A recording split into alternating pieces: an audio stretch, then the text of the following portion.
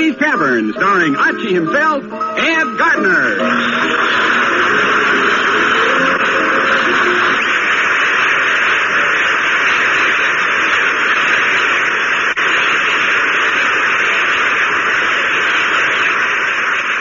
And now, here we go, friends, to Duffy's Tavern, with Bert Gordon as the Mad Russian, Hazel Shermitt as Miss Duffy, our guest, Rudy Vallee, and starring Archie himself, Ed Gardner.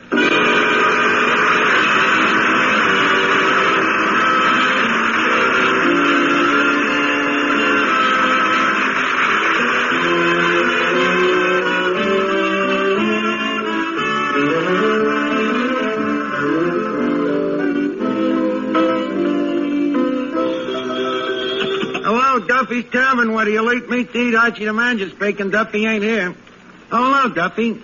How's business? The place is overflowing. Yep, the sewers busted again. Yeah. Which reminds me, Rudy Vallee's coming down tonight. Rudy Vallee. Well, remember the time you bought your first radio and when you turned it on, you thought there was something wrong with it? Yeah, that's the guy. Huh? How'd he get started? Well, he studied for 8 years before he found out he couldn't sing. See? By then it was too late to stop. Yes, sir, and he turned out to be very successful. Did he what? Did he save his money? Duffy, did you hear that? Even the operator's laughing. Duffy, at Yale, they used to have a song called Boola Boola. Since Vallee went there, they call it Moola Moola. Well, look, I'll call you back. I'm busy writing a new radio show for Rudy.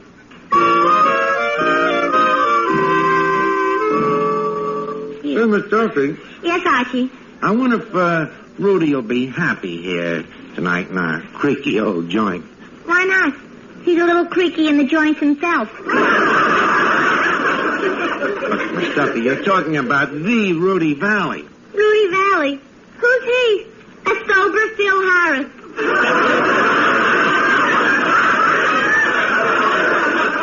Miss Duffy, please, have a little reverence for the departed. Don't forget, a guy like Rudy Vallee gives us prestige here. Take a look at this menu I wrote up for the occasion. Let me see it. Today only, the Rudy Vallee Blue Plate, Connecticut Yankee Pot Roast, Vagabond Liver, New England Ham. Yeah, it's boiled ham. How do you know what condition he'll be in when he gets here? Duffy, Rudy never gets in that condition. Say, Archie, a man just came in and dropped a penny in the peanut machine. So what? I think it must be Rudy Vallee. Well, why do you think it's Vallee? He's counting the peanuts. That's right, it is Rudy Vallee. My time is your time. Your time is my time. Well, Rudy, I'm glad to see you. Look at you. I can see that you're the same old Rudy. What do you mean? Well, the way you came in singing, so generous and unstinting with your talent, singing for all mankind, whether they want to hear you or not. A dubious compliment. Well, dubious is as dubious does. And, may I further say that you are looking as handsome as ever, and golden curly locks, and that svelte, youthful figure, and them svelte eyes. By the way, speaking of them eyes of yours, Rudy, which side of the 38th parallel was you born on?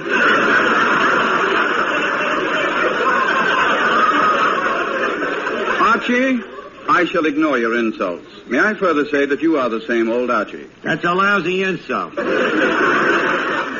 Say, Archie. Yeah? I'd like to meet Rudy Vallee. Well, why the sudden interest? You've been saying that you're young enough to be his daughter. So what? With Rudy Vallee, anybody young enough to be his daughter is old enough to be his wife. Well, okay, I'll introduce you. Rudy, I know you came down here tonight to enjoy yourself, but this is Miss Duffy. Looks like a Harvard man. Gee, just imagine. Rudy Vallee in person. That's right, my dear. You may now faint. Oh, thank you. Rudy Vallee. That voice. Those nostrils. Still the stein to dear old maid sharp, so the rift is reed. Why, Miss Duffy, I didn't think you were old enough to remember the Main Stein song. Are you kidding? This dame remembers the Maine.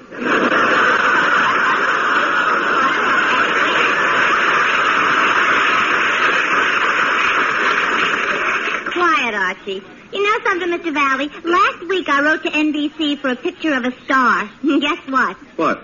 They sent me a picture of you. Oh, framed? I sure was. I wanted Cary Grant. Miss Duffy, I am now going to say something to you that I've never said to a woman before. Oh, really? What? Scram. If it wasn't for his age, I'd punch him right in the nose. Get out of here, will you? No, Archie. I assumed that you had an ulterior motive in requesting my presence here tonight.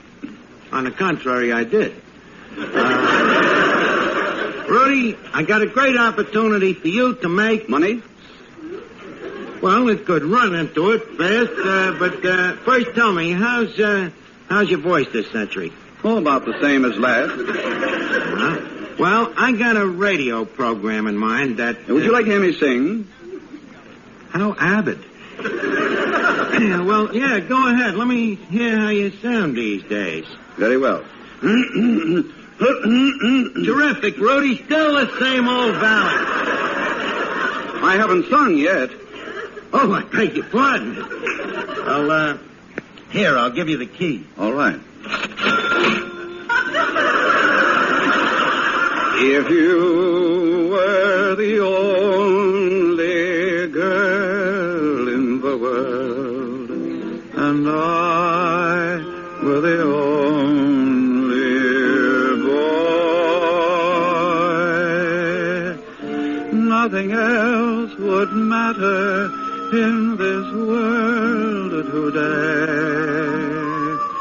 We could go on loving in the same old way, a garden of Eden just made for two, with nothing to mar our joy.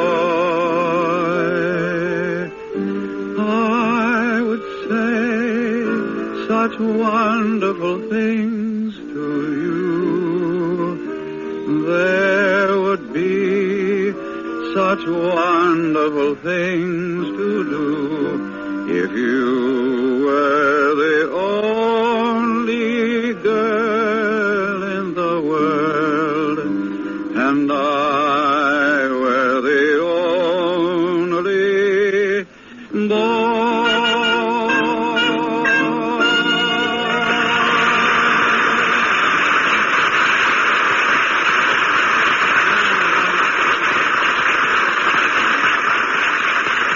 Bravado, sheer bravado. No, you sounded just like Carmen Lombardo. Another dubious compliment. That's what Carmen Lombardo said. But for radio, you know, just singing is old hat these days. You got to augment it up with something else. You got to be a singing cowboy or a singing disc jockey or a singing commercial. You know, that's where I got an idea for a frightening mistress.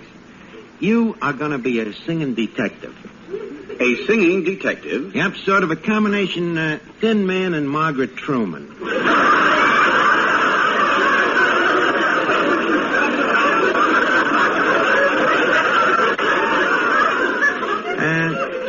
As I told you, Rudy, it'll be really frightening. But what about a sponsor? Stop worrying. Duffy will sponsor it. What about a script? Stop worrying. It's already wrote. Who wrote it? Me. It will be frightening. Stop worrying, will you? Well, what about the salary? Rudy, start worrying.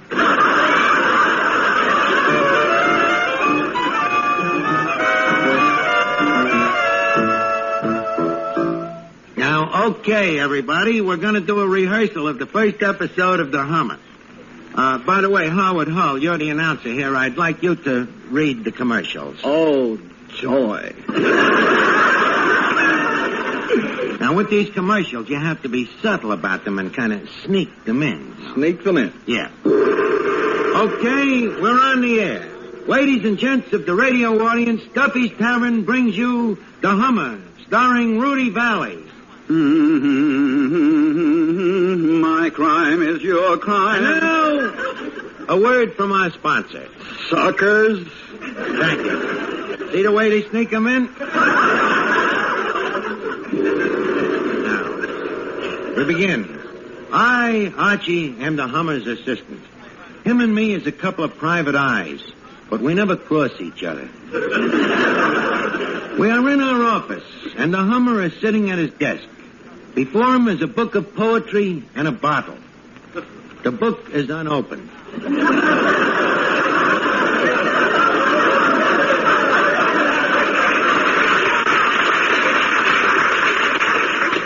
I speak. I say, Hummer, why don't you lay off of that poetry? I can't help it. Me nerves is on edge. Why, I ain't the man I used to be. Archie, this grammar. What's wrong with it? The word ain't. Look, Rudy, a lot of people ain't using the word ain't, but they ain't eating.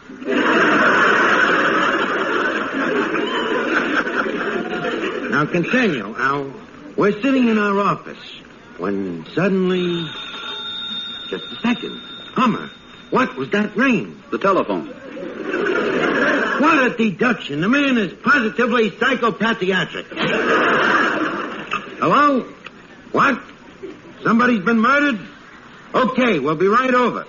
Let's go, Hummer. What's the address? Gazooks, I forgot to ask. Hello? Where? Oh, thanks.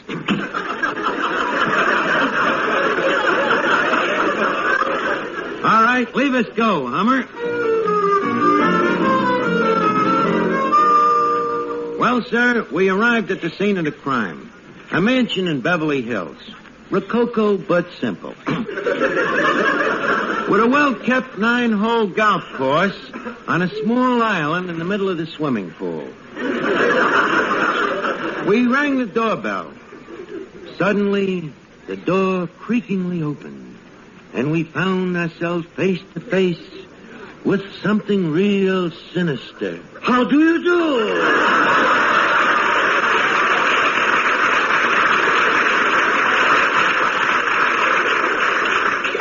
Tell me, sir, who are you? I am Rasputin, the Chinese butler. Well, I guess that clears you. Tell us, Rasputin, where is the late demented corpse? There on the floor, the dead one. Oh. He's my master, Mr. Throckmorton. Forgive him for not rising. Well, Hummer, leave us examine the corpus delicti. Mm-hmm. Looks to me like he took poison internally. Poison? Poison? Then how do you account for this large ice pick stuck in his back? Hummer, you're a genius.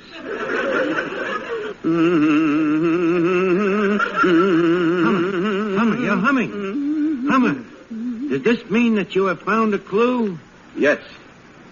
Archie, remove your hat. Why, is the dead man a woman? No. He was a Yale man. Amazing, Hummer. How can you tell that he was a Yale man? Elementary, my dear Archie. Notice his attire.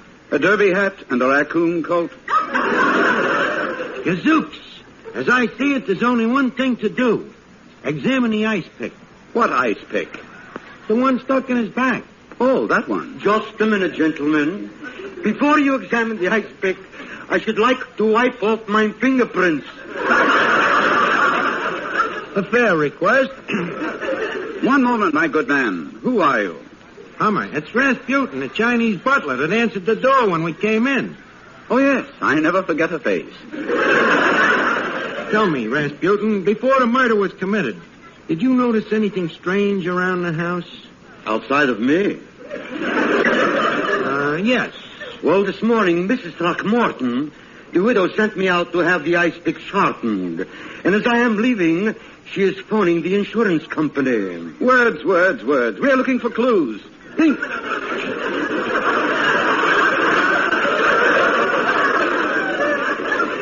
Think, my good man. Something unusual must have happened. Well, let me see.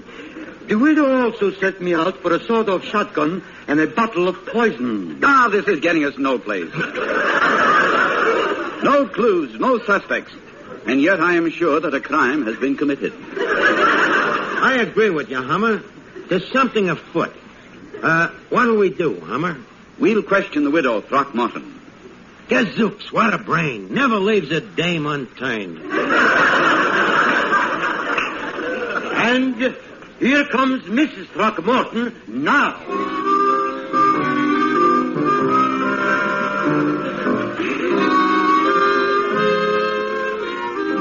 Hello, tall, curly, and nasal. Glad you could come up and see the body.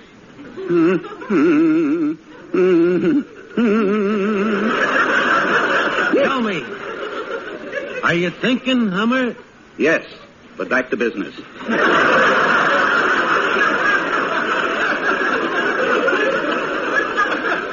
Widow Throckmorton, allow me to introduce myself. I am the Hummer, tracker of men. Likewise, I'm sure.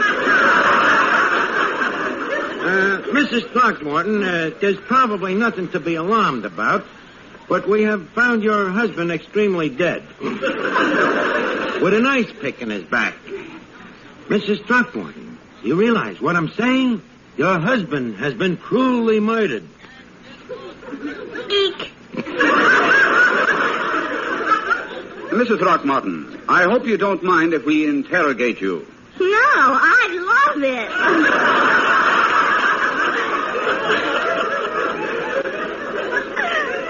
Well, tell me, Mrs. Throckmorton, before you married your husband, what did you do for a living?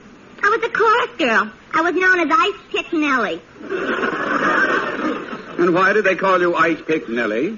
Oh, I don't know. Just a nickname. Nothing but blind alleys. Oh, butler. You are calling me Who are you? the butler? Oh, yes, I never forget a face.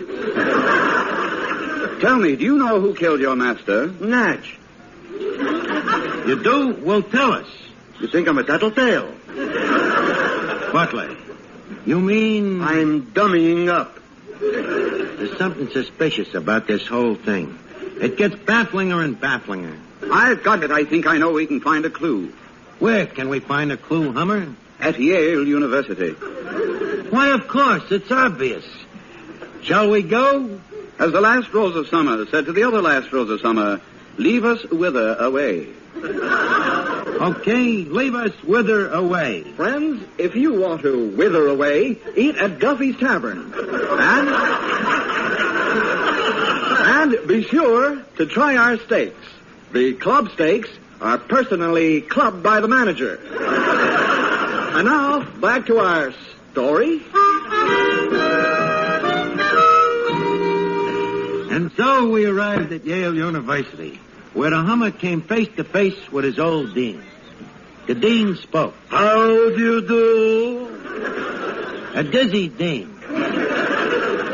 Dean, I regret to report that old Throckmorton, class of 1861, has been seriously murdered. You don't mean... Yes, Dean.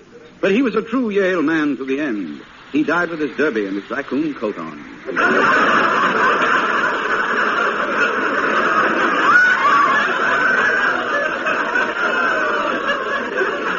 Good for Throckmorton. At last he had made skull and bones.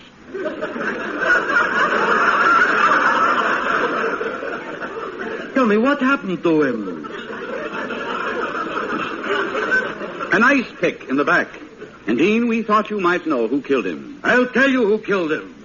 It was... Who? I'm dummying up. And so, once again, history repeated itself. The Hummer learned nothing at Yale.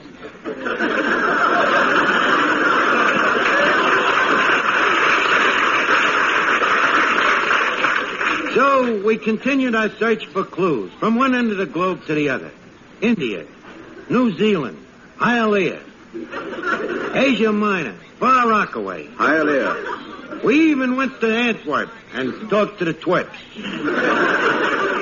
It was in Antwerp that we discovered that the ice pick was manufactured in Norway. This meant only one thing: Argentina. While we were sitting in a cafe in Argentina, a few strolling pampers came in and began to sing an old opera tune.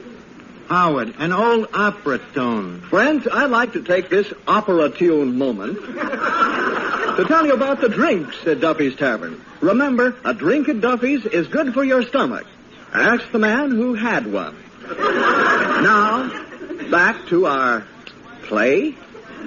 And so we continued our search. From Stockholm to Oslo. From the Skagerrak to the Kattegat. Then, suddenly, the Hummer started humming. This could only mean one thing: Scotland.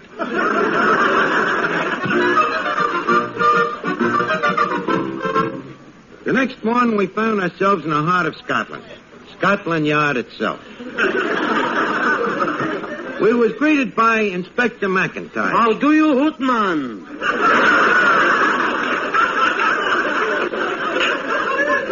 You are a Scotchman? In this skirt, do you think I'm playing Little Lever? Oh, I'm sorry, Inspector. We have no time for fragilities. We're looking for clues. Well, you've got a broebrecht, mulech, necht,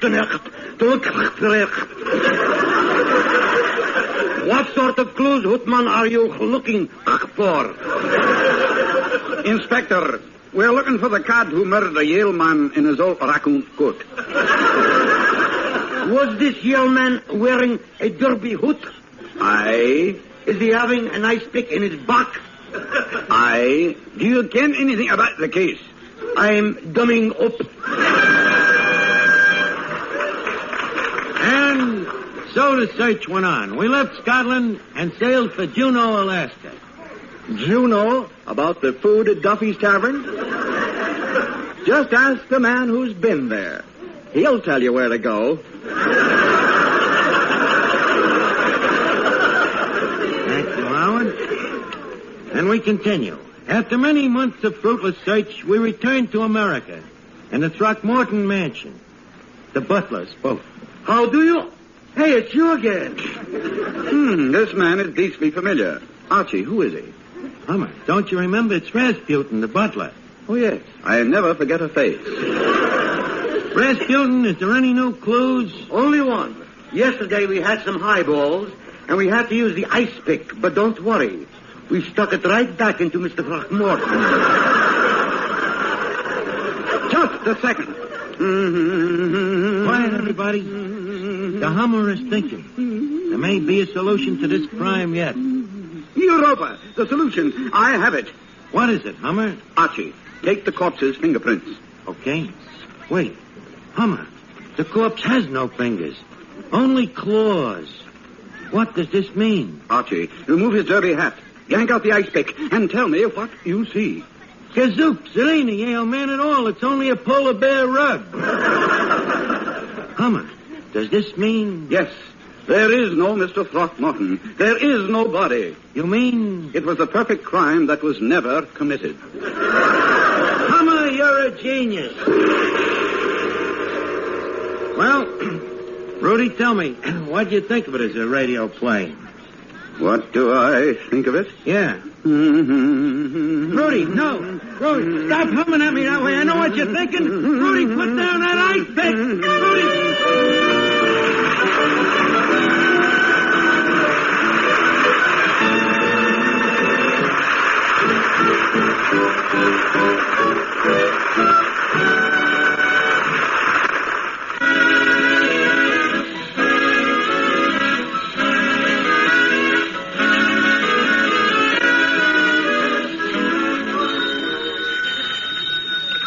Hello?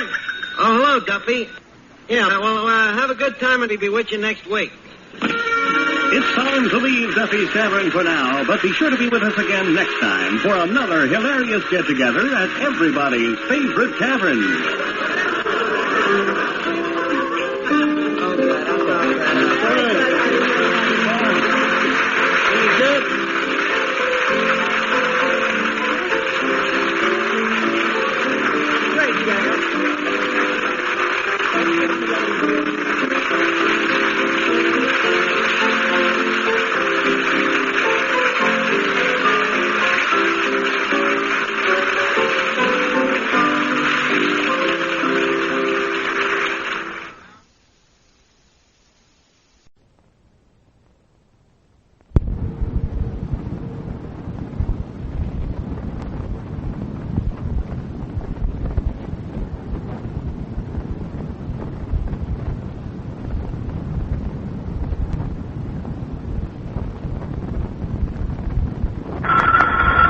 Blatt's Beer is on the air. Blatt's Beer is everywhere.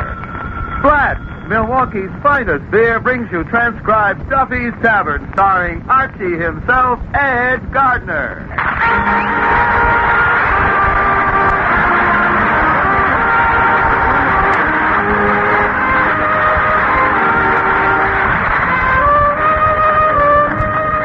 Friends, good taste isn't a matter of geography. A good, juicy steak is appreciated just as much in Los Angeles as it is in New York or Milwaukee. And the same goes for good beer. Take Blatt's, for example. There's nothing unusual about the good taste of the people who have made Blatt's the largest selling beer in Milwaukee, premium beer capital of the nation. They're the same kind of particular people who have made Blatt's the largest selling Milwaukee beer in scores of other cities, in 48 states and 29 foreign countries. Yes, from B to Z, from best to zest. The byword Blatt's, B-L-A-T-Z, from coast to coast, Milwaukee's finest beer.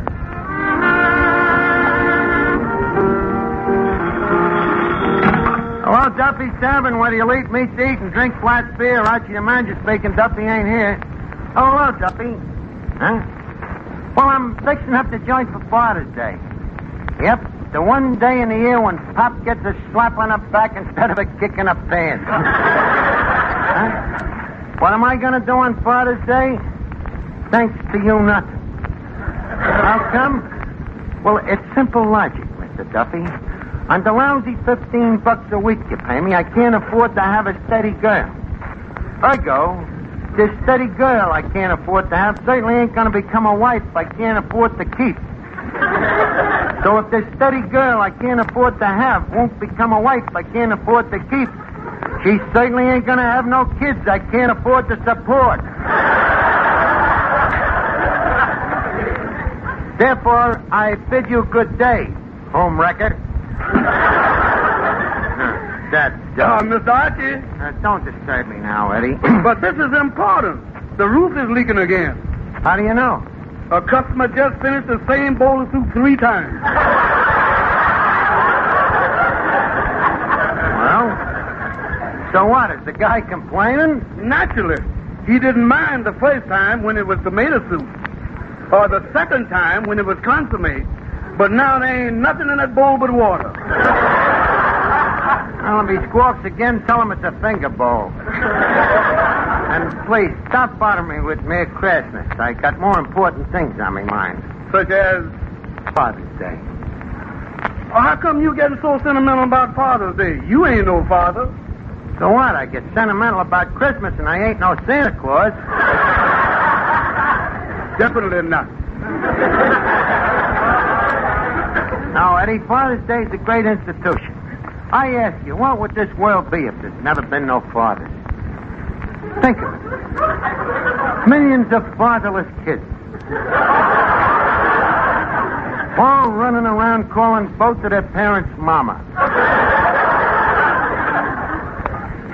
That would be serious. Yep, every Father's Day, I get to thinking how alone I am in the world.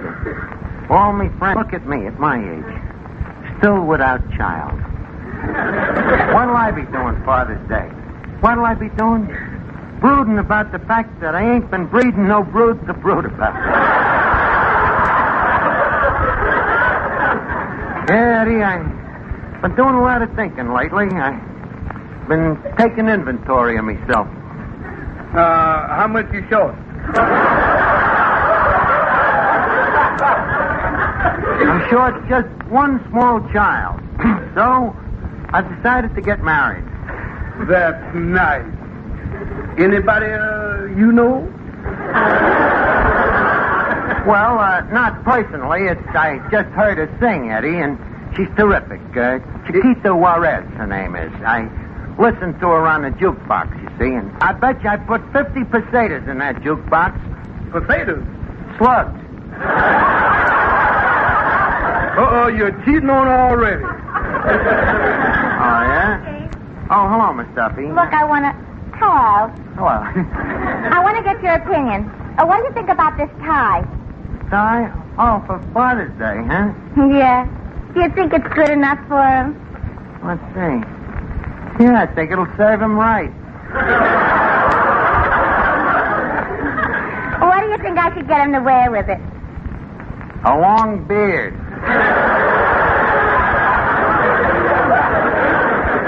Look, Miss Duffy, do you always have to buy ties? Well, I don't know what else to buy. Papa's so hard to please. He's hard to please, huh? Well, what about some cards or maybe some poker chips?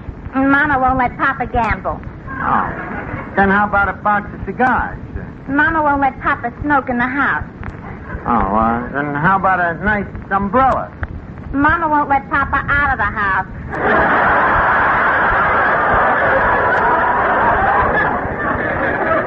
Guess you're right. Your father is a pretty hard guy to please. But believe me, when I marry Chiquita, I ain't gonna be ordered around like that. Who's Chiquita? The dame I'm gonna marry. When did you meet her? I ain't met her yet. Well, how can you marry a girl you haven't met? Do you know of a better way to get acquainted? No, Miss Duffy, I figure it's time for me to stop flitting around from flame to flame and to settle down and raise a few kids. That struck me that way, too. Okay, laugh at me. But you'll both be jealous someday when you see me with me baby.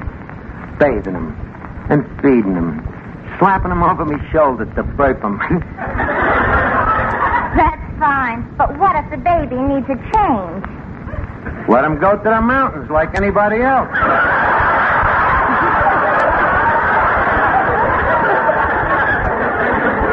Yes, sir, that'll be the day, you know, when that little cherub turns his face up to mine and a cute little voice says, Hello, Finnegan. We was talking about babies. Oh. Want me to leave the room? It's all right, Finnegan. You don't have to leave. It was just in connection with Father's Day. Father's Day? Oh, boy, I can't wait for it, Arch. I'm expecting a lovely present. From who? Me dog, Rover. What's the present? A bone. How do you know? I seen him burying it for me yesterday. But how do you know it's for you? Oh, just leave it here, Marge. He knows what I like. Look, forget Rover. What are you going to give your old man for Father's Day? No problem. So's your old man. But what's your problem? What to give your father? No, what to give me mother. But it's Father's Day. You ain't supposed to give your mother a present. I know, Arch, but she's been just like a father to me.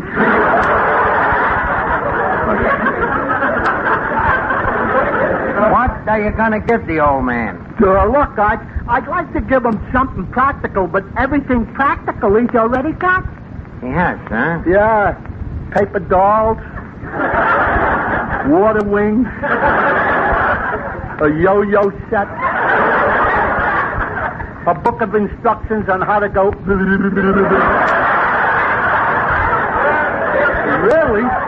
Really, you know, I don't know what to get him. Don't know what to get him, huh? Well, how old is he? In his 60s. What do you think a guy about 60 would go for, Rod? Blonde about 20? No. I think it should be something more practical. There ain't no such thing. What did you give him last year? Oh, last year, a bundle of hay. A bundle of hay? Yeah, last year he thought he was a horse. Thought he was a horse, huh? What does he think he is this year? Well, I can't get him to commit himself. Every time I ask him, all he says is, oink, oink.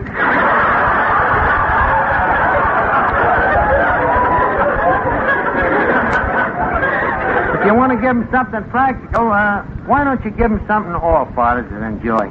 What's that? Milwaukee's finest, some good old black beer. Yeah. Maybe me old man would like a few bottles of black. Well, certainly. You know, when your old man sits down to the supper table every night, what's the first thing he says? Go easy on the butter. It's 90 cents a pound.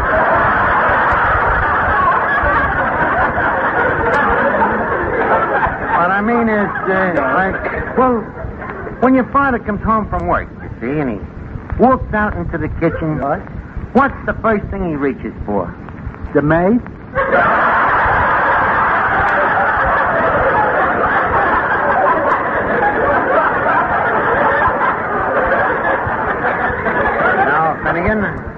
I'm talking about black beer. But, the icebox is full of blacks already. Well, in that case, get him another icebox. Now, stop bothering me. I got my own Father's Day problems.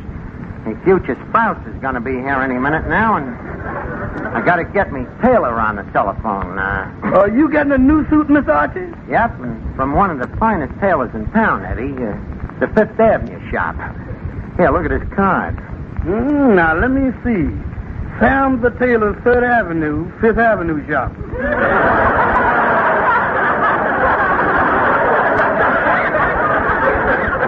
Our motto, if it's seen in Linda's and it ain't on a plate, Sam made it.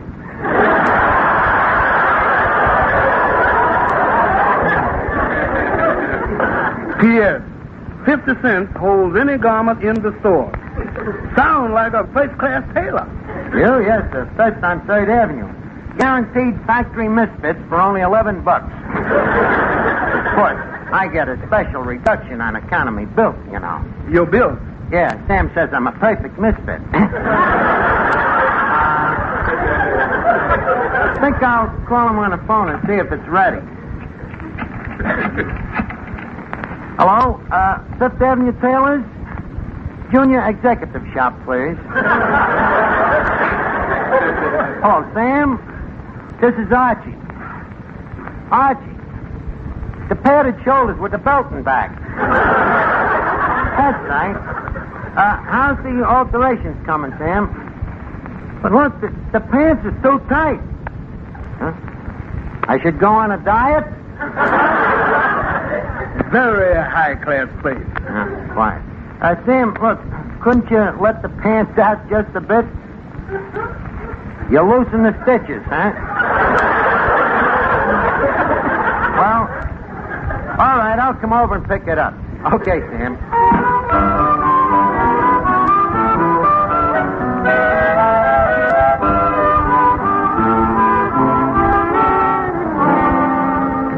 Well, Eddie, get a load of me. How do you like the new suit? Well, pull down the shades and call me Sunset. You don't like the color? Rather. Green plot over a red and yellow check with orange pinstripes. You mean you think it's too loud? No, not at all. No, huh? No, not next to that purple shirt you're wearing. And those pants, ain't they a little skimpy? Think they're too short? Short. If they were 2 inches shorter, you could put garters on them and wear them as a girdle. Yeah, I think she's right, Miss Archer. They are pretty short. Well, granted, Eddie, but how many men have legs like mine? I admit it's a little skimpy, but it's beautifully cut. Believe me, I can be seen any place in it. Just don't bend over. You'll be seen every place. Look, forget the pants. Look at the coat. Look at these shoulders. Clark Gable himself ain't got shoulders like these. Neither of you. How many pairs of pants did you get? One or two? Got two, naturally. It's a double-breasted suit. Besides, a well-dressed man wouldn't be caught dead without an extra pair of pants. Why is that? Oh, because it's practical, that's why. Well, sure. With two pairs of pants, the ones underneath don't get dirty.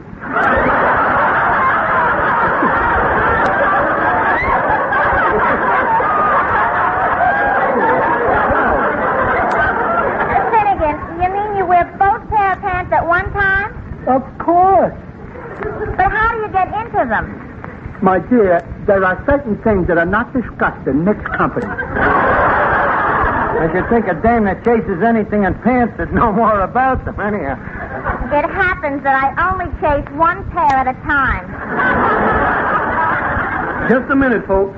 Miss Archie, look what just came in.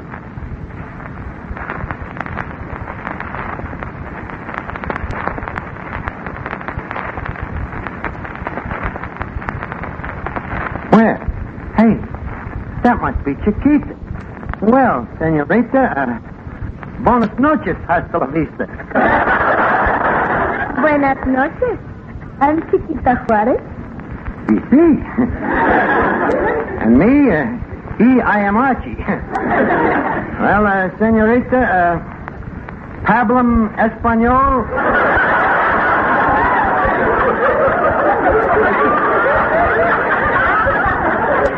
You, no speak Spanish? Of course I speak Spanish. Well, then leave us speak Spanish. Come on, allez-vous? Archie, that's French. Oh, dove casa? That's Italian. How about, besame mucho? That means, give me a kiss. Well, once I hit the right language, I don't waste no time, do I?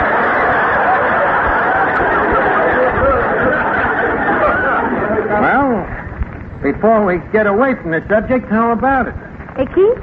Yeah. But I hardly know you.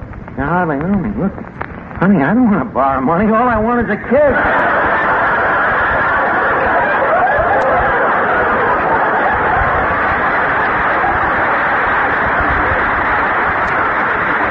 You believe in love at first sight, don't you?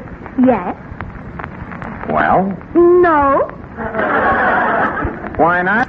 Nothing personal. It's just that my only love is my singing. I have no time for anything else. In other words, I have built a fence around my heart. A fence, huh? Didn't you leave just a few knot holes? Not that I ain't interested in your voice, Chiquita, you know. It's just that I'm more interested in what it comes out of.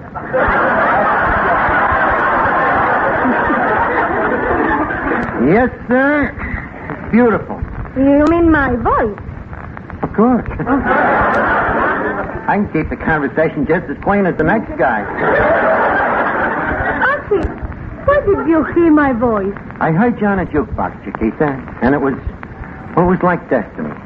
I meant to play Spike Jones, see, but instead, I pressed you. It seemed like fate was guiding me finger. In fact, I was so in love, I played the record 12 times. And what makes you so sure it was love? 12 times at a nickel a crack? Honey, it's gotta be love. So what do you say? But Archie, we have just met. So what? We've got everything in common. You're beautiful. I'm attractive. We're both Latins. You are a Latin? By marriage, of course. Me uncle married a very wealthy hacienda.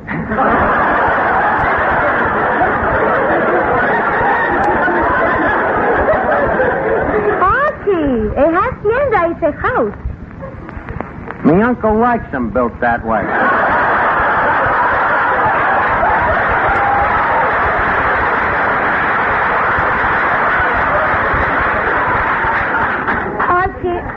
We're wasting time. The reason I came down here is because you offered me a job as a singer. I got news for you. Good or bad? You're hired. there's bad news tonight. But Archie, will Mr. Duffy like my singing? Of course Duffy will like it. What does he know about music? That guy. You mentioned Stradivarius to him, he thinks you're talking about a violin. But Archie, the Stradivarius is a violin. Well, once in a while he makes a lucky guess. Besides, Duffy ain't got nothing to say about the place. I'm the real figurehead around here. Then why is the place called Duffy's Tavern? Well, originally we intended to call it Archie's Tavern, but Mater, that's my father, you know. He's kind of lousy with social tradition. He didn't want the family name dragged through the mud. In fact, when I came to work here, it was enough of a shock to him that I sullied myself with honest toil. You ain't sullied yourself much lately. Archie, your father must be very rich. Rich to the point of avarice. Chiquita, it has been said that Dad is so rich that he has no poor relatives. Your father, he sounds very interesting. Yes, very, and one of the things that I always promised him is that someday, before he dies, that I'd make him a muchacho. You'd make him a what? A muchacho, you know, a grandfather.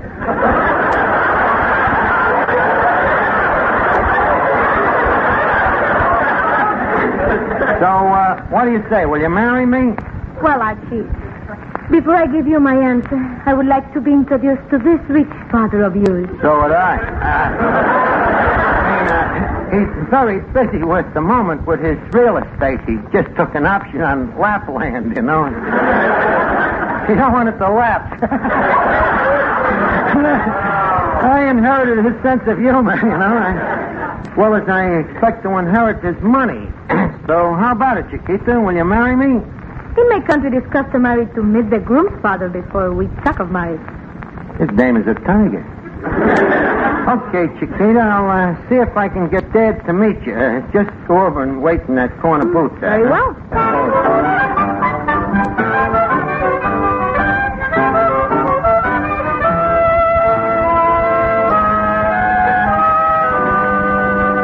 George, how can I act like your father? Why not? But I don't look like you. I'm more the Dean Acheson type.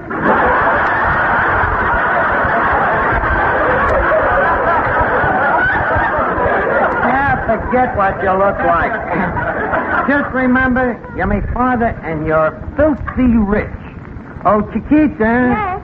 Chiquita, I would like you to meet Dad. Oh, how do you do? I am delighted. How do you do? I'm filthy.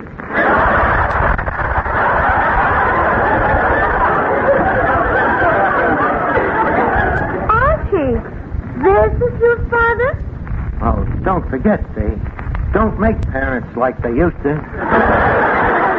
Archie, this is very strange. What's strange? You look older than he does. Well, having a father like this ages a kid very fast. Dad, yes? Tell Chiquita a few things about me. Well, Archie always had a lot of stick-to-itiveness. He did? Oh, yes. I'll never forget his school days. He stayed 5 years in the 3rd grade. 5 years in the 3rd grade? Yeah. He didn't want to embarrass me. I was in the 4th.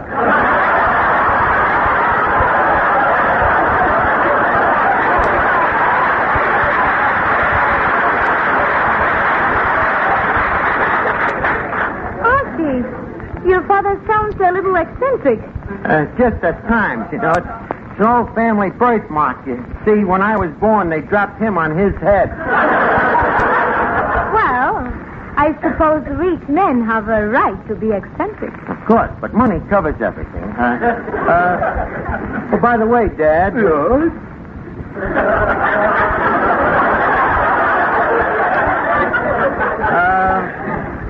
Do something rich.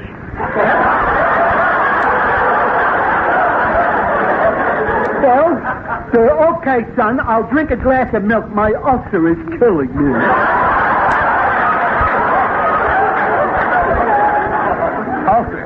Dad, why so modest? You know you have at least 3 ulcers. Well, that's true, son, but I don't like to brag about the other 2. It makes the poor people envious. Sometimes you're just too kind. But getting back to you, Chiquita. Just a second, Archie. Let your father talk. I think he's very cute. Oh, good. Tell me, are you married? No, I'm a bit of a widow. I lost my wife 10 years ago. Oh, that's too bad. Yeah, must go looking for her sometime.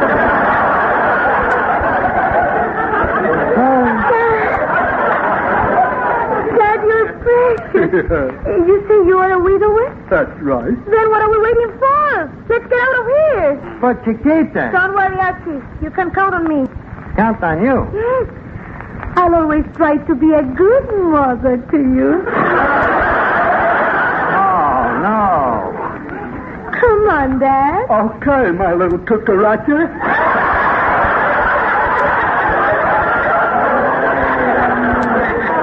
Just a second, Finnegan. Finnegan?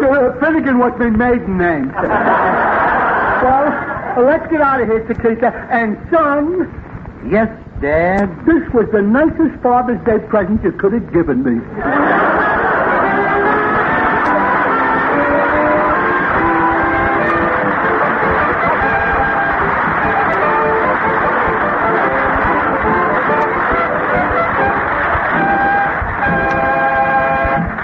You know, Eddie, the more I think about Father's Day, the more I realize there's something missing in me life.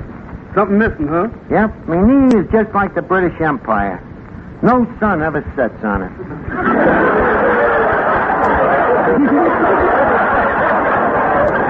Look at me. 31 years old. All alone. A bachelor with nobody to carry on me proud name for humanity. On behalf of humanity, I thank you.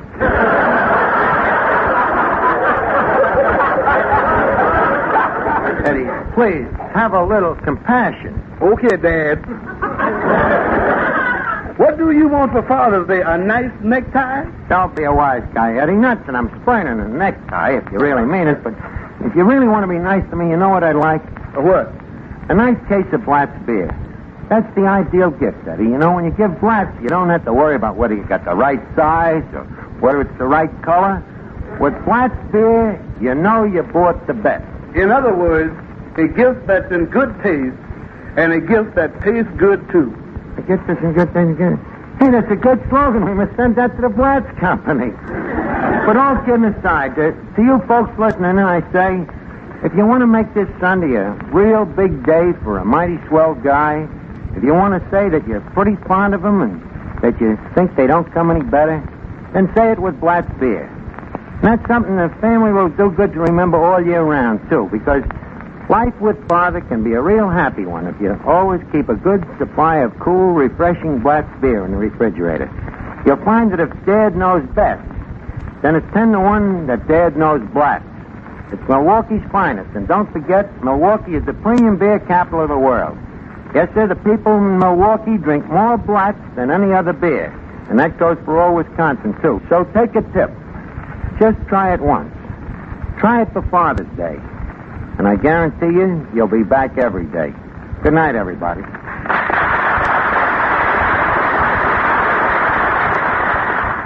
I'm from Milwaukee, and I ought to know. It's the same old story wherever you go. This is the tune you will always hear. That is Milwaukee's finest beer. Be sure to listen next week at the same time to Duffy's Tavern, transcribed over most of these same stations.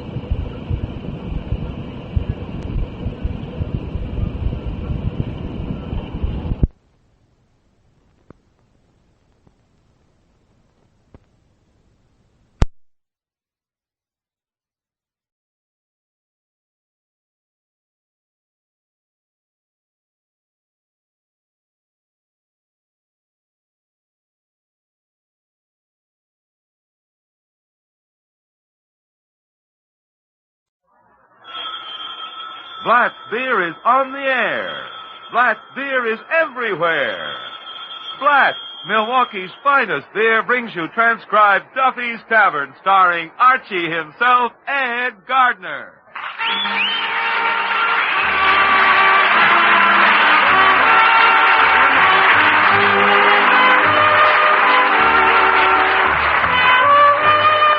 Friends, good taste isn't a matter of geography. A good, juicy steak is appreciated just as much in Los Angeles as it is in New York or Milwaukee. And the same goes for good beer. Take Black's, for example. There's nothing unusual about the good taste of the people who have made Black's the largest selling beer in Milwaukee, premium beer capital of the nation. They're the same kind of particular people who have made Black's the largest selling Milwaukee beer in scores of other cities in 48 states and 29 foreign countries. Yes, from B to Z, from best to zest, the byword Black, B-L-A-T-Z, from coast to coast, Milwaukee's finest beer.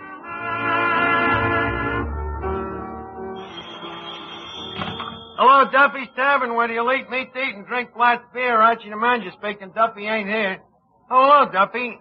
Tonight, Hedda Hopper. Yep, the Mad Hatter herself. Yes, sir, I understand when she buys a hat, the clerk says, will you wear it home or will you eat it here? Well, she's a newspaper dame, Duffy. Yes, a gossip mongress. Yeah. She writes a movie column, sort of a who's who in Hollywood, only hers is more who did what to who. Yeah. Well, she's going to help me run a coming-out party for your daughter. Will it be formal? No, Duffy, it's semi-formal. The dames come half-dressed. Yeah, Hedda's just going to wear a beanie. Yes, sir, it should be terrific, Duffy. How much will you allow me to spend on this coming-out party for your daughter? Huh? $15 if she comes out? And $20 if she don't come back. Okay, it's a deal. I'll call you later. Mr. Archie, is Miss Duffy going to have another coming-out party? Yeah, why, Eddie? But that gal's been coming out for the last 10 years. Well, so what? In Groundhog Circle, it's now known as Miss Duffy's Day.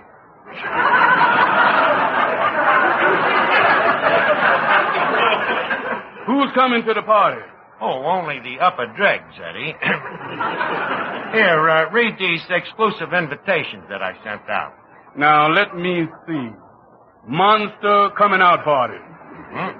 You are hereby honored to be a guest at a private luncheon in memoriam of Miss Duffy.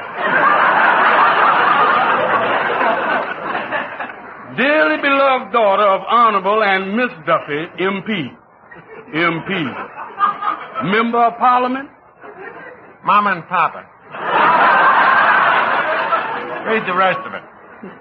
Cuisine will start promptly at 9 o'clock and will continue until dinner. Signed, Hedda Hopper. P.S. Kindly RSVP. What's that RSVP? Means black tie. Hey, that reminds me, what do you think I ought to wear, Eddie? Me full dress suit? Well, yes and no. What do you mean, yes and no? Well, yes, you ought to wear one, and no, you ain't got one.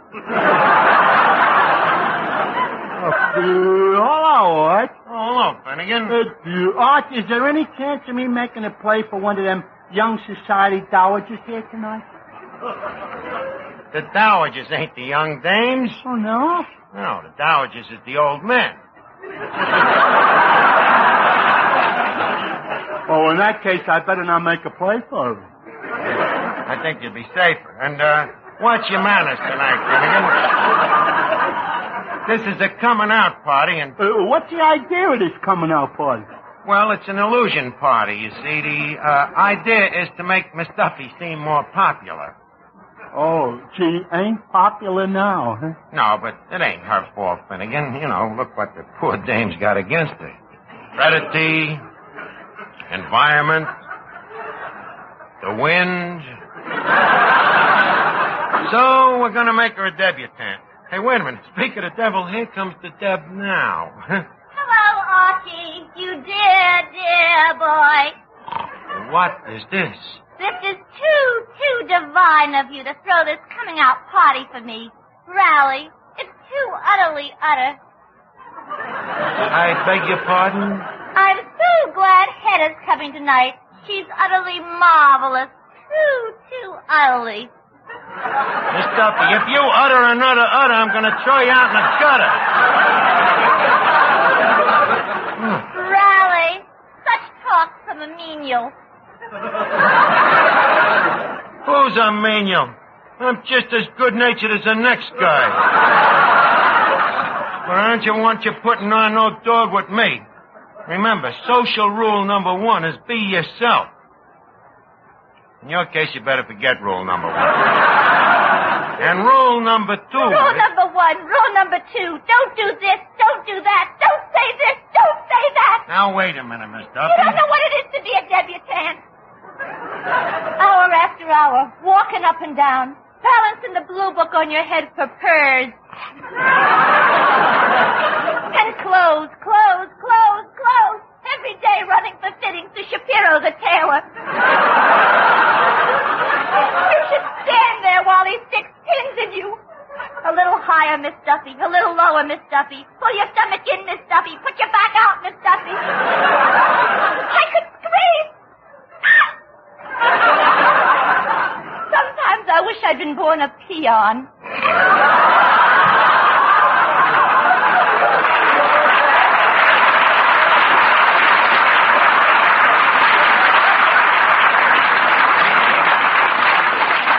Duffy, I didn't realize you were so social.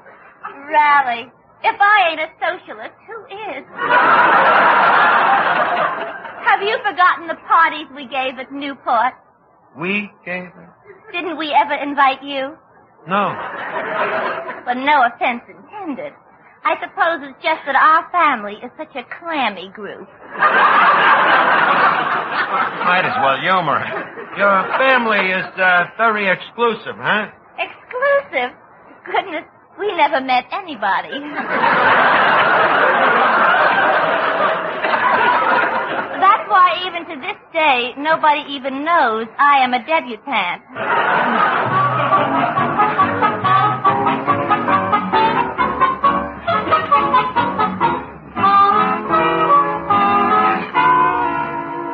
Well, I got the flowers like you told me, Arch. Practically brand new, too. Practically brand new? Where did you get them? Cavendish, the undertaker. How much did you pay for them? $25. They look more expensive. Well, I should. They came from a well-to-do corpse. Well, they should make them nice corsage for Miss Hopper.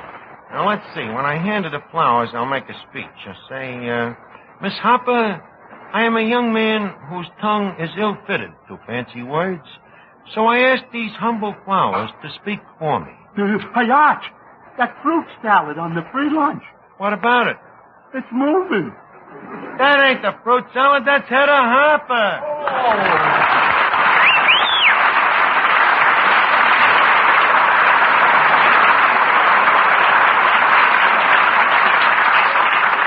Good evening, Miss Hopper. Miss Hopper, I am a young man whose tongue is ill-fitted to fancy words. So I ask these humble flowers to... Mind if I use the phone? Not at all. Thanks. I am a young man... Hello, operator. I want Beverly Hills 5, 4124. Yes, I'll hold the line. Now, what were you saying? I am a young man whose tongue is ill-fitted to fancy words. Hello? So I ask these humble flowers... Yes, operator, I'm calling Beverly Hills. I'm sorry.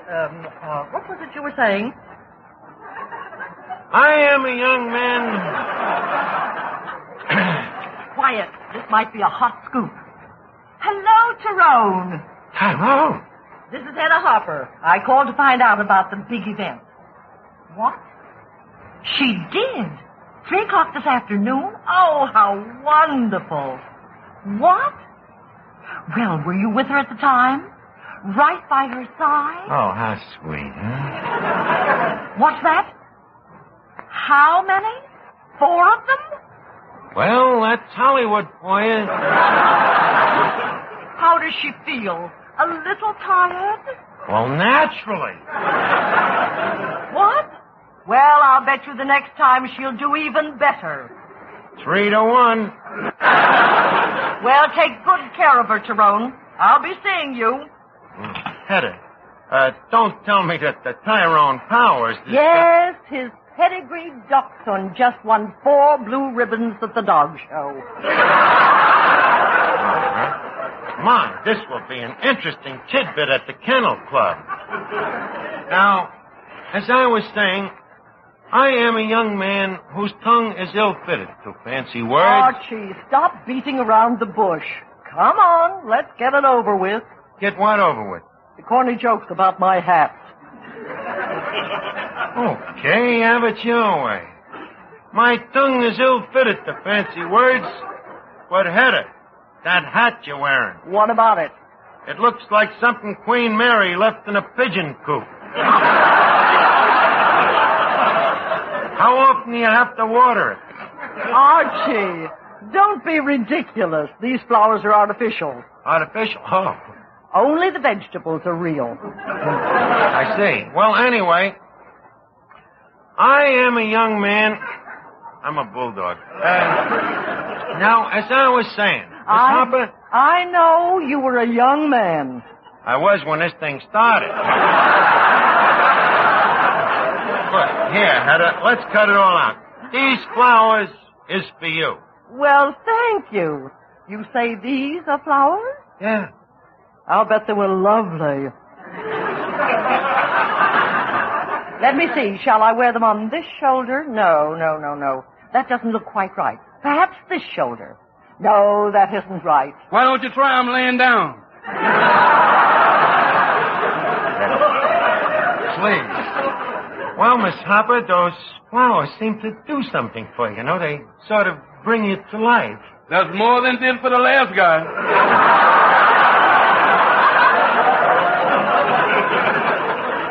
Maybe we better change the subject.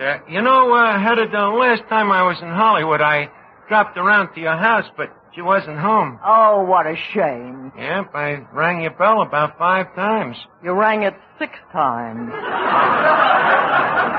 Well, anyway, you wasn't home. Boy, you must make a lot of dough to have a house like that, huh? Tell me, how much do you make a week writing that column of yours? Isn't that rather a personal question? Yes. Well, I do all right. For years, I've been syndicated in nearly every city in the country. What you do in your time is your own business.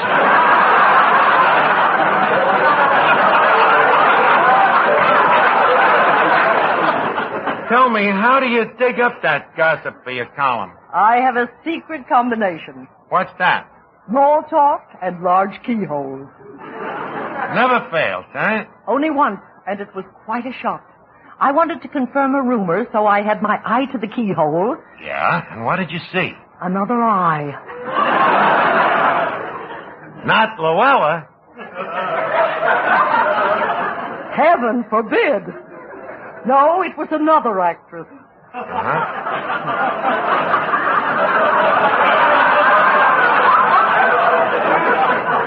And I made a terrible mistake. You made a mistake? What? I reported that she was dead, when actually she was in the best of health. Well, what did you do? Well, the paper had already gone to press, so there was only one thing I could do. What's that? We buried her. Well, naturally. I did the... Who's the tomato? This ain't no tomato. This happens to be one of the most important newspaper columnists in the country. Don't tell me this is Billy Rose. Billy Rose. Finnegan, take a look. How could this be Billy Rose? Yeah, you're right, Art. A little too tall. That's my trouble as a newspaper woman. What is that? My height. I'm too tall for keyholes and too short for transoms. Well, none of it is perfect. Look, ain't you ever heard of Hedda Hopper? Why, certainly. Hedda Hopper's a dame that wears them funny-looking... Well, Hedda Hopper! As I live and breathe. You do? Every day. Mr. Finnegan, you remind me of somebody, and I can't think who. Well, we got a lot in common. Really? Yeah, I can't think either. Let me see. Who do you remind me of? Is some Hollywood bigwig. Bigwig? That's a toupee with a producer under it. Well, thank you very much. But, as long as I'm a bigwig, you must invite me to a party sometime. A party? Finnegan, you wouldn't know how to act at a Hollywood party. Oh, no? I can throw a right-hand punch just as fast as the next guy. I'm talking about etiquette. Well, Archie, the rules of etiquette for any party are always the same, whether it's in Hollywood or New York. Anything you do should be based on consideration for the other fellow. Him, huh? Yes. For example, let me take these 2 glasses. Yeah. I fill them both with black beer. Now I offer them to you. Which glass do you take, the large one or the small one? Well, that's easy. I take this one. No, Finnegan. You took the large glass. That's bad manners. But it's good beer. I know, but if you had offered them to me, I would have taken the smaller glass of black. Then what are you kicking about? That's what you got. Just a second. I think I know what Miss Hopper means. Now, here, Finnegan, I'll offer them to you, Hedda. Here's the 2 glasses. Now, take your choice. Okay, I'll take this one. Oh, wait a minute. You took the biggest one. Finnegan, you're the one that's learning manners, not me. Besides, Finnegan, just serving Blatt's beer at a party is good manners in itself. And incidentally, speaking of parties, Hedda, I'm throwing a coming-out party here tonight for a debutante, you know. What debutante? Over there by the cash register, the one with the short forehead and the long yet. Archie, is she coming out? Yeah. Do you think that's wise? Be nice to her. She really believes she's a debutante. You know, it's got a slight case of paraphernalia. Miss Duffy. Yes, Archibald. I would like to present you with Miss Hopper, a world-famous news reporter. Miss Hopper, this is Miss Duffy, a misprint. How'd you do? How'd you do? So terribly divine of you to come. Oh, quite. I'm sorry to be tardy, but I've been out playing polo all day. Oh, tally-ho! Do you like to ride? Does one? I'm utterly nuts about it. Me too. I wouldn't think of being seen in public without a horse under me. Yes, being on top of a horse is so much less crowded than the subway. Yes, and one feels so aristocratic. Doesn't one? But being an aristocrat does have its drawbacks, doesn't one?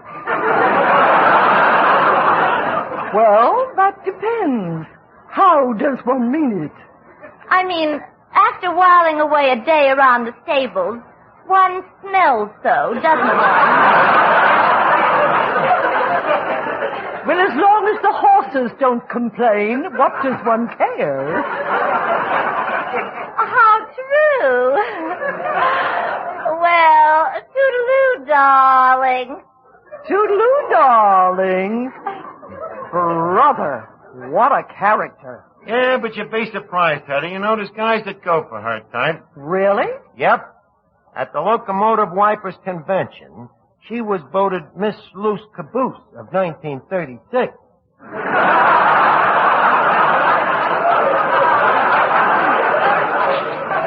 Well, she can probably thank the horse for that. So that's what's going to make her debut tonight. Yep, and Hedda, guess what? I'm going to let you be the hostess. Me arrange a party, sandhog Ciro, Mr. Hopper, in Duffy's Tavern, we would no more think of catering to the sandhog trade than we would of throwing the garbage out the window without first yelling for. Now, what do you say? Absolutely not. But, Hedda, you can't disappoint all them people. What people? All them Hollywood stars you invited down here. I didn't invite any Hollywood stars. Would you like to see the invitations? You mean you printed invitations and signed my name? Now that you mention it, yes. Oh, in that case, I suppose I'll have to be the hostess at this party. See how everything always works out for the best? Now, what can we do for entertainment? Well, we can dine, dance, play games like charades. Charades? Yes, it's a game where everybody impersonates famous people. Oh, that should be fun. See, you can guess who this is. Eddie. Come with me to the Casbah. Hildegard!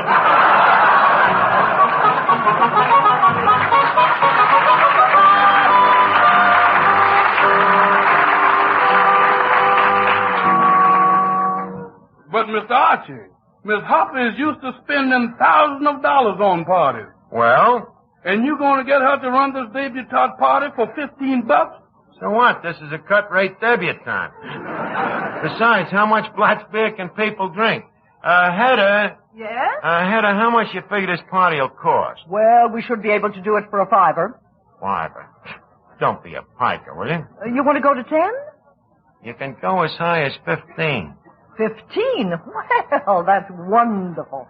All right, now, let me see. The first thing we'll need is some caviar. Do you have any? Caviar? Just a second. Eddie. Yes, sir? We got any caviar? Well, that depends. On what? What is it?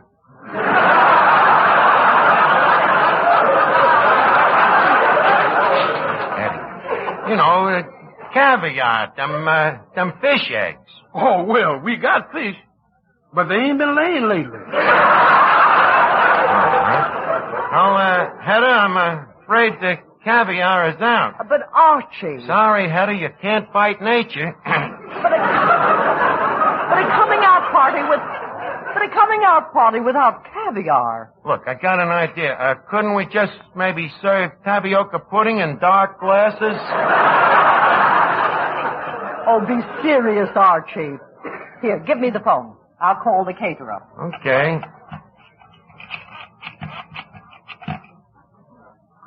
Hello? Pierre?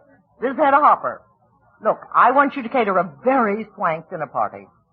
Well, we'll need some good imported caviar, some turtle soup, Waldorf salad, lobster thermidor, filet mignon with mushrooms, and for dessert, crepe Suzette, peach melba, cherries jubilee, and, oh yes, demi-tasse. At least I'm getting off with just a half a cup of coffee.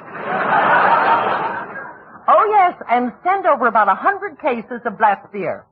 That's right, Blatz. Thank you, Pierre. Look, Hedda, you're running me into a fortune. Oh, not at all, Archie. You'd be surprised how much you can buy for $15,000. 15,000? Hedda, I'm afraid there's been a misunderstanding. You see, I didn't quite mean 15,000. Stop being a piker, Archie. You wanted to throw a party, didn't you? Yeah, but I'm afraid this party's gonna throw me. Oh, I almost forgot. What? The music. Look, I already made a deal with Colucci's brother. Coluccio's brother? Yeah, he's an organ grinder. But that's just for dancing. How about the entertainment? The monkey does the hula. Now, look, Hedda, you see, the 15 that I mentioned is just a second. Instead of Coluccio's brother, I could probably get Harry James. Harry James? Well, that's nice. Harry would probably do it for me as a personal favor for just a few $1,000. Well, Harry's so decent about personal favors. Look, Hedda, you see, when I said that we could spend 15... Yes, sir, this party of yours is going to be the talk of New York. And it's going to be whispered all over Sing Sing, too.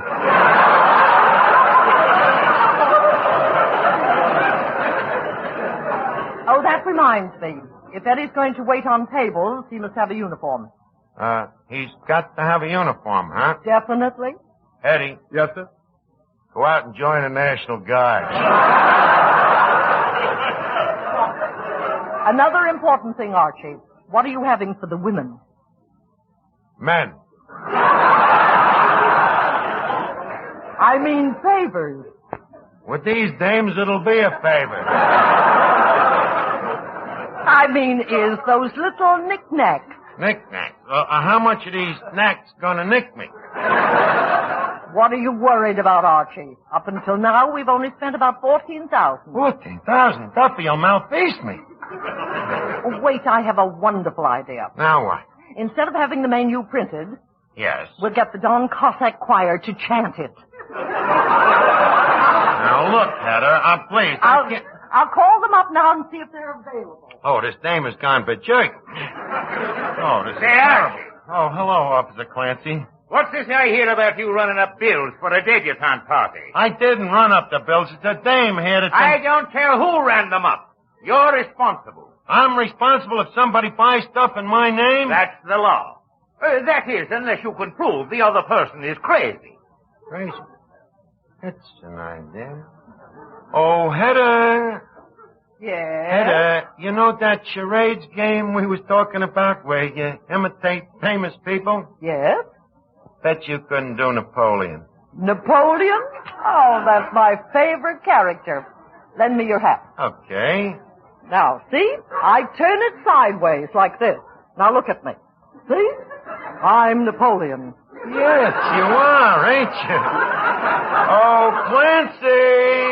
I was just thinking, who the devil is this? Lady, tell the officer who you are. I am Napoleon. Napoleon, is it? I think you'd better come along to headquarters. Now, just a second. This is all a joke. I'm not really Napoleon. No? Then who are you, really? I'm Hedda Hopper. That's nice. And I'm Jimmy Fiddler. Now, come along quietly, Napoleon. Look, I'm telling you, I'm not crazy. Then what are you doing with that hat on your head? That's Archie's hat. Here, this is my hat. That's your hat? Yes. Sister, you're nuts, all right. Come along.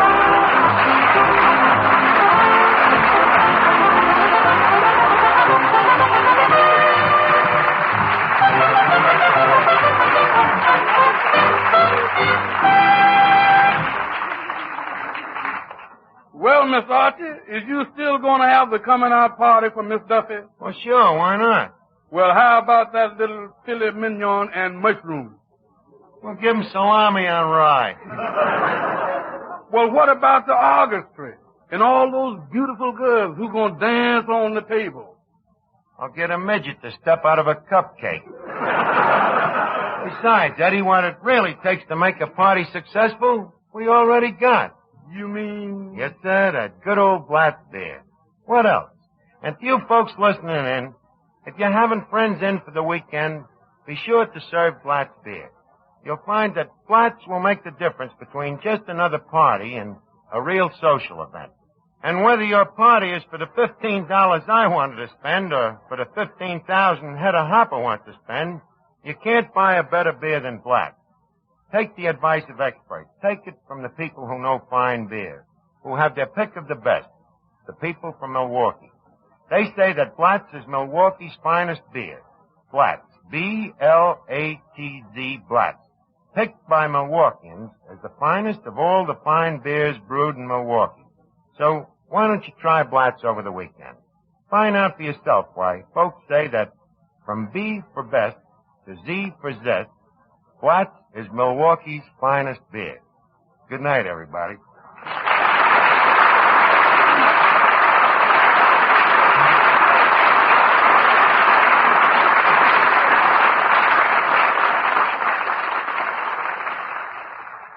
I'm from Milwaukee and I ought to know. It's the same old story wherever you go. This is the tune you will always hear.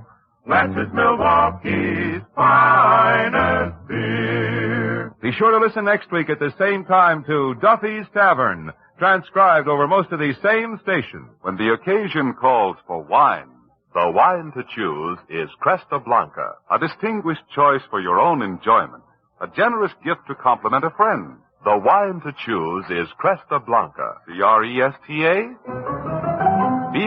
Blanca. Cresta Blanca. Cresta Blanca.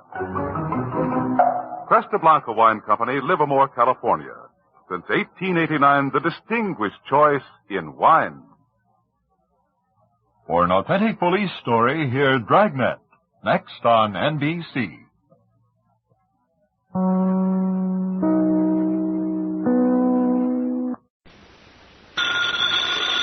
Blatt's Beer is on the air. Blatt's Beer is everywhere.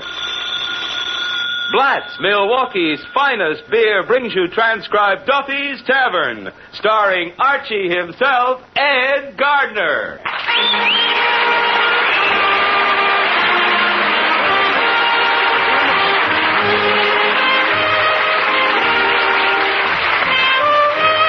Friends, good taste isn't a matter of geography. A good, juicy steak is appreciated just as much in Los Angeles as it is in New York or Milwaukee. And the same goes for good beer. Take Blatt's, for example. There's nothing unusual about the good taste of the people who have made Blatt's the largest selling beer in Milwaukee, premium beer capital of the nation. They are the same kind of particular people who have made Blatt's the largest selling Milwaukee beer in scores of other cities in 48 states and 29 foreign countries. Yes, from B to Z, from best to zest. The bywords Blatt's, B-L-A-T-Z, from coast to coast, Milwaukee's finest beer. Hello, Duffy's Tavern, where you'll eat meat to eat and drink Blatt's beer. Archie the manager speaking. Duffy ain't here. Oh, hello, Duffy. What's cooking? Nothing.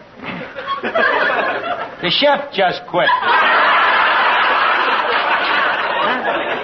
No, the hours was okay, and the pay was okay.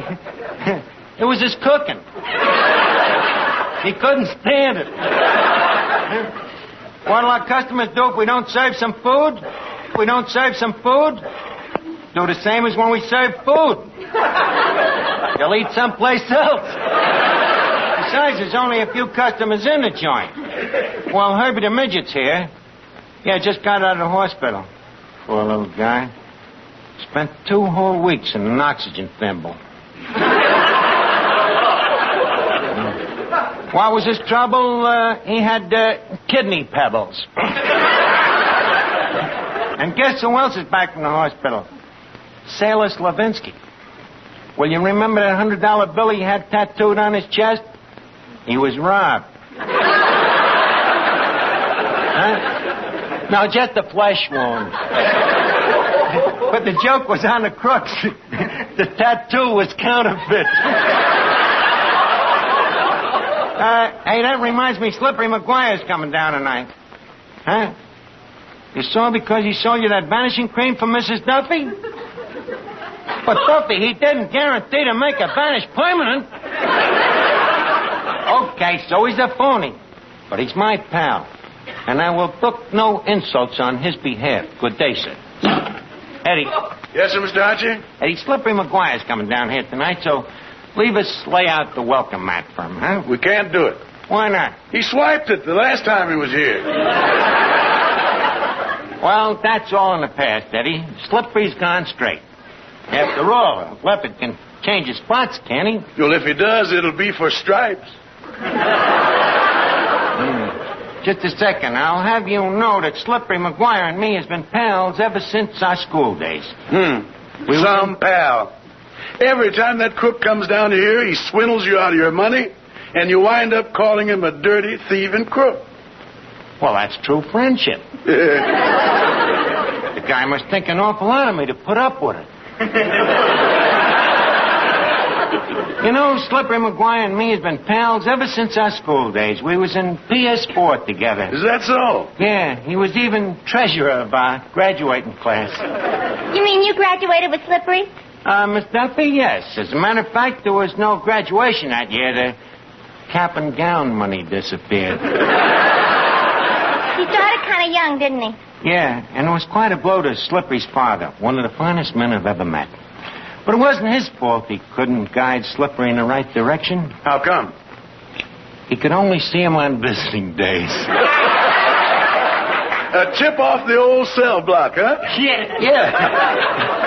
What about his mother? Mrs. McGuire, sweet old lady, but she could never learn to refuse Slippery nothing. You know, she spoiled him.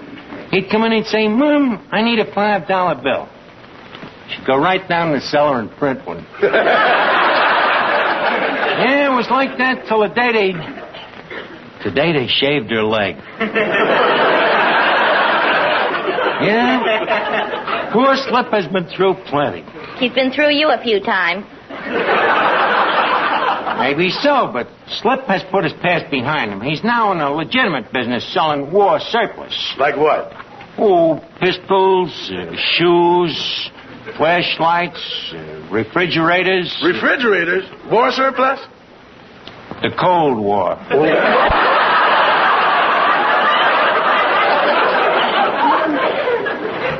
You know, Eddie, I'd like to throw some business Slippery's way. You might think I'm going hog wild, but you know what I'm going to buy? Well, what?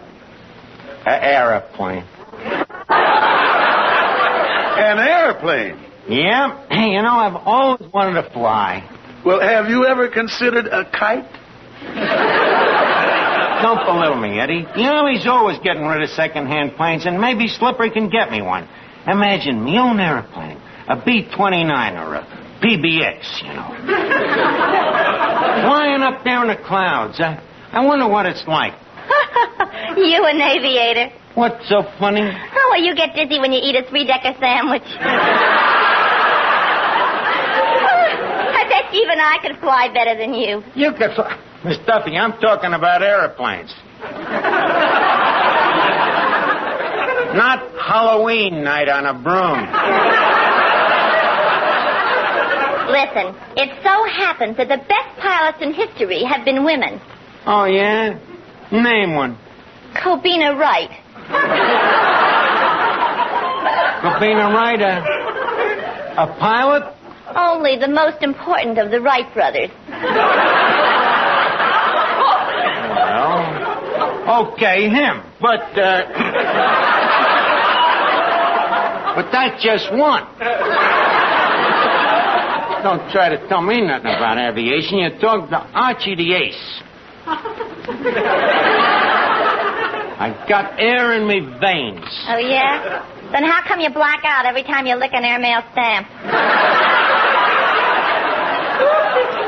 Besides, what kind of a junky crate is Slippery McGuire going to palm off on you, Archie? It ain't no junk. It's a genuine Army surplus. I know. That crook sold Mama a surplus girdle that split the first time she wore it. Well, don't blame the girdle just because your old lady has too much surplus. Archie, why do you always have to say such nasty things behind Mama's back? Well, it offers such a broad field of operations. Oh, you never have a good word for anybody. On the contrary, I have 5 good words for you. Hit the road. That's only 3. The rest ain't hard to figure. Make a noise like a hoop and roll away.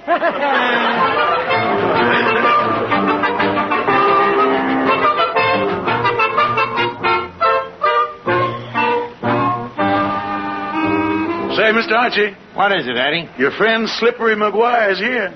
How do you know? I just reached into my pocket and found myself shaking hands with him. Please, Eddie, quiet. You'll embarrass him. Well, Archie, my old pal. Well, Slippery, my old buddy. My old schoolmate. My old sidekick. The next voice you hear will be that of the old prosecuting attorney. Eddie, cut out to rejoin us. Well, Slip, it's great to see you. I guess you've been working hard? Well, not too hard, Arch. I like to take things easy. Yeah, you do it that, and yet you're a success. How do you do it, Slip? What's your form? Very simple, Arch. Hear no evil, speak no evil, and Keep moving. Still the same old Slip. You know, I've missed you lately. You must have been away, huh? Oh, only for 30 days. What was you doing? 30 days. I mean, I've been putting in some time for the government. You know, working on this surplus army stuff. Oh, yeah. I've been meaning to ask you, Slip. Ain't it a little late to be selling army surplus? Arch, come here. This is surplus army surplus. You're right on the ball, ain't you, Slip? Oh, sure, Arch. I'm only selling things that people can use in practical everyday life. Yeah, practical everyday. Yeah. Like what? Well, like landing barges, steam shovels, Quonset huts, anchors, ripcords, parachutes. Just a second. What's practical about a ripcord? What else are you selling? Well, let's put it this way, Arch. What do you need? Well, I don't really need nothing, but I was kind of toying with the idea. It's silly to say it. Go ahead, tell your old pal. Nah, it's too absurd. What is it, Arch? I was thinking of an airplane. A fighter or a bomber? Slim, you mean there's a chance? Look, Arch, how much have you got to spend? Well, not very much, just $14. $14? For that, I wouldn't sell a plane to my own brother. Well, that's all I got. Brother, you bought yourself a plane. Of course, for that price, it won't be a four-motor job. No, four motors. No. Well, how about one of them helium copters? Oh, well, that's a cinch. Just give me the $14 and I'll go get it out of stock before somebody else grabs it. Okay, here you are, Slip. Good luck and happy landing. Roger. Wilco. Arch, you're taking to it like a duck. See you later, you ace, you. So long, Slip. Oh, boy. Hey, Eddie. Yeah? Eddie, guess what? Slipper's going to get me one of them helium copters. A what? One of them airplanes you can land on a dime. 3-1 that Slippery don't leave you a dime to land it on. Oh, no? Eddie, I can see myself right now. Me hand froze to the controls. Coming in for a graceful crash landing. All of a sudden, I get a flash on the radio. Stand by for ceiling 0. Oh, Finnegan. Hey, Finnegan, maybe you'd be interested in my new project. Do you like flying? No, not me. Why not? My arms get tired.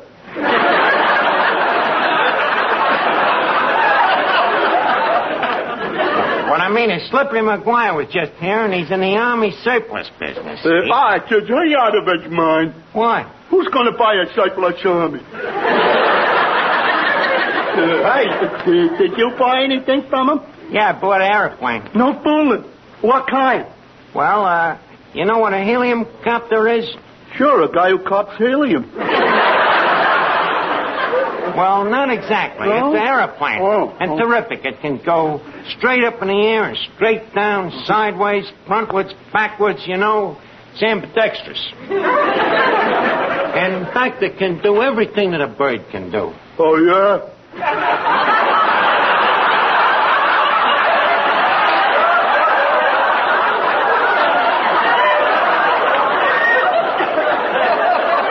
I'd like to see it either one.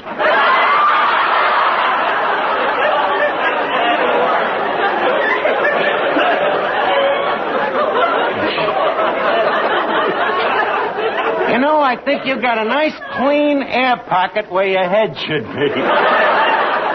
Thanks, Arch. I've always considered myself air-minded. So have I. But there's only one thing I can't understand. What's that? What holds an airplane up in the air? Well, that's a thing I'll have to explain to you. You know, it's one of the basic laws of physics. For instance, you take air, that's H2O.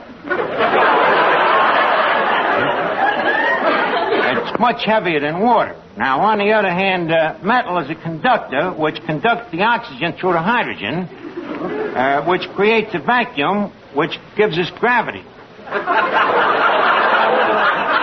Which, in turn, naturally pulls the plane up into the air.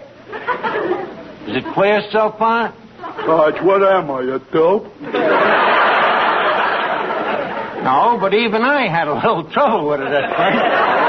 Well, to go on, you see, we take the stratosphere. What's that? Well, it's what it sounds like. It's a fear of high places. Stratosphere. Now, in order to fly a straight line, the navigator checks the ground speed against the plane speed, which is, shall we assume, 200 Fahrenheit an hour? Arch, that sounds like a lot of Fahrenheit. Well, don't forget, we've come a long way since the days when we had to land a plane by hand. Today we have automatic horsepower, frequency modulation, wing spreads as high as 39 RPMs, automatic tail fins in case the rudder goes on the blink. You know what used to happen in the old days when the rudder went on the blink? The cow didn't give no milk.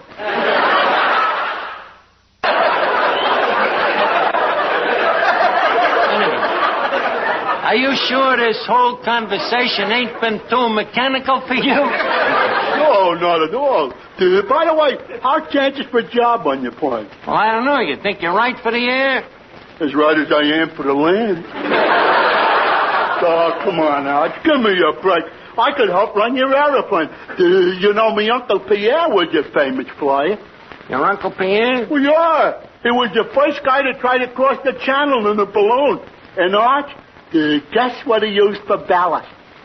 What? A case of Black's beer. Yeah. A very tasty ballast. Yeah. Did he have any trouble getting the balloon across the channel? Well, it would have been a perfect crossing, but for one thing. What was that? He never got the balloon off the ground. Why not? He just couldn't bring himself to throw that ballast overboard. Well, with a wonderful beer like that, you can hardly blame the guy. But tell me, Finnegan, didn't that balloon ever get up in the air? Oh, yeah, one time, Arch. My uncle took the black out of the balloon, and it sailed way up in the air. 5,000 feet, 10,000, 20,000, 40,000, 50,000, 40,000. Back to 40,000? Air pocket. Yeah. And then up to 50,000 feet, 100,000 Wait a minute, Finnegan. Nobody could live at 100,000 feet. The very words my uncle said as he sat there on the ground sipping his black. You know, your uncle was a very smart guy.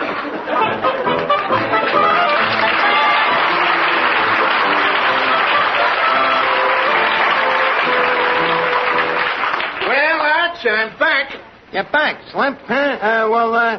Tell me, where's me helium stuff? Look, Arch, we've hit a little snag here. The Army's getting a little sticky about their aeroplanes. Yeah, huh? We'll have to clear this deal through Washington. Who in Washington? Come here, Arch. Nobody listening? No. Can I trust you? Certainly. The man I'm talking about is you know who. No kidding. You know who? Arch, please don't mention names. Yes, sir, we're taking this right up to the top. Give me the phone. Yeah, Slip. Thanks. Hello. Hello, operator. Washington, D.C., please. Hello, Arch. This is Slip. Oh, cat. Trigby Lee himself. Hey, look, Dean, I got something for you to clear through you know who. Yeah, a buddy of mine wants to buy a helicopter. Yeah, something in the $10 to $15 bracket. In the bag? Swell, Dean. Well, give my regards to the gang on Pennsylvania Avenue. Oh, by the way, tell Harry I'm still trying to get that Spike Jones record of the Missouri Waltz, will you? So long, Dean. You're all set. You got yourself an airplane. Oh, gee, thanks. Boy, I can hardly wait till I take me first spin in that helium Your copter. first spin? Just a minute, Arch. You won't be able to take that plane up in the air. Why not? No propeller. What? Arch, did you ever hear of anybody buying an airplane with a propeller for $14? No. Well, then let's be reasonable. Okay, how much more for the propeller? $1. I ain't got $1. All I got is this lucky piece here, Slip. If you're willing to take it, it's just a Chinese coin. Chinese coin? What's it worth? 200,000 yen. What's that in American money? $1. Well, let's see what it says here in the catalog. Let's see. Helicopter, $14. Helicopter landing gear, $12. Oh, here it is. Helicopter propeller, 200,000 yen. Boy, I was right on a button, huh? This is your lucky day, Arch. And now that I got the final okay from you-know-who, I'll arrange immediate delivery. And here's your official handbook of flying instructions with the personal autograph of Gregory Peck. The greatest flyer of them all. Well, so long, Arch. See you in the cockpit. So long, Slip. Boy, Eddie, this is wonderful. I can see myself already. Whizzing across the continent, transatlantic flights across the Pacific. Can you imagine it? Breakfast in Duffy's Tavern. 2 hours later, lunch at the Miami Biltmore in Chicago. 10 hours later, supper at the Hollywood Bowl. Well, what held you up between Chicago and Hollywood? Well, I had to stop. I needed gas. Not if you had breakfast at Duffy's Tavern. I don't see the connection. Well, Arch, we're all set. Oh, Slip, hey, I forgot to ask you, where am I going to keep this helium-copter? In a hangar, of course. A hangar? Where am I going to get a hangar? Well, don't you know anybody that might sell you one? Oh. Slip, hey, maybe you could, huh? Arch, don't you think this is carrying friendship a little too far? Yeah. Although it just so happens I do have a few hangars in stock. You do? Yeah. Slip, could you spare me just one? Well, just for old time's sake. Oh, what's the use, Arch? You always get around me. I'm too soft-hearted for my own good. How much dough you got left? Well, I'm broke. You took me last $14. Well, that was your money. How about the cash register? Slip, are you suggesting arson? That's Duffy's money. So what? An aeroplane hangar right here on his roof will mean more business to Duffy, won't it? Hello? Duffy's Tavern. Eddie, the ground crew speaking. Oh, hello, Mr. Duffy. Huh? Mr. Archie? You mean Archie the pilot? He's busy, dipping his wings in the cash register.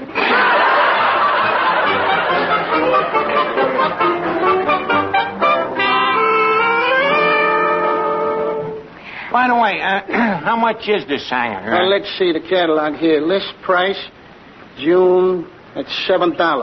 Well, that's okay. I got $10 here. $10? Oh. Well, that's June. Let's see. July, $8. August, $9. Arch, what month is this? September. That'll make it even $10. Yes, sir. And to show you what a good fellow I am, with the hangar, I'm going to throw in a windsock. Well, thanks, Slip. I wear a size 12. I'll make a note of that. Well, Arch, one more meeting with our contact, you-know-who, and we'll have you up in the air. I'll be right back with the plane.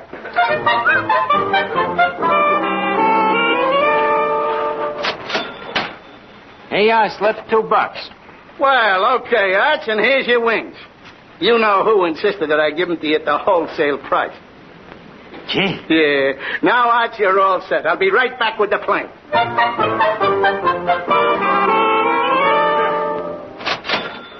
Here you are, Slip. 2 1/4. And here you are, Arch. Your genuine, never-leak parachute. Together with a box of emergency tire patches. Gee. Well, Arch, it looks like you're all set. I'll be right back with the plane.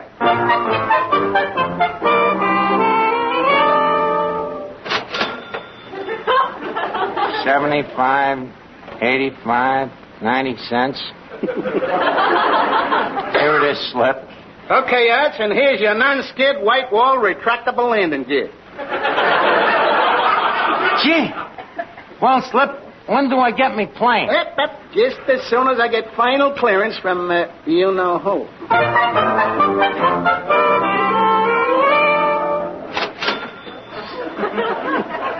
Slip. It's empty. Empty, huh? Well, never mind that, Arch. I got great news for you.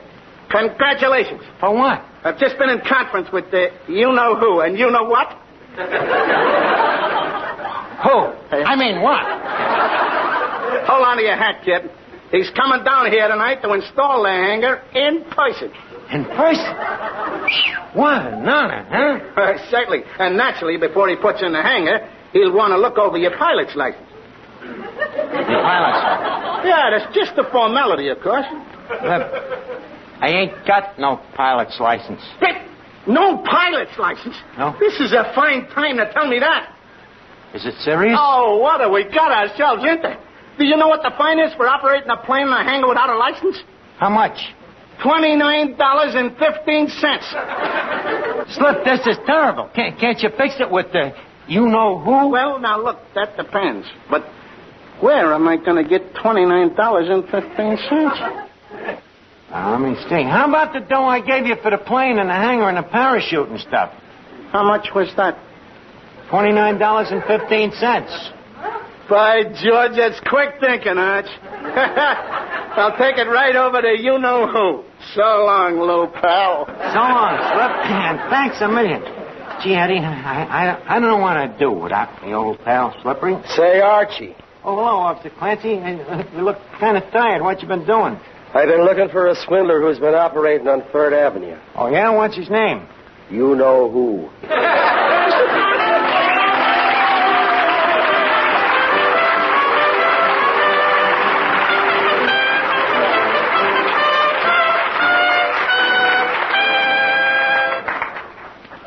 Three from 5 is 2. Carry the 3 Z's and add 4. What you doing, Miss Duffy? I'm subtracting $29.15 from your weekly salary. What's so tough about that? Did you ever try to subtract $29.15 from $15? And all because you had that crazy idea about being a great flyer. Yeah, and I didn't even come close. Well, don't feel too bad. After all, you did succeed in making an ace of yourself. Don't try to cheer me up, Miss Duffy. What really burns me up is that I had me heart set on taking a plane trip to Milwaukee. Well, maybe you can't go to Milwaukee, but we can bring Milwaukee to you. How do you mean? Here, have a black beer. Thanks, Miss Duffy. You know, I guess you could travel everywhere and never find a better or more refreshing beer than Blatz. Right you are, Archie. So right that if you took a palate preference poll of the people in Milwaukee or in the state of Wisconsin, you'd find the majority, and I mean the great majority, would agree with you. Yes, in Milwaukee, Wisconsin, the premium beer capital of America, the brewing center of the USA, the home of our finest beers, Blatz, B-L-A-T-Z, is the largest selling beer and by a great and growing margin. Friends, you don't have to come from Milwaukee to appreciate Blatz. Try Blatz tomorrow. Compare it with any beer at any price. Your own good taste will tell you what folks in Milwaukee have known for almost 100 years, that Blatz, B-L-A-T-Z, Blatz is Milwaukee's finest beer.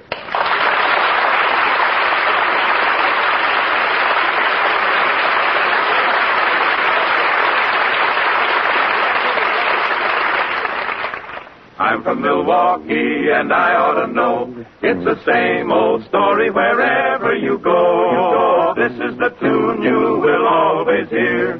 Blatz is Milwaukee's finest beer. Be sure to listen next week at the same time to Duffy's Tavern, transcribed over most of these same stations. Here's all you need to know about wine. C-R-E-S-T-A, B-L-A-N-C-A. Cresta Blanca. Cresta Blanca. When it's wine you want and only the best will do, when it's wine you want to make the occasion truly memorable, remember two beautiful words. Cresta Blanca. The Ronald Colemans will be back next Wednesday on NBC. Blatt's Beer is on the air. Blatt's Beer is everywhere. Blatt's, Milwaukee's finest beer, brings you transcribed Duffy's Tavern, starring Archie himself, Ed Gardner.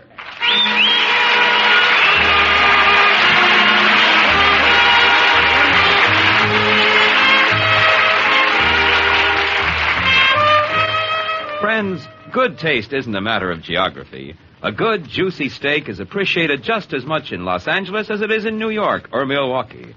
And the same goes for good beer. Take Blatt's, for example.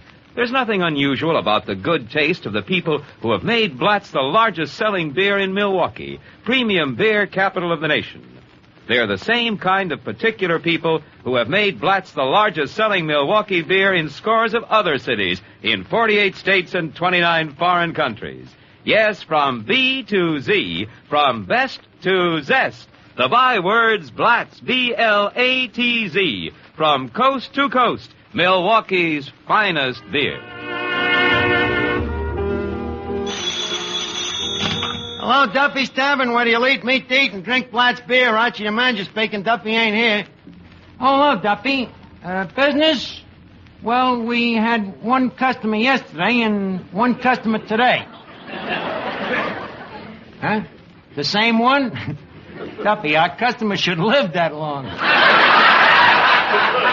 Well, you know, all business has its ups and downs. This just happens to be a big day in our downs. Well, tonight we got Barry Nelson, the Hollywood cinema star, coming down. Very handsome guy, Duffy. Huh? What's he got that you ain't got?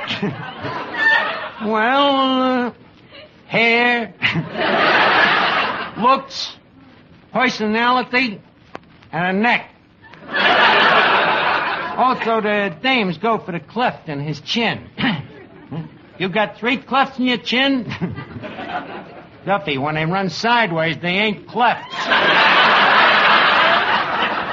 Well, look, why don't you come down tonight? We're starting a sidewalk cafe with the chairs and the tables out in the sidewalk. Yeah, we're moving the inside out and calling it the outside in. You don't like it? Well, don't blame me, Duffy. It was our landlord's idea. Well, why don't you pay the rent? I know it's revolutionary. Duffy, I agree it's against our policy.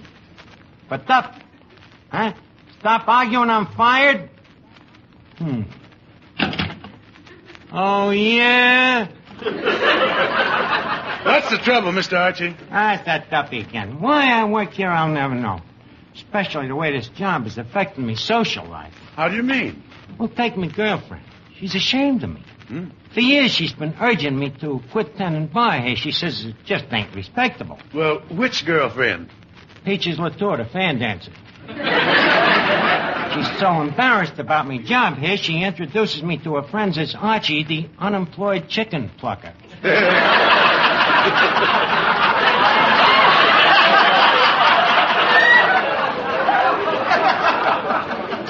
So I've been thinking it over, Eddie. How long can a guy be a failure? How old are you? I've had enough of this. I've decided I'm really the executive type, so I'm going to quit. Say, Archie. Yeah, Miss Duffy, and this time I mean it. But, Mr. Archie, what other kind of a job could you get? I can handle other jobs, Eddie, with the experience I've garnished working this place. Such as? Well, me experience shaking out tablecloths. That could easily lead to a career as a bullfighter. And you have other talents in that direction, too.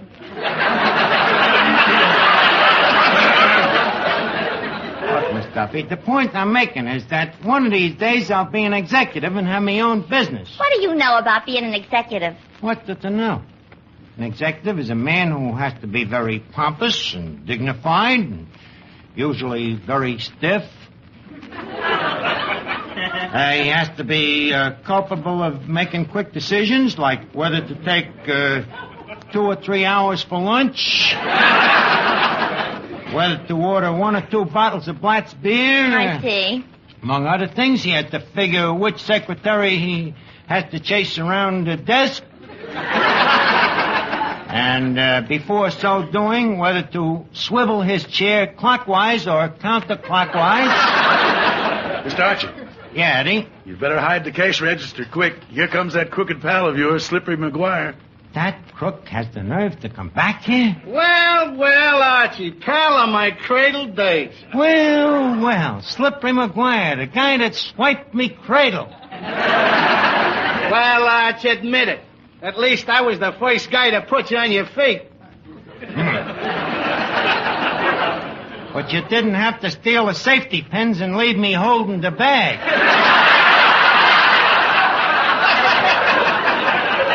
Now, look here, Arch. What do you got against me? What about that aeroplane you rooked me for? That helium copter? And the time before that, when you sold me that phony perpetual motion machine. You mean the perpetual motion machine didn't work? It did not. Did you wind it every hour like I told you? Well, no. And why not? I don't know. I guess I just forgot it, Slip. Arch, that proves you're a born executive. No mind for details. Funny thing you should mention it, me being an executive. I just been saying the same thing myself. Well, it looks like I've timed it right, too. Yeah, huh? Arch, say that again. Yeah, huh? What a voice. What a voice. Funny it never dawned on me. No, huh? What a sensational voice for radio. Yeah, huh? What a voice. What resonance. What authority.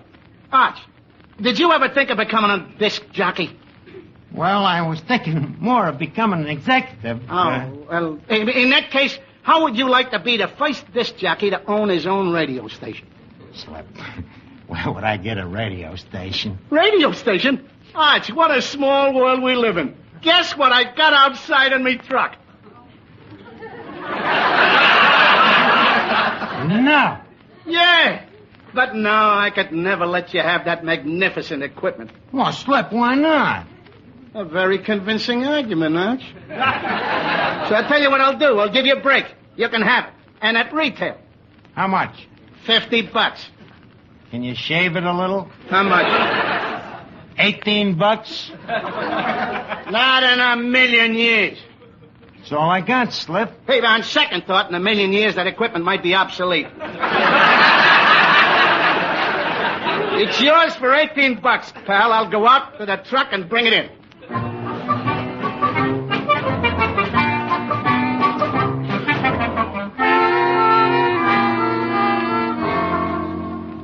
If I'm going to that radio business, I gotta figure out some theme songs for the sponsors. Now, let's see. For Schimmelbacher the baker, we could sing Shortening Bread.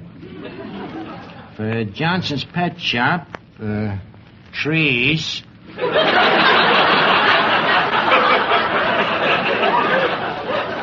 see. For Cavendish the Undertaker, let's see.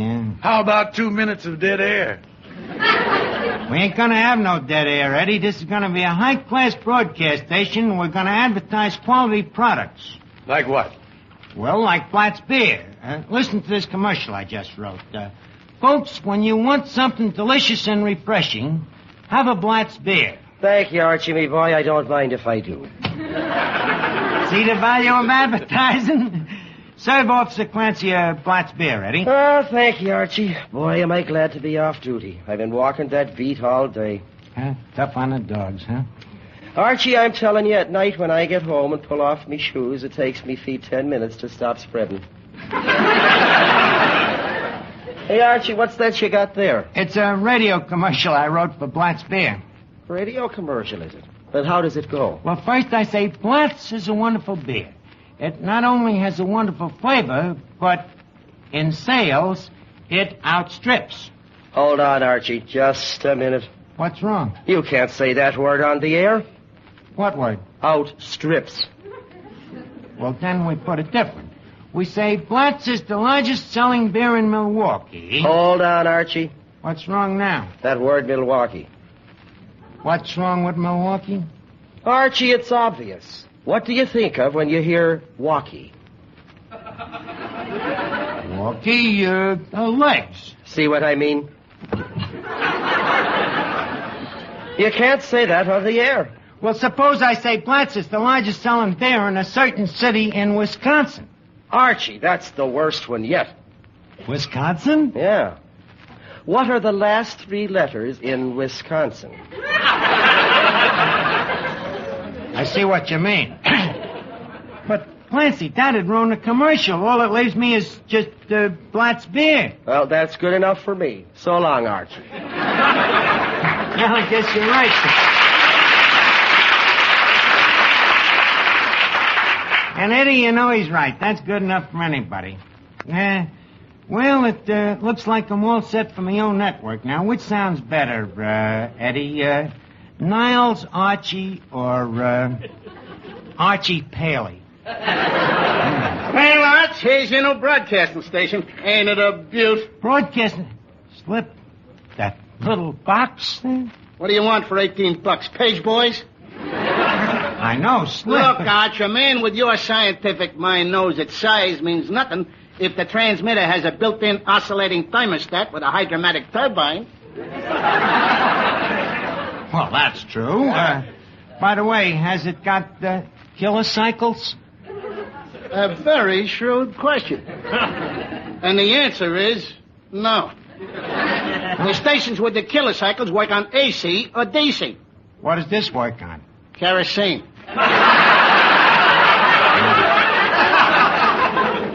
I just wanted to see if you knew.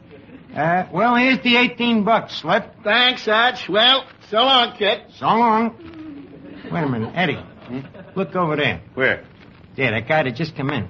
I think it's Barry Nelson. Yeah?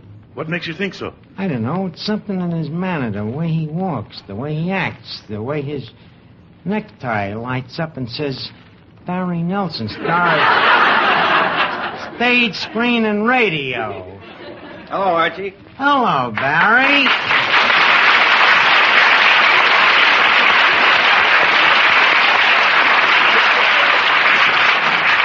Well, welcome to the Tavern, kid. How come you never been down here before? Well, it's just one of those things. What do you mean, what things? Those things. There goes one now. Quick, Eddie, the DDT. It ain't here. What happened to it? Those things ate it up. Well, Barry, now that you've seen the place, I guess it reminds you of them swanky eating places in Hollywood, huh? Yeah, now that you mention it, the tavern does remind me of the inside of the Brown Derby. Inside of the Derby? Yeah, the sweat band. That old Hollywood humor. Yeah. Oh, yeah, I've been reading about your new movie, Barry. What's the name of it again? The Man with My Face. Oh, yeah, that's right. For a drink? No, thanks. Oh, then would you like to meet some of the gang here? Oh, who's first? Let's see. Eeny, meeny, miny... Say, Arch. Schmo. Say, Arch, tell me, that drink you offered me, did I have it?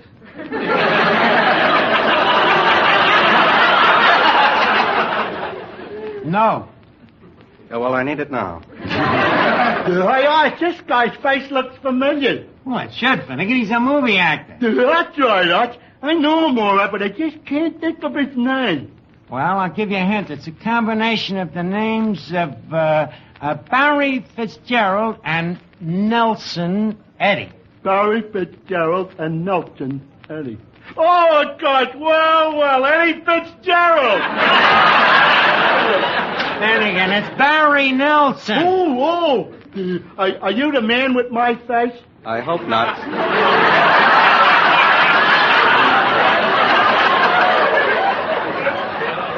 So, you know me from pictures? Oh, yeah. Ever since I seen you on the screen, I've been dying to meet you.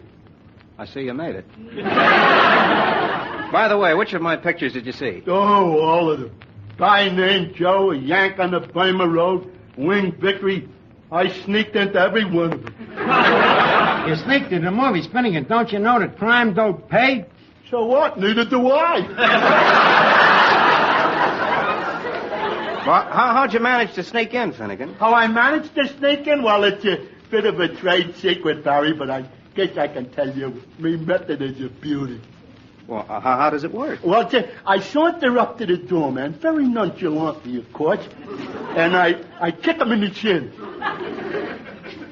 Then what? Well, if luck is with me, he punches me in the nose and knocks me flat. Well, how does that get you inside? Barry, a high-class theater ain't gonna leave something like me laying around the lobby. You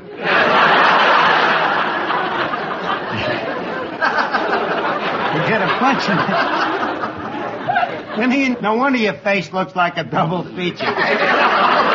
You know, Barry, with a mind like Finnegan has, ain't there some job in Hollywood that he'd be fitted for? Yeah, but they got enough producers out there already.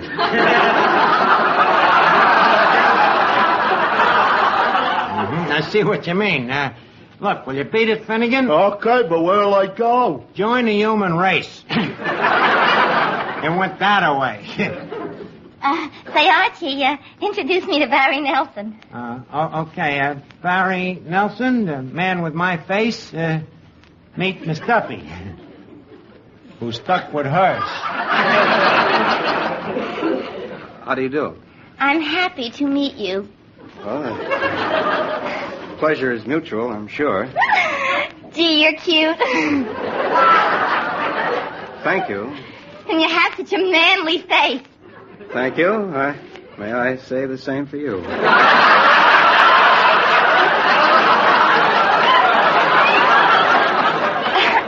Thank you, Mr. Nelson. Mr. Nelson, I have a problem. Just one? I've been trying to get a job in Hollywood. Do you suppose you could help me? Well, I don't know. What could you do? Act. Just listen to this. Peter, give me that letter. Do you hear, Peter? We're through, Peter. Do you hear? Washed up. Do you hear? Finished. Do you hear? Well, do you hear? Looks like Peter ain't got his hearing aid turned on.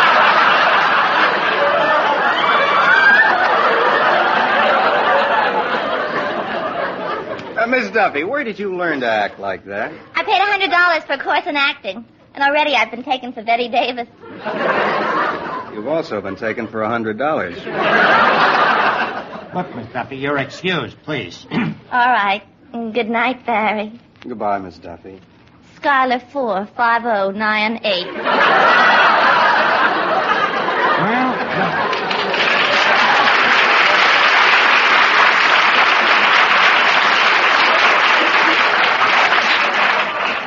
thank goodness that's over, but I'm glad you're here tonight, Barry. You know, I just become the proud owner of a new broadcasting station.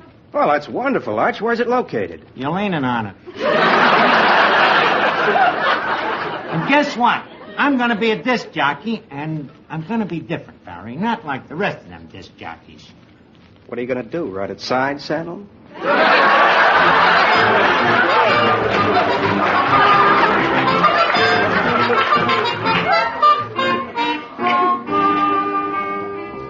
Now, quiet, everybody. We're about to go on the air with the new radio station. Eddie, as soon as you hear the time signal, start the opening announcement. Ladies and gentlemen, this station operates on an infrequency of kilocycles with more power to the authority of watts than is authorized by the FCC. That makes it sound official. And here he is, your favorite disc jockey, Peter Piper himself, Archie.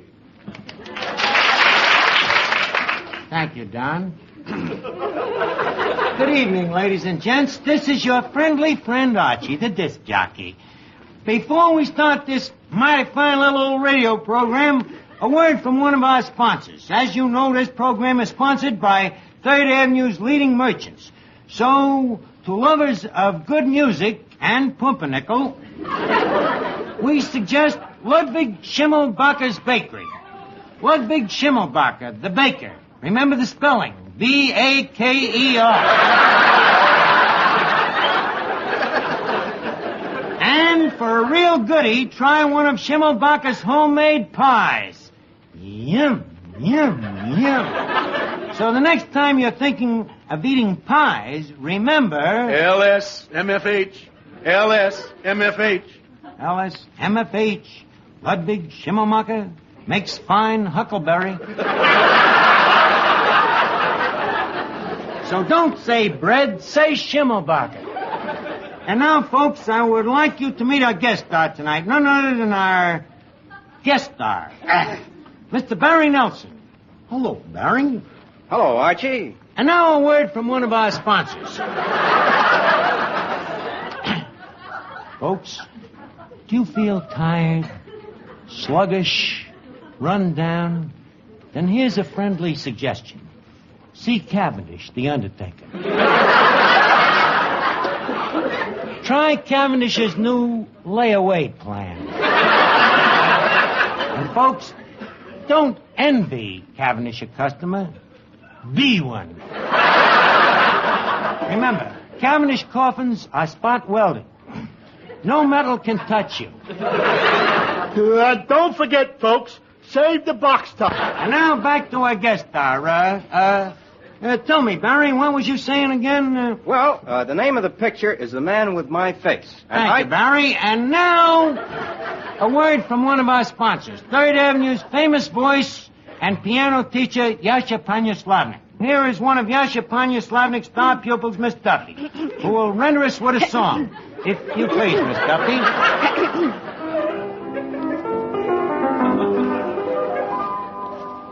Not a thought, not a care, with a heart, never dare, I am free as the sea. Like the lark who at dawn, bids the dark, bids the God, do I sing merrily. With a laugh and a dance, my delight to entrance, but I do not but glee. And the words that I bring, and the theme that I sing, is the song of a heart that's free. Laughing all the day. Chaffing cares away. Hear my loud delay.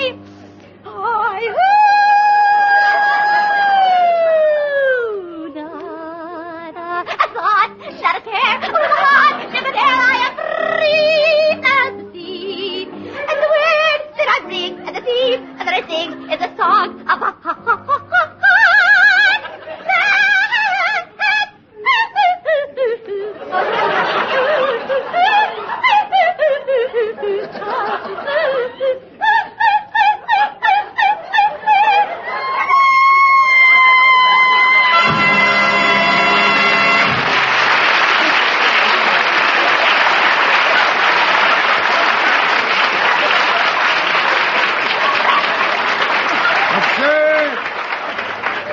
To you folks listening in, Yasha Panyaslavnik can do the same thing to your voice. And now, back to our guest star, Barry Nelson. Well, The Man with My Face is a picture of one of those guys... Just a second, Barry. Not another word from the sponsor. I forgot one of the main features. The Poet's Corner. The Poet's Corner? Yes, sir. Maestro, some soft music, please.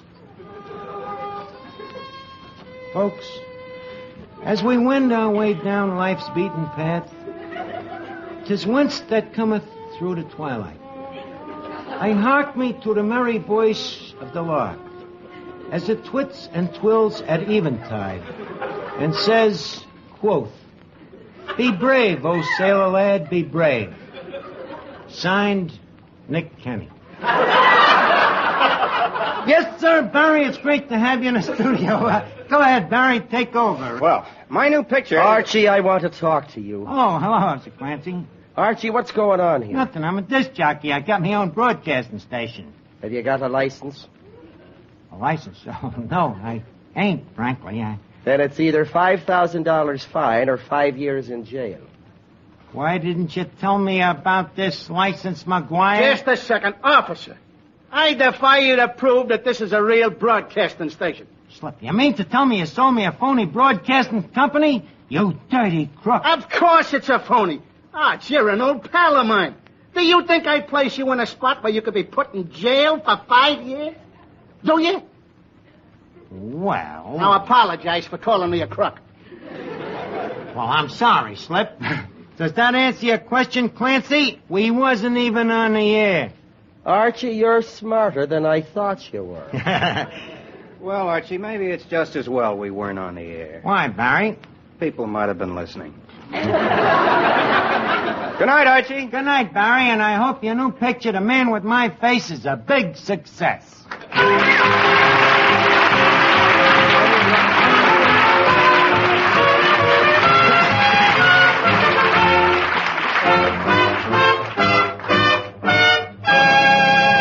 Let's see now. For that broadcasting station, maybe I should have hired a name orchestra and a singer, maybe a comedy theme. What are you doing, Mr. Archie? Trying to figure out why my radio program was a flop. A flop?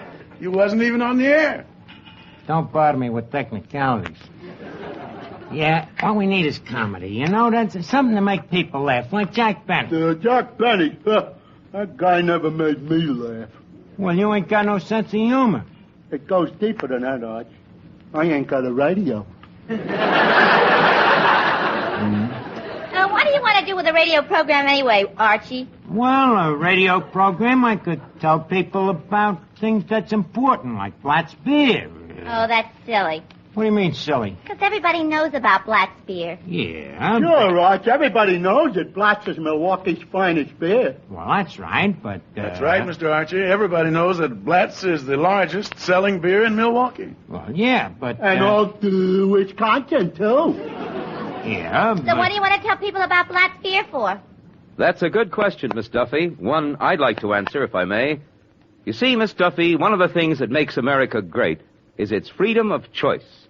We're all familiar with the 4 freedoms, but few of us ever think of that other great freedom, the 5th freedom. Freedom of choice. That, Miss Duffy, is the freedom that permits you and Archie and me and every other American to buy the product, the brand of beer or butter or baked beans you want to buy, instead of the brand some dictator dooms you to buy. We have to keep on telling people about Blatt's beer, Miss Duffy, just because that freedom of choice exists. It's that freedom, folks, that permits different brands of beer to be brewed in America today. It's that freedom, friends, that forces Blatt's to compete constantly for your favor by making sure that the quality and good taste that makes Blatt's Milwaukee's finest beer is maintained. That's why we have to keep on telling you that Blatt's, B-L-A-T-Z, is Milwaukee's and America's finest beer.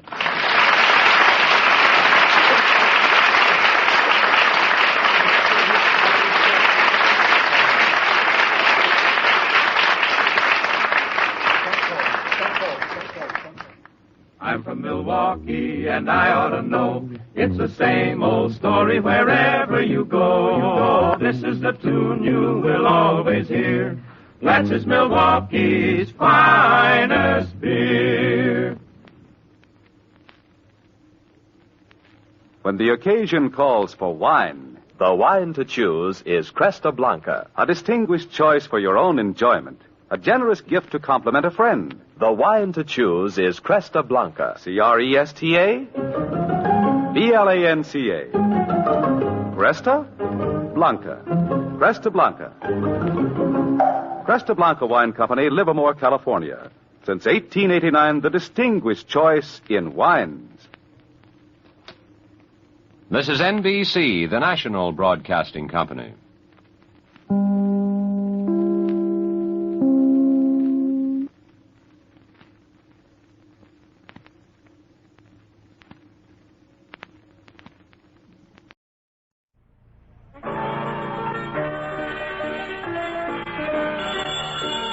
Duffy's Tavern, starring Archie himself, Ed Gardner.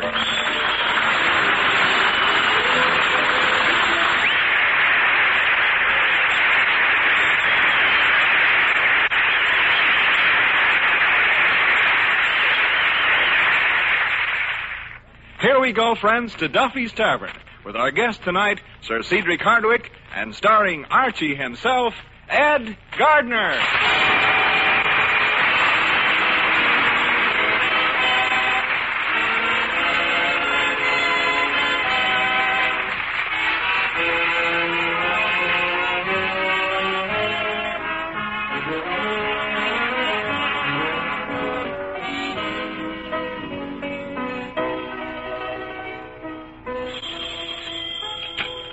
Hello, Duffy's Tavern, where your late mate Dade, Archie the manager speaking. Duffy ain't here. Oh, hello, Duffy. Oh, yeah, big crowd here tonight. There's No-Nose Cone, Machine Gun Van Smythe, Second Story Jackson, Sir Cedric Hardwicke. Hardwicke, Duffy. Not Airwick. Yeah, this guy just looks like he's smelling something bad.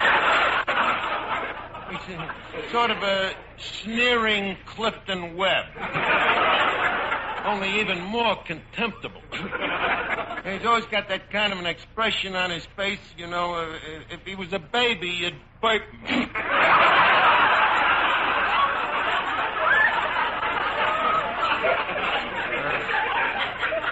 What's he like? Well, you know the kind of a two-fisted He-Man, red-blooded guy you always hope your sister'll get? Hardwicke's the kind she winds up with.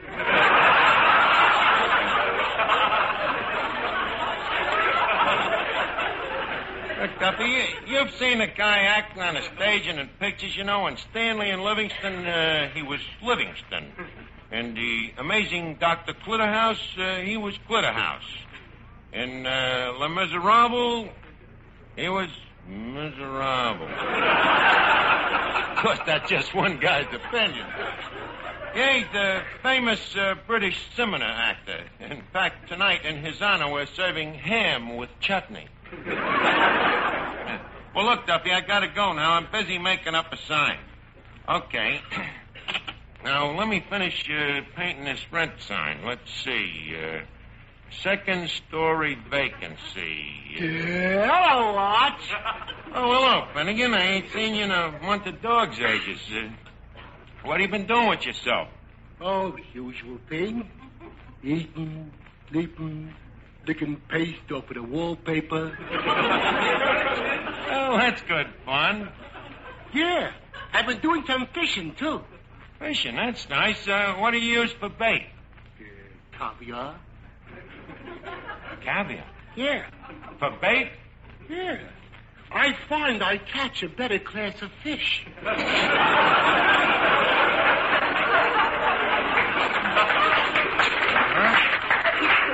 Well, tell me, where do you do this fishing, Finnegan? In the mountains?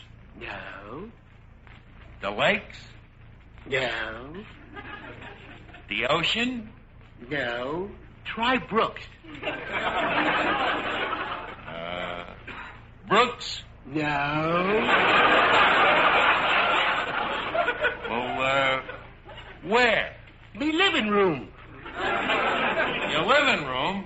Arch, where else would you keep a goldfish bowl? For catching poor little goldfish, Finnegan, that's unsportsmanlike. Not in my case. Why not? Well, I ain't got no fish in the bowl. Then what's the point of fishing? It's just for personal satisfaction. Personal satisfaction? Yep. I'm the only fisherman in the world that knows why he ain't getting bite.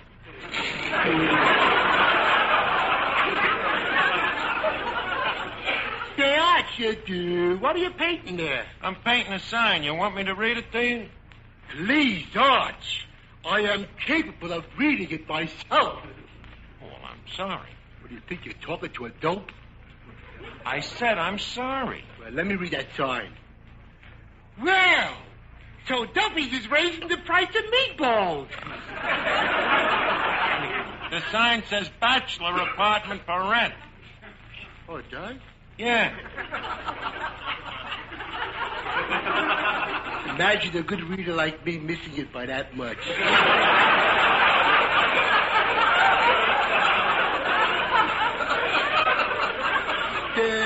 Tell me, whose apartment is it, Arch? It's mine. Hey, Finnegan, would you be interested in sharing it with me? Oh, not me, Arch. I can't stand the location. What's wrong with the location? It's too far from the bathroom. So what? You never take a bath anyhow. I know. But you think I want to walk all the way down to the East River to sail me boat? Well, I guess that lets you out. Archie, how big is this apartment? Oh, it's plenty big. Let me see. 2, 3, 4, 5. It's about 5 feet by 8 feet. And when I hang up my shaving mirror, it seems even more spacious than it sounds. Spacious? You heard me. I wouldn't even use it for a hope chest. And you know, I don't have much hope. That I can understand. Bonsoir, Monsieur Archie. Oh, good evening, Pierre. Folks, this is Pierre, me new decorator. Lucky Pierre. Funny thing, we was just talking about decorating, Pierre. Hey, what are you looking at? This wallpaper. It has such an unusual design.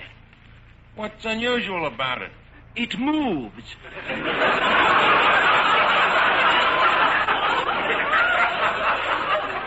If you think this is unusual, you ought to see the design in the kitchen. We ain't even got wallpaper, neither. Now, about the apartment, did you get a chance to drop in to look at it? No. First, I wanted to take another look at you. At me? I like to study my clients so that the house should reflect his personality. Here's where we wind up with 4 bare walls. In fact, my motto is, I furnish the house, you furnish the face. Now, Archie, let me take a good look at your profile. Profile? Okay. Side view or full face?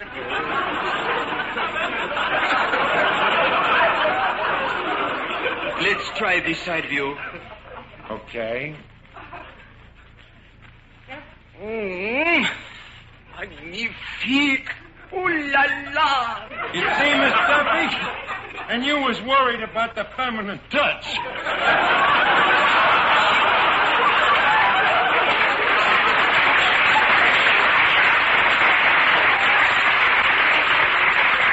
Well, tell me, what type am I, Pierre? I would say that you are definitely the cretin type.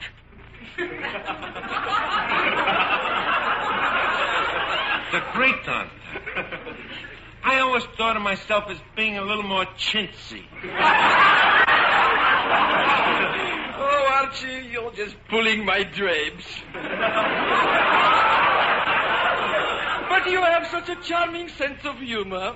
I must remember to capture that mood in the plumbing. Pray do, and I hope you'll do a good job, Pierre. After all, don't forget it. Man's home is his castle. Castle? With that long underwear hanging out of the window? So what? Only time that place ever looks like a castle is on Monday when the drawbridges is down.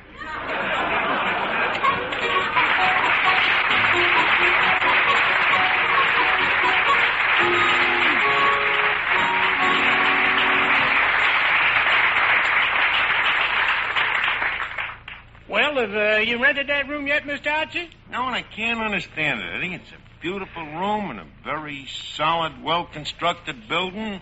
Well-constructed? They don't build places like that no more. You know, that building was condemned 10 years ago and it's still standing. By the way, who's that drunk coming in the door? Eddie, please. That's Cedric Hardwicke. He ain't drunk. He just has his eyes closed like that because he's so bored. It's Cedric Hardwicke. Look at him, Eddie. You can tell that he's real nobility, you know, so distinguished and dissipated.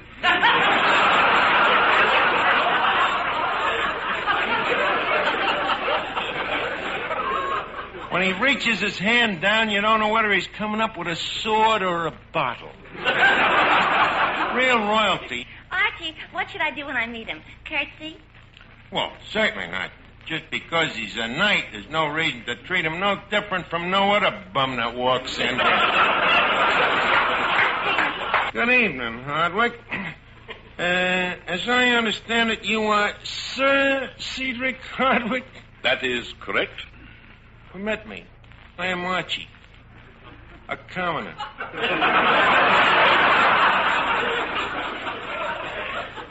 I'm pleased to meet you.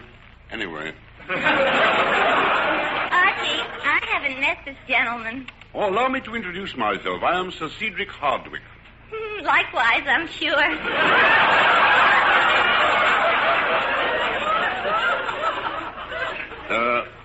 You mean that you are Sir Cedric Hardwicke, too? No. Likewise, I'm sure means pleased to meet you.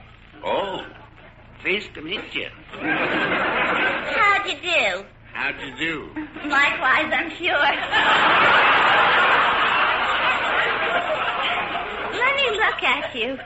Oh, my, but you're sophisticated and cultured and refined, ain't you? Yeah.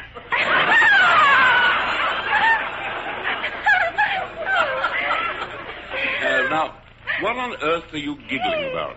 Oh, I was just thinking, I've never been kissed by a sophisticated, cultured, refined gentleman like you, Sir Hardwicke. Or may I call you Cedric? Call me, Stinky. Duffy, look, lay off of the guy, will you? Why should I? You see, Sir Cedric, I'm the type that speaks right out of her mind. Yes, so I see. Yes. You know, and as I say, you seem so refined by comparison. Most of the fellas I go out with are such slobs. Yes, the better type of slob, I trust. Not even that. Yes. I guess I'm just too choosy. Choosy? This from a dame that runs around with a marriage license made out to whom it may concern.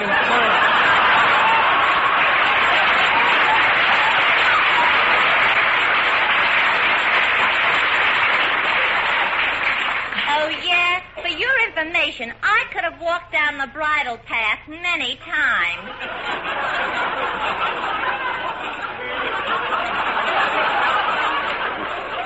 Yes, with a bit in your mouth, no doubt. Oh, Sir Hardwicke. Oh, you're such a tease. Oh, pish, tosh, old girl. You're rather droll yourself. Say, you're English. That's amazing. However did you guess? Oh, I don't know. Women's intuition, I suppose. Look, Miss Duffy, if you got such wonderful woman's intuition, you'll get back to the cash register. This guy is married. You are? Yes. Well, at least it was a try. I'll see you again sometime.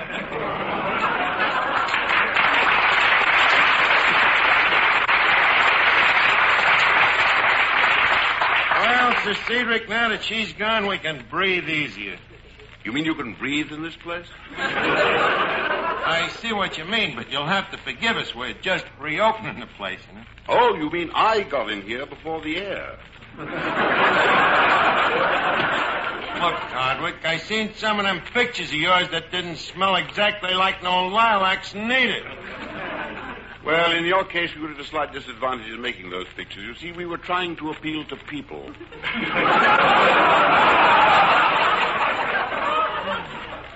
Say, Arch, I was just...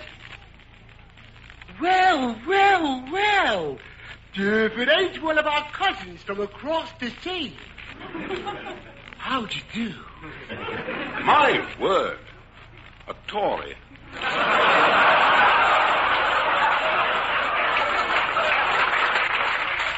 Hey, Arch.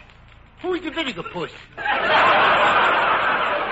Finnegan, please, you're insulting royalty. Now, let me properly introduce you. This is Sir Cedric Hardwicke, a knight, you know, touched on the head with a sword. Sir Cedric, this is Clifton Finnegan, touched on the head.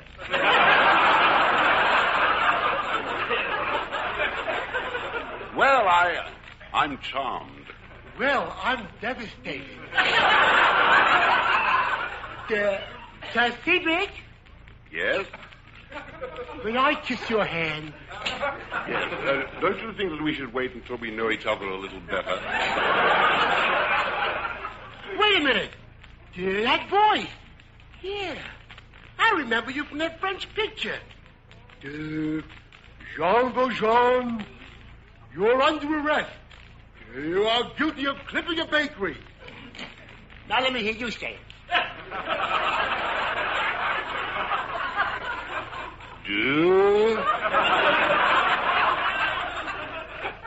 Jean Valjean, you're under arrest.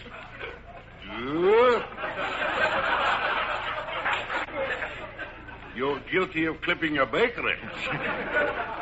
Just as I thought. My imitation is perfect. You'll have to excuse Clifton, Sir Cedric. You see, before he was born, his mother wanted a baby. Father wanted an Airedale, so they compromised and had Finnegan. Really, how unwise of them. Hey, wait a minute, Mr. Hardwicke. I got an idea. Well, shake your head, maybe it'll go away. No, I'm wondering, ain't there a spot for a guy like me in Hollywood? No, I'm afraid not. We have enough producers. Well, if there's ever an opening, If there's ever an opening, it'll be in your head. Now, stop bothering us. Get out of here. Okay, Arch. Well, Archie, I think I better run along now. I have to find a place to live. What? My bags are still down at the railroad station. Manana from Europa. Hardwicke, me roommate. Roommate? You mean you can put me up, old boy? Blimey, yes, I'll rent you offer me diggings. Diggins? That's English for offer me apartment. Funny, I always keep thinking I'm back at Oxford. Yes. And where are those diggings located? Well, you know where Park Avenue is? Yes. You know where the Waldorf is? Yes. Well, you take a bus right there. And you keep going east until you start smelling pastrami.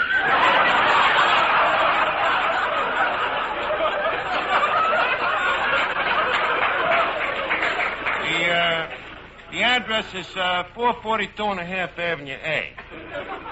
What about the apartment? What exposure do you have? Exposure? Oh, yeah. Oh, well, there's a school teacher that dresses right across the alley. Yeah. The trouble is those school teachers always get up so frightfully early. That's true, but don't forget there's always Saturdays and Sundays. How true. How much rent are you asking? How much rent? Well, I pay $4 a month. $4 a month? Look, if you want to live in a dump, go get something cheap. These days, for less than $4, you have to live with the pigs. That doesn't give me a very wide choice, does it? It's all right. Yeah, it's a real classy place, you know. Genuine tar paper on the roof and indirect lighting from the chop suey sign across the street. The linen changed every day. Every day, hmm? Yeah, from one bed to the other. Quiet, Eddie. Well, what do you say, Sir Cedric? Well, I don't know, old chap. You see, I never lived with anybody before. Well, so what? People taking dogs, parrots. I can get used to it. Especially if we do things systematic. Now, tell me, do you take baths? Well, it isn't a hobby, but, well, I indulge. Okay, then we won't have no trouble about the bathtub. We'll split it. One Saturday you get it, the next Saturday I get it. My, you're a regular water spaniel. Well, it runs in my family. My mother had these long ears, too. Now, let's see. What else? Oh, I suppose you might occasionally want to entertain a young lady? Well, I'm certainly not going to take all those baths for nothing, old boy.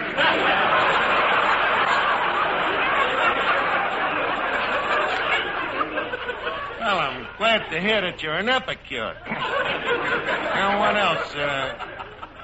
You can have half of the radiator.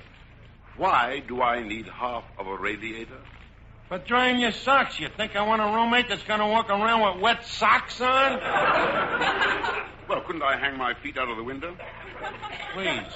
From an apartment that I am personally decorating, I would prefer that one would not dangle one's dogs. Just a minute. You say that you are doing the decorating? Well, I have a French decorator, but he's just a stooge that I use to steal my ideas. In fact, at this very moment, he is busily engaged in contemplating the decor of the establishment. What? He's casing the joint. Oh, then you've no idea what period it will be done in. Oh, sure. It'll be done between now and the time that you'll move in. So what do you say? You want to be partners? Very well, partner. It's a deal. Okay, partner. It's a deal. Oh, by the way, partner. Yes, partner? Partner, we're in a bit of a pickle. What do you mean? Partner, we owe 4 months back rent.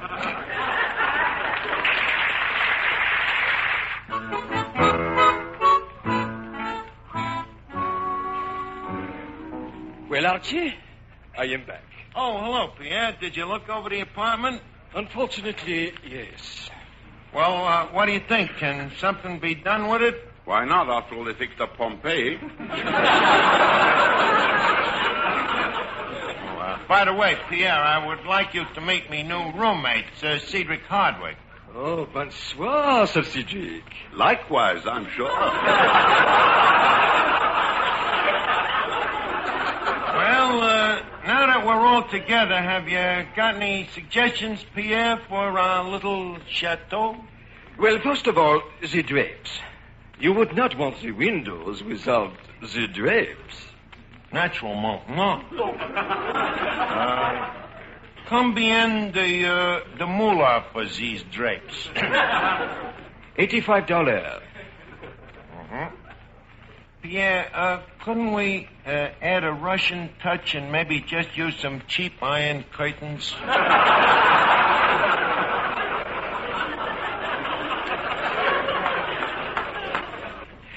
Now, about the rug. Oh, yes, the rug. What color will that be? Oh, perhaps russet, or maybe saffron, or perhaps beige. Tell me, Pierre, whatever happened to red, yellow, and purple?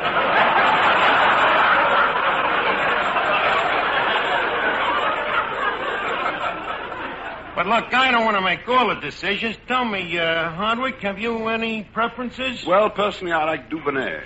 Anything you say, kid. Eddie, a shot of Dubonnet.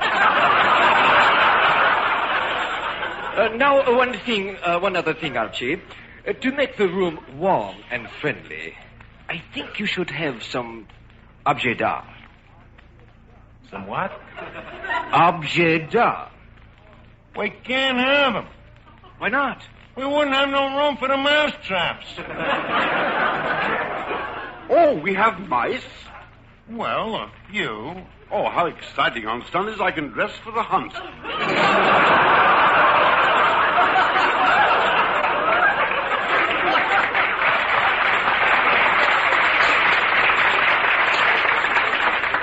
Well, that's very sporting, partner. Remind me to fill the traps with old English cheddar. By the way, Pierre, my roommate was asking about period furniture. Now, what period was you figuring to use?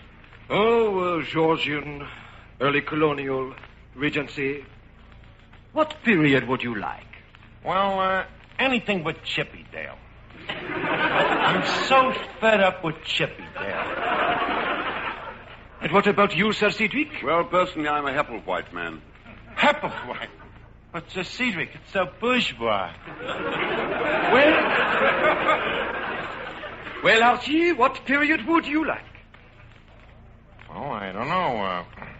What's left? Sheraton? Directoire? Wait a minute, I got it. Louis the Cans. What? Louis the Cans. We'll do the whole place in Louis the Cans. I can see it already. A Hungarian chintz carpet with aubergine drinks. Soft lights with an antique candelabra, you know. Touched off with sparkling Roman candles. Soft neon lights over the antimacassar. Then over in the corner, halfway between the fireplace and the hearth, we'll have a cornucopias with incense spouting out of it. And then in the other corner, for balance, we'll have a Duncan fight. Or maybe some drums.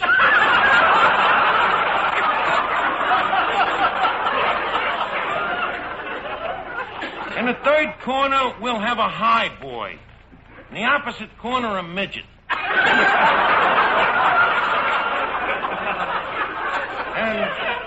up on the walls, a lot of old prints, you know, curried in hives, of course. And get this, instead of chairs, we'll fill up the room with a lot of beautiful stuffed Cossacks.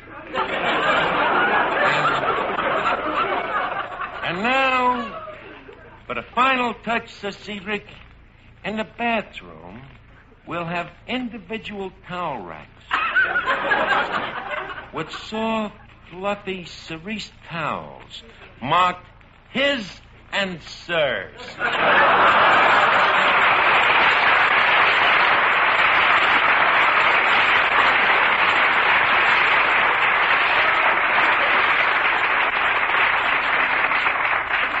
Well, Hardwicke, how does it sound to you? How does it sound? Yeah. Sounds like a place where an Arabian would like to spend his days. Good night, partner. I'm checking into the Waldorf. Oh, wait a minute. Come back here, Hardwicke. You can't do that. You want me to stay in that crummy apartment all alone? And what about that $4 you'll me for the Louis the Can? You got to have the Louis the Can.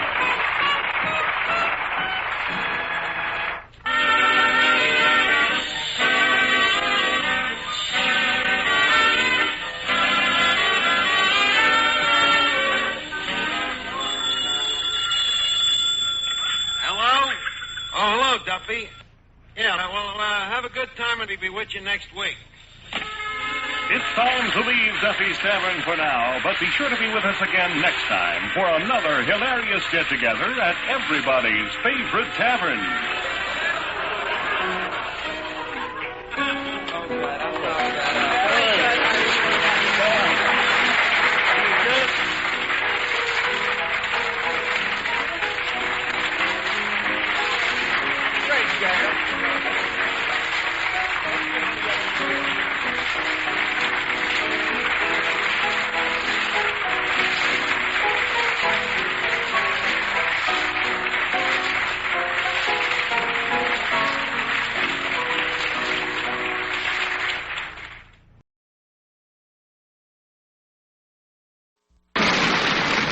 We take you now to Duffy's Tavern.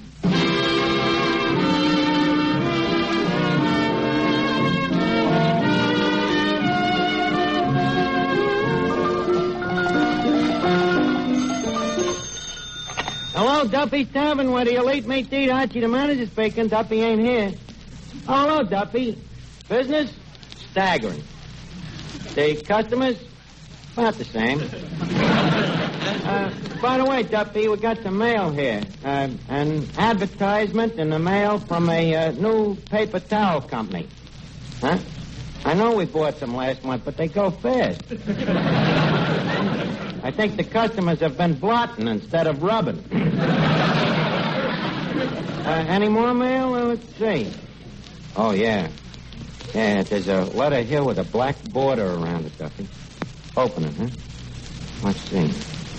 Mr. and Mrs. Hiram Cavendish of the Cavendish Undertaking Parlor announced the engagement of their daughter Lucy to Dr. James P. Briggs, prominent surgeon. Boy, that Cavendish is certainly a go-getter. Yeah, and there's another letter here for... Hey, wait a minute. This one is for me. I'll call you back, Duffy.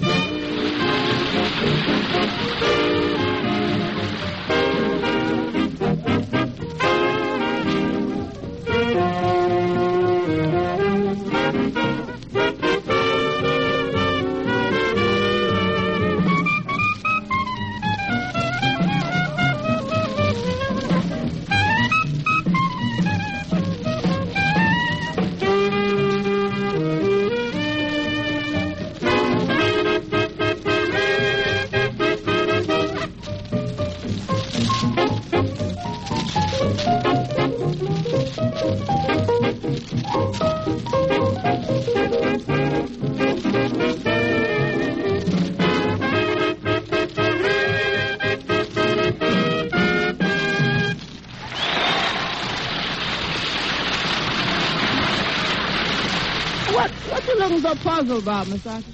Well, I got a letter here from a Morton Kilpagenberg on Newtown Road in Astoria, Long Island. Well? Well, I used to know a Morton Kilpagenberg on Newtown Road in Astoria, Long Island. Wonder if it could be the same one.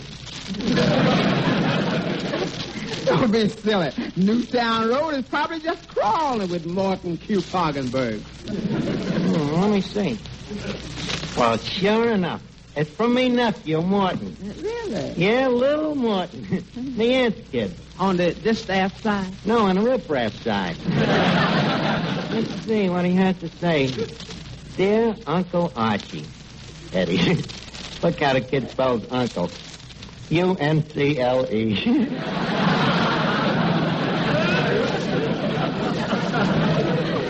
Oh, dear. Ain't that cute? That's cute. And right, too. How old is it? Well, let's see now. Morton was born the year that Uncle Joe went on relief. It was 1932. This is 1945. It's 32 into 45. Carry the 2. He must be quite a young man by now. What do the letters say? Let's see here. Dear Uncle Archie, my family have gone to the Catskills, and they thought it would be nice if I came and stayed with you until they return. Holy cat, Eddie. We're going to have a kid. Ain't it wonderful what them vitamins can do? Yeah, let's see. I will arrive Friday after school. That's today. P.S. Congratulations on being the first millionaire in the family. How does it feel to be living in a 14-room penthouse? Where did you get that idea? We've been corresponding. Attention, letter writers. Does your fountain pen leak at high altitude? All right, Eddie, so I took a little liberty. That wasn't liberty. That was AWL. Hey, where's this little Morton going to live? He's going to live with me. Oh, yes. I forgot. In the 14-room penthouse. Well, it ain't quite 14 rooms. It ain't quite 2 rooms, unless you count the kitchen crew. And where are you going to feed him? Feed him here at the tavern. If you feel that way about the boy, wouldn't it be simpler to just beat him over the head with a club? Look, Eddie, there's worse things in the world than the food in Duffy's Tavern. All right. Oh, hello, Finnegan. I was just telling Eddie here, me little nephew Morton's coming down tonight, and I'm wondering what to do with him. Finnegan, do you know anything about young growing children?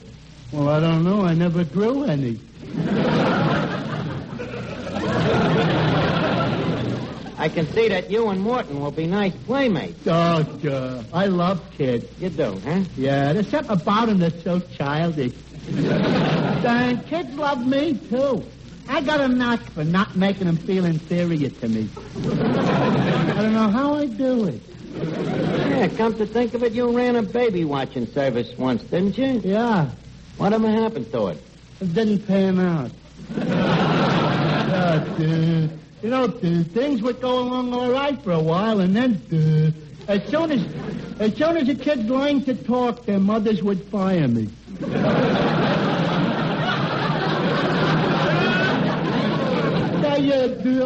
How old is your nephew? Oh, about 11. 11, huh? That's a nice, ripe age for a child. Yeah. He's a lucky boy. I often wish I had an uncle. Yeah, huh? Yeah. Mother and father never had no brothers, huh? No, just sisters. I'm sure tired of being a niche. Well, it's a little late to change. Finnegan, I better explain this to you. Now, how many sexes are there?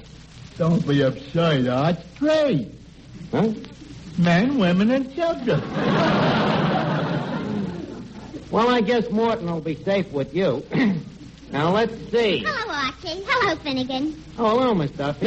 Sorry, Miss Duffy, you look perfectly beautiful tonight. Oh, no, I don't. But, Miss Duffy, you do. Oh, no, I don't. Gee, maybe I was wrong.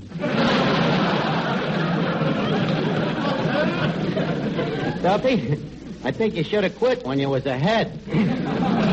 But there is something different about you tonight. Yeah, I'm using a new shade of lipstick. So, is that it? I thought you cut yourself shaving.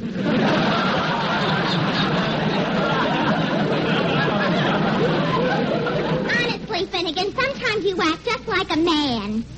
Say, Arch, what you getting sore about? I didn't say nothing. I know, but, with that face of hers, she's rather sensitive. Oh. Why don't you apologize to her? Well, okay.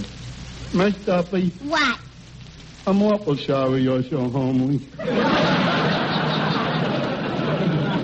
Finnegan, did your parents ever have any children that lived? Please, Miss Duffy, try and be a little more ladylike tonight. We're expecting a stranger in our amongst. Me nephew. Your nephew, huh? Well, that's nice. What's he like, Archie? Miss Duffy, there is no use baiting your hook on this one. You'd have to throw it back. He's only 11 years old. Huh. To listen to you, an individual would think that all I ever do is chase men. So? Suppose I told you that I have as many girlfriends as boyfriends. Miss Duffy, we have as many employees as customers, but that don't mean we don't want to do business.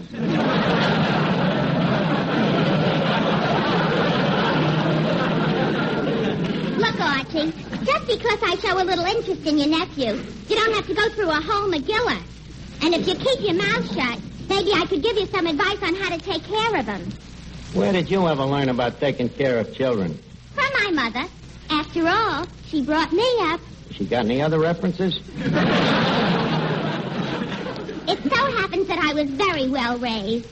Mama always tells me how, even before I was born, she made it her business to think beautiful thoughts and to listen to beautiful symphonies and concerts and operas.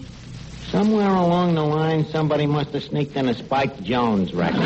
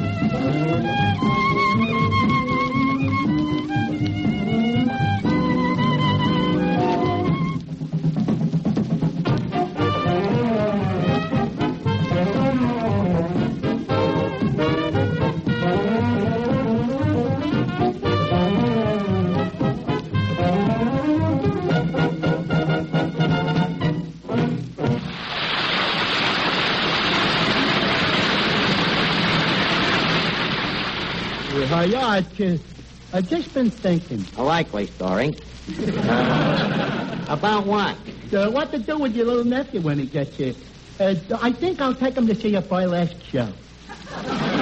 Burlesque show? Finnegan, Morton is just a child. So what? I'll explain it as it goes along. You can't take a kid to a burlesque show when he's only 11 years old. Don't worry, he'll be older when he gets out of there. Well, maybe you got a point. Okay, but leave us not rob the kid of his illusions, you know. Don't let him sit too close to the runway. Oh, Eddie, look, Morton's going to be here any minute, and I'd hate to have him see the place looking so crummy. Ain't there something we can do about it? Yeah, we could blindfold it. Eddie, if a certain waiter continues to crack wise, there is liable to be a new porter in a house on 92nd Street. Now, leave us clean the place up. And by the way, who is that uncouth-looking stranger sitting over there in the corner? I don't know. Well, ask him to leave. We got enough regular bums here without catering to strangers. Go ahead, throw him out. Just a second. You mean that thick-set, powerful-looking gentleman with the cauliflower ears and the brass knuckles sticking out of his pocket? Yeah, that's the one. What are you waiting for? I just want to be sure that we were thinking of the same man. You do mean that fella about 6'4", weighing about 300 pounds, reading the Wrestler's Weekly? Yeah, that's the guy. Throw him out. He ain't bought a beer for over 2 hours anyway. He's having one on me right now.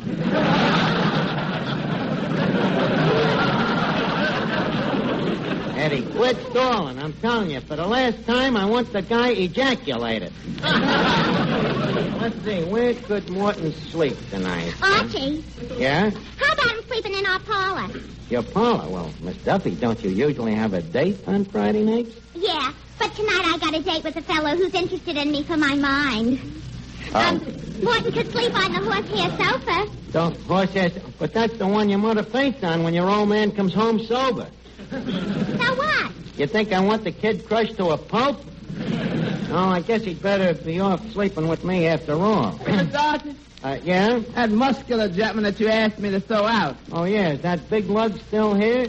Yeah, he said this is a free country. Never mind what the bum says. You throw him out. And he further said if you want him thrown out, why don't you do it in person? He's lucky this is a free country. Look, I'm going to let Morton sleep with me tonight, so I'd like you to go over and clean up me room, Eddie. And don't forget to take me socks off the radiator and stand them in the closet.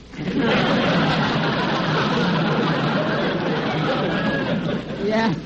And another thing, you know that autographed picture I got of Fifi LeVere, the striptease queen? Yeah. Pin a handkerchief over her from the neck down. Or better still, use me Harvard pennant. Yeah, that'd be a nice touch. And another thing,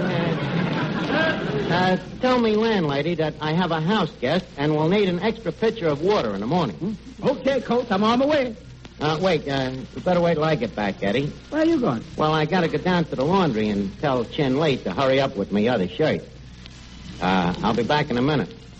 I sweep up the floor, clean out the room, throw out the customers, hang up my socks. Eddie Green, you was out of your mind when you said not interested to the Atchison, Topeka, and the Santa Fe. Where would it all end? Well, I beg your pardon. Can you tell me where I can find the owner of this place? The owner? Yes, a gentleman named Archie. Oh, him? Well, he'll be right back. He's out transacting a big deal. It's something to do with China. You is Morton, ain't you? Yes. Well, Morton, I'm Eddie. Eddie? Oh, yes, Archie's valet. Well, not the head valet. No, I'm working up to it, though. Oh. So this is Duffy's Tavern here. I'm sorry I had to come when you're rebuilding.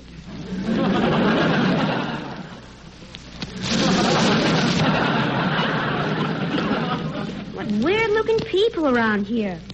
Who's that tall, stupid-looking fellow with the apron and just coming in? You mean the one with the big ears? Yes. That is Uncle Archie. Well, Morton. Hello, Uncle Archie. Morton Q. Poggenberg. You know, the last time I seen you, you were about this big. I'll never forget that day. I picked you up from your little crib. My, you certainly have grown. I suppose you go to school now? Oh, yes. Oh, good. At 11 years old, I know how you must feel about school, Morton, but, kid, listen to your Uncle Archie. Stick it out for another year or two. Little extra education never hurt nobody. Another year or two? Why, Uncle Archie, I'm planning to go to college. Morton, I see you've inherited the family thirst for knowledge. When do you think you'll go to college? Well, I'm eligible now, but Mother doesn't want me to matriculate too young. And she's right. Go to college first, then marriage.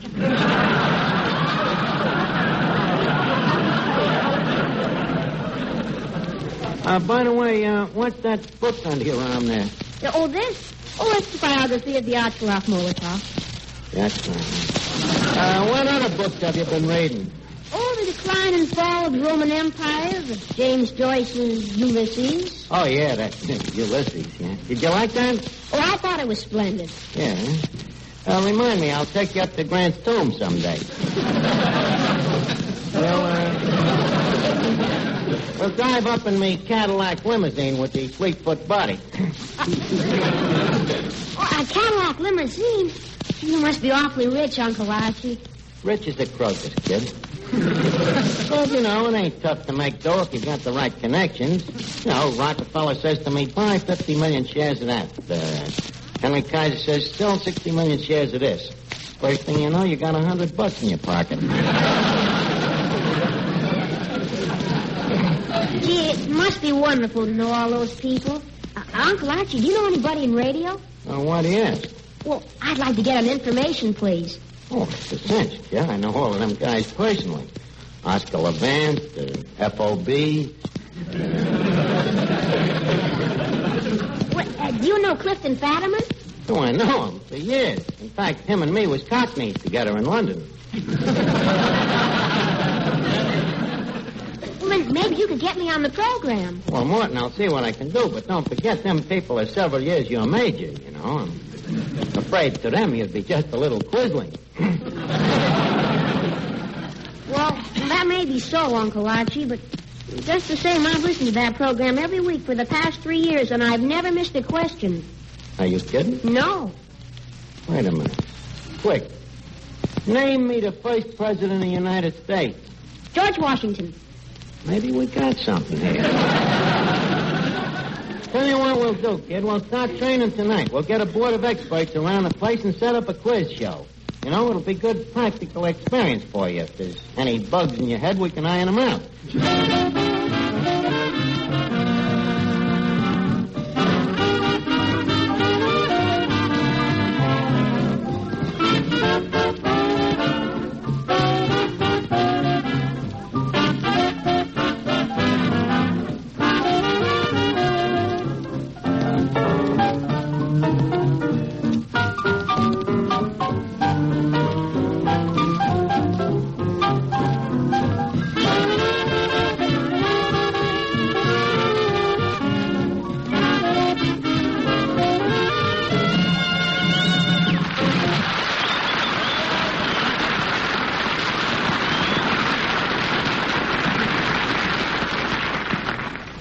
Uncle Archie. Yes, Morton. Aren't you tired of massaging my head? Look, Morton, before a fighter goes into the ring, what does his trainer do? Massages his muscles. You know, he makes them supple. Now, let us get started. I'll introduce you to your fellow experts. Miss Duffy. Yes? Morton, this is Miss Duffy, our expert on maritime relations. Miss Duffy, this is Morton. Hubba. You're cute. This dame don't throw the age limit nowhere.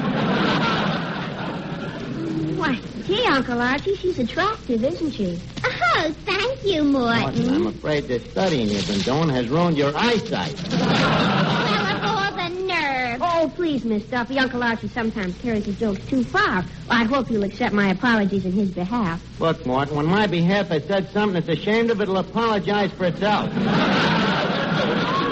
If you don't mind. Now, next, I would like you to shake hands with Mr. Clifton Finnegan. Hello, Morton. Here, have a Tootsie Roll. Well, I'm afraid I must decline, Mr. Finnegan. Experience has taught me that excessive consumption of carbohydrates is deleterious to the proper functioning of the body. Hey, Arch, does he or don't he want a Tootsie Roll?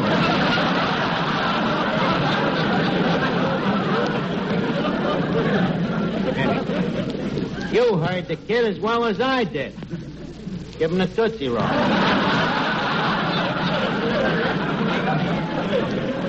Now, leave us get going with this quiz. Now, folks, for each question missed by the experts, Duffy's Tavern will pay out to the askee of said question 25 cents and free lunch tickets.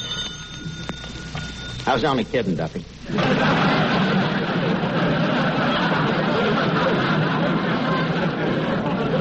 Now, experts, the first question is in 3 parts. Who said of the people, for the people, and by the people? Mr. Finnegan? We the people. I'm afraid this time you're wrong, Mr. Finnegan. Morton. Abraham Lincoln. Abraham Lincoln is right. That gives us 3 out of 3. And now, a scientific question. How does the process of pasteurization get its name? Morton? From its inventor, Louis Pasteur. Sorry, Morton. Better luck next time. But, Uncle Archie, it is Pasteur. Oh, Pasteur or pasteurized? Morton, you've heard of homogenized milk? Yes. Is there such a guy as Hajime? No. Touche. Mr. Finnegan, where did pasteurization get its name? Was it from a moving picture with 12 munis? Oh, could you be a little more specific? What was the name of the picture? Green Pastures. Correct. Well, better luck on the next question, Morton. Now, this question comes from Miss Fern Fefnick, East Orange, New Jersey housewife. What is meant by the reconversion plan? Morton? Well, as I understand it, the plan for reconversion lies in the general reduction of corporate and individual levies, which should, through economic compulsion and consumer goods demand, result in absolute parity of distribution. Morton, will you stop talking like a child? How about you, Mr. Finnegan? I see your hand up.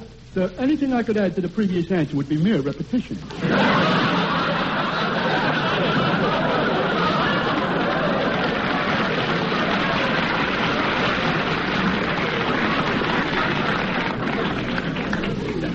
Oh, you don't know, huh?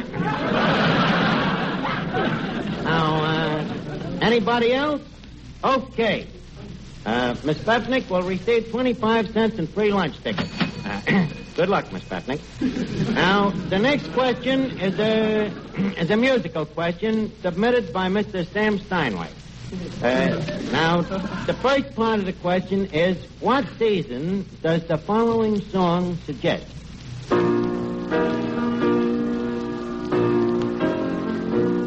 Miss Duffy. Leap year. What month? Who cares? Well, I think I'll only have to give you full credit on that. Morton, by the way, did you recognize the song? Oh, yes, it was Mendelssohn's Wedding March. Yes, that's correct. From Richard Wagner's famous opera, Das Lohengrin.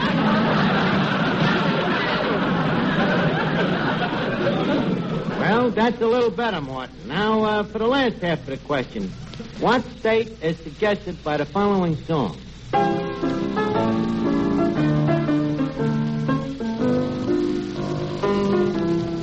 Morton? Carolina.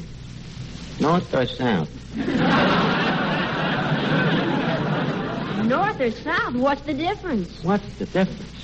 50 million lives was lost in the Civil War, and he asks what's the difference. Morton, I'm afraid you're hopeless. Uncle Archie, I've been thinking so, too. Well, I'm glad we agree. Yes. You've got a 14-room penthouse and a Cadillac limousine. Well, then I'm convinced that it pays to be ignorant.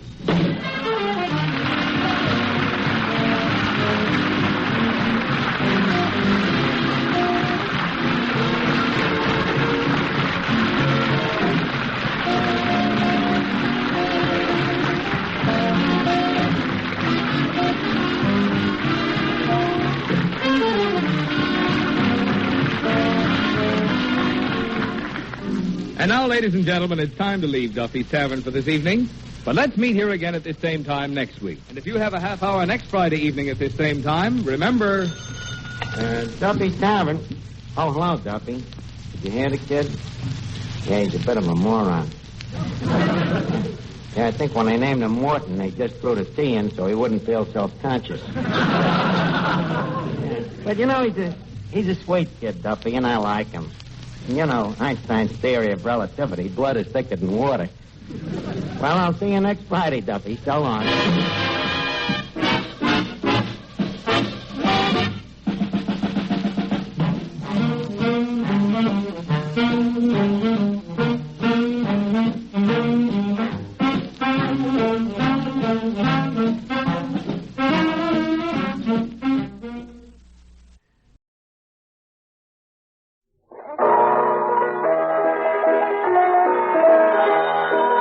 Duffy's Tavern, starring Archie himself, Ed Gardner.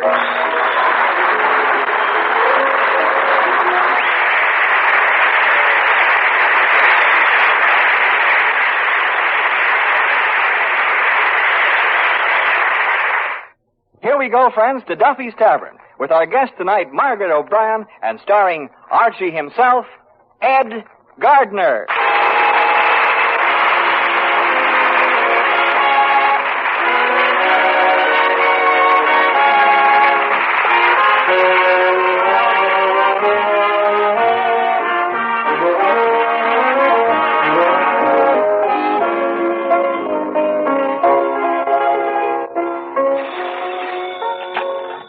Duffy's Tavern, where the elite meet to eat. Archie the manager speaking. Duffy ain't here.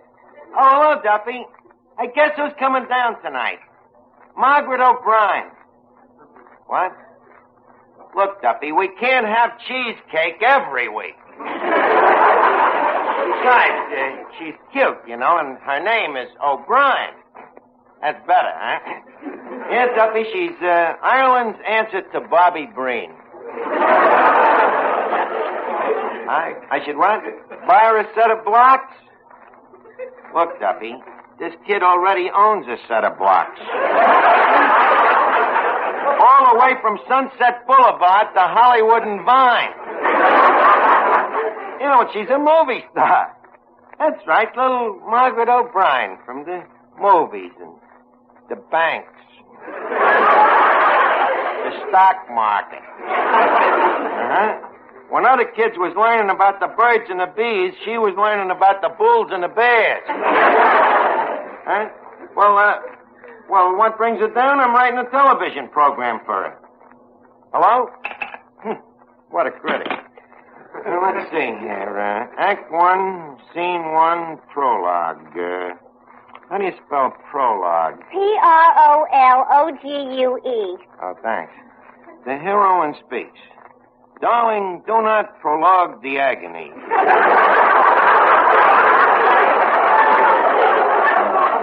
Just hope the kid is able to pronounce long words like that. Now, look, this Margaret is just a kid. You know, as the French say, a June filly. We want Duffy's Tavern to look real nice. Miss Duffy, how long do you think it'd take to make the place look respectable? Well, let me see. This is 1950. Look, I ain't kidding about this. Wait a minute. Eddie. Yeah? Look, you see that bottle up there we got marked champagne? The one we changed from bourbon? No, the other one. The one we changed from gin. What do we do with it? Change it back to 7-Up. Okay, but it'll still be water. Well, just so it won't rupture the kid's mind, huh? Let me see, what else might not be de rigueur or, as we say, muy no bueno? Oh, yeah, that statue in the corner there. What's wrong with that statue? I'm afraid it's a trifle unrisque. What do you mean that's unrisque? It's just Aphrodite. That's the trouble. She ain't wearing one.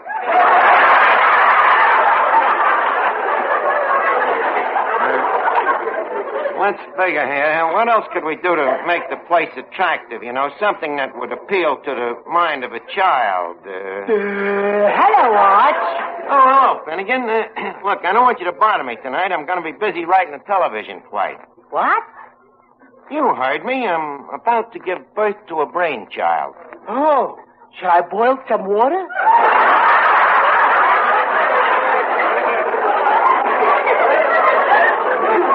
please.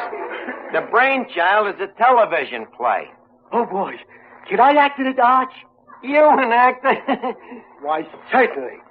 I'll never forget the time I played Hamlet. Boy, the way that audience yelled. Why did they yell? The play was Macbeth.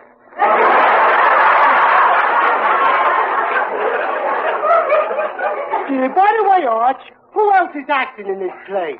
Only Margaret O'Brien. Let me see, Margaret O'Brien. Yeah, you Margaret O'Brien. You've seen Little Women, ain't you? Yeah? Well? She's a midget? I mean, I think when they handed out brains, you got falsies.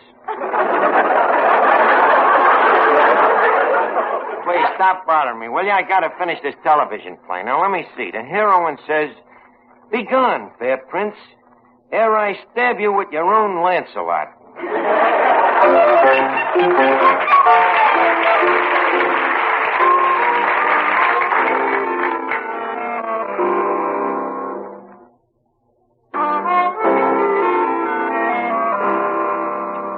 Eddie, you look pensive. What are you thinking about? Well, I'm thinking what it would be like to have all the money in the world and be real rich like Margaret O'Brien.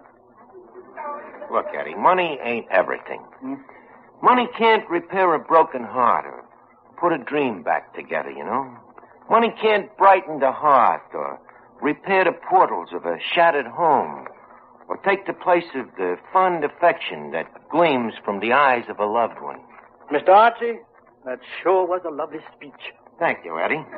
Yes, sir. I bet you nowhere in the world has anybody ever said more beautiful things about Confederate money.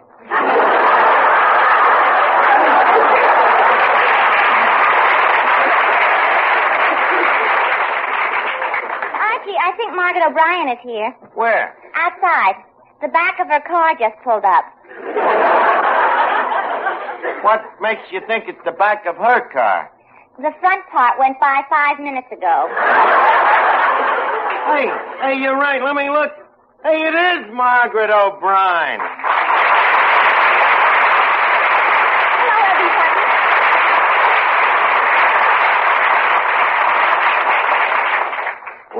Well, itty-bitty Margaret O'Brien. Does oo like who's Uncle-kins, Archie-kins? Well, I find you amiable, winsome, and ingratiating. Does that mean she's glad or she ain't glad? Oh, I like 'ems, my Uncle-kins, Archie-kins. You do? Ain't you a cute little trike? Take that, Eddie. Hello? Okay. What was it? Uncle Duffykins wants Uncle Archiekins to empty out the garbage can.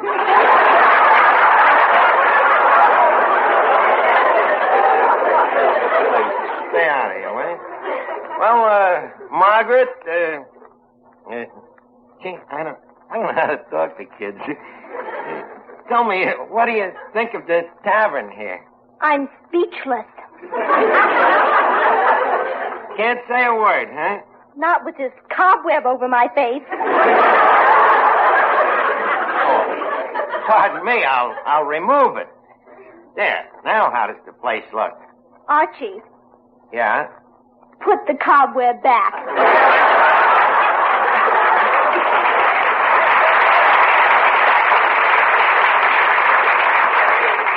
If this kid didn't own 6 major studios, I'd throw her out of the joint. Well, tell me, Margaret, can we get you something to repast yourself? You seem a little hungry. What makes you say that? The way you looked at the free lunch. Well, it looked at me first. Well, stick around a while, it'll get used to you. Well, Margaret, what do you have? A slug of sarsaparilla? Shot of Ovaltine? If you don't mind, I think I'll just take 3 fingers of milk. 3 fingers of milk? Good for you. You know, after what I hear about some of them Hollywood kids, I'm glad to hear that you're a real toper. And I want you to take home a good report to your mother. Thank you. And now, Archie, if you don't mind, I'd like to meet your mother. I beg your pardon. Margaret, this is Miss Duffy. She just works here. Oh, I'm terribly sorry. Tell me, Miss Duffy, do you like your job? Well, this job is just temporary. I'm just doing it until, well, there's a certain person who's just insisting on my getting married. There is? Who? Her father.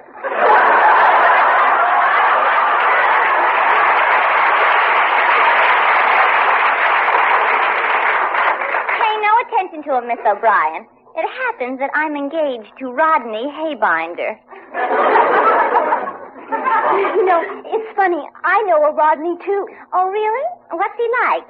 Oh, he's very good looking. Owns his own home and a swimming pool. I wonder if I could meet him. Say, Saturday? He's only 15. Around 6 o'clock? This dame don't stop at nothing. Miss Duffy, the kid is only 15 years old. Archie, I'm just trying to hold on to my youth. Well, you ain't holding on to this one.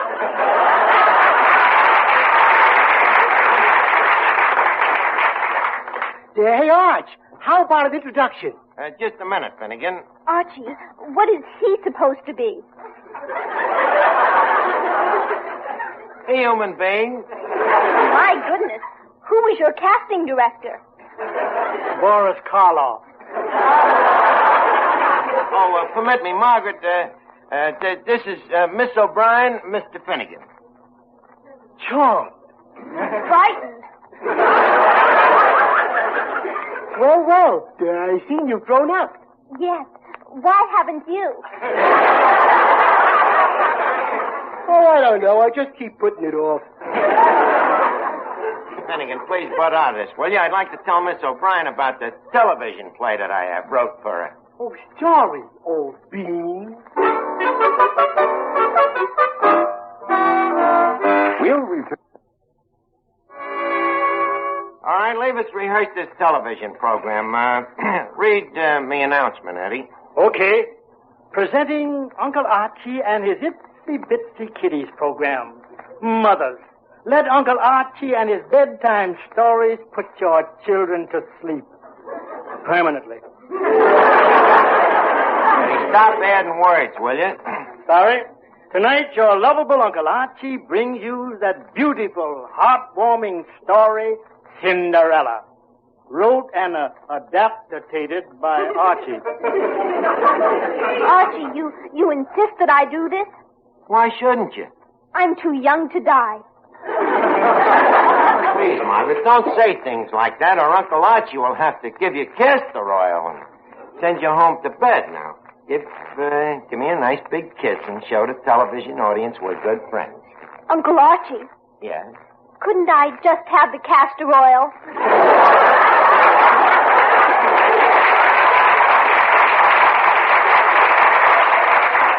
Beginning to think that youth is much too good for this kid. Now, leave us start to play. Camera, action, Vodio. I am Cinderella. Nobody loves me, because on the surface, I am a very ugly-looking tomato. The word is tomato, Margaret. Now read the lines right. On the surface, I am a very ugly-looking tomato. That's better. But beneath my dirty face and ragged clothes, I am a real hunk of punkritude. If the fellows at the pool room knew how really beautiful I am, I would be as popular as... Archie, do I have to say this? Go ahead, read what I wrote. As popular as a glass of water at a herring dinner.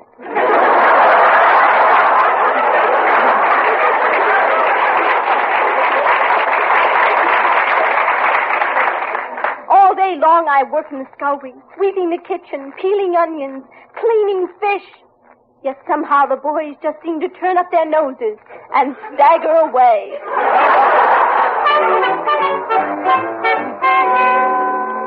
Now, to continue our story, Cinderella has two crummy stepsisters. A couple of real beasts named Heifer and Zephyr. Heifer's got the kind of a face that'd stop a sundial. And Zephyr's got ears that stick out so far she looks like a stagecoach with both doors open. Kiddies, yous have never seen such a bony-looking dame. She can't even take a bath because she's so skinny that when she starts slapping herself with the wash rag, she misses herself.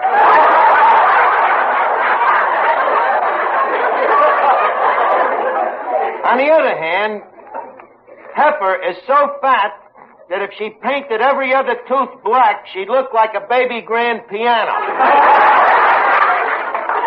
Now, I hope you kiddies is enjoying the fairy tale. They should. 1,200 years later, Fred Allen made a fortune with the same material. And now we return you to Cinderella's house, where we find Heifer, the fat sister, answering the telephone.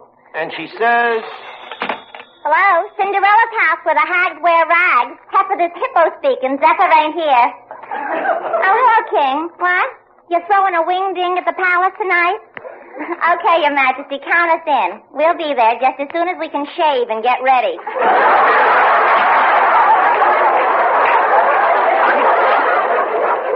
Oh, goody. A party at the King's Palace? Am I going too? Not you, you little crumb. Back to the scullery. Well, kiddies, when Cinderella hears she ain't going to the party, her poor, sad little eyes fill up like a drunk at a convention. She sobs. Oh, misery. Why, oh, why must I be treated thus?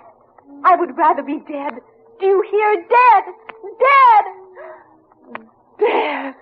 Look, Margaret, you already got the Academy Award. Now, take it easy, will you? Well, kiddies, there she is, poor Cinderella, all alone. No date. No way of getting one. Sad as a church mouse when all of a sudden a beautiful fairy godmother appears. And she says gently... So why you moping around like a dope?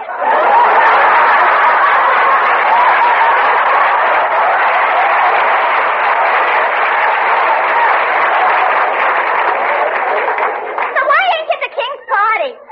Lovely lady, who are you? So well, I'm your fairy godmother. Tell me, kid, what's eating you? I wasn't invited to the party. So what's to stop you from crashing? But fairy godmother, how can I? All I have to wear is this off-the-shoulder Pillsbury flour sack. Well, sir, one wave of the wand and Cinderella's wearing glass slippers and a shiny red, white, and blue dress spangled with gold sequins. All she needs is a tightrope and an umbrella. So, she says... Good fairy, why are you looking at me like that? I'm thinking what a schnook I am for not wearing that dress myself. You're very kind. And just to think, a few minutes ago I was cleaning fish. Ooh. Well, we better take care of that, too. Another wave of the fairy's wand and Cinderella smelling like Chanel No. 5. And still another wave of the wand and Cinderella has a hairdo you can't tell which one is the Tony. So the fairy godmother says... Kid, you're the hottest dish to sitcom since Howard Hughes waved the magic wand over Jane Russell. You'll kill that tagline. I fear not, good fairy. Alas. Why alas, lass? I don't know how to dance. Oh, no? Just hand me that magic wand. I'm flying dry. 3 more waves of the wand and Cinderella is holding a diploma from Arthur Murray. Now she's really ready.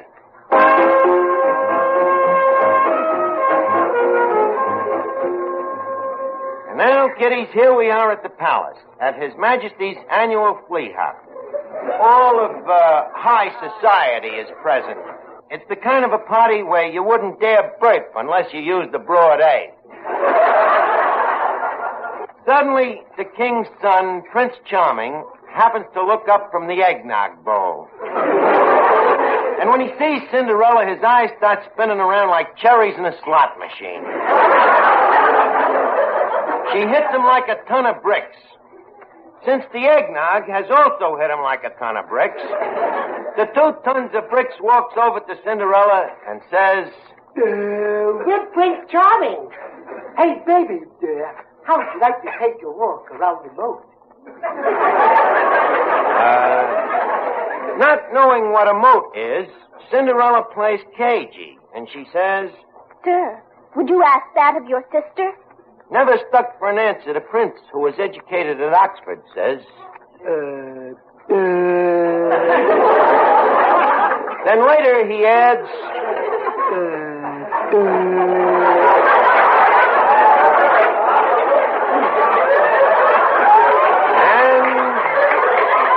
And finally he goes so far as to say,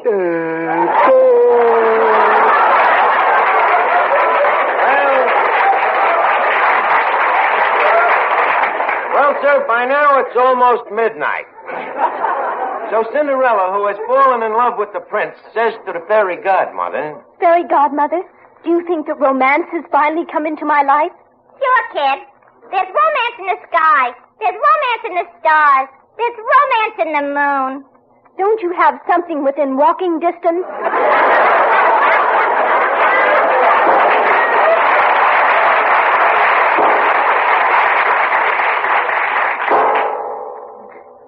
Wait a minute, Cinderella. Forsooth, the clock is striking 12. We better take it on the lamb.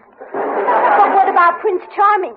Don't worry. We'll take another belt at him tomorrow night.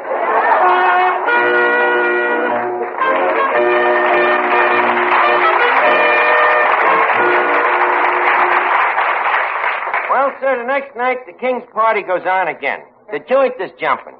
The king is playing the drums, and the queen is playing two of the royal grenadiers. One grenadier for romance, the other a lookout for the king. Cinderella has just arrived, so she says, Oh, Prince Charming, where are you? I'm out at the moat, indulging in my favorite pastime. What's that? Bobbing for peasants. Well, shoot me, old man, or call me king if it ain't Cinderella. Fair one, wouldst thou neck with me on the drawbridge? Well, sir, at the word neck, Cinderella recoils. She's so ladylike, she wouldn't even parse an improper noun. So she says, There, Prince, I know nothing of love. So the fairy says, Are you kidding? And before the fairies waved the wand 3 times, Cinderella spent 3 seasons in the balcony at the Bijou. So Cindy turns to the prince and says, Okay, Prince, lead me to that drawbridge.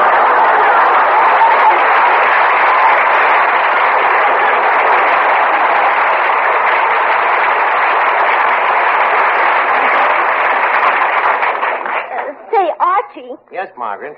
Don't you think I'd better grow up a bit before I hear the end of the story? What are you talking? It's Cinderella, ain't it? It was wrote for kids. Well, anyway, the prince and Cinderella's up on the drawbridge, and it's a beautiful moonlight night. Suddenly, the palace clock strikes 12, just as the prince is putting his arms around her, and he's kissing her. Hearing the clock strike, she says, I'm sorry, Prince, but my fairy godmother says if I don't leave right now, I'll turn into a bundle of rags. So the prince says, Look, kid, I've heard alibis in me time, but this one takes the cake.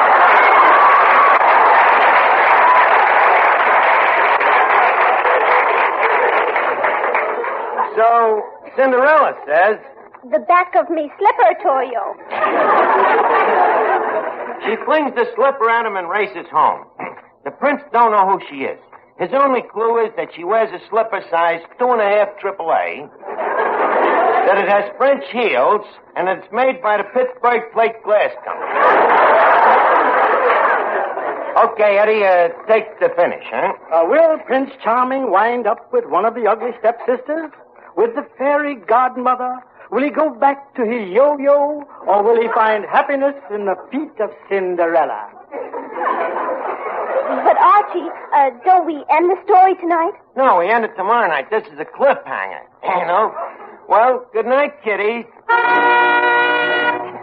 Well, Margaret, now that you've acted in my television program, do you think it can do big things for you? Oh, yes. What? my studio can start saying that I'm only 3 years old again. 3 years old? I don't understand. How come? A play like this will put me back 10 years.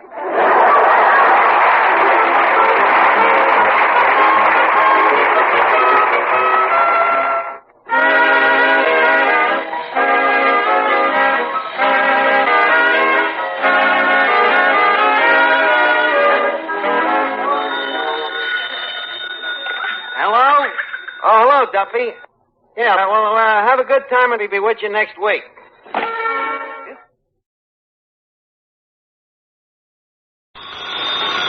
It's Duffy's Tavern, the Friday night transcribed feature on NBC's All-Star Festival of Comedy, Music, Mystery, and Drama. Brought to you by Chesterfield, the cigarette that has for you what every smoker wants. Mildness plus no unpleasant aftertaste. The cigarette that brings you Bing Crosby and Bob Hope. By the makers of Anacin, for fast relief from pain of headache, neuritis, or neuralgia. And by RCA Victor, world leader in radio, first in recorded music, first in television. And now, here we go, friends, to Duffy's Tavern, with Bert Gordon as the Mad Russian, Hazel Sherman as Miss Duffy, our guest, Bobby Capo, and starring Archie himself, Ed Gardner.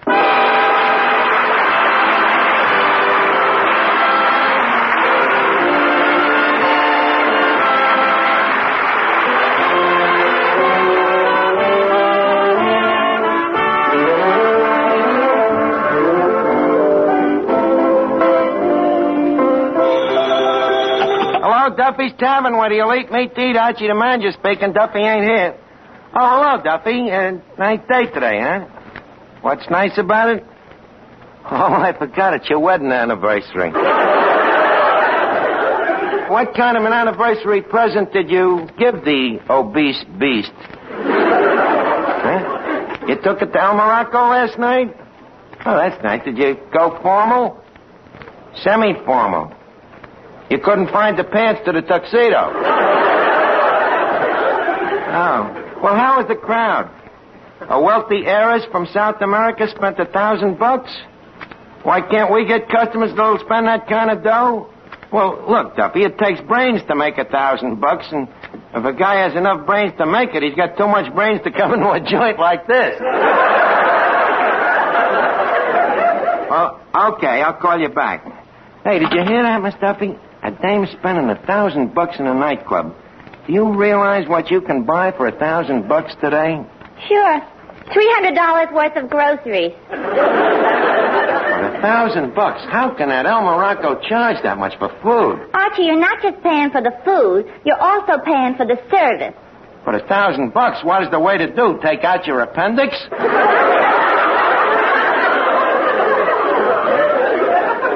Not according to Walter Winchell's column. What do you mean? Look here. It says here, biggest spender of the week is the South American gold mine heiress, Senorita Carmen Cabana. The glamorous senorita has dropped over 10 grand in Broadway hotspots. Holy cat, 10,000 grand. Yeah, the Cabana millions were originally made in Bolivia when the senorita struck a mother lode. Dame sounds like a real crumb. Striking a mother when she was loaded.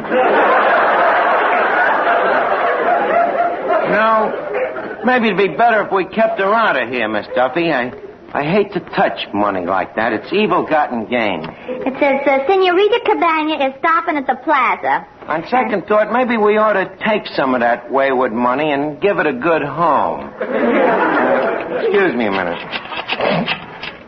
Hello, Hotel Plaza? Do you have a cabana there?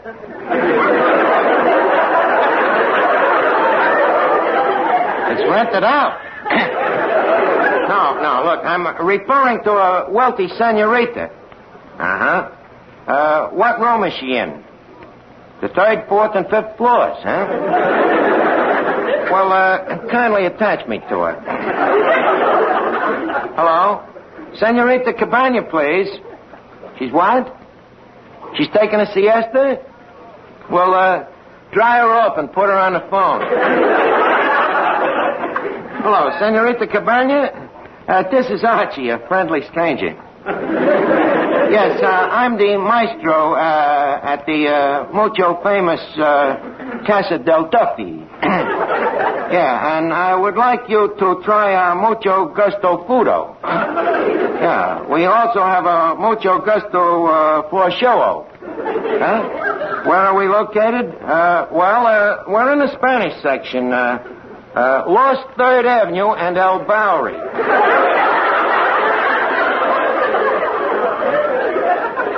You'll come over tonight, huh?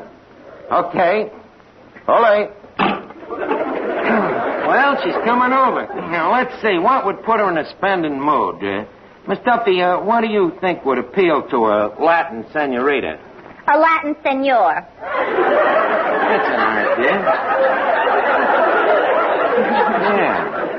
Yeah, now where could we find a gigolo, you know? A romantic, dashing Latin type. How do you do?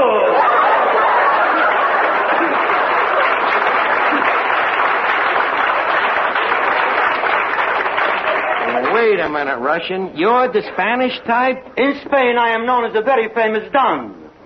Don what? Don't ask me.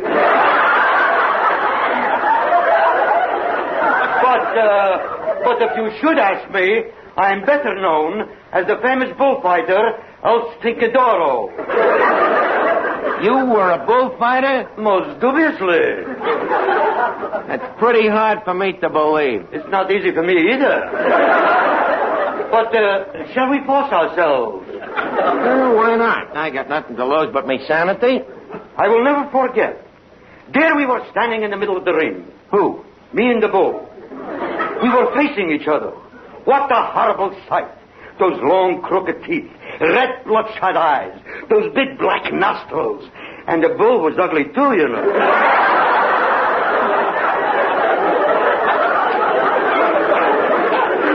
Got me all agog. Now tell me, what happened?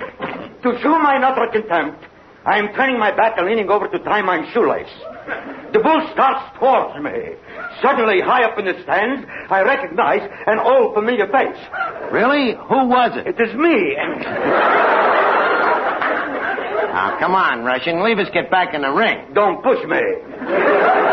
And now the bull waves the red cape in front of me.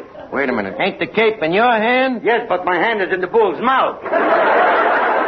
Well, what happened next? The bull jumped towards me. He lunged. Lunged? He looked like he didn't have breakfast.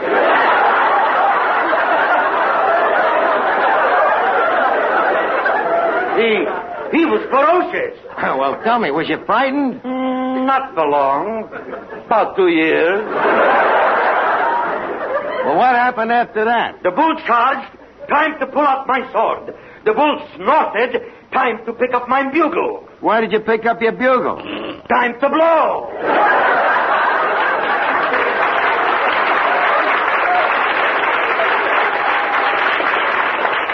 Russian, with only a bugle in your hand, it's a wonder you wasn't killed. Impossible.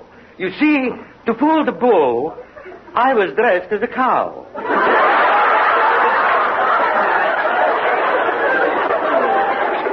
And when the bull came close to me, I whispered, moo. Moo. So we've been going steady for the last 6 years.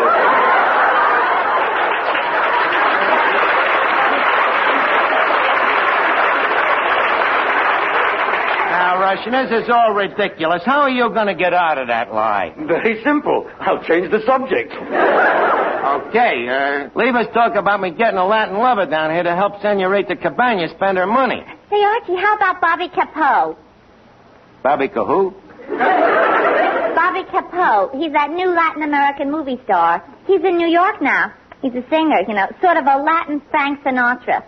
Now, look, if the dame is going to spend $1,000, maybe we should get somebody with a little bigger appetite. But leave us look him over anyhow, huh? But where are you going to find him? Are you kidding? With my motion picture contacts, I'll have him down here in 5 minutes. Hello? United Artists, distributors of the new picture, The Man with My Face? This is Archie, the producer of the picture. Hello?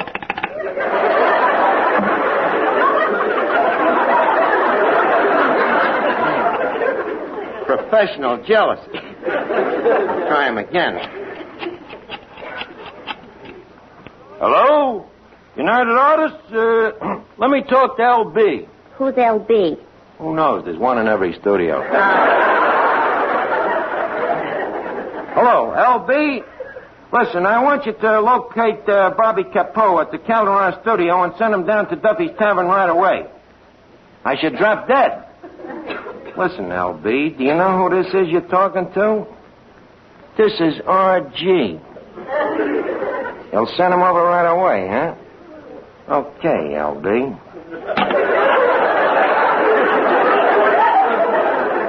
Hey, this RG must be an important guy. I must look him up sometime. Well, Miss Duffy, we're all set. How do you mean? Well, with the price I'm going to charge this senorita and a guy like Bobby Capo to help her spend it, she's going to go back to South America with less dough than an honest basketball player.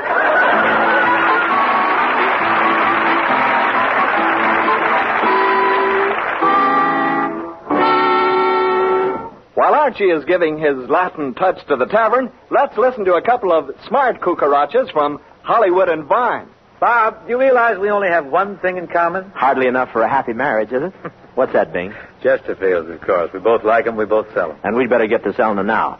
You know, folks, better tasting Chesterfield is the only cigarette that combines for you mildness with no unpleasant aftertaste. How do you know they're mild? Well, you just make our mildness test. You buy them, open them up, and enjoy that milder aroma. Then smoke a Chesterfield. You'll know it's milder because it smokes milder. And Chesterfield leaves no unpleasant aftertaste. That fact has been confirmed by the country's first and only cigarette taste panel. So, always buy Chesterfield. Let's sum it up musically. Buy Chesterfield, Chesterfield, the one that proves its case. Yes, Chesterfields are milder, plus no aftertaste. So, open the pack and give 'em a sniff. Then you'll smoke 'em. Well, look over the place, Miss Duffy. I think I've South Americaned it up quite a bit. Tell me, does the joint look Latin to you? As Latin as Patty's pig. Thank you. Maybe I'd better Spanish it up some more. Well, let's see. Instead of them pig's feet, we can serve cucarachas under glass. And we could give the moose head a close shave so it'll look like a Mexican hairless. And we'll change that sign on that door there to hombres,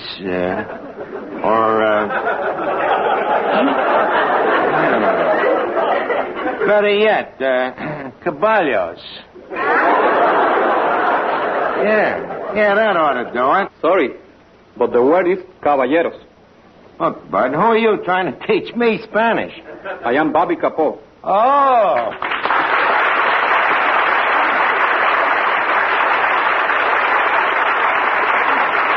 Well, welcome to Duffy's, Senorita Capo.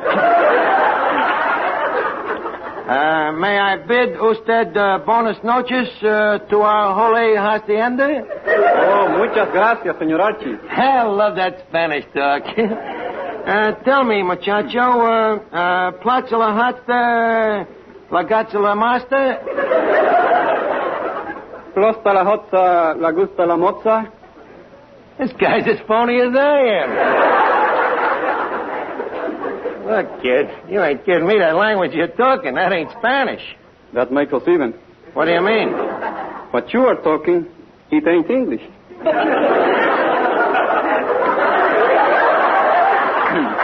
Just a minute.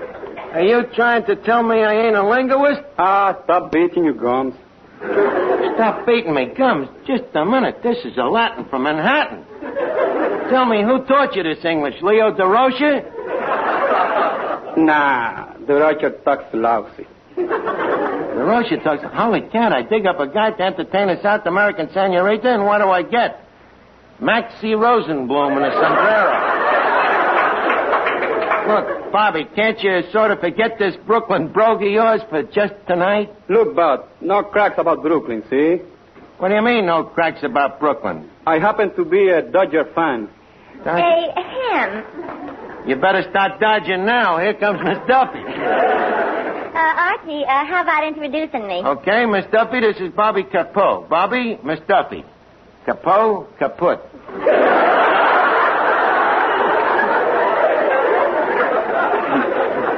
Well, how do you do, Signo Capo? Señorita, mucho gusto de conocerle. Usted es muy graciosa, muy amable, muy agradable. Likewise, I'm sure.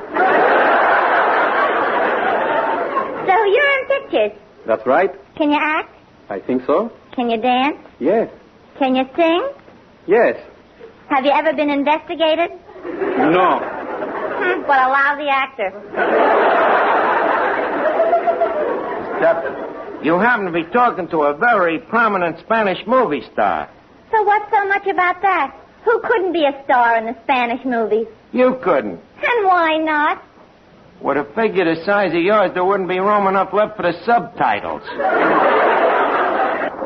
Oh, yeah? Well, it may interest you to know that I have exactly the same measurements as Carmen Miranda. You have the same measurements as Carmen Miranda? I certainly have. I read in the movie magazine what she measures around the chest, the waist, the legs, and the hips. And I have the same measurements. Mm-hmm. But in what order?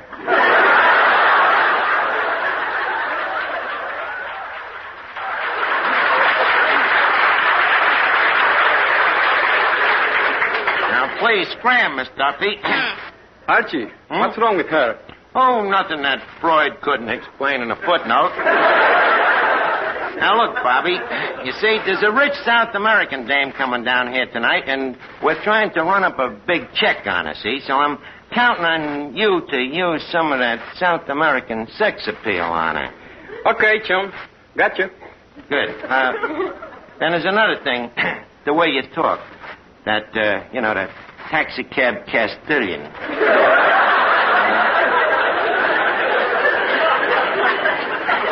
Please, Bobby, try to forget that Brooklyn for tonight, will you? And stick to Spanish. Okay. How is this? Muchachos, vamos a batear duro que tenemos que ganar el campeonato este año. Well, that's great, Bobby. By the way, what does it mean? Get in there and fight, you bums. Get in there and fight, you bum. Oh, no.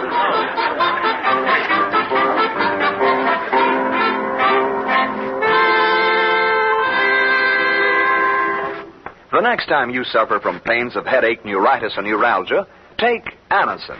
You'll bless the day you heard of this incredibly fast way to relieve these pains. Now, the reason Anacin is so wonderfully fast-acting and effective is this. Anacin is like a doctor's prescription. That is, Anacin contains not just one, but a combination of medically proven active ingredients in easy-to-take tablet form. Thousands of people have received envelopes containing Anacin tablets from their own dentist or physician, and in this way discovered the incredibly fast relief Anacin brings from pains of headache, neuritis, or neuralgia. The next time a headache strikes, take Anacin for this wonderfully fast relief. Anacin, A-N-A-C-I-N. Anacin comes in handy boxes of 12 and 30, economical family-size bottles of 50 and 100. Get Anacin at any drug counter. Now, look, Bobby. When Senorita Cabana gets here, I want you to forget that you ever heard of Brooklyn, see? Okay, pal. Huh? I mean, sí, señor. That's better. Say, Archie, I think that must be the senorita coming in. Well, there's one way to find out. I'll turn on me Spanish. Senor Cabana, adios, muchacho. Hasta la vista. Tico. I do not understand. I hope we ain't got another Brooklyn bum on our hands. Senor, permit me. I am Señorita Carmen Rosita Lolita María Dolores Chiquita López y Cabaña. Very happy to meet the family. Thank you. And you? Me? I'm Archie. A peon. Hey, let me look you over. Senorita, I read that you had besame, but I didn't know you had so much mucho. I don't understand. Well, what I mean is that dress you're wearing. What about it? Shouldn't wear it so tight. It's bad for the blood pressure. Whose? Mine. But leave us cut out this small talk. I don't want to let sentiment stand in the way of me greed.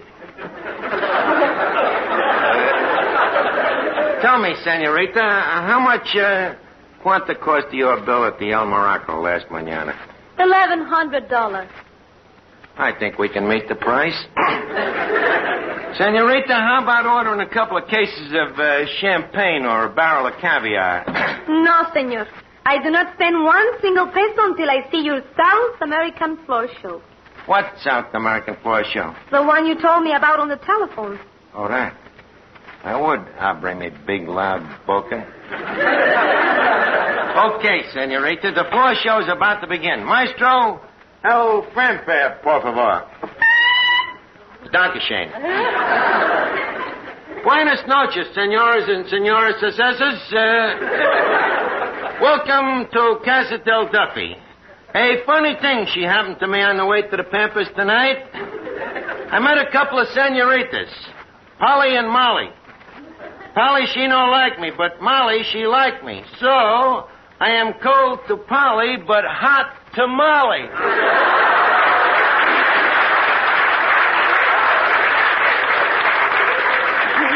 You get it, senor? Hot tamale.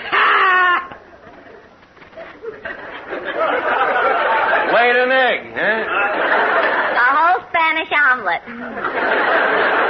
And now, to please Senorita Cabana, a wealthy visitor from hands across the border, I would like usted to meet Arsted, the Latin Sophie Tucker, Bobby Capo.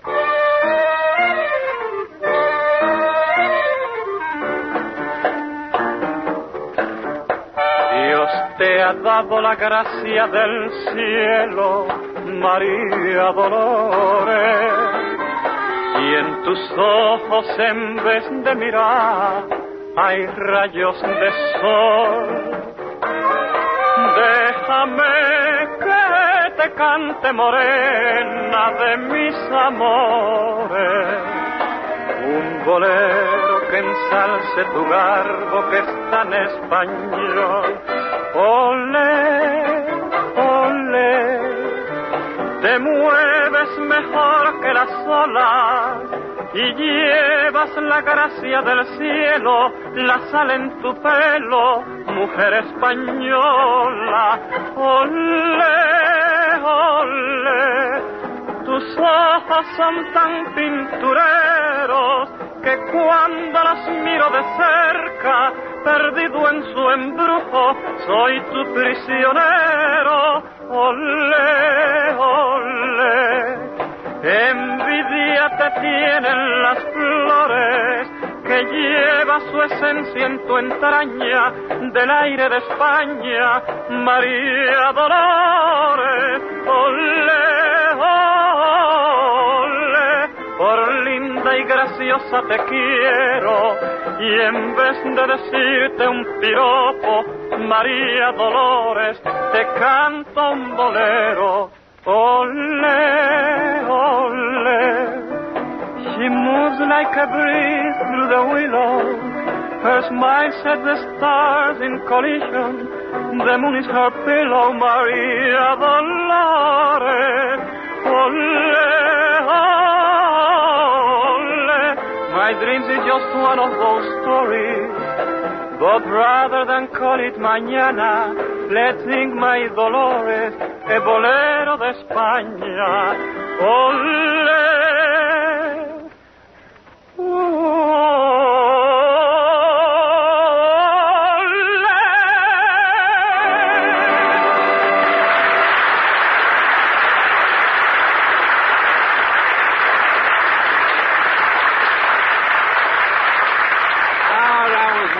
That was wonderful, Bobby. Bravo, bravissimo, magnifico.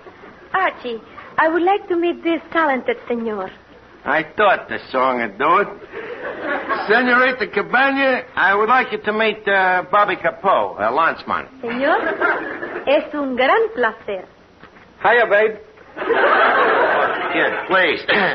Look, senorita, now that you've met everybody, How about selling you a couple of cases of champagne, huh? Later. Senor Capo, you sing beautifully. So much better than those stupid Americanos. Stupid Americanos? Look, sister, how you like to have a punch in your nose? Bobby, remember, the champagne customer is always right. Look, senorita, could we serve you a nice $200 blue plate or maybe a nice $50 hot dog? Hot dogs? Who eats hot dogs but crazy Americanos? Now look, you DC dame. Bobby, no, the senorita's correct. In fact, I myself would no more think of eating a hot dog than I would to slap Eva Perón over the head with a wet transit.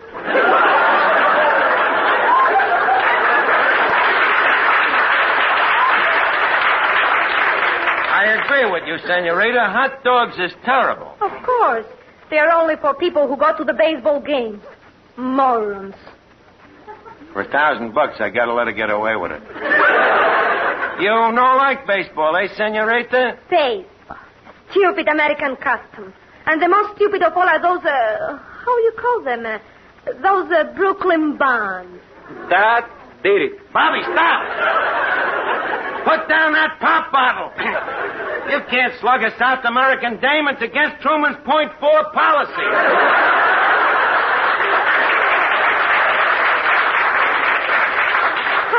I have been insulted on your old phony face. I go. Adios. Wait a minute. Senorita, before you go, how about that case of champagne? Senorita! Look, Bobby, Capo, come here. You know what you've done? You just cost Duffy's Tavern 1,000 pesetas. But she took a crack at the Dodgers. So what? Well, why couldn't she pick on some other team? Like the Giants? Just a minute. What about the Giants? They stink. They stink, huh? Says who? Says me. And your brother sings soprano. Ah, your father talks to cops. And your mother, G.U.S. Army shoes, you jerk. Drop the Giants from me.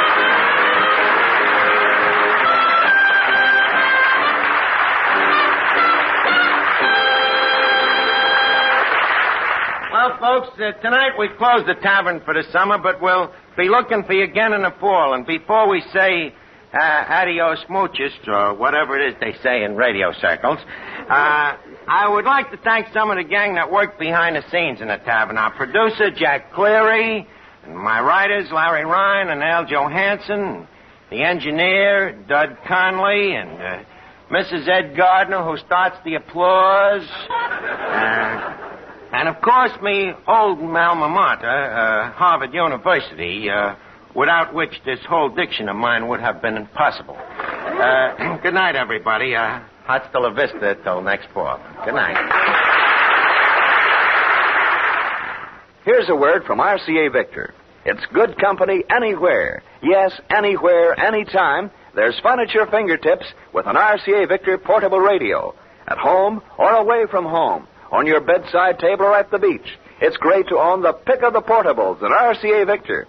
You'll enjoy that extra range. You'll rave about the tone, thanks to RCA Victor's exclusive Golden Throat tone system. Yet, your RCA Victor portable boasts a compactness and lightness you never dreamed possible. Most important of all, you get the strongest reception ever achieved on battery operation, because RCA radio batteries are tube-rated and radio-engineered for long, strong listening life. Yes, on every count, an RCA Victor portable radio is good company anywhere. Take your pick of the beautifully styled models at your RCA Victor dealers everywhere. You've been listening to Duffy's Tavern, the Friday night transcribed feature on NBC's All-Star Festival of Comedy, Music, Mystery, and Drama. Brought to you by Chesterfield, the cigarette that has for you what every smoker wants. Mildness plus no unpleasant aftertaste. By the makers of Anacin for fast relief from pain of headache, neuritis, or neuralgia. And by RCA Victor, world leader in radio, first in recorded music, first in television. Listen tomorrow evening for The Man Called X, starring Herbert Marshall, the Saturday night feature of the All-Star Festival.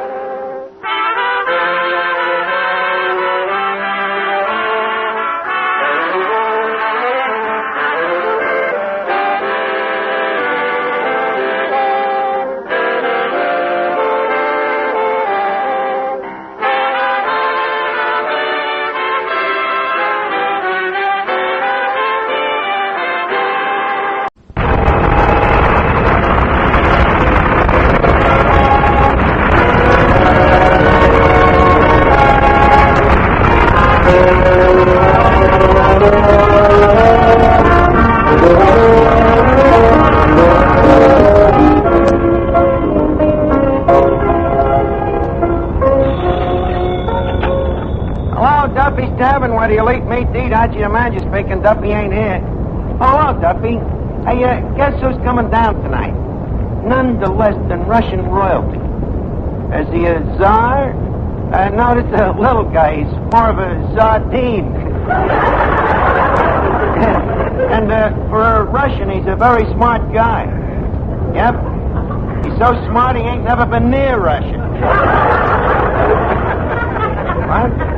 Well, you know, Duffy, some guys become princes by birth, others become princes by marriage. Mike just had cards printed.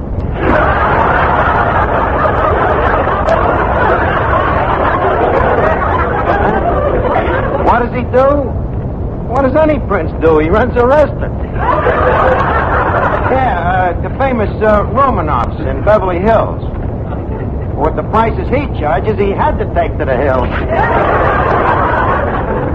What he charges for a meal, for 6 months a guy could eat in our place and still have enough left over for the funeral. By the way, the building inspector is here. Yeah, he's trying to slap us with a violation.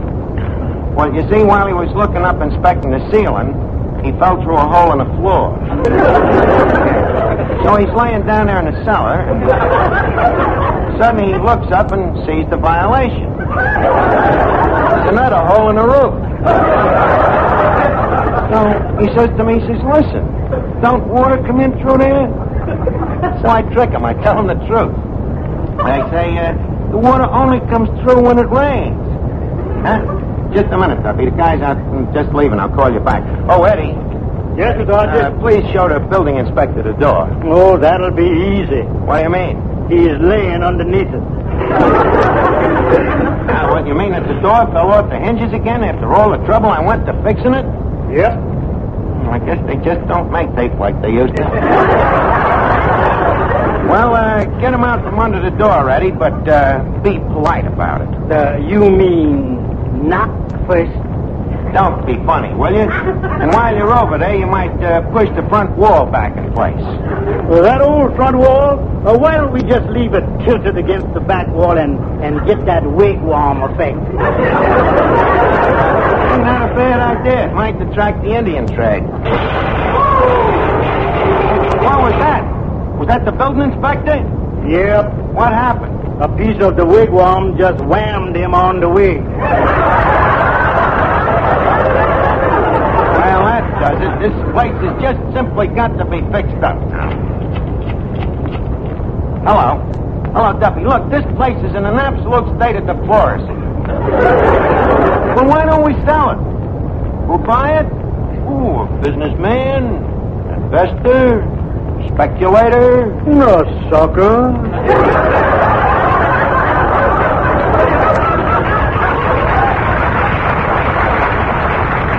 Look, Duffy, what do you take for the joint?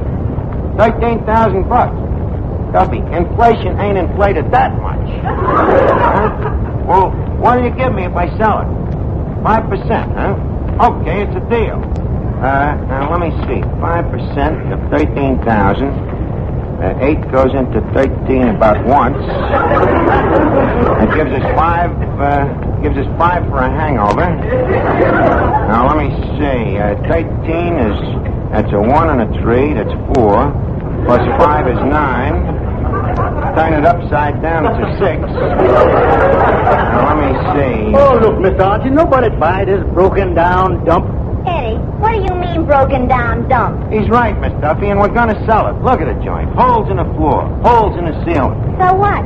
We're the only place in town that can advertise cross ventilation. Up and down. Please, leave us face it. The joint ain't fit for man or beast. Hello, Arch. Oh, Finnegan. And how are you, as far as Danny? Fine. How are the wife and the kitty?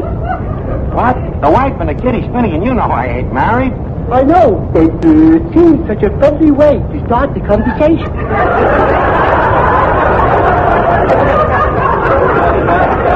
Please, stop the nonsense talk, will you, while I'm trying to comb out my membranes, figuring a way to sell this tavern. Sell the tavern? Yeah. But, Arch, you can't do that. The tavern is part of Third Avenue, like the L, or the sidewalks, or the sewer. That's sweet of you, Finnegan. Archie, if Papa sells the place, what's going to happen to you? What do you mean? A thing like that might force you to go to work. Needs be what bees must be. No, Arch, I ain't gonna let you do it. I ain't gonna let this place go if I have to buy it myself. You're gonna buy it? I might. How much you asking? $13,000. $13,000, huh? Is that more than $1.25? Will you quit bothering me? I got too many things on my mind here to fool around. I got real royalty coming down here tonight. Royalty? Yep, and guess who he is? Queen Victoria? No. King George? No. King Kong? No, but you're getting close.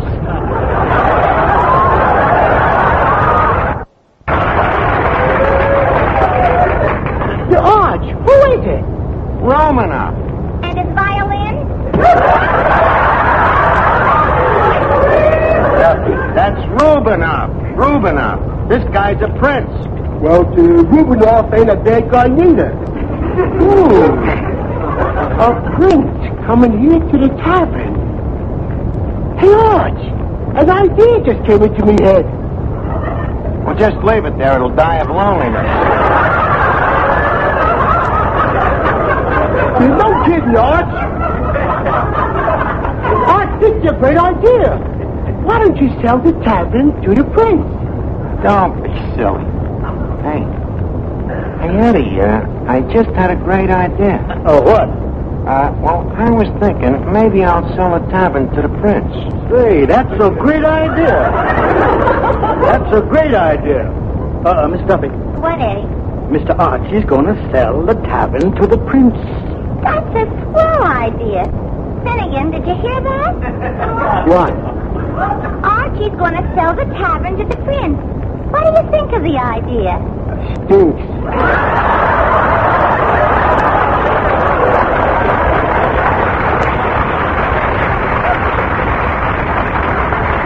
That's just because he didn't think for himself. Now, let me alone a minute while I figure what's in this deal for me. Now, that's $13,000. Maybe I ought to change that into rubles or kopecks. Pieces of 8. Pieces of 8. So 8 goes into 13. Goes in twice if you squeeze it. 6, 5, 9. Let me see. We carried a 12. No, that's too heavy. Better carry the 7. Now I get 5%. 5. You push over the decimal point. Won't push. Guess I'll have to fracture the dominator. Fracture the dominator and divvy up the quotient. It gives me 7, Zypher, 0, Zypher.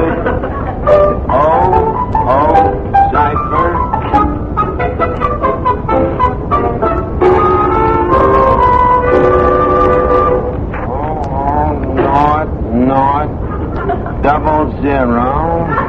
Zypher. Eddie, wake up, Finnegan. Stop that snoring. Now, let's see. 0, 00, Zypher. Nope, it can't be done. So what can be done? There ain't no way to figure 5% of 13,000. I'll have jack the price up to 13,489. Darling Rabble, that means cake. Finnegan, wake up. What are you dreaming about? Oh, sorry, Arch. I was dreaming I was a prince. Romanov? No, dozing off.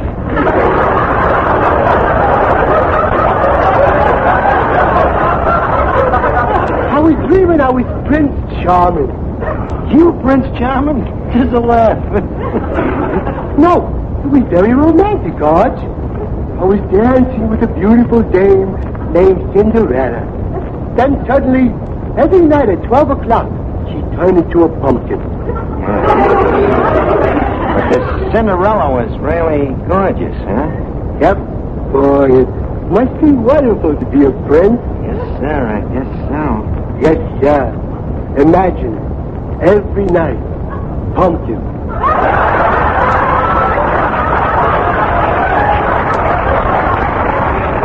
Well, you got the head for it, Finnegan. Dear Arch, how did this guy get to be a prince? Well, to be a prince, your mother has to be a queen, and your father has to be a king. Gotta have both, huh?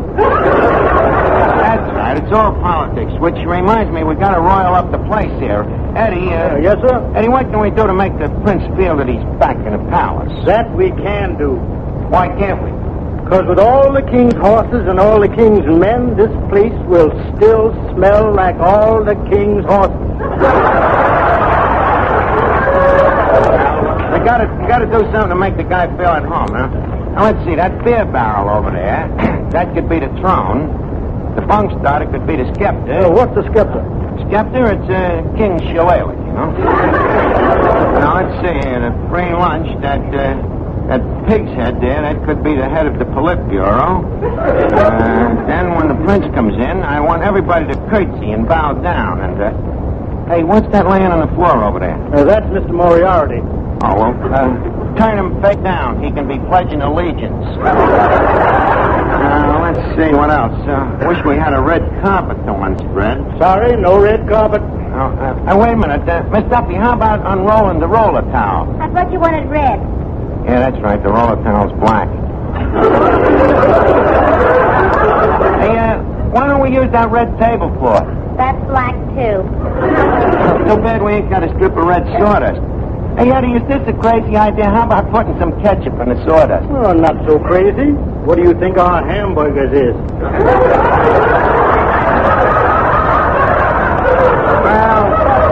Well, never mind anyhow. It's too late. Here comes the guy now. Oh, little fella, ain't he? Yeah, he's little, Eddie, but he's every half inch a prince. Well, Prince, welcome to Duffy's Tavern.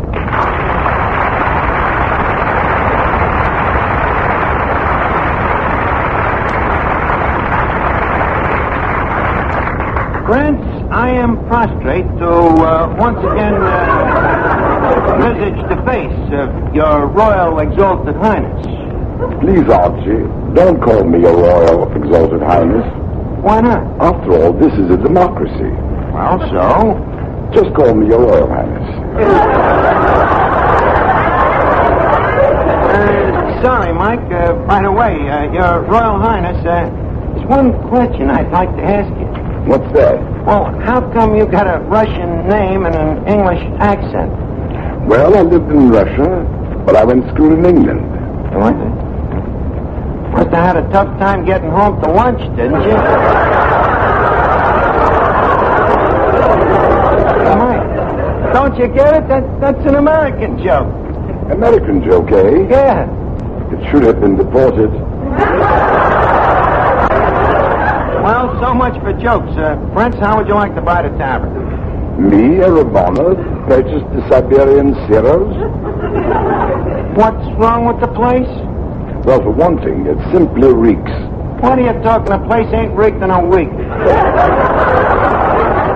Look, old boy, my title has often been questioned, but my sense of smell, never.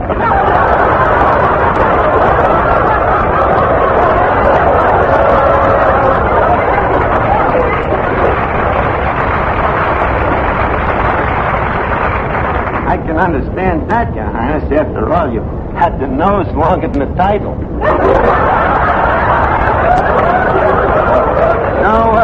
So you don't want to buy the place, huh? Absolutely not. A troublemaker. I got an idea. Hey, Eddie. Yes, sir? Eddie, pour the Prince a shot of our bar rye. Maybe it'll soften him up. Soften him up. It'll dissolve him. Well, try it anyhow. Well, Prince, make yourself to home. Sit down and take the load off of them Adler elevator shoes. Please sit down. You forget, Archie, that I'm a prince. What of it? I can never sit in my own royal presence. You mean to tell me that you always stand up? Except when I'm incognito. Then what do? I permit myself to tilt a little. Well, that's one thing about the tavern. We aim to please. You want to tilt, you tilt. Eddie, show His Highness to the pinball machine. Incidentally, that pinball machine makes a fortune for us, Your Highness. It does? Yep, not that I'm trying to sell you any. anything, but I must say that this whole place here is a gold mine. It does look a bit like a hole in the ground. Okay, you call it ham, we'll call it ham. How would you like to buy a hole in the ground? But I have a reputation to uphold. What kind of food do you serve? Food? That's one thing we're particular about, our food. The minute it changes color, out.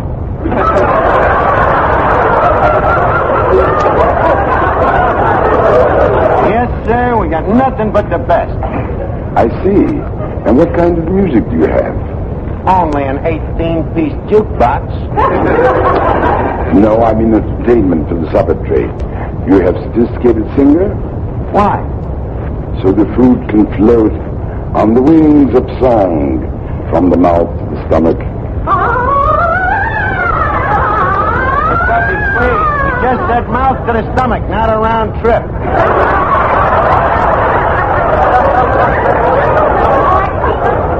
Please introduce me. Introduce you, okay. Prince Romanov, Miss Duffy. Gremlin, Gremlin.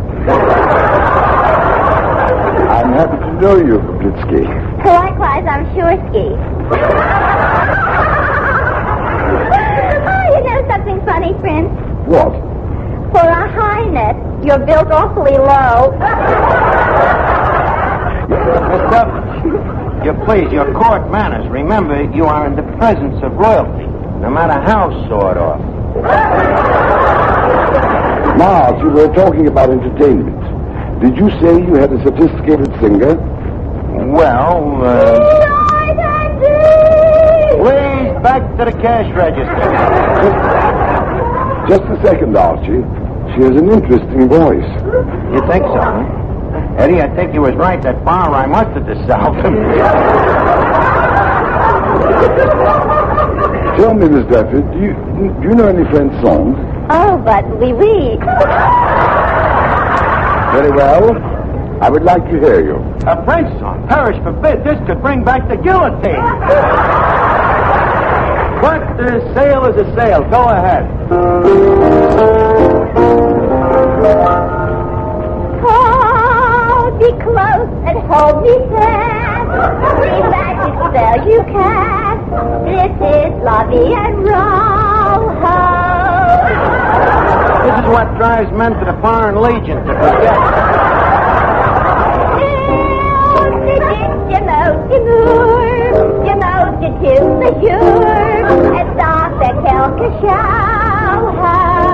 This is awesome. When you put me to your heart, ooh, I'm in a world where roses bloom. This dame is from an old French vaudeville team called Levy and Rose. Stand the week for moi for the weekend, the deep breath. You're ready for keep your hand and search to be, and lore and life we need. Lovey, oh,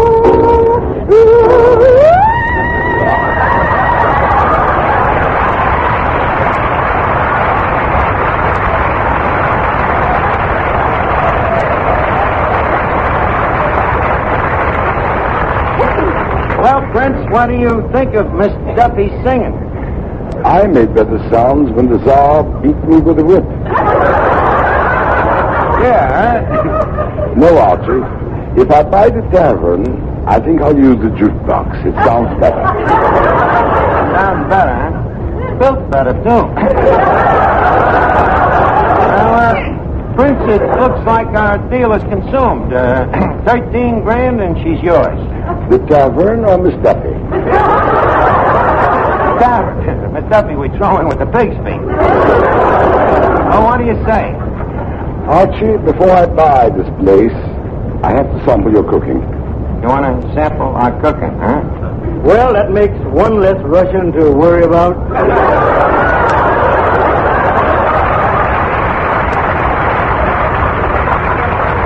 Hey, please. What about it, Archie? May I meet your chef? Our chef? Oh, our chef. Yeah. Excuse me a minute. Hey, Miss Duffy. Yeah? Miss Duffy, come here. We got to dig up a chef. Look, that broken down Russian, that piano teacher of yours, that Yasha Panyaslavny. Can he cook? Why? If he can cook, you've got a job as a singer. Such glimpses you've never tasted. With your singing and Panyaslavnik's cooking, this'll be one way to find out. Find out what? Whether or not the Russians have the A-bomb. Well, go get Panyaslavnik quick. Now, we're going to need him if I'm going to collect that 5% for selling the tavern. Prince, I'd like you to meet our chef. He'll be here any minute. Now, what's your favorite food? Blintzes.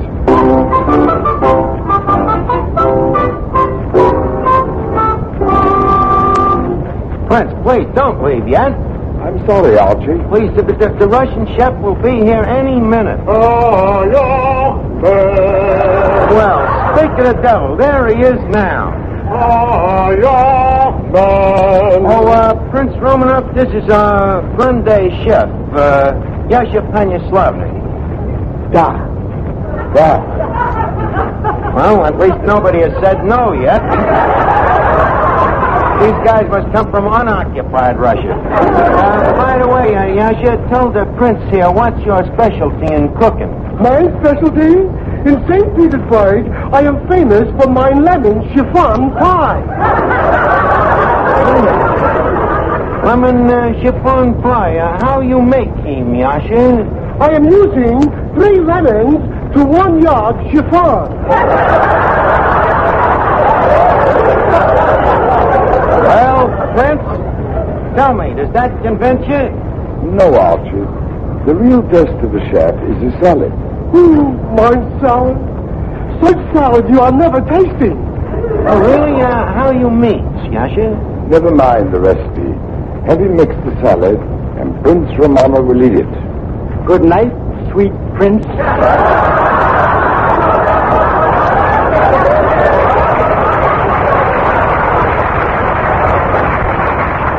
Okay, it's a deal. Now, first to my salad, I make the Russian dressing. The Russian dressing. Salad bowl, please. Salad. Mustard. Mustard. Mayonnaise. Mayonnaise. My gloves, please. You are? Your gloves. Thank you. I drop the gloves in the bowl. And next, vinegar. Vinegar. Lettuce. Lettuce. Tomatoes. Tomatoes. Scalpel. Yasha. I mean scallop. Yeah. Tamales. Tamales. Tequila. Tequila. Tabasco. Tabasco. So now I stir. So now I taste. Deep in salt. Now olive oil. Olive oil. Artichoke. Artichoke. Cucumber. Cucumber. Tutti frutti ice cream. Tutti frutti ice cream. This is ridiculous. Tutti frutti ice cream in a salad? Okay, so we change it to vanilla. Next, garlic. Garlic. Ketchup. Ketchup. 2 eggs, sunny side up. Wait a minute. You put fried eggs in the salad? No, the eggs I'm eating myself. The salad is making me hungry. Next, onion. Onion. Whipped cream. Whipped cream. So we are holding all the ingredients together. 1 tablespoon glue. Gentlemen, the Panyaslavnik salad. Well, go ahead, Mike. Try it. Archie, you are forgetting protocol. Royalty never eats first.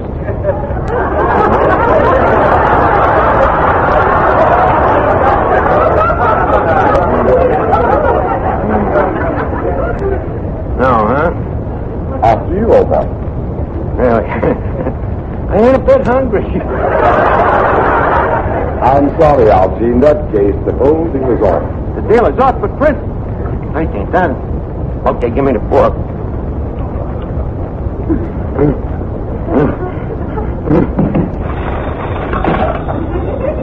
Hello? Who is this? Mr. Duffy? This is Prince Michael Romanov. What? By your tavern? I'm sorry, old boy. I might have, but Archie tried to palm off a fake chef on me. And if there's anything I can't stand, it's a phony.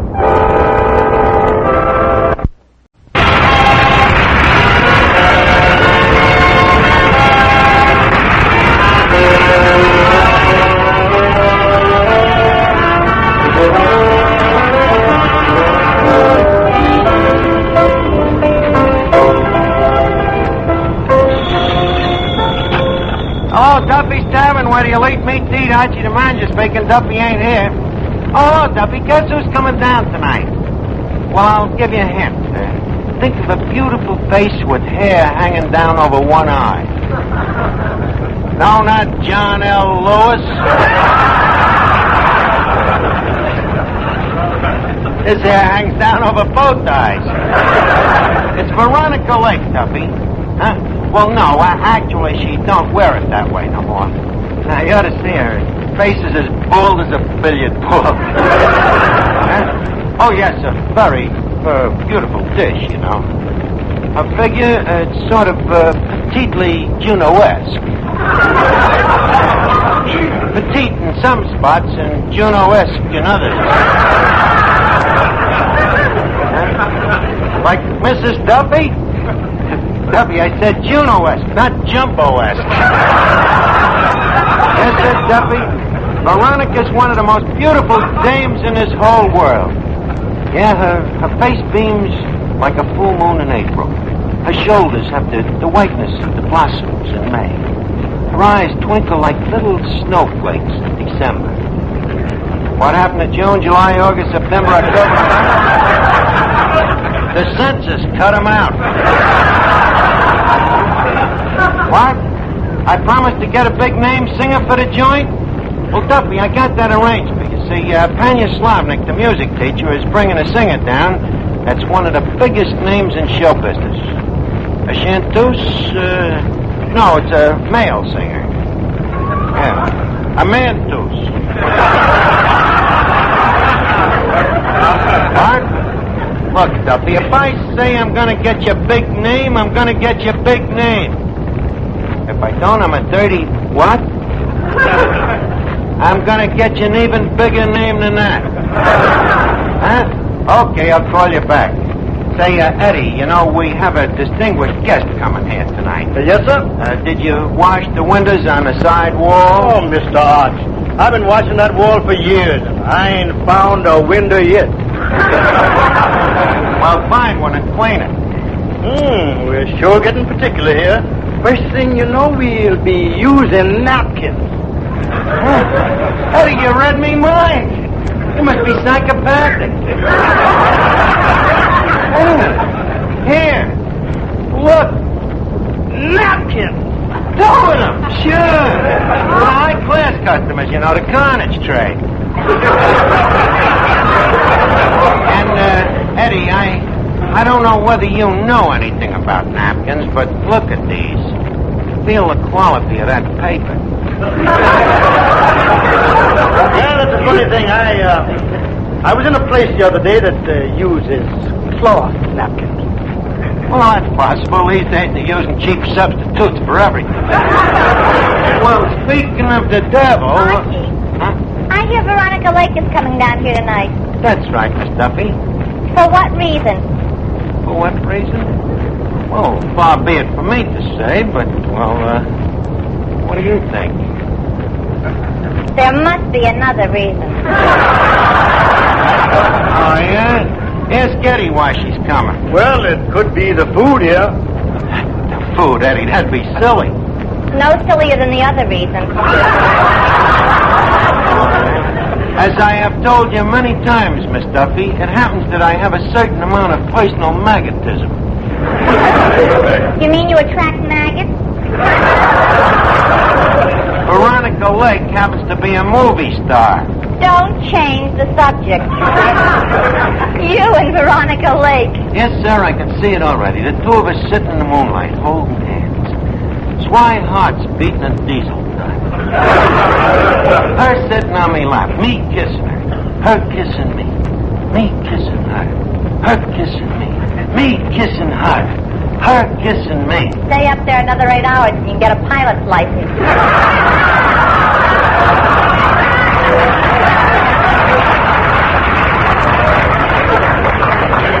Oh, what's the use of talking to you? Hey, Eddie, dust off that mirror behind the bar. Dust off the bar mirror? Yeah.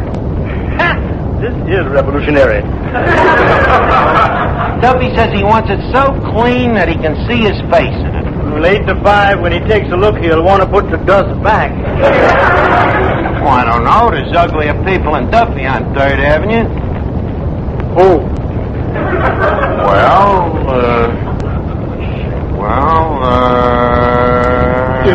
Hello, Arch. Eddie, I guess you was right. Hello, Finian. Hey, you're all dressed up tonight. Thanks. You like this sweater? Oh, very de rigueur. Goes well with them sneakers. Tell me, where'd you get the sweater? My mother made it for me. She's just learning how to knit. Your mother knitted it, huh? Wait a minute. Hey, what's them 2 buttons doing in the back? Started out to be long underwear. Oh, it's a lucky thing you dressed formal tonight. You know, we're expecting a very attractive lady of the opposite sex. Really? Yeah. Hey, who's the dame? The dame, it's Veronica Lake. Oh, boy. Veronica Lake? You go for her, huh? Oh, boy, do I seen one of them candid camera pictures of her in a movie magazine with Alan Ladd. Yeah, huh? What kind of a candid camera picture was it? Oh, you should have seen it, Arch. Yeah? All she was wearing was a skimpy little bathing suit. That's all, huh? Yeah. You never seen such a bathing suit, Arch. There was practically nothing to it. Really, huh? Yeah. I just couldn't take my eyes off the picture. Boy, what muscles that Alan Ladd has.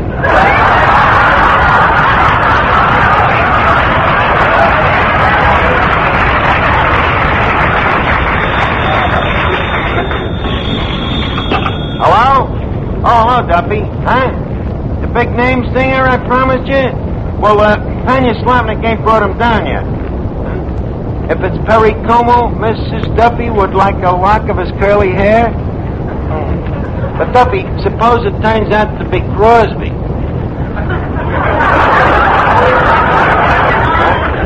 Oh. Just send a piece of his scalp, huh? Duffy, that's already been asked for by Mrs. Sinatra. I'll tell you as soon as the guy gets here, though, Duffy. I'll call you back. Hey, Arch. Yeah? This new singer, do you think he'll make me swoon? Well, with you, it'll be hard to tell. Hey, Miss Duffy. Yeah? Miss Duffy, that music teacher of yours, that Yasha Slavnik, is he a reliable judge of talent? If he wasn't, do you think he'd hold such an important position? What position? He only happens to be the technical advisor to Western Union for all singing telegrams. Boy, I didn't know. I only hope that he ain't trying to palm you off as the big-name singer. I wouldn't sing for you with a 10-foot pole. Besides, it so happens that Yasha is saving me for television. Lucky radio. He's gonna put you in television, huh? Yes, he's very complimentary. He keeps saying, Miss Duffy, your face will be just right for television as soon as some improvements are made. Well, you can't help your face, Miss Duffy. After all, it's a matter of heredity.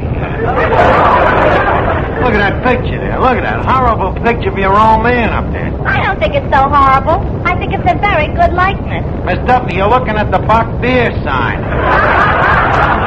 That's your father's picture hanging next to it. Oh. Well, I admit he's no Clark Gable. He ain't even a Boris Karloff.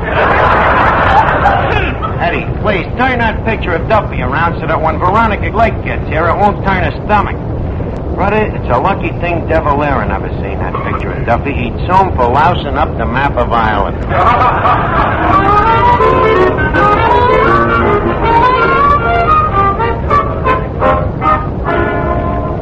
Eddie, I wonder what famous singer Tanya Slavnik's bringing down tonight. Well, I don't know. Maybe Caruso. Don't be silly. Caruso's in Italy.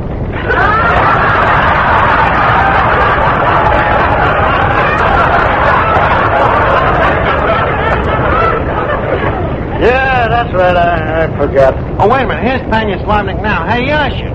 Your humble servant. Did you bring that singer that you promised? By me, a promise is a promise. Quick, who is he? Where is he? At the moment, he is outside gargling. Oh, well, quick, bring him in. Hello? Hello, Duffy, the singer? He's outside lubricating his gargle. Well, I'll know in a second, but I got a hunch that it's either Bing Crosby or Dennis Day. Archie, here he is. Hold on, Duffy. I'll find out who it is. Yasha. Yes? Come on now. Bing Crosby or Dennis Day? Who is he? Lope Balaguer. I'll call you back, Duffy.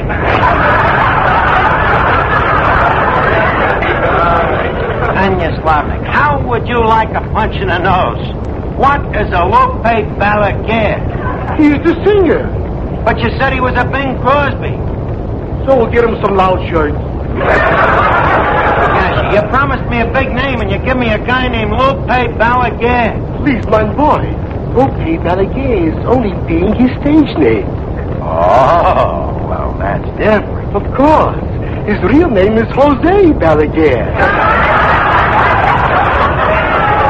In that case, I'll punch both of them in the nose. Please, my boy, don't be so impatient. Lope, what song you would like to sing? I will sing Contigo a la Distancia. Hello? Hello, Duffy. He's about to sing. Huh? No, it ain't Morton Downey.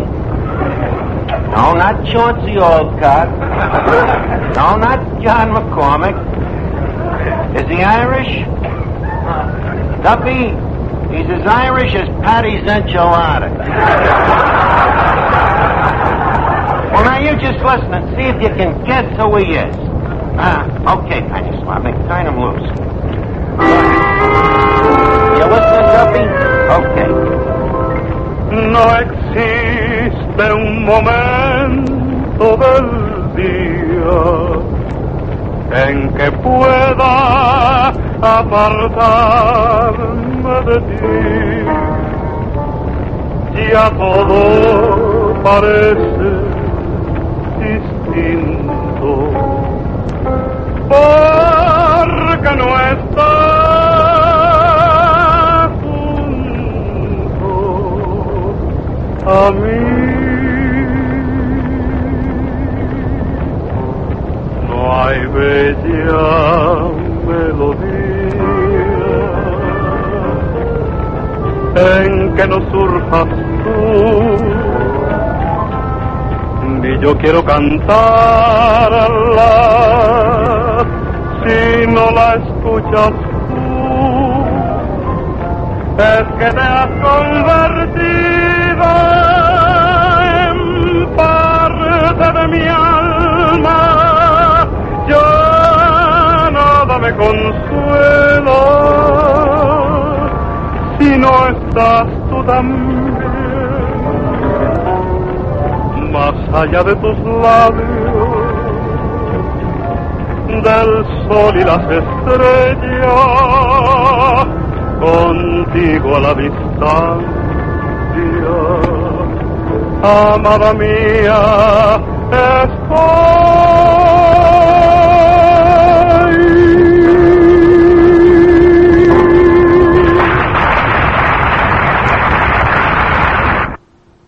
Oh, Duffy, you liked them, huh?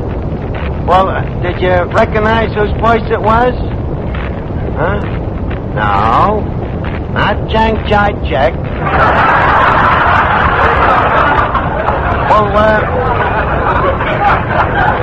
keep guessing, Duffy. I'll call you later. So, Archie, what's the difference? He's got a big name. This boy is making the women swoon. Swoon? Hey, wait a minute. Maybe that's me way out of this. If I can get Veronica Lake to swoon over this guy, he'd get enough publicity to make him a big name. I can see the headlines already. Veronica Lake faints at Duffy. Hello? Hello, Duffy. Huh? No. Not Bobby Breen. Hey, just a minute. Veronica Lake just come in. Oh, yeah, dynamite, Duffy. You know, the kind of a dame when you see her on the beach in a bathing suit, you turn to your kid and you say, "Look, Junior, why don't you go bury your mother in the sea?"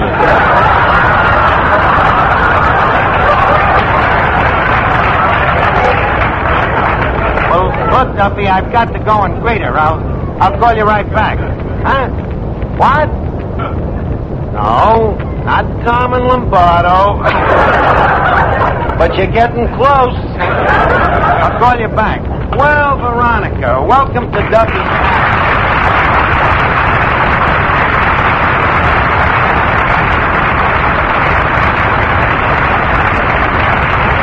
Hello, Archie.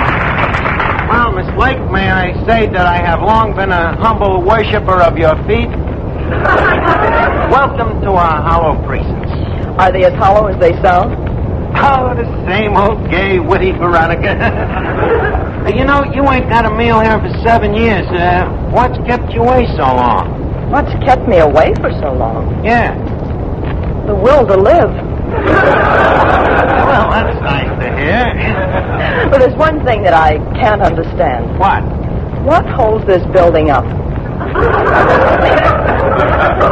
I am equally at a loss. That dress of yours. What about it? What holds that up? Well, it's a hard struggle, Archie. You know, the law of gravity versus the laws of the state of New York. Well, so much for pleasantries, Veronica. Leave us start the pitch. What pitch? Don't pretend with me, kid. Give in to thine own instincts. As Omar Khayyam himself once said, a jug of wine, a loaf of bread, and thou. And if food be the music of love, by bond. So, what do you say we start out with a little necking, huh? Well, Archie, I don't know much about you. You think of a better way to find out? I mean about your background. My background is just as obvious as yours. Don't try to stave me off, Veronica. You and me could be very happy. We could settle down in Beverly Hills, maybe build a little house, and before you know it, there'll be 2 or 3 little ones. Not before I know it. Well, naturally, I'd give you warning. So, what do you say? A him. Oh.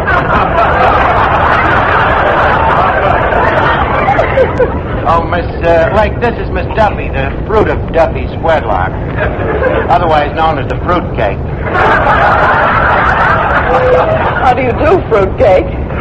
Likewise, I'm sure. Oh, Miss Lake, this is sure a thrill. Just think, to meet in person a girl who was in the same picture with Claudette Coburn. Thank you. Oh, you know, we love your pictures in my family. Papa, that's my father. He cried at one of your pictures. He said it was just like the story of his life. The story of his life? What picture was that? I married a witch.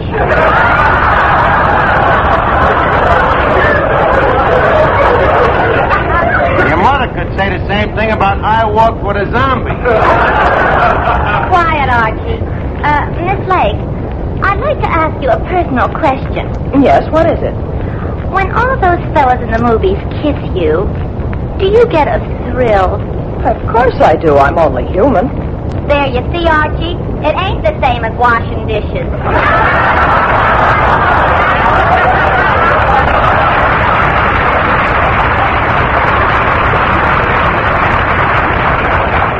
Duffy, please get out of here, will you? Now, let's see, Veronica.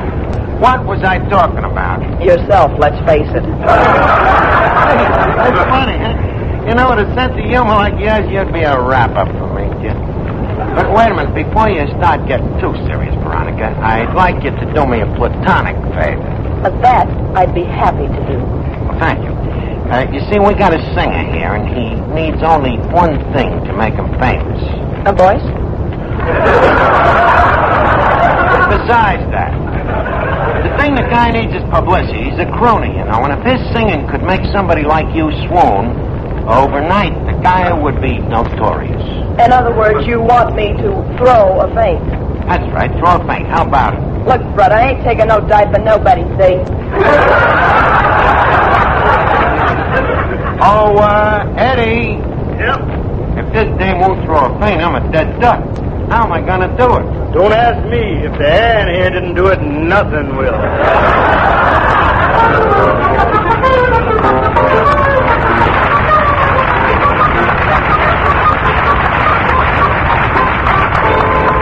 Come on, Veronica, give me a break, will you? When his crooner starts singing, how about one small swoon? Archie, I can't do it. Can't do it, huh? Well, some people is actresses and some people ain't. Maybe it's just the lack of no ability. Just what do you mean? Well, if I asked Betty Davis to cry, I bet you she'd flood the joint in a minute. Here, I ask you to pull a simple swoon, and what happens? Well, perhaps if I heard this crooner sing, it might help. It certainly would. Wait, I'll get him over. Hey, Lope, come here. Yes, Archie. Shake hands with Veronica Lake. Buenas noches, señorita. How do you do? Señorita, I think you are the most beautiful, wonderful, gorgeous, marvelous. That's enough, Lope. The help do not mingle with the guests. You just stick to vocalize now and make it real swoony, huh? La, la, la, la, la, la. That's it. Well, how about it, Veronica? Do you feel a little dizzy or sick? No, I don't. No, huh? That's funny, I do. Hello? Hello, Duffy.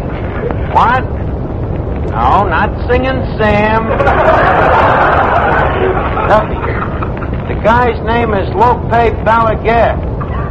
Now calm down, Duffy. Relax. Don't try to advance him. This guy is just as famous as Crosby. Only nobody ever heard of him. Now, just a minute, Duffy. If we can make Veronica Lake swoon, will you be satisfied then? Okay. But if she don't, I'm fired? Look, be careful, Duffy. A remark like that might easily put a guy out of a job. Okay. I gotta make this dame swoon. Let's see now. Who looks like Sinatra around here? I do, Arch. Huh? You do? Yep, I did. It's like, get a load of this. Good.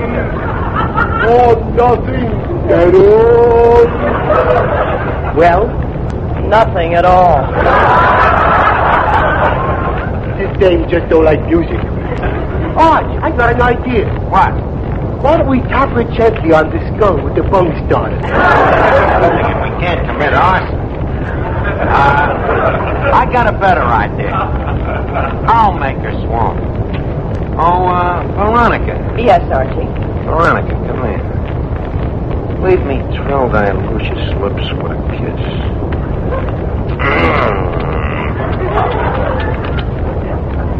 Well, how did you like it? I'll take Finnegan singing.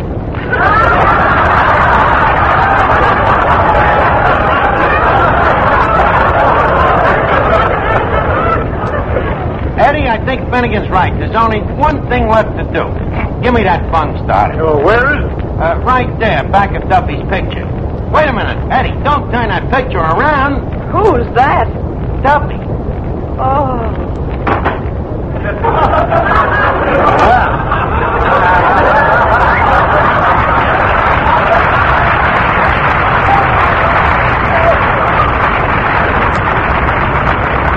Well, that did it. Lope, you're hired. She swooned. What did it, Arch? Duffy's picture, of course. Why didn't we think of that in the first place? It just shows you, Eddie. What? The best laid plans of men and mice off gang agley in the face of a rat.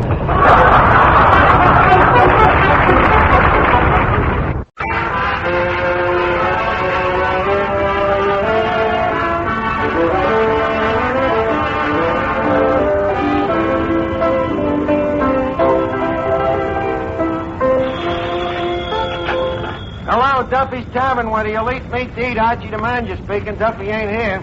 Hello, Duffy. Well, I'm busy painting a Christmas Eve sign. It says, Jumbo Monstrous Christmas Party at Duffy's Tavern. Dancing, entertainment, favors for ladies, 8-course dinner, Charles Coburn as Santa Claus, price per couple $1. Huh? Well, I know the price is silly, but it's Christmas Eve, so let's clip him a little bit.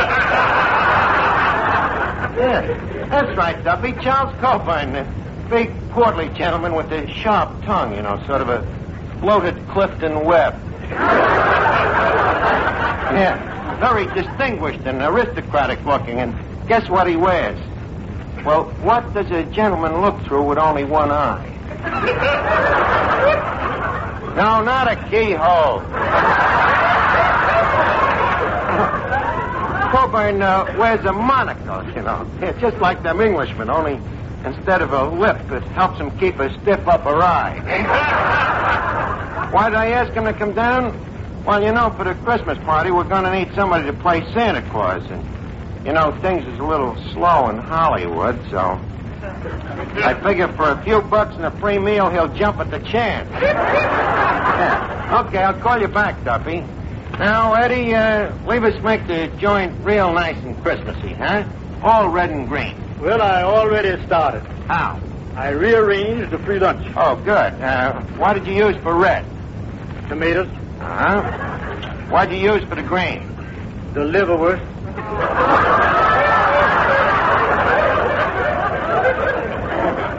That's such a deep green. How come you didn't use the lettuce? Well, that's purple. I'm saving that for Easter. Well, when you get finished, I think I have another cute little Yuletide touch, Eddie.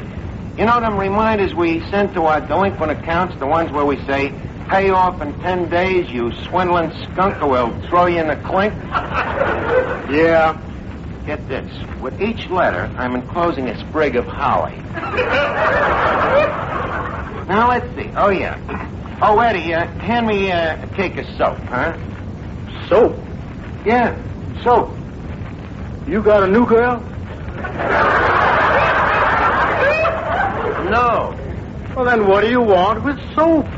Well, I want to write a poem on the mirror. You know, me annual Christmas poem. Oh, you got a new one. Yep, and this one's terrific, Eddie. You know, in the past, I have always used iambic pentameter. But this year, I felt more in a trochee mood. And it came out much better. What's a trochee? You use more colons. Would you like to hear the poem, Eddie? Have I got any choice? No. Yes.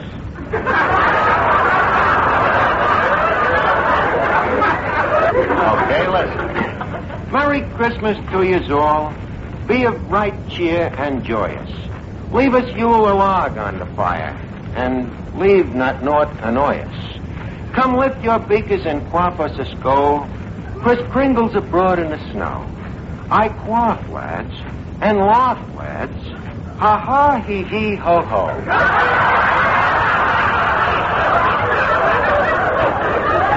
Well, Eddie, what do you think of it? Ha ha, hee hee, ho ho. In other words? In other words, it'll go beautifully with that cracked mirror. Eddie, give me that soap, and while I'm writing the poem, I want you to hang up them wreaths here. Where'll I hang them? Well, leave one dangle over each table. Well, that'll save time. What do you mean? After the customer's finished eating, we can lay the wreath right on his chest. Eddie, don't be such a ghoul, will you? Archie. Yeah, Miss Duffy? I have a message from Papa. Huh? He says that on Christmas, we don't do much business here anyway. Yeah? So you and Eddie can take Christmas Day off. Gee, that's nice. And he says that on account of it's Christmas, Yeah? he'll only dock you for half a day. Miss Duffy, is it true that your father is learning to walk on his hands so he can save the cost of shoe leather? What a cheap crumb. Archie, you just don't understand Papa. He really has a very lovable character. It's just that he's so nasty, nobody notices it. And what are you getting this lovable character for Christmas? Oh, I don't know.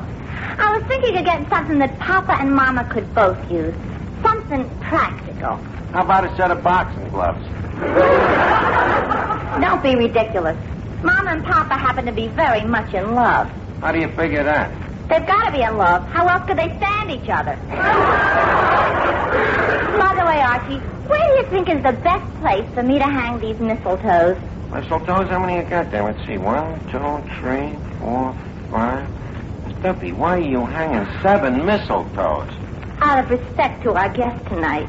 Charlie Coburn? Yeah. I figure he isn't as young as he used to be. So wherever I'm standing, he won't have to run too far to get to me.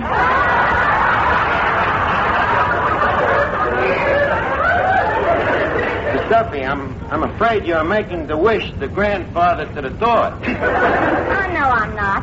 The last time he was down here, I noticed a very warm look in his eyes. Are you kidding? He ain't had a warm look in his eye for 40 years.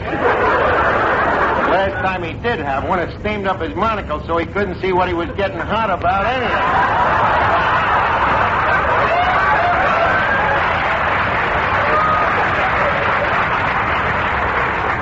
And how come you're making passes at Coburn? What about that boyfriend of yours, that Rodney Haybinder? Oh, him. What's the trouble? I just found out what he's getting me for Christmas. A $2 bottle of perfume. Did you ever hear of anything so cheap? Just a minute. $2 for perfume might not be cheap. All depends. Is it a quarter or a fifth? Archie, everybody knows that perfume doesn't come in quarts or fifths. This is a pint.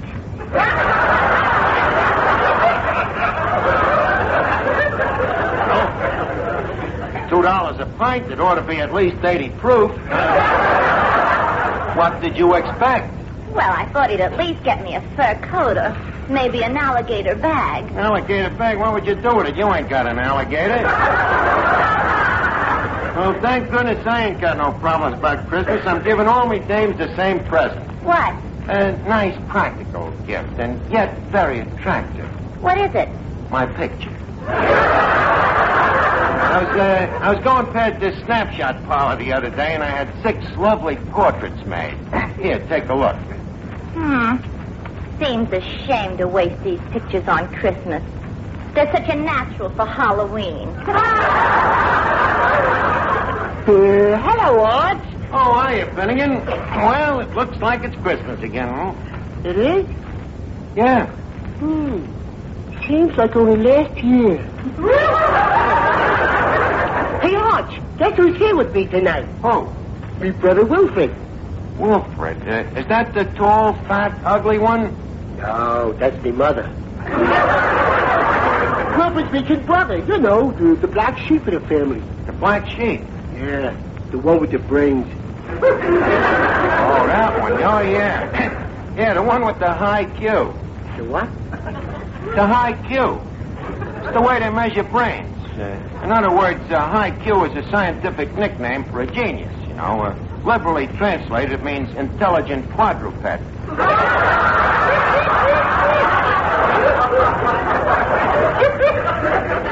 Yeah, huh? What a bum break. No, the rest of our family are just average, normal people like me. And poor Wilfred has to be a genius. Well, you gotta take the bitter with the sweet, Finnegan. When did you first find out about it? Well, the first time we realized he was abnormal was when we seen him reading the newspaper without moving his lips.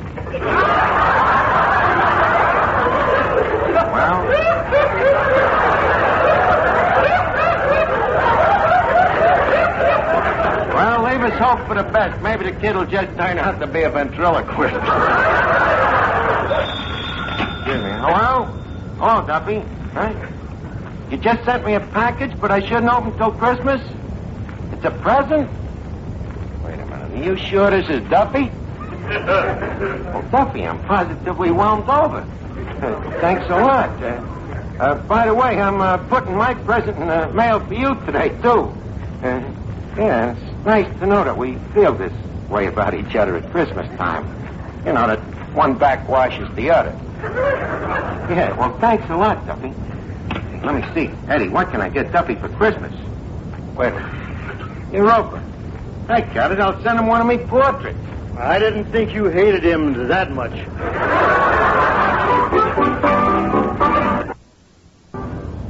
Now, let's see. I think I'll autograph my portrait by saying something nice to Duffy. Let's see. To my lovable employer, Duffy, in fond appreciation of all I have done for you.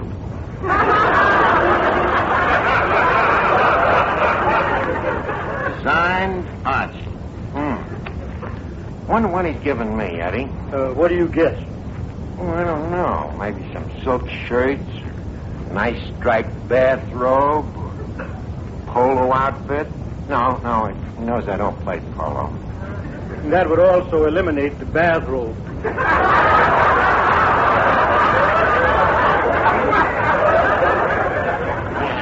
Eddie, one does not play polo in a bathrobe. Hey, Art. Yeah, Finnegan. Here's me brother Wilfred.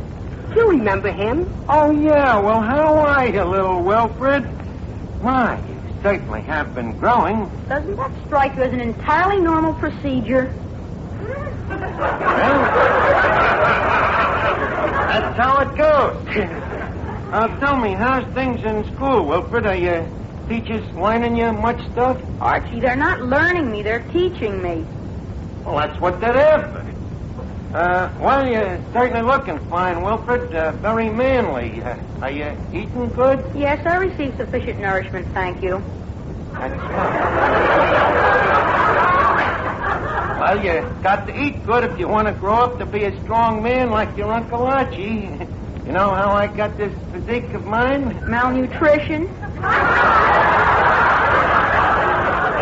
Yes, sir, and plenty of it.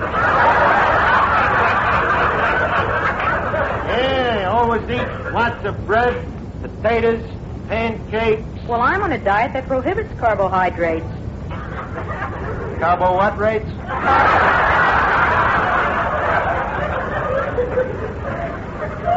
Carbohydrates. Oh, them. Yeah, tell me, what's them things again? Starches, of course. Oh, yeah, it was right on the tip of my tongue. Yeah. What about them? My physician doesn't permit me to have starches. Well, that's right, Wilfred. Starches ain't good for you. They make your stomach stiff. Tell you what, why don't you go over and nibble yourself some of the free lunch, huh? The free lunch? Yeah. Very well. Morituri te salutamus. What does that mean? We who are about to die salute you. A wisecracking dead languages, yeah. Finnegan. Yeah, Lord. Finnegan, get this Greek Milton Berle away from me before I knock his block off. Moratorium salami Thomas. Archie, ain't that Charles Coburn coming in? Oh, yeah, that's Charlie. And look at him, Eddie. What a perfect Santa Claus he'll make, huh? That ruddy complexion, that roly-poly figure, that plump bay window. The perfect Santa Claus, except for one thing. For what? That sack in the back is a little too low slung. Well, greetings, Mr. Coburn.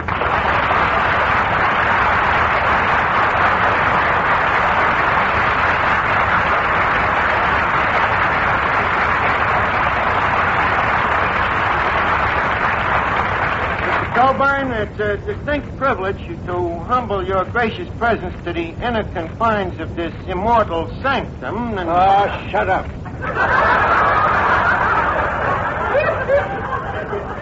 Well. Where's Duffy? He's home. He's smart. This guy's gonna make a lovable Santa Claus. Mr. Coburn, you're acting kind of strange. Ain't you glad to be here at the tavern? Well, yes, I am. Thank you. At my age, I'm glad to be anywhere.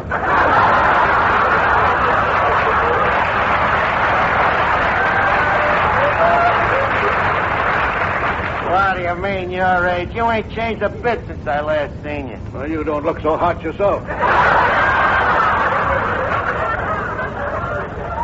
Laugh a minute, Charlie, they call me.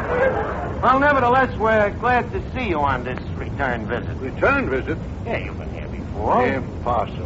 One doesn't do this sort of thing twice. Charlie, you was here about 2 years ago. Amazing. I've been telling my psychiatrist it was only a dream. So what? At your age, dreams is a lot more fun, ain't they? What? Sorry, no intent offended. I'm really very sorry. How about introducing me? Introduce yourself. Okay. Oh, Mr. Coburn. Sir?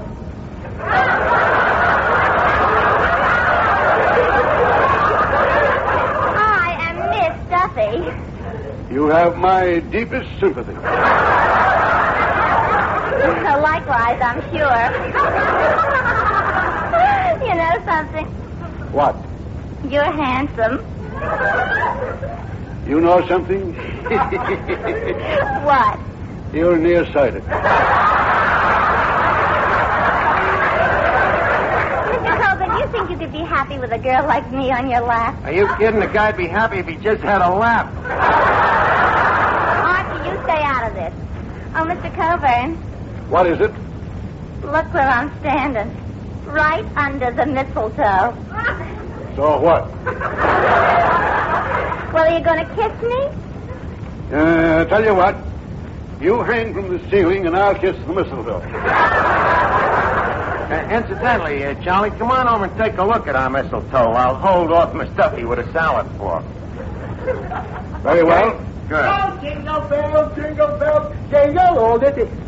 Hey, look who's under the mistletoe. Help! Finnegan, you just kissed Charlie Coburn, and without an introduction. Sorry, Arch, I guess I've gone Hollywood. Charlie, maybe you should have settled for Miss Duffy. Well, yes, at least she didn't have a cigar in her mouth. That can be arranged. Get out of here, the both of you. Imagine kissing Charlie Coburn, Finnegan. Yeah, I guess I'll hate myself in the morning. Well, Archie, don't think this hasn't been peculiar, but... Look, Charlie, don't go yet. Tell me, what are you doing Christmas Eve? Christmas Eve? Yeah. Well, we have an old custom in our family, Archie. I always take Grandma to the fights. Oh, that's very sweet, but this time, why don't you let the dame go stag? Now, here's what I had in mind. We need a Santa Claus for our Christmas party, and I was thinking that we got some whiskers for you that, maybe... No, wait a minute. Me spend my Christmas in this rodent's rotisserie?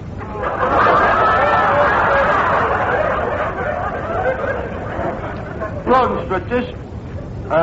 You won't do it, huh? Absolutely not. You won't, huh? Oh, Miss Duffy, Finnegan, mistletoe time. Oh, good. Don't move, Mr. Coburn. Oh, jingle bells, jingle bells. Not that again. Okay, then.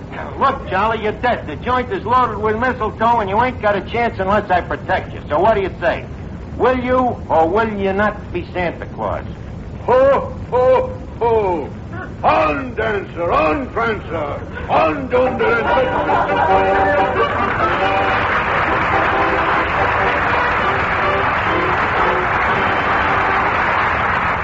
Charlie, believe me, you love playing Santa Claus Christmas Eve.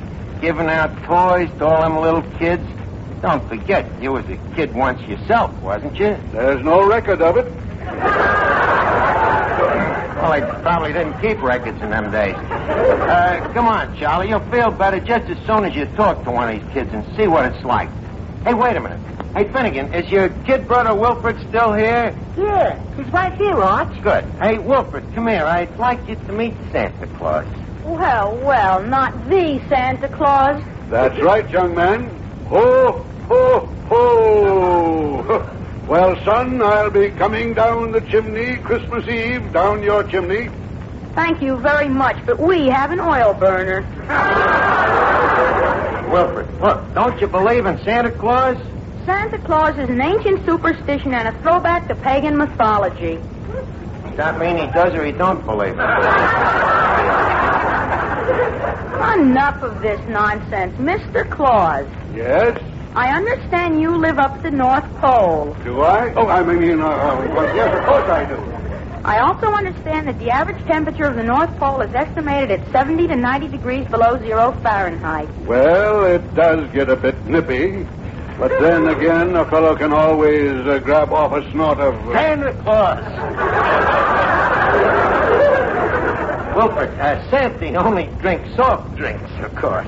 Yes, although on occasion I will take a jigger of snow with an olive in it.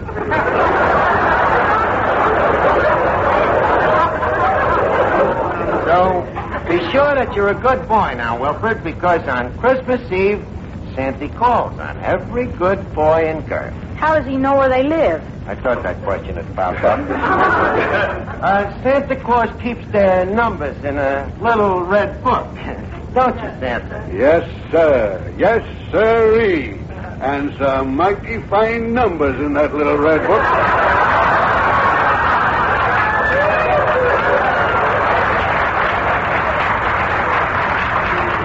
There's some mighty fine numbers. Yes, sirree. Oh, this is ridiculous. Preposterous. Wilford, you mean you don't believe in Santa Claus? Archie, please. It's an amusing legend, but this road company, Edwin Gwen, plays him so badly. Now, you little grumpy, you... Oh, please, Santa Claus, please go to the little boy's throat. Then get me out of here. Well, look, Charlie, I'm sorry it turned out like this, but you can't let us down. You promised you'd be here on Christmas Eve. Don't worry, Archie. I'll be here on Christmas Eve. Playing Santa Claus? Yes, playing Santa Claus. With a nice big bag over my back. And you know what I hope to have in that bag? What? Wilfred.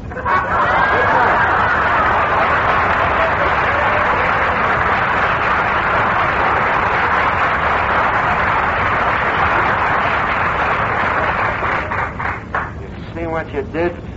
Now look, you lousy little genius. Now, Archie, please, you don't actually expect an educated man of 10 to believe in Santa Claus. Don't I? Look, Wilfred, maybe there ain't no real Santa Claus with no red coat, and reindeers and something jumping down chimneys. Okay, but there is something that a kid like you should get wise to. Something that kind of makes people do wonderful things for each other at Christmas time. And I like to call it Santa Claus. It's something inside of all of us, kid, that if we're right guys, it'll turn each one of us into a Santa Claus. With every guy loving his fellow guy and working with him to bring good in the world and maybe peace. And, kid, don't tell me there ain't no that kind of a Santa Claus. That's telling them, Mr. Archie, and say, huh? This package just came for you. Let me look. Hey, Wilfred, come here. Look at this. It's me present from Duffy. Now, Wilfred, here's what I was talking about. This package says, don't open until Christmas. But I want to teach you a lesson, so I'm going to open it. Now, you see, here's a guy named Duffy. He's mean, and he's stingy, and he's cheap. And yet, at Christmas time, he changes. And he gives me this picture of himself. Autographed to my dear employee, Archie. Where was it? Oh, yeah. So you see, Wilfred, maybe there ain't no real Santa Claus with no red coat jumping down chimneys. But I believe that...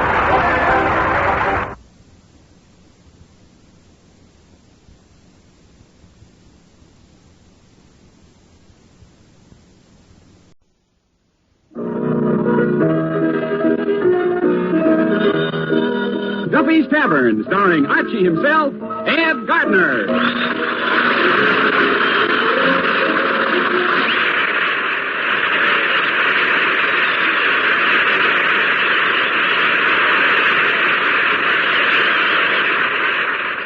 Here we go, friends, to Duffy's Tavern, starring Archie himself, Ed Gardner.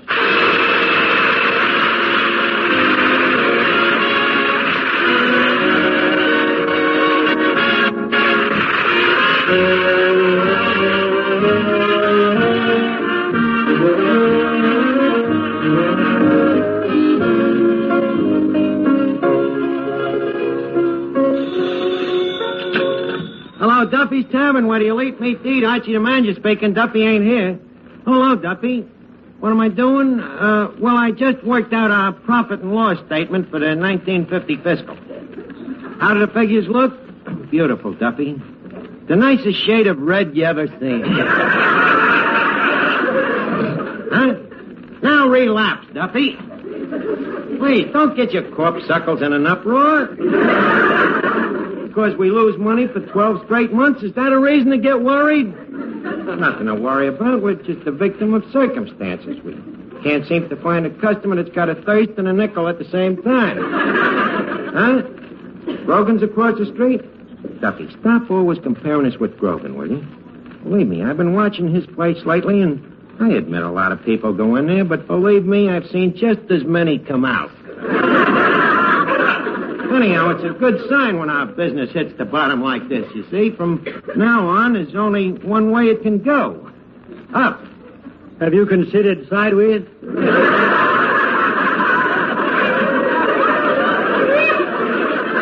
Cut it out, Eddie. Now, Duffy, forget business and stop worrying, will you, before your scalp turns gray. I'll call you back.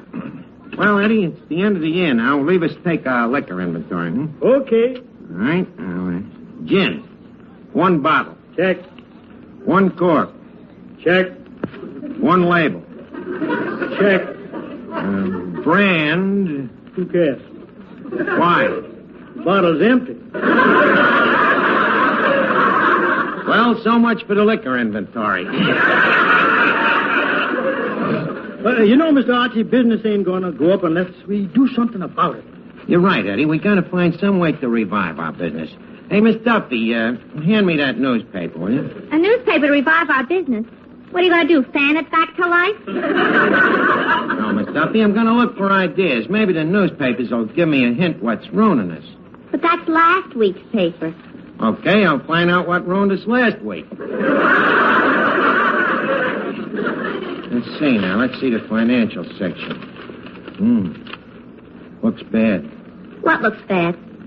Freight car loading's down 2%. Freight car loading? What's that got to do with us? It's self-obvious, Eddie. Some of our less bourgeois customers ride the rods. A thing like that could cut into our out-of-town trade. Say, what's this article here on business advice? Where? Hey, well, what do you know? It's wrote by J.C. Crabtree. He used to be in business right here on 3rd Avenue. An expert on economics? He ought to be. He went bankrupt 3 times. What'd he say? He says inflation hurts business. If all small businessmen would reduce their prices 1/10, the resulting reduction would be 10%. Hey, that Crabtree makes sense. Yeah, you can't argue with logic like that. Yeah, well, Eddie, you know, the way prices is now, people just can't make ends meet. So I think it's up to us retail merchants to at least meet their ends halfway. Well, how are we going to do that? Well, like that economics guy says, we're going to cut our prices 10%. And we're going to do it effective as of our next customer. Why can't we start this week? Why not? However, before we start cutting our prices, we'll naturally have to start cutting our overhead. Overhead? Your salary. If you can find it, you can cut it. That's the spirit, Eddie. Yes, sir. From now on, everything around here will be 10% off. Hello, Arch. Oh, hiya, Finnegan. Happy New Year! Hey, wait a minute, Finnegan. New Year's Eve ain't till Sunday night. Oh, no wonder that cop got mad when I threw confetti in his face. Finnegan, how come you're celebrating New Year's Eve 2 nights ahead of time? Well, it's easier to get reservations. Reservations? Where are you going? Oh, the store club. Finnegan, they wouldn't let you in a store club in a million years. Oh, good. Then I'll have plenty of time to shave. Care to join me, Arch? No, Finnegan, I'm busy on me plan to cut the high cost of living. Oh. How does the plan work, Arch?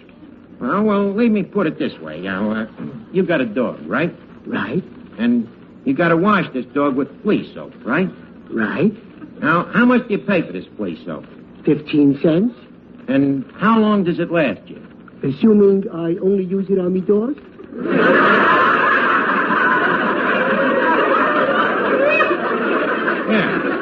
Yeah, how long will the flea soap last? Well, let's say I give the dog his regular bath every 2 weeks. Then once in a while I take one myself.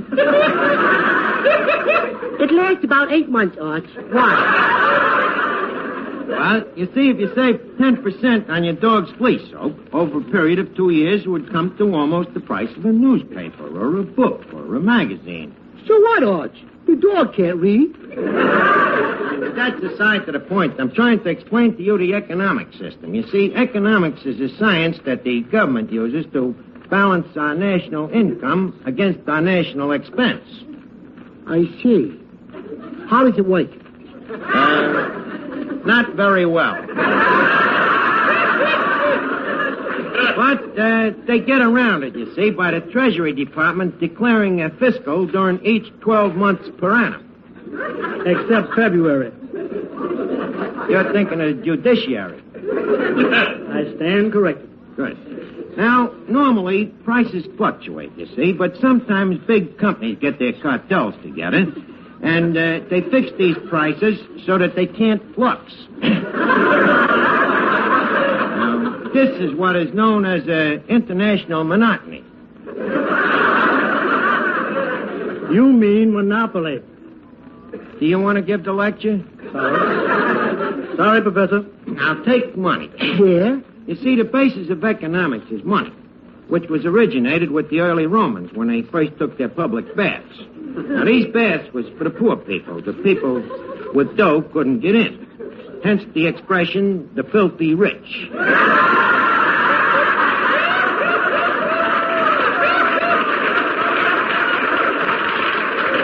Yes, sir, there's nothing like an education, huh, Eddie? Nothing like the one you got. Thank you very much. But to continue, Finnegan, you see, since the days of the Romans, money has always been the medium of exchange. Except today, it ain't a very happy medium. Well, why is that, Arch? Well, the dollar devaluates less all the time, especially during an era of upward flux. So, as I say, since we are no longer on the gold standard, and since we are no longer on the silver standard, if inflation sets in... What will we be on then? I hesitate to say. Well, now that we've discussed high finance, Finnegan, do you have any questions? Yes. Right. What's the question? What time is it? What time? What's that got to do with finance? Plenty. My mother pays me a nickel for every hour I stay away from home. Well, your mother sounds like a very logical woman. Wait a minute. Hey, that's probably some dame calling me for New Year's Eve. Hello, honey. Oh, sorry, Bud, you got the wrong number. Huh? You want to talk to Miss Duffy? Brother, you do have the wrong number. But I'll call her. Miss Duffy, telephone. A man's voice? Uh-huh. Oh, my. Hello, this is Miss Duffy speaking, and I'd love to. What? Archie, I thought you said it was a man. Well, ain't it? It's my girlfriend, Katrinka Yarbutt. Even on television, she would have fooled me. Hello, Katrinka. What? A double date for New Year's Eve. Katrinka, you got a nerve asking me to go out when you know I'm engaged to be married. Where are we meeting them? Uh-huh. What does yours look like? Uh-huh. How about the one you got for me? Uh-huh. How tall? 4'9". Katrinka, you got a nerve asking me to go out when you know I'm engaged. What? You'll call me back. Katrinka, please don't bother. Unless you want to switch fellas. Archie, when are we going to start cutting prices? Why? Well, if it wasn't for high prices, I'd already be Mrs. Rodney Maximilian Haybinder. How come? Every week, Rodney promises me that as soon as prices come down, we'll get married. The nerve of that justice of peace charging $2 for a marriage license.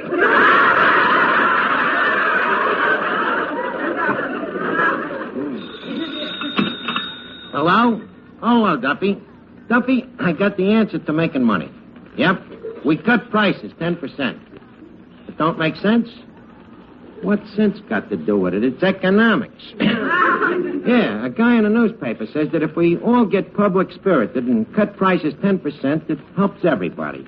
In other words, if Grogan sells beers for a nickel and we sell them for 4 cents, Grogan is dead. Huh? In that case, we should be public-spirited, huh?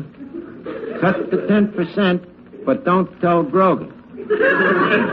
Duffy, I'm glad you see the light. Well, gang, the crusade marches on. We're starting with our right foot forward. With 3rd Avenue against it, inflation has to go. Right, Miss Duffy? Right. Right, Eddie? Right. Right, Finnegan? Left. What? Oh, excuse me, Arch. I started off on the wrong foot.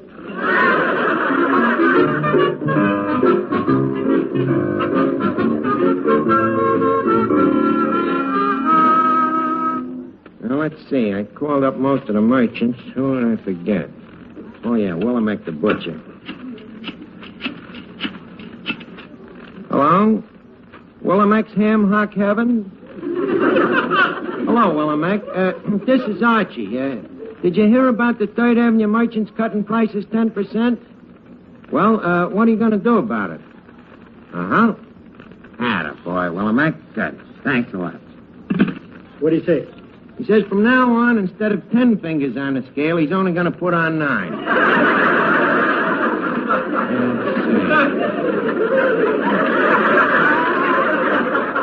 And now, about us, Eddie. Did you reduce the prices? Well, I took 10% off the food and the beer, but I got one baffling question. What? How are you going to reduce the price on the free lunch? I got it. We throw 10% of it away. Why don't you be real public-spirited and throw it all away? Well, we might do that, too. Yes, sir, this thing is really catching on, Eddie. Everybody in the neighborhood is cutting 10%. Except that Grogan, of course. Everybody? Yep. Colucci the fruit peddler, Nick the barber. He going to take another slash? Yeah, Eddie, he's going to take another 10%. Oh, you mean shaving lotion is out and plasma is in? Yep, the whole neighborhood is behind us. And the guy I'm really proud of is Cavendish, the undertaker. He started what he called the new Cavendish 10% layaway plan. Well, what's that? For every 9 customers, he'll throw in 1 free. If he ain't careful, he's going to run his business right into the ground. And Arch, there's another place that can take a cut. Who? Smith's Tattoo Parlor. The tattoo parlor? Yes. How can they take a cut? Well, instead of tattoo, they can tat one.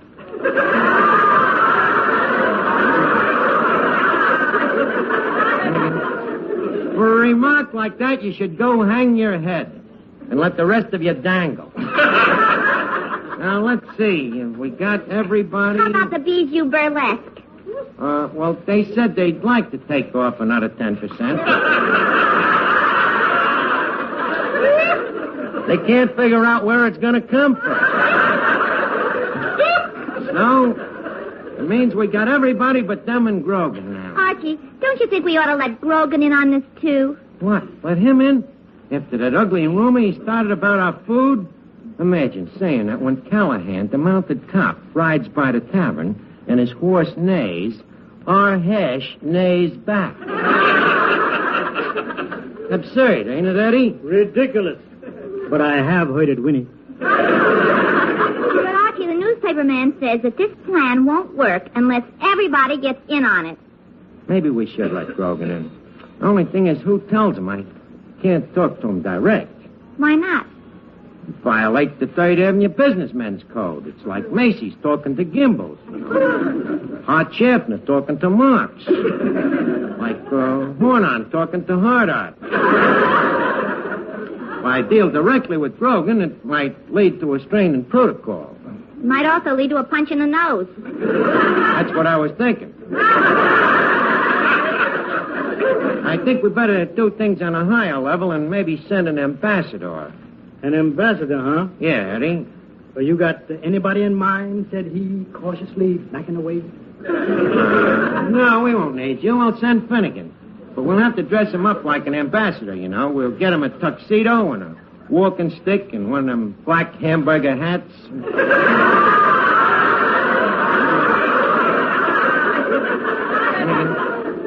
Now, let's see. Where could we get them? Well, you still got that tuxedo in the back room you borrowed from Cavendish's The Undertaker. Oh, yeah. Get it out, Eddie. Hey, Finnegan. Yeah, Arch? How would you like to be an ambassador?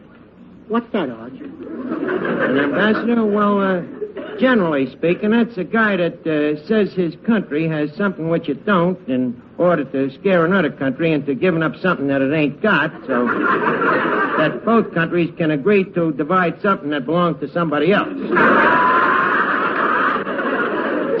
Arch, a point. What? Why don't they leave the countries alone and just divide up the ambassadors? Then, already you're talking like a diplomat. Nobody can make head or tails out of what you're saying. Now, let's see. Here's your first official mission now. I want you to go over to Grogan's and tell him to cut his prices 10%. How do I go about it, Arch? Well, like an ambassador, you see. You've got to use a lot of tact and diplomacy. First, you ask him to cut his prices, see? Then if he says no, you start off by calling him a crook. See, that puts you in a bargaining position. Then, if he argues with you, you tell him he's a lousy Tory, see?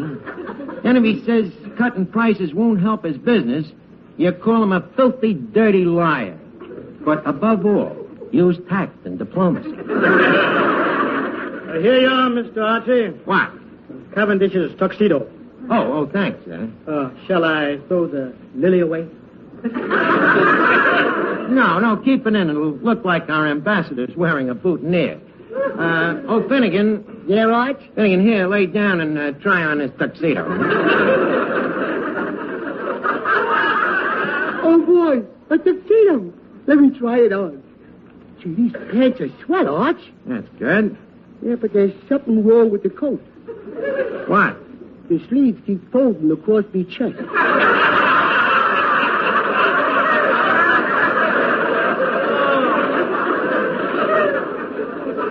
Do I look like a real ambassador, Eddie? Yep, a dead ringer. Okay, Finnegan, now take your hat and walking stick and get across the street to Grogan's. Okay, Arch. I'll keep in touch with you by cable.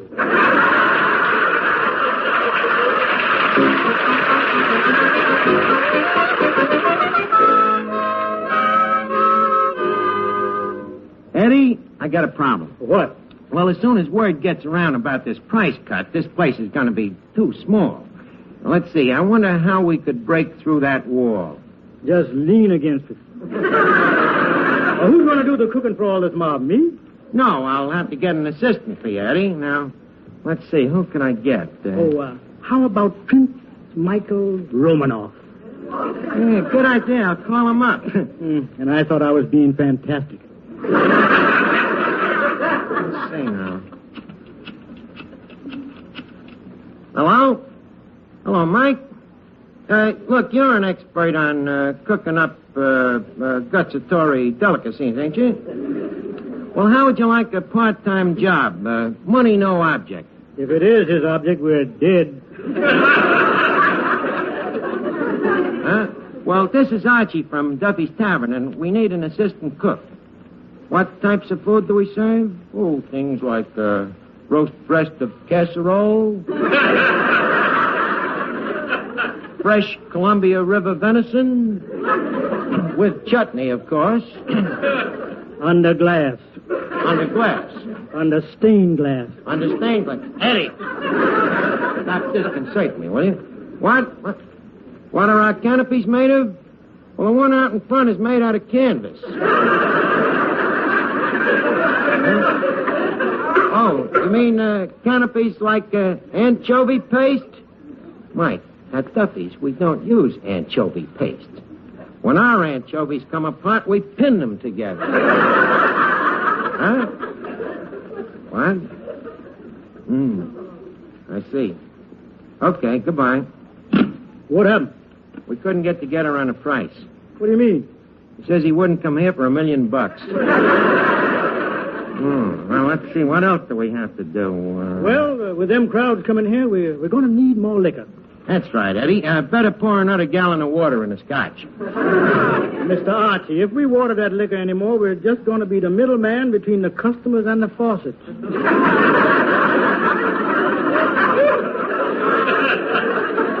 Why don't you just serve them the water straight? It'll be a lot stronger.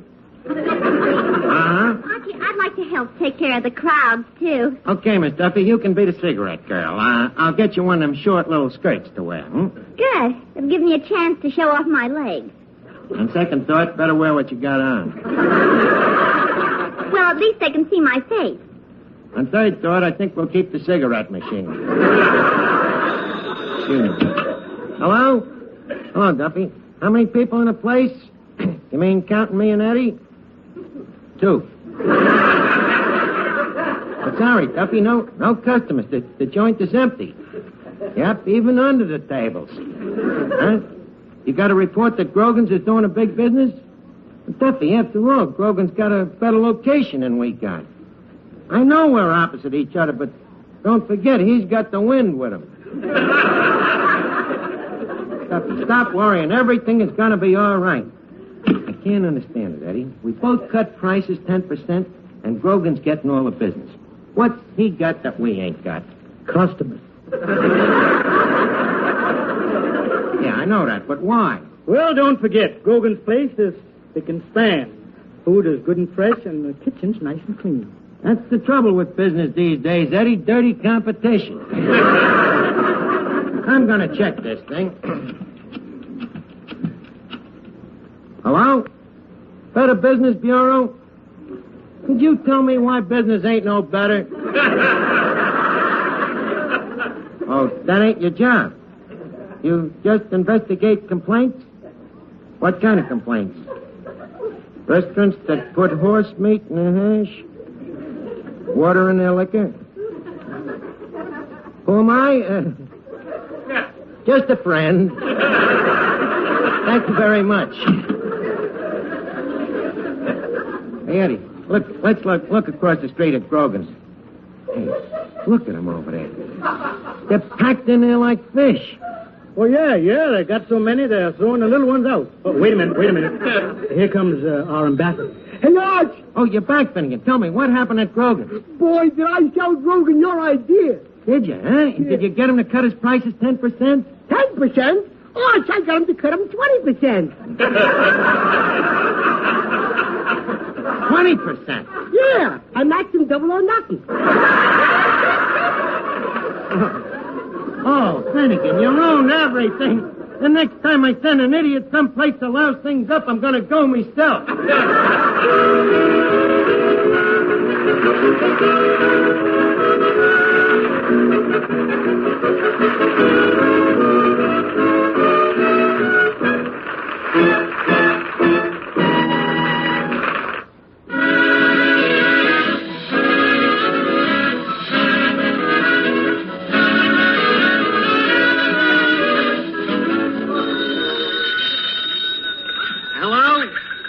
Duffy. Yeah, well, have a good time and we'll be with you next week. It's time to leave Duffy's Tavern for now, but be sure to be with us again next time for another hilarious get-together at everybody's favorite tavern.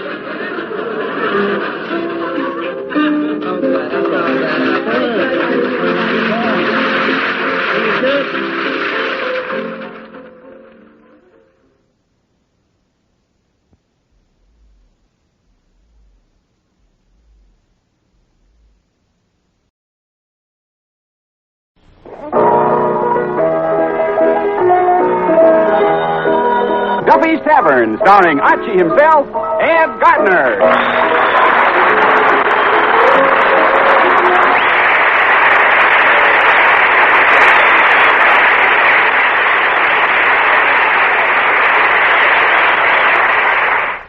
Here we go, friends, to Duffy's Tavern, with our guest tonight, Margaret O'Brien, and starring Archie himself, Ed Gardner.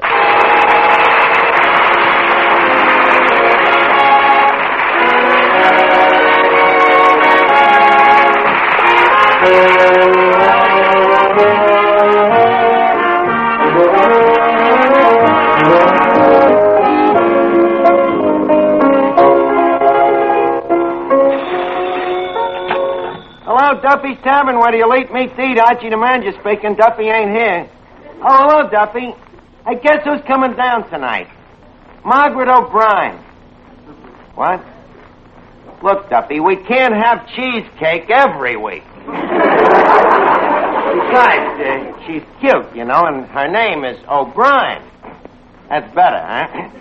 Yeah, Duffy, she's Ireland's answer to Bobby Breen.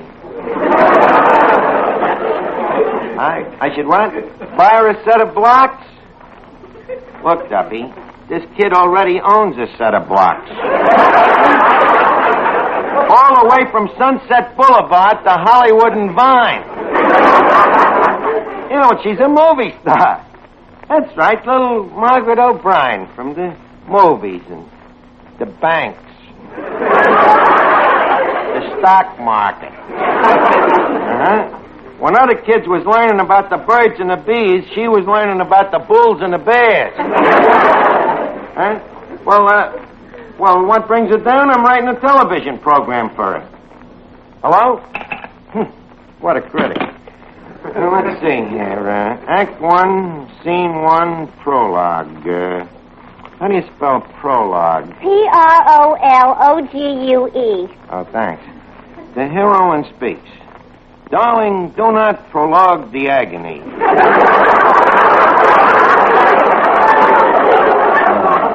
Just hope the kid is able to pronounce long words like that. Now, look, this Margaret is just a kid. You know, as the French say, a June filly.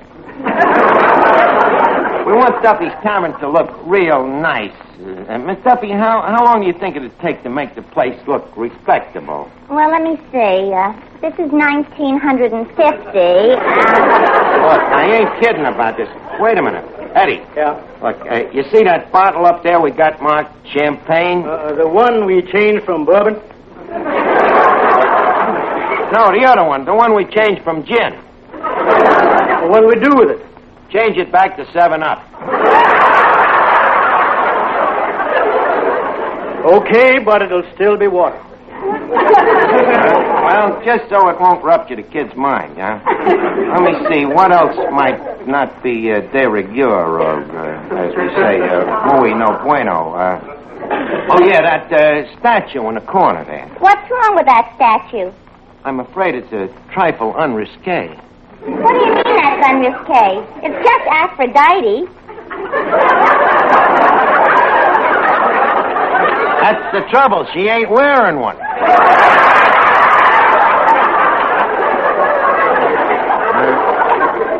Let's figure here. What else could we do to make the place attractive? You know, something that would appeal to the mind of a child. Hello, Arch. Oh, hello, Finnegan. Look, I don't want you to bother me tonight. I'm going to be busy writing a television play. What? You heard me. I'm about to give birth to a brainchild. Oh, should I boil some water?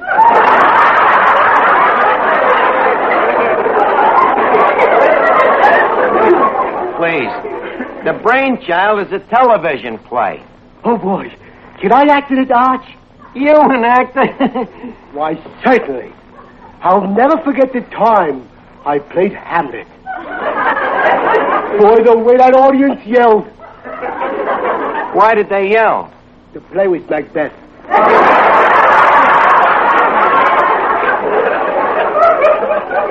By the way, Arch, who else is acting in this play? Only Margaret O'Brien. Let me see, Margaret O'Brien. Yeah, you Margaret O'Brien. You've seen Little Women, ain't you? Yeah? Well? She's a midget? You know, I think when they handed out brains, you got falsies. Please, stop bothering me, will you? I gotta finish this television play. Now, let me see. The heroine says, "Begone, fair prince, ere I stab you with your own Lancelot."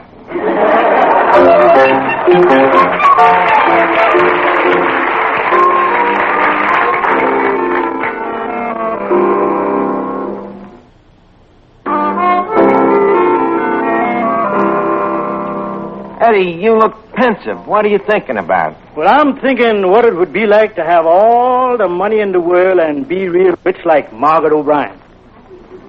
Look, Eddie, money ain't everything. Money can't repair a broken heart or put a dream back together, you know? Money can't brighten the heart or repair the portals of a shattered home or take the place of the fond affection that gleams from the eyes of a loved one. Mr. Archie, that sure was a lovely speech. Thank you, Eddie. Yes, sir. I bet you nowhere in the world has anybody ever said more beautiful things about Confederate money.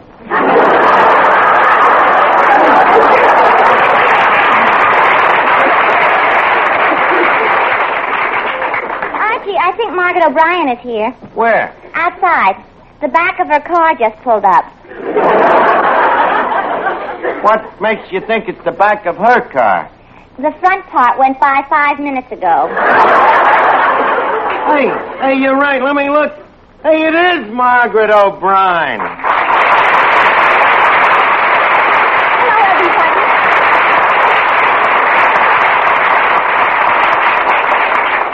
Hello, Well, everybody. itty-bitty Margaret O'Brien. Does oo like oo's Unclekins, Archiekins? Well, I find you amiable, winsome, and ingratiating. Does that mean she's glad or she ain't glad? Oh, I like 'ems, my Unclekins, Archiekins. You do? Ain't you cute little trike? Take that, Eddie. Hello. Okay. What was it? Uncle Duffykins wants Uncle Archiekins to empty out the garbage can.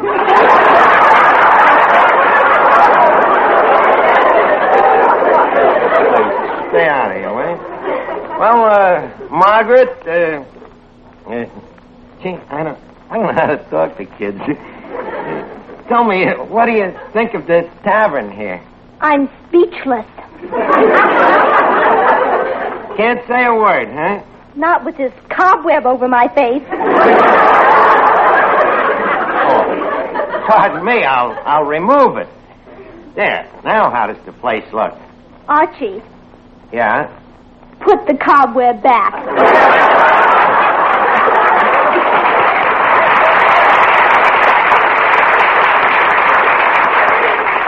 If this kid didn't own 6 major studios, I'd throw her out of the joint. Well, tell me, Margaret, can we get you something to repast yourself?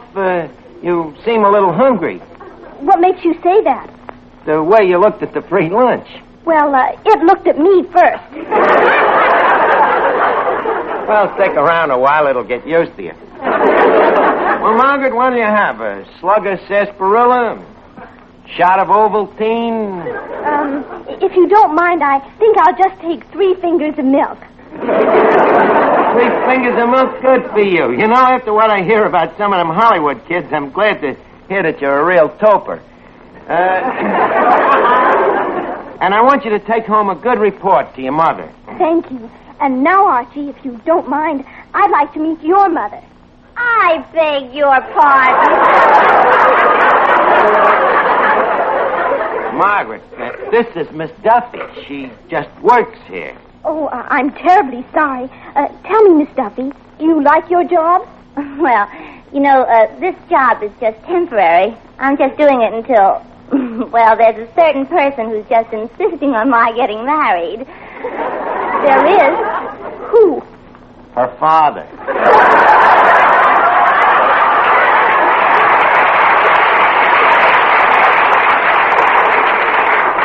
Pay no attention to him, Miss O'Brien. It happens that I'm engaged to Rodney Haybinder.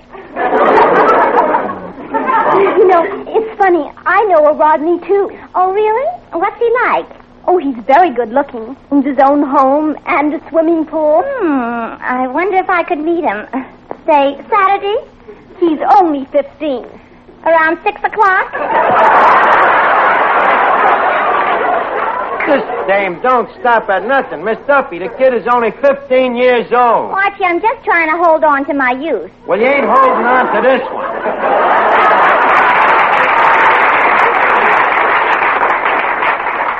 Hey, Arch, how about an introduction? Just a minute, Finnegan. Archie, what is he supposed to be? A human being. My goodness. Who was your casting director? Boris Karloff. Oh, permit me, Margaret. This is Miss O'Brien, Mr. Finnegan. Charle. Frightened. Well, I seen you've grown up. Yes. Why haven't you? Oh, I don't know. I just keep putting it off. Finnegan, please butt out of this, will you? I'd like to tell Miss O'Brien about the television play that I wrote for her. Oh, sorry, old bean. We'll return. All right, leave us rehearse this television program. Read me announcement, Eddie. Okay. Presenting Uncle Archie and his Itsy Bitsy Kitties program. Mothers, let Uncle Archie and his bedtime stories put your children to sleep. Permanently. Stop adding words, will you? Sorry. Tonight, your lovable Uncle Archie brings you that beautiful, heartwarming story, Cinderella. Wrote and adapted by Archie. Archie, you insist that I do this? Why shouldn't you? I'm too young to die. Please, Margaret, don't say things like that, or Uncle Archie will have to give you castor oil and send you home to bed now. Give me a nice big kiss and show the television audience we're good friends. Uncle Archie.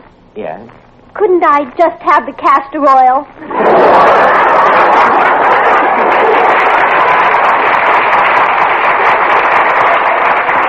Beginning to think that youth is much too good for this kid. Now leave us start the play. Camera, action, Vodio. I am Cinderella. Nobody loves me because on the surface I am a very ugly-looking tomato. The word is tomato, Margaret. Now read the lines right. On the surface, I am a very ugly-looking tomato. But beneath my dirty face and ragged clothes, I am a real hunk of punkritude. If the fellows at the pool room knew how really beautiful I am, I would be as popular as... Archie, do I have to say this? Go ahead, read what I wrote. As popular as a glass of water at a herring dinner.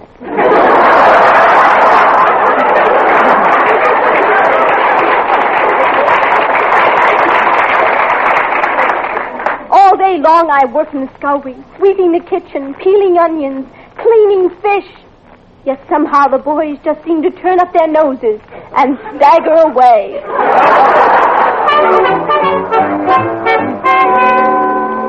Now, to continue our story, Cinderella has two crummy stepsisters. A couple of real beasts named Heifer and Zephyr. Heifer's got the kind of a face that'd stop a sundial. And Zephyr's got ears that stick out so far she looks like a stagecoach with both doors open. Kiddies, yous have never seen such a bony-looking dame.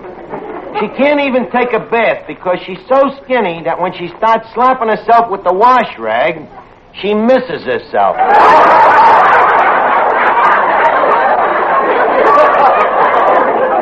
On the other hand, Heifer is so fat that if she painted every other tooth black, she'd look like a baby grand piano.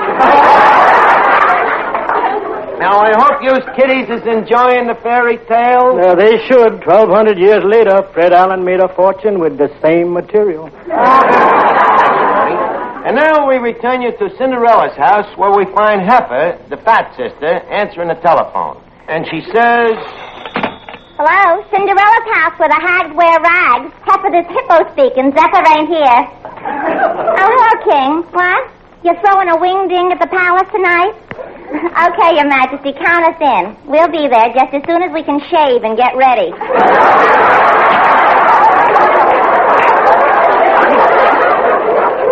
Oh, goodness. A party at the King's Palace? Am I going too? Not you, you little crumb. Back to the scullery. Well, kiddies, when Cinderella hears she ain't going to the party, her poor, sad little eyes fill up like a drunk at a convention. She sobs. Oh, misery.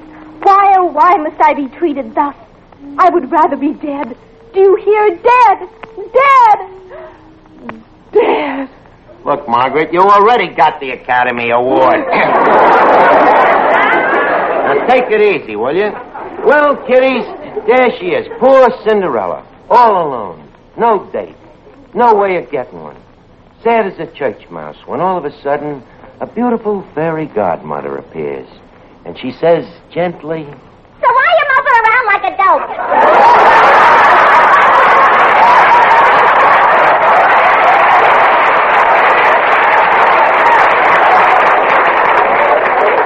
So why ain't you at the King's party? Lovely lady, who are you? So well, I'm your fairy godmother. Tell me, kid, what's eating you? I wasn't invited to the party. So what's to stop you from crashing? But, fairy godmother, how can I? All I have to wear is this off-the-shoulder Pillsbury flour sack. Well, sir, one wave of the wand and Cinderella's wearing glass slippers and a shiny red, white, and blue dress spangled with gold sequins. All she needs is a tightrope and an umbrella. So, she says... Good fairy, why are you looking at me like that? I'm thinking what a schnook I am for not wearing that dress myself. You're very kind. And just to think, a few minutes ago I was cleaning fish. Ooh. Well, we better take care of that, too. Another wave of the fairy's wand and Cinderella smelling like Chanel No. 5. And still another wave of the wand and Cinderella has a hairdo you can't tell which one is the Tony. So the fairy godmother says... Kid, you're the hottest dish the tit town since Howard Hughes waved the magic wand over Jane Russell. You'll kill that stagline. I fear not, good fairy. Alas. Why alas, lass? I don't know how to dance. Oh, no? Just hand me that magic wand. I'm swine dry. 3 more waves of the wand and Cinderella is holding a diploma from Arthur Murray. Now she's really ready.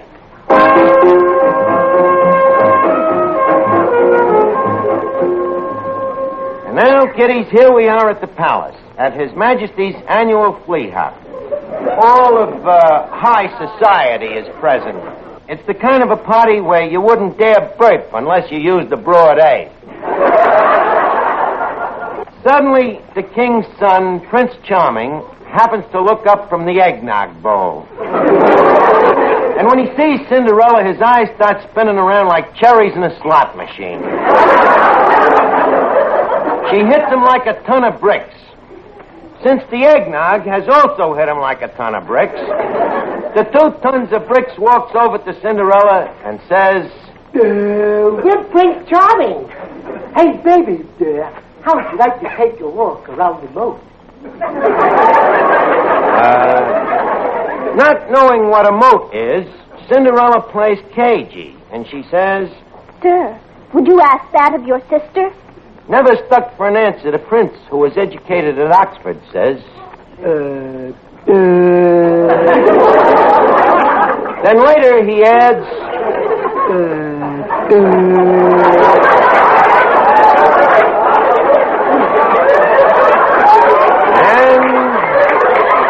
And finally, he goes so far as to say...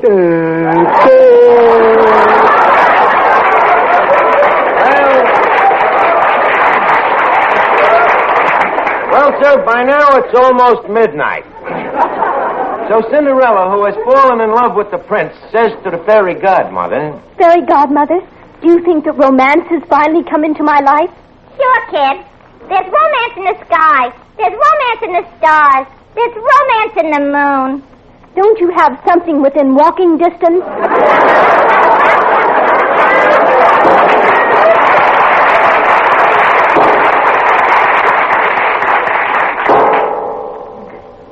Wait a minute, Cinderella.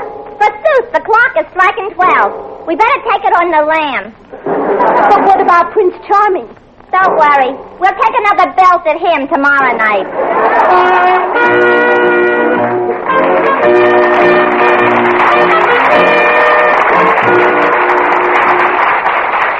Well, sir, the next night the king's party goes on again. The joint is jumping.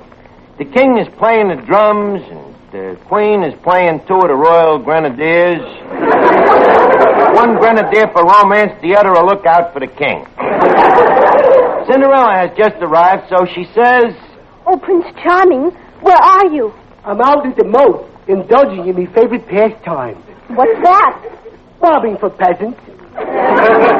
Well, shoot me old man and call me king if it ain't Cinderella. Fair one, wouldst thou neck with me on the drawbridge? Well, sir, at the word neck, Cinderella recoils. She's so ladylike, she wouldn't even parse an improper noun. So she says...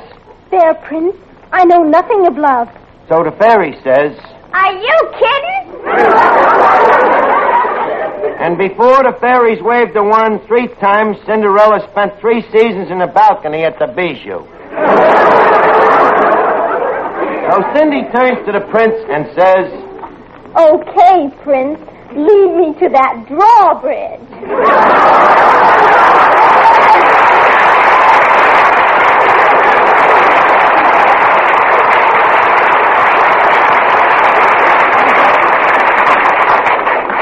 Say, Archie. Yes, Margaret?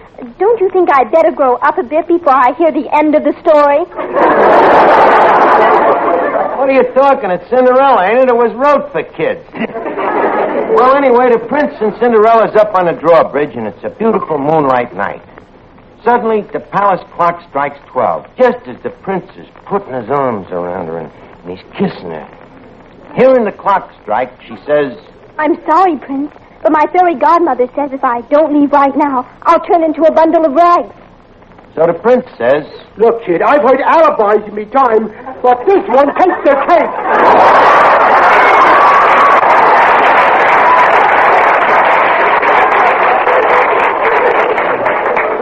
So Cinderella says... The back of me slipper, Toyo. She flings the slipper at him and races home. The prince don't know who she is. His only clue is that she wears a slipper size 2.5 AAA, that it has French heels, and that it's made by the Pittsburgh Plate Glass Company. Okay, Eddie, take the finish, huh? Will Prince Charming wind up with one of the ugly stepsisters? With the fairy godmother? Will he go back to his yo-yo? Or will he find happiness in the feet of Cinderella? But, Archie, don't we end the story tonight? No, we end it tomorrow night. This is a cliffhanger, you know. Well, good night, kiddies. Well, Margaret, now that you've acted in my television program, do you think it can do big things for you? Oh, yes. What? My studio can start saying that I'm only 3 years old again. 3 years old? I don't understand. How come? A play like this will put me back 10 years.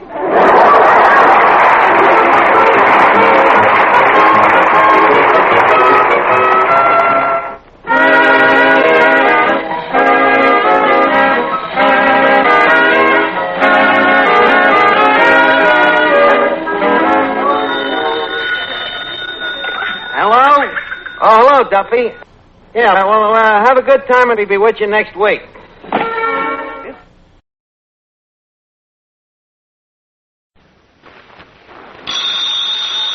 It's Duffy's Tavern, the Friday night transcribed feature on NBC's All-Star Festival of Comedy, Music, Mystery, and Drama, brought to you by the makers of Anacin for fast relief from pain of headache, neuritis, neuralgia, and by RCA Victor, world leader in radio, first in recorded music, first in television. And now, here we go, friends, to Duffy's Tavern with our guest, Joan Bennett, and starring Archie himself, Ed Gardner. Hello, Duffy's Tavern, where your late mate Dade Archie the manager speaking. Duffy ain't here. Hello, Duffy. Big crowd here tonight. A whole bunch of familiar faces I ain't seen for months. I don't know. Must have been a jailbreak. Huh? Yeah, you should see the list of reservations.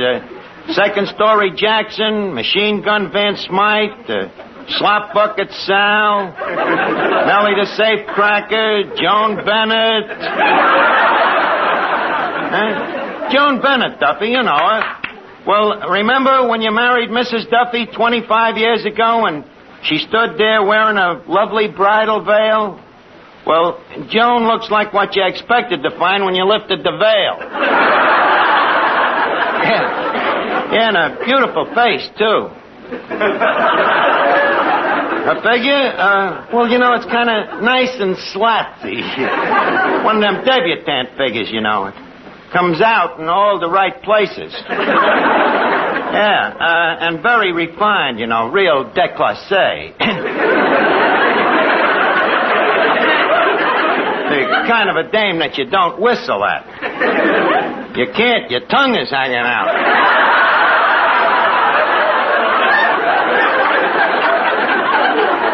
Well, she don't know it, Duffy, but tonight Joan Bennett hits the high peak of her career.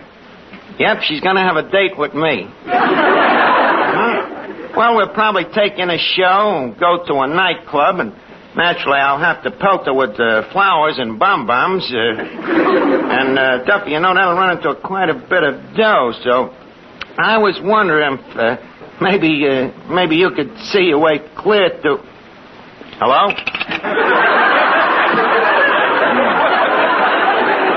I guess he wants to take it with him. Say, Yasha,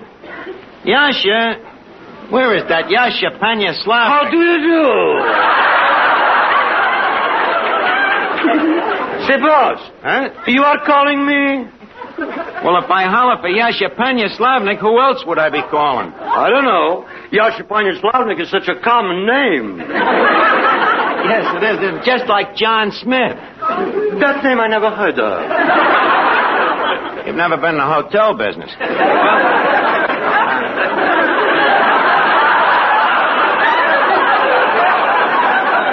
However, what I wanted to tell you, Yasha, I just remembered. I owe you $5. That is correct. Yeah. Tell me, would you mind giving me an extension on that loan? An extension? Yeah, could you let me have another $5?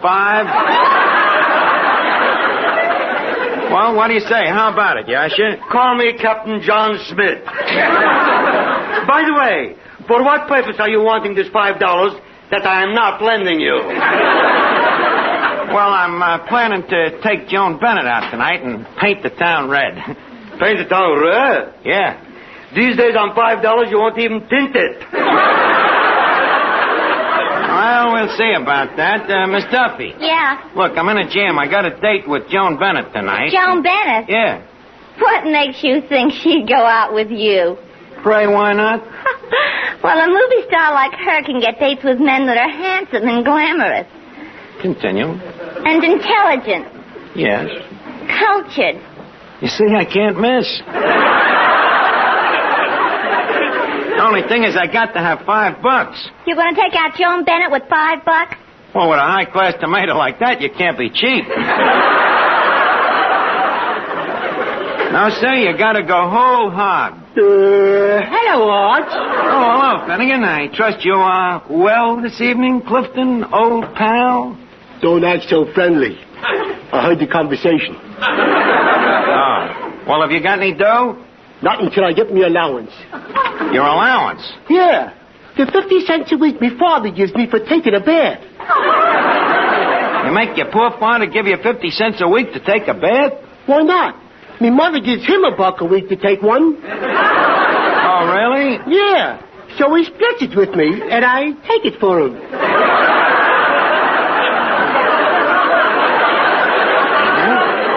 Well, that sounds like a nice, clean deal. Yeah. By the way, Arch, what do you need the $5 for? Well, I'm going to take out a dame. You going to spend $5 on a dame? Yeah. $5 on a dame? Yeah. But, Arch, for that kind of dough, you could buy a catcher's mitt. Finnegan, there's other things in the world to get excited over beside catcher's mitts. You mean fielder's gloves? I mean dames. Oh, them things. Don't tell me you don't like dames. Nah. All I want to do is to go out with you, hold your hand, kiss you. Well, is that bad? I don't know. So far, I ain't let none of them get away with it. Well, to each his own. Now, where can I get $5, though? Arch, huh? What about the cash register? Oh, Finnegan, you know I could never do a thing like that. But if I should turn my back and a friend of mine should... Oh, I get it, Arch. Close your eyes. Say, Arch, would you like to borrow $5? Oh, thank you, Finnegan. Wherever did you find it? If I had the wings of an angel... Now, look, Yasha, this is not larceny. The cash register is just lending me $5. Yes, just like the trains used to lend money to Jesse James.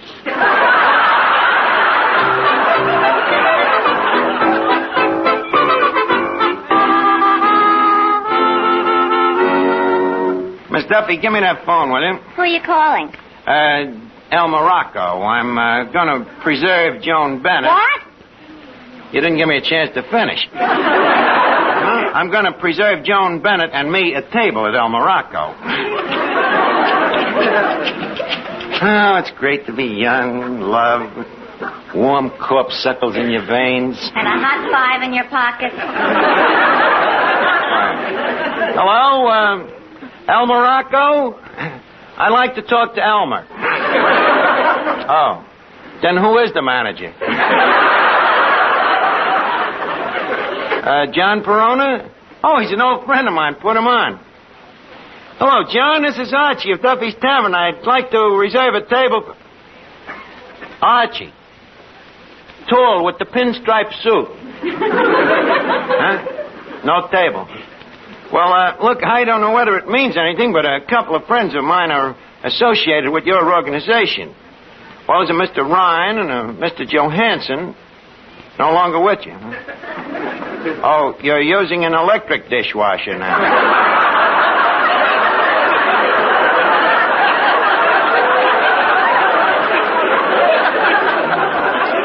Well, look, anyway, just for old time's sake, John, how about a table? Call you again around the middle of October? Nothing sooner, say around September? Too bad. I'm coming down with Joan Bennett. A ringside table, huh? Well, thanks, John, old pal. Nice to talk to you again. You see, Miss Duffy, there's magic in me name. And now, if you don't mind, will you watch the place for a minute? I got to go down to Cavendish, the undertaker. Cavendish, the undertaker? What for? Well, in case Miss Bennett wants to go formal, I got to see that she has flowers. Lucky girl. Yeah, thank you. I can see her now in El Morocco with that wreath around her neck. Half of the people will think she's a movie star, and the other half will think she's just won the Kentucky Derby. Hey, you're nuts, Miss Duffy. There's a very hip crowd at El Morocco, and I'm quite sure that they're aware that a filly never won the Kentucky Derby since 1915.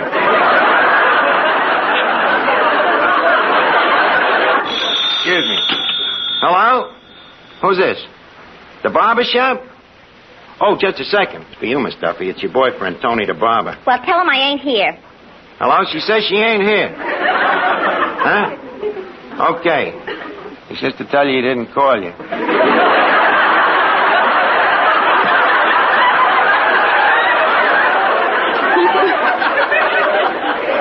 Oh, that cheap barber. Tell him to go soak his head.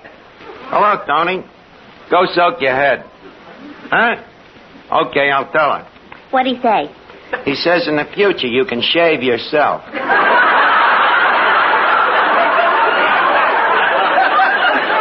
me that phone. Look, Anthony, you got a nerve calling me after that party Saturday night. Well, every time I looked at you, you were all red with lipstick. You can explain the lipstick? How? You're part Indian? Well, get this, Anthony. Our engagement is over. I'm not making any more payments on the ring. Goodbye. Archie, now that I've broken up with Anthony, how about going out on a double date? What do you mean? Well, you have a date with Joan Bennett. How about getting one of your friends for me? Look, Miss Duffy, I know two kinds of guys. Them I like and them I dislike. Them I like, I ain't gonna get a date with you. And them I dislike, that much I don't dislike. Now get your mind back on business and watch the joint here. I gotta go out and dig up some flowers for Joan Bennett.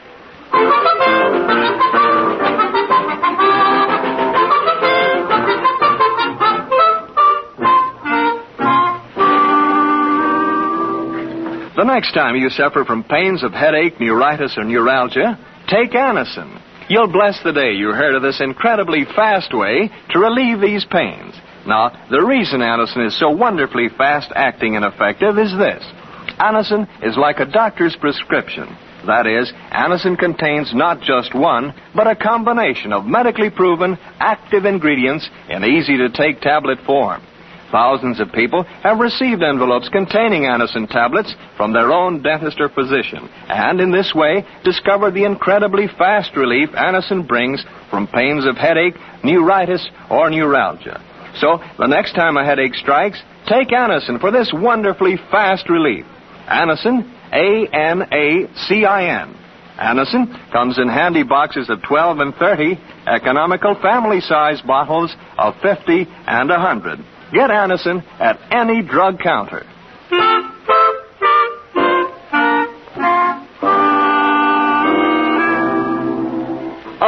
Miss Duffy, which dinner shall I serve Miss Joan Bennett? The 50-cent dinner or the $1 dinner? What's the difference? The food is the same. Most of course. But for the $1 dinner, you sit closer to the stomach pump. Don't be funny, Yasha. Just take good care of Miss Bennett. And don't forget, she and I are double dating tonight. Double dating? Yeah. Whom, may I ask, is taking you? Well, say, what are you doing tonight?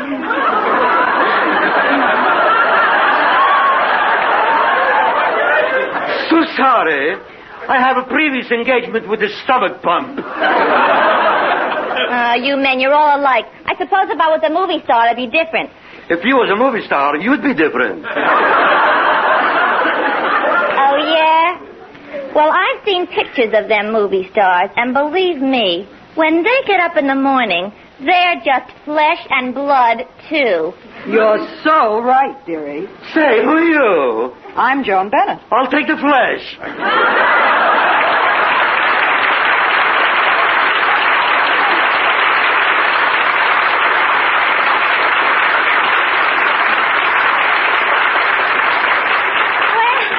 Well, Joan Bennett, look at you. You don't look a day over. Pardon me. Who are you? Don't you remember? Well, the face is familiar. Do you have a name? I'm Miss Duffy. Oh, yes, Miss Duffy. Yeah, gee, I haven't seen you for 5 years. That's right. And I haven't seen you for 5 years either. Putting on a little weight, aren't you, dearie? By the way, how's Archie these days? Oh, about the same. As jerky as ever, huh? Where is he? He went out for some flowers. He's going to ask you for a date tonight. Oh, goody. Don't be flattered. He'll make a pass at anything. Has he ever made a pass at you? Well, let's change the subject. All right, what'll we talk about? Let's get back to men. Ain't it awful how hard it is to get a date? Honest, these days, one lipstick lasts me for 3 or 4 months. How about you? How are you doing? Oh, I do okay. I get a date anytime I want. How? It's a cinch. I just tell him I'm Connie's sister. How does Connie get dates? She tells them she's Barbara's sister. Oh, you gotta have pull. Well, I wish you could do something to get me a date. Well, you shouldn't have too much trouble. But I'm so fussy and hard to please. Then find someone who isn't. That's my trouble.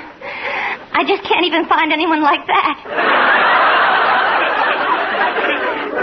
Well, I'll do what I can for you, Miss Duffy. Maybe we can go out on a double date. A double date? Oh, gee, Joan, that'd be wonderful. Is it a promise? Okay, it's a promise. Joan, I'm sorry to have kept you waiting for me. How long have you been dilatory? I've only been here for 10 minutes. Oh, 10 minutes, huh? Did it seem like a lifetime? Well, now that you mention it, no. Well, anyway, I'm glad to see you. By the way, these flowers is for you. Oh, well, thank you. I'll bet they were lovely.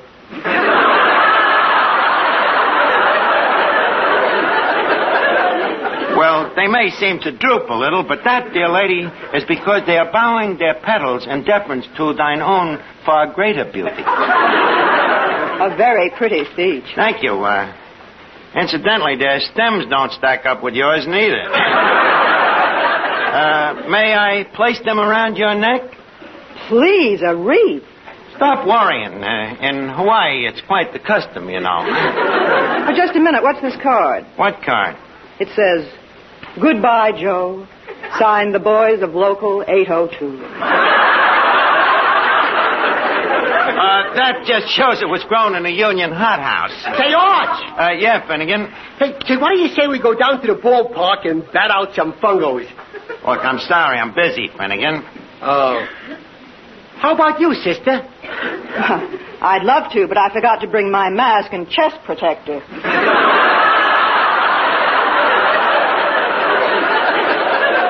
Well, some other time.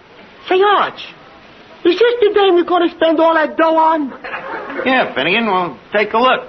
What do you think? I'd still rather have a catcher's mitt. Finnegan, you are being very impolite to a very famous lady. Famous? You've seen the woman in the window? Have I? Every night across the alley.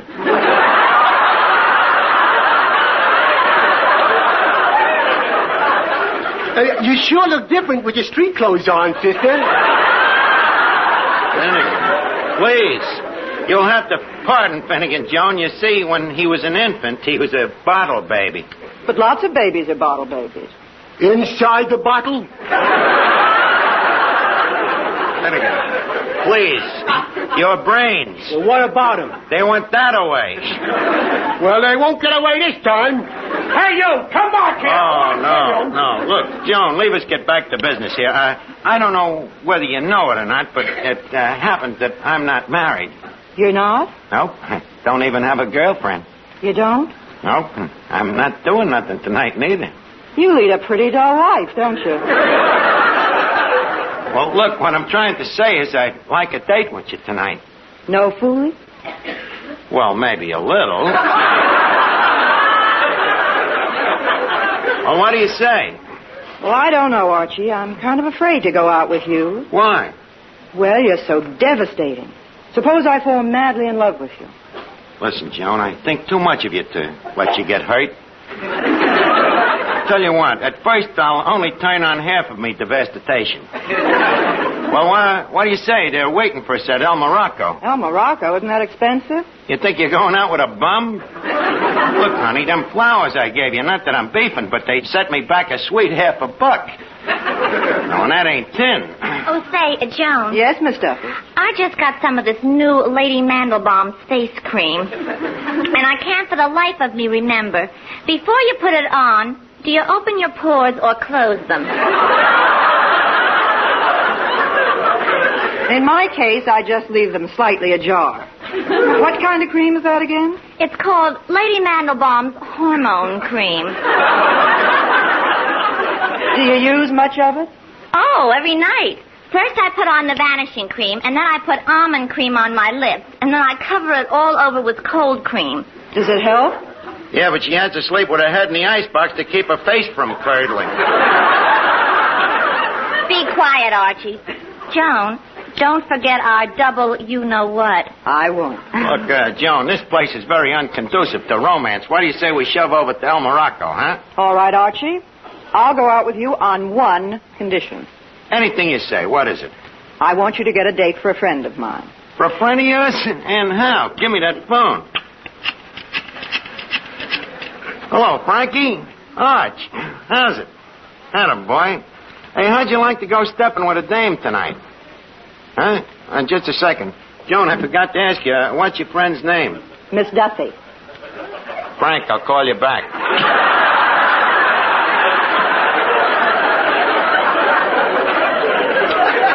Joan, tell me that me ears just heard a mirage. No, Archie, I think Miss Duffy is a very nice girl. And if you can't find a fellow for her, then our date is off. Got to get a fella.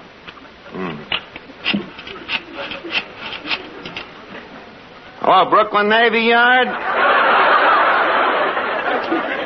You got anyone there that's been away for a long, long time?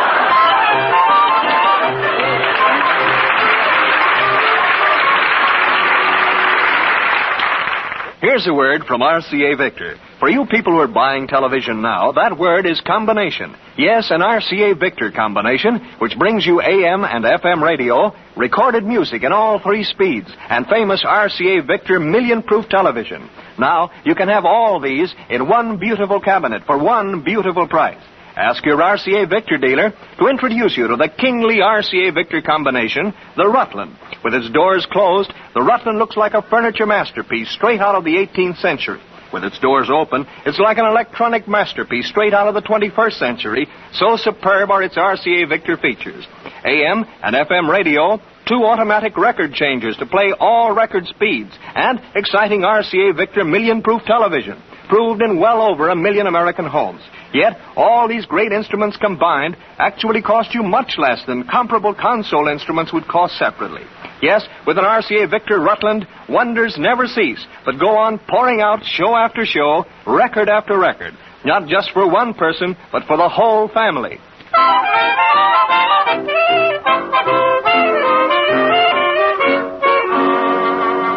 Now, where am I going to get a date for Miss Duffy? Oh, Finnegan. Yeah, Arch? Finnegan, would you like to do a favor for your old friend Archie? For you, Arch, I'd do anything. I'd climb the highest mountain. I'd swim the deepest river. I'd stick me head in the furnace. Good boy, Finnegan. I knew I could count on you. To do what, Arch? To go out with Miss Duffy. Arch, couldn't I just stick me head in that furnace? Another one of me foul-weather friends. Hey, wait a minute. Oh, Yasha. At your service, boss. Yasha, how would you like to go dancing with Miss Duffy? Unfortunately, I am unable to dance with a broken leg. Your leg ain't broken. I'll break it.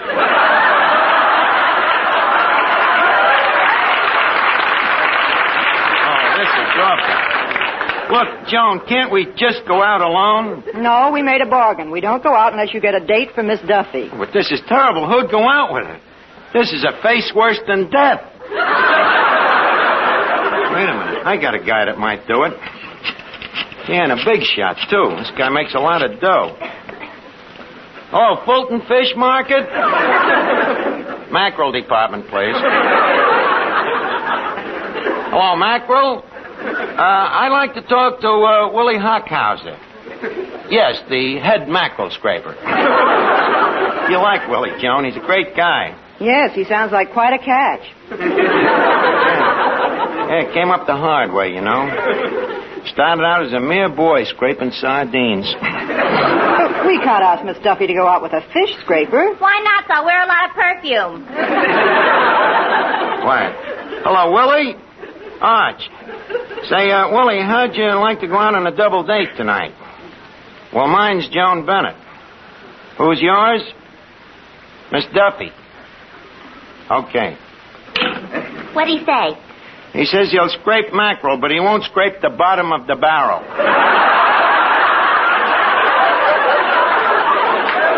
That Willie Hockhauser. My father has bought his last mackerel from him.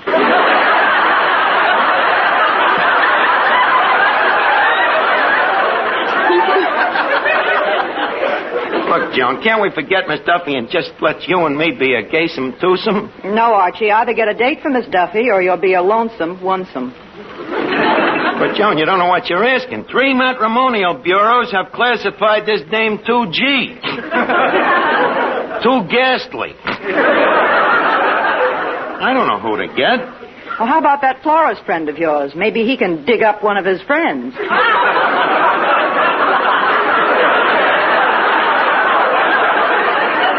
For Miss Duffy, if the guy ever came back to life, the shock would kill him. No, we got to get somebody else now. Say, Arch, what about Niles McConnell? Hey, that's an idea. What's his number again? Wait a minute, Archie. That's not that dopey Niles McConnell that hangs around Hurley's saloon all day. Yeah, I can't think of his number. Niles McConnell, that bald-headed jerk with thick glasses? Yeah. With the cauliflower ears and the gold teeth? That's him. Circle 78300.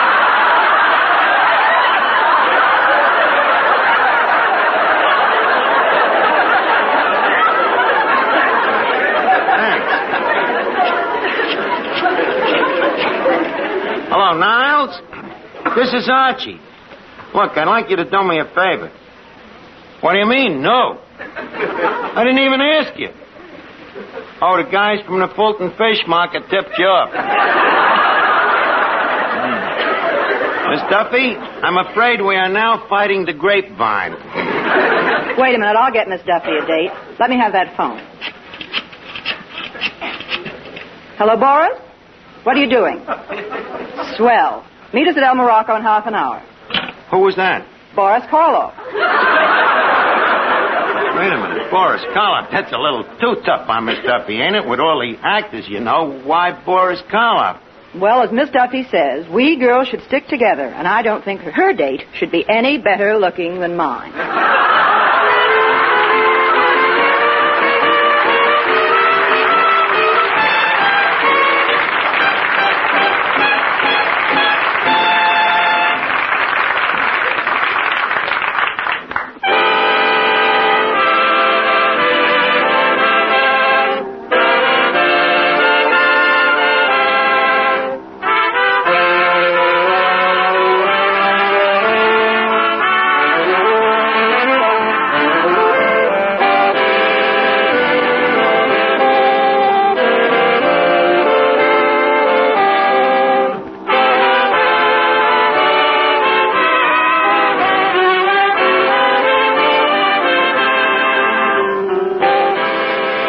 Listen again next week, friends, to Duffy's Tavern, the Friday night transcribed feature on NBC's All-Star Festival of Comedy, Music, Mystery, and Drama. Brought to you by the makers of Anacin for fast relief from pain of headache, neuritis, neuralgia. And by RCA Victor, world leader in radio, first in recorded music, first in television. Listen tomorrow evening for The Man Called X, starring Herbert Marshall, the Saturday night feature of the All-Star Festival.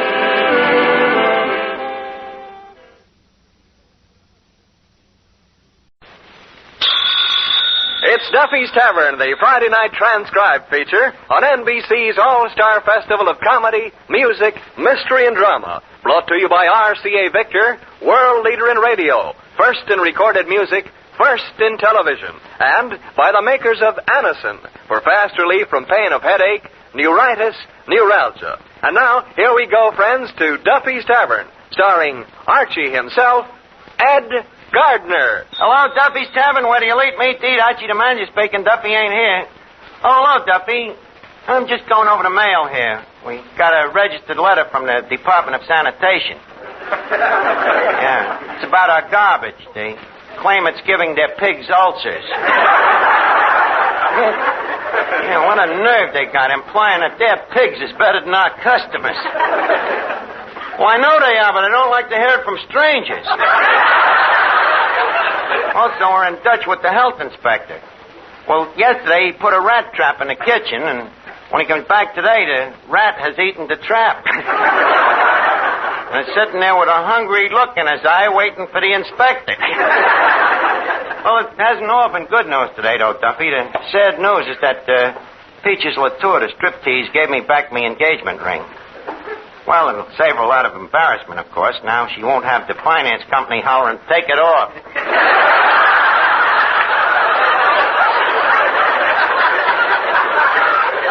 Yes, sir, and this has learned me a lesson, Duffy. From now on, I ain't taking the slightest interest in no more dames. No, sir, I'm through with women forever. You heard me, forever. Miss Duffy. Yeah, Archie. Hand me that copy of Esquire. Esquire. Some way to forget women. Miss Duffy, for your information, Esquire has articles, too. Then how come you're reading it with a pair of scissors? Happens to be my way of trying to forget. Tell me, what happened between you and Peaches? The same old story. She's just like the rest of them. All she thinks about is a family and a home and kids. Nothing but a gold digger. Well, if you ask me, you're just as well off. What do you mean? Marrying a woman who struts around the stage wearing nothing but an off-the-shoulder fan. Duffy, it happens that I admire Miss Latour for her artistry. Like I admire a fine musician. Never seen you looking that way at Toscanini. Well, that's all in a past. From now on, I'm through with the female species of the sex forever. As far as dames is concerned, I'm the world's biggest hermit. Hey, Archie, look at that pretty girl just coming in the door. Mother, buy me that. I thought you said you were the world's biggest hermit. I'm also the world's biggest liar. Well, what can I do for you, Mrs. It's Miss. I'm in. What can I do for you, honey? Please, I don't allow strangers to call me honey. Then let me introduce myself. The name is Archie. My name is Marianne. Hiya, honey. Well, what you doing here? I'm looking for a man named Paul Papapopoulos. What was the name? Paul Papapopoulos. Come again. Don't you hear well? Certainly, but I like to watch you pucker while you're saying it. Tell me, what does this Papapopoulos look like? Well, he's very handsome. Tall, nice wavy hair, broad shoulders, and lovely brown eyes. Honey, change that to blue eyes and I'm your Papapopoulos.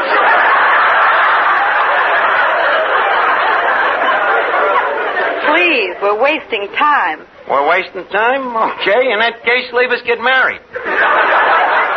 Well, what do you say? My answer is definitely in the negative. Darling. Oh, I give up. Oh, Archie, you got it on the telephone. Okay, excuse me, Marianne. I'll be back in a nonce. Oh, waiter. Waiter. Don't they have a waiter around here? How do you do? Hey, what can I do for you, honey? I'm hungry. What's fresh in the kitchen? What's fresh in the kitchen? The cook, she just pinched me. I think I'm wasting time here. I'd better get back to work. Pray tell me, where are you working? The draft board. The draft board? Yes. By the way, what's your name? My name? Yasha Panyaslavnik, age 103. Sorry to have kept you waiting, Marianne. Say, boss, what was that telephone call? Oh, that was the community chest. They wanted to know how much we needed this year.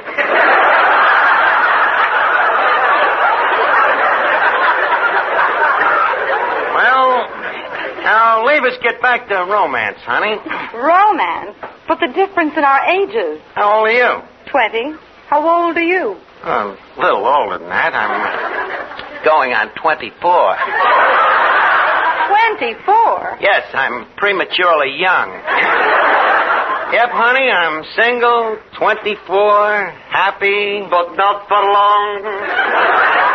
Say, boss. Huh? I have news for you. What?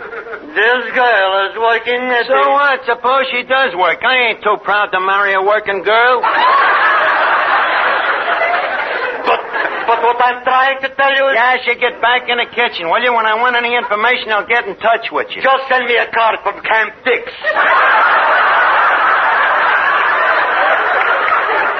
What's this guy talking about? So you're 24? Yes, yeah. Do you mind if I jot your name down my notebook?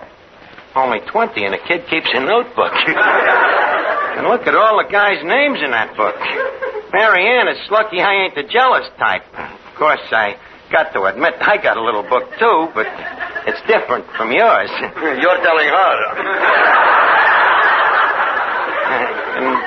In my notebook, I only got 2 columns. Yes, column left, column right. Quiet, Asher.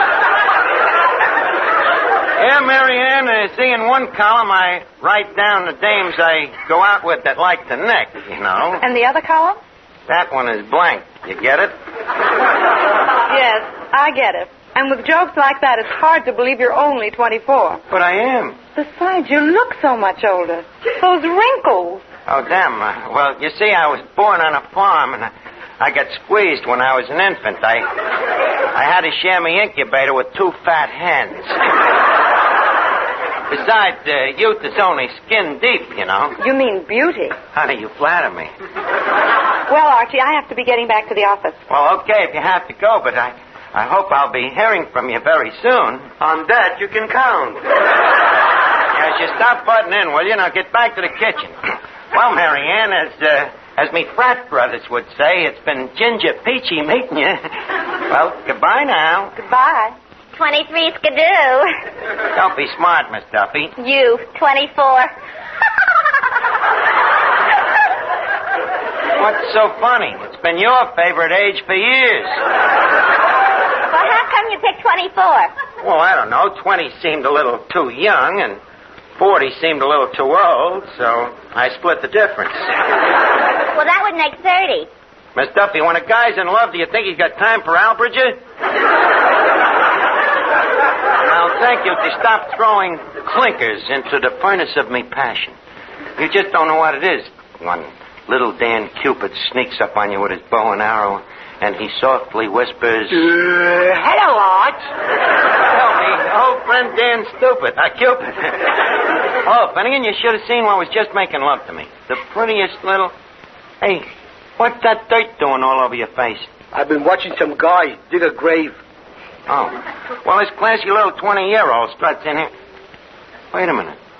If they were digging a grave, how come there's dirt on your face? I just got out in time.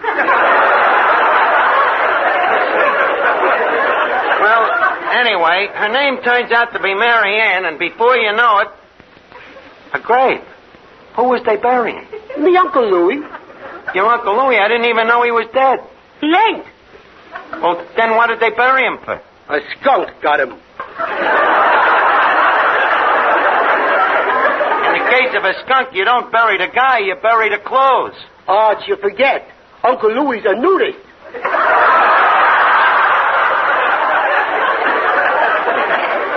Tell me, ain't there nobody in your family that's normal? Well, you've met me father. Yeah? I think that answers the question. It certainly does. How is the old gent these days? Well, I'm a little worried about the governor, Arch. All day long he sits around the house and broods. Yeah, sits around the house. What happened to his job at the airplane factory? Oh, it's still there. It's just that Dad hasn't got it anymore. Oh, he was fired, huh? No. It seems that Dad and the foreman at the airplane factory couldn't see eye to eye on a production problem. So what happened? Oh, Dad quit. And they're still putting the wings on B-29. The story of Billy Mitchell all over again. Now, leave me be, Finnegan. I want to be alone with me thoughts of Mary Ann. Oh, for goodness sakes, Archie, act your age. Okay, so I ain't 24, but by the same token, I ain't pushing 40 neither. Maybe not, but you're sure leaning on it. Well, I can see certain people just don't understand young love. Now, turn on that jukebox, and if anybody wants me, I'll be in the back room. Doing what? Practicing the Charleston.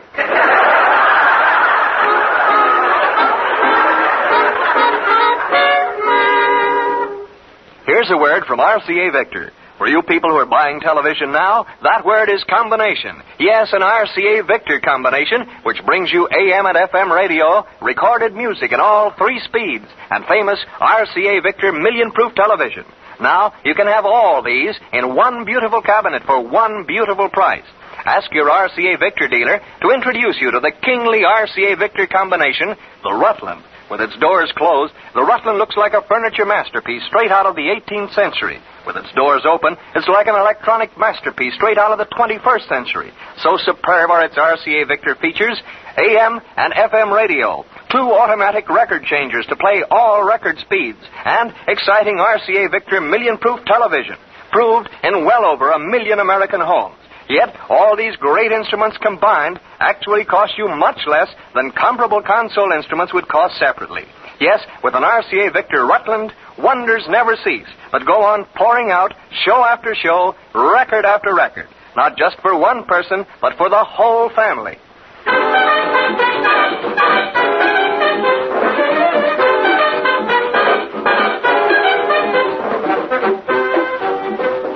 While Archie's in the back room practicing the Charleston, let's listen to Cesar Concepcion, his orchestra, and the story of Old San Juan.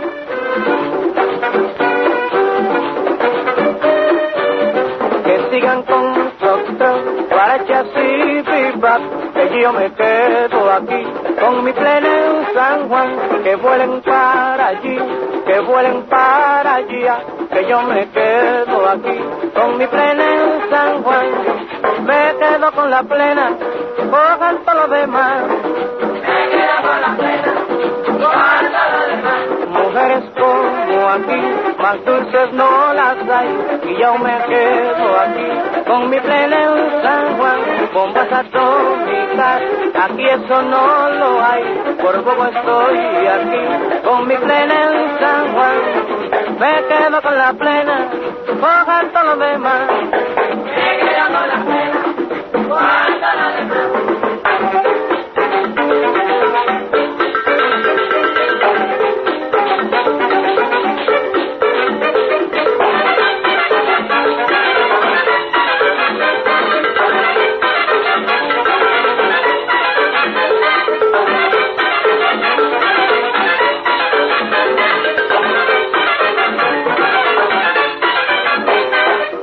quedo con la plena, cojan todo lo demás. La plena, cojan todo lo demás. Me quedo con la plena, cojan todo lo demás. Me quedo con la plena, cojan todo lo demás. Me quedo con la plena. Ay, pero cojan todo lo demás, cojan todo lo demás.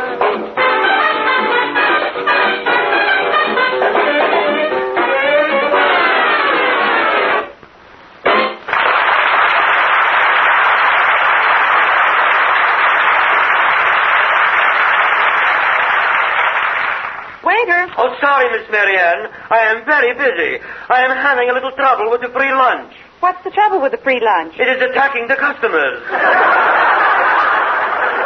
Oh. And where's Archie? Archie? You mean Junior? He's in the back room trying on his Hopalong Cassidy suit. You know, I'm a little concerned about Archie. Yes? I've just been back to the draft board, and I couldn't find his name on our list of 24-year-olds. Not at the draft board, eh? No. Try checking Social Security.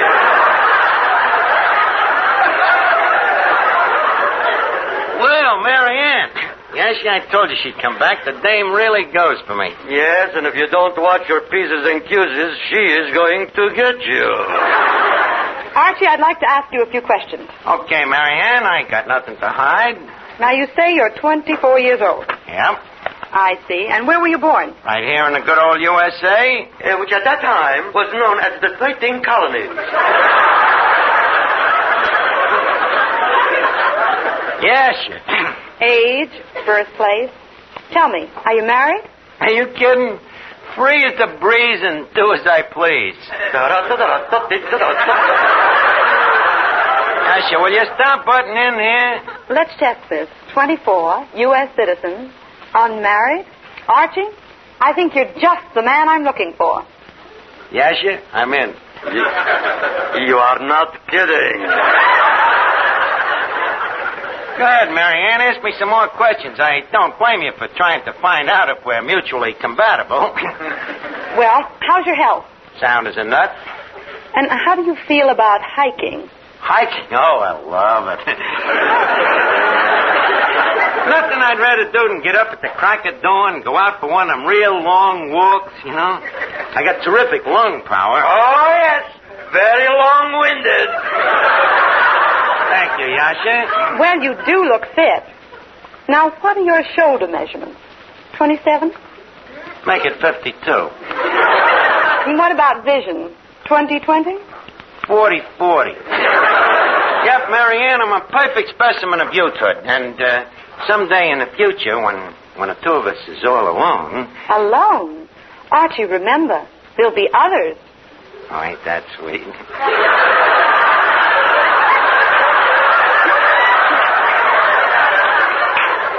Already she's talking about the little ones. Honey, about these others, how many was you figuring on? Oh, about 1,000 a month. Look, Marianne, don't take them shoulder measurements of mine too serious.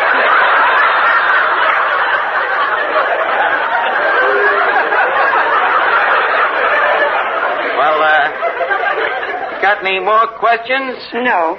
I have all the information I need. Goodbye, Archie.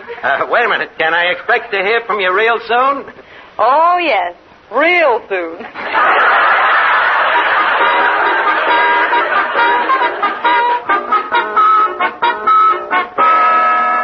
Say, Archie, this letter just came for you. Yeah, let's see it.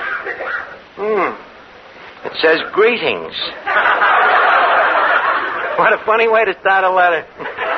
It'll get funnier as you go along.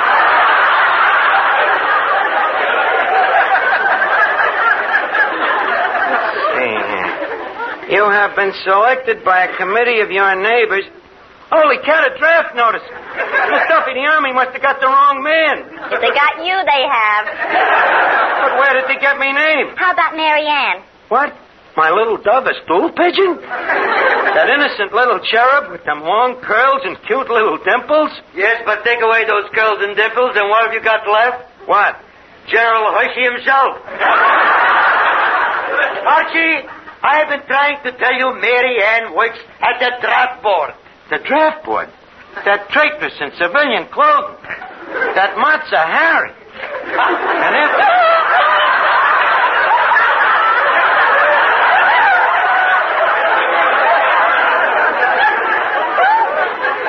And after such a beautiful courtship. That was no courtship. That was your pre-induction examination. They can't do this to me. What does the Army want with an old duffer like me? But you just said you were 24. I know, but a letter like this ages a guy. I ain't going to take this laying down. I'm going to get a character witness to swear that I'm a liar. Wait a minute.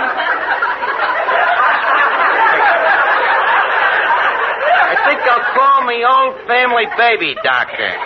Yeah, he's probably got me birth record in his files.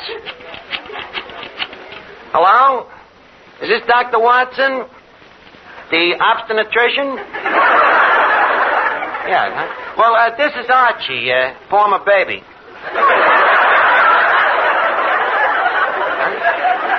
Well, you remember me, Doctor? No hair, one tooth, and a blue ribbon? You don't, huh? Well, it was quite a while ago. Don't you remember holding up a tiny infant and slapping life into it? Huh? One face is the same as another.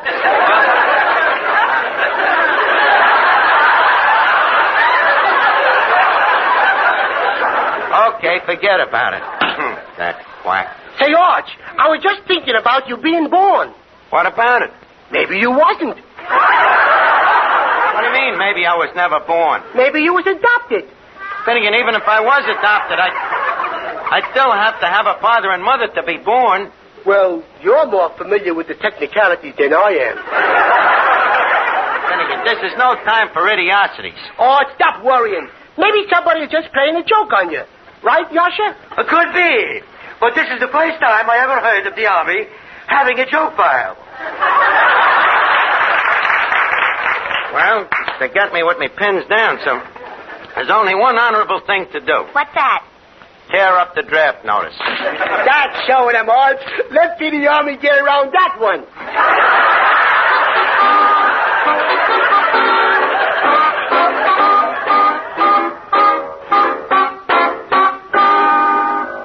Here's something you should know if you ever suffer from the sudden pain of headaches, neuritis, or neuralgia. It's a way to ease the pain, often within a few minutes. A way that's incredibly fast and effective. It's Anacin. Anacin is like a doctor's prescription. That is, Anacin contains not just one, but a combination of medically proven, active ingredients in easy-to-take tablet form. Thousands of people were first introduced to Anacin through their own physicians or dentists. But today, these tablets are in such widespread use that all drug counters have them, and anyone may enjoy their benefits. Next time you suffer from the pains of a headache, neuritis, or neuralgia, by all means, try Anacin. You'll like the convenience of Anacin tablets, and you'll be delighted with Anacin's incredibly fast action. A-N-A-C-I-N. Anacin. Ask for Anacin by name today at your druggist's.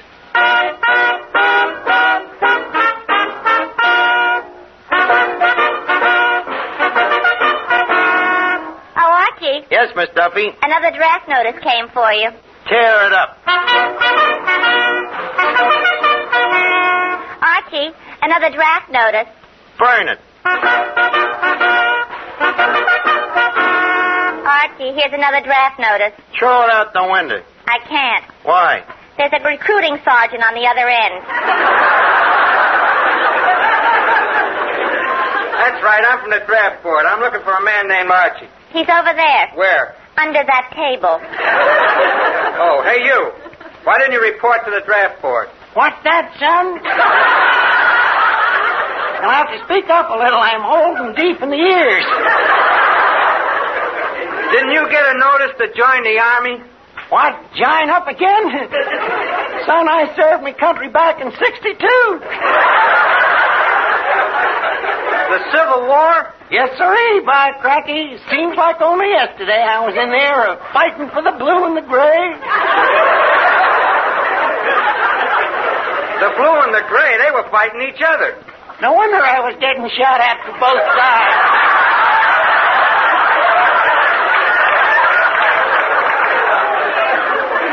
So you served in the Civil War, huh? Yes, sir. Ever hear of Hippopotamus? I was there with General Sherman. Never forget the day Sherman said them immortal words. War is... Yeah, war is... Just then some darn fool shot off a cannon. Never did hear that last word. Yes, sir, son. Done a heap of fighting my day. Never forget that famous ride. Me and Paul Revere.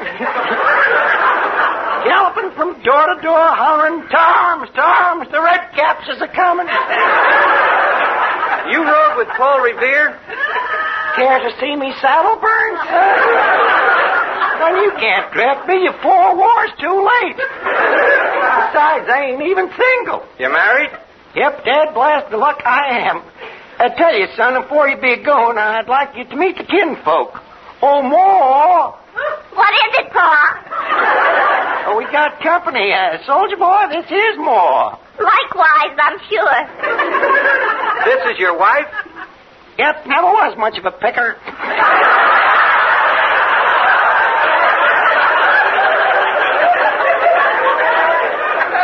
How do you do, ma'am? Say, soldier boy. Yes? You know you're cute enough to be in the Navy. Oh, remember your age. Say, Arch. Well, if it ain't me little son. Who? I get it. Hello, Pop. Howdy, son. Well, what? Ain't you gonna kiss me?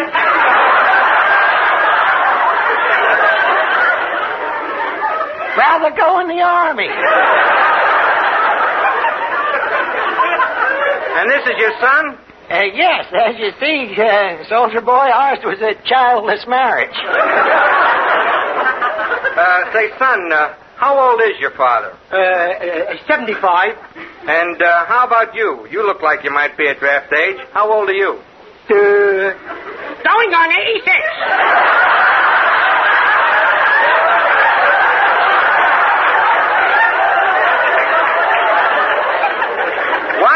father's 75 and you're 86. How is this possible? Well, who are we to question Mother Nature? See, Sergeant? I'm too old a fuddy-duddy to go in the Army. Well, Sergeant, I see you found him. Marianne, what is this? Archie, I knew you were lying about your age, and I wanted to teach you a lesson. Oh.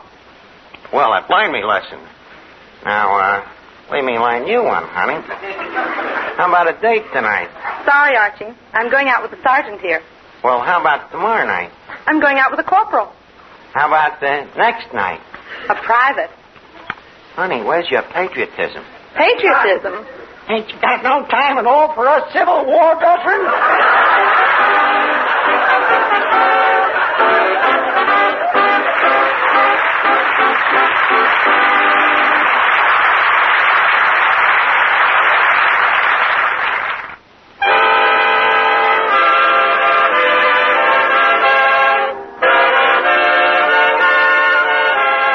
Listen again next week, friends, to Duffy's Tavern, the Friday night transcribed feature on NBC's All-Star Festival of Comedy, Music, Mystery, and Drama.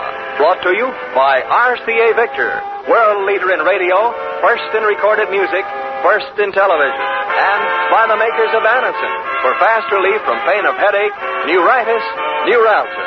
Listen tomorrow evening for The Man Called X, starring Herbert Marshall, the Saturday night feature of the All-Star Festival.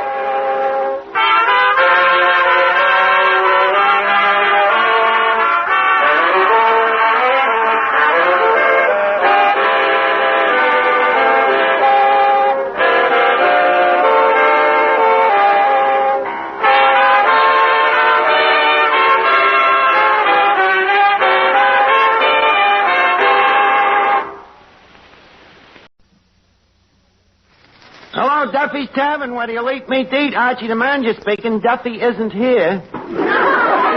Yeah, Duffy, I said isn't. Well, isn't this correct, ain't it? Well, look, I gotta watch my diction. We're having a meeting here of Mrs. Piddleton and the Lord Byron Ladies Literary Society. Literary Society, Duffy. It's a club, you know, where people who don't know how to read listen to lectures by people who don't know how to talk. Yeah, it's kind of a moron's copy clutch. Well, the ladies is meeting here tonight for an open forum. It's kind of a public discussion, you know, this forum where, if you don't agree with another speaker's opinions, you state your objections in a friendly, logical, intelligent manner, and then you clunk them over the nut with a bung starter. Yeah. What are we serving the dames? Well, that was a problem, Duffy. You see, some of them like hot tea, and some like iced tea, so I'm compromising. We're serving them lukewarm beer. Well, I'll call you back. Say, Archie. Yeah, Miss Duffy. Where's Eddie the waiter? Eddie the waiter? Hey, that's right. He ain't showed up here for 2 days. Maybe he had an attack of sanity and quit. Hey, Arch. Yeah, Finnegan. I hear Eddie escaped. Escape is a harsh word, but you might so to speak. I was just thinking and I got an idea. Beginner's luck. But what is it? Well, I was thinking maybe I could take Eddie's place. But, Finnegan, you ain't got no experience in business. Oh, no? What about the time I had that dog walking route? Well, was it profitable? Profitable?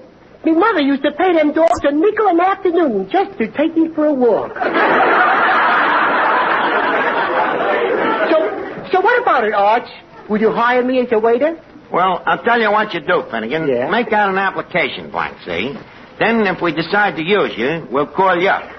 On the other hand, if you don't hear from us, be sure not to get in touch with us at the earliest opportunity. Thanks, Arch. It's nice of you to consider me. Yeah. Now, where can I find a waiter? I gotta get somebody before Mrs. Piddleton gets here. Oh, that phony Mrs. Piddleton and her snooty literary society. And what's wrong with Snoot? Happens to be a very high-class, refined club. I'll never forget how thrilled our customers was that night that Mrs. Piddleton recited Romeo and Juliet. It was out of this world. So was Mrs. Piddleton after she got hit over the head with that beer bottle. Yes, but if you remember, That's how she showed how genteel and cultured she really was. As she was laying there on the floor, with the beer streaming down her face, she was still quoting Shakespeare. Well, all I can say is if you wanted a cultural meeting, you should have invited my club. The 10 Jolly Girls AC? Yeah. But the 10 Jolly Girls AC is an athletic club. It's a literary club. Then what does the AC mean? It means admirers of Kipling.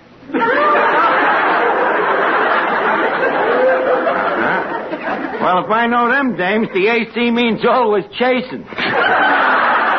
And I don't mean rainbows. Well, keep them illiterates anonymous out of here tonight.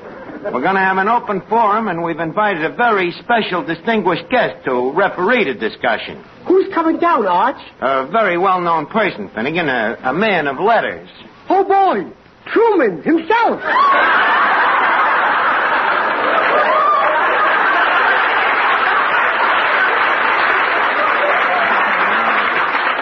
No, not Truman. I'm getting that radio commentator, that H.V. Kaltenborn. What a laugh. What makes you think he's coming here? Well, I wrote him a letter a whole week ago, and he ain't refused yet. Did he accept? That's where I was cagey. Me letter was so worded that it didn't require an acceptance. Just a minute. Hello? Yes, this is he. I mean, him. Whom? I mean, who? Oh, you're Mr. Kaltenborn's secretary? He says what? I should drop what? Look, honey, tell him we're expecting him tonight, so he's got to come down here. Asking somebody like H.V. Kaltenborn to come down when we haven't even got a waiter. By the way, honey, ask Mr. Kaltenborn if, at the same time he's delivering his lecture, he'd mind delivering a few hamburgers.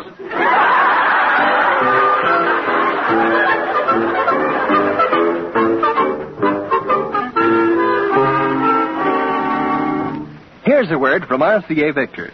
Inch for inch, your best buy in television is RCA Victor 19-inch.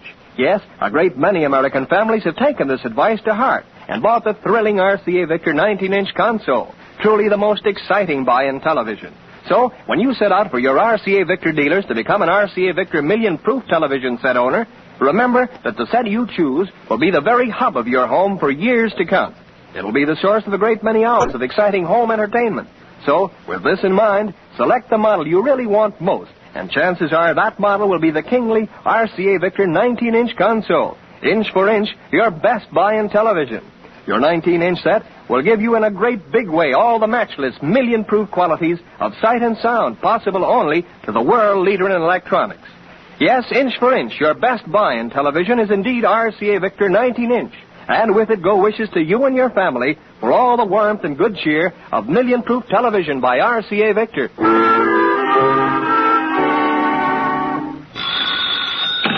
Hello? No, Duffy, we still ain't heard from Eddie. I'm worried the guy might have just walked off and forgot who he is. You know, a case of magnesia. Well, I'm trying to replace him, but it ain't going to be easy. Well, sure, I got a sign in the window. But any guy that's got enough brains to read wouldn't be dumb enough to take the job. Well, all right, Duffy, please. I'm doing me best. Oh, Archie, a special delivery letter just came. It's from Eddie. I'll call you back, Duffy. Special delivery from Eddie. Let's see what it says. Dear Mr. Archie, at last I am free. What a wonderful word that is. Free, free, free. Where is he? In the Army.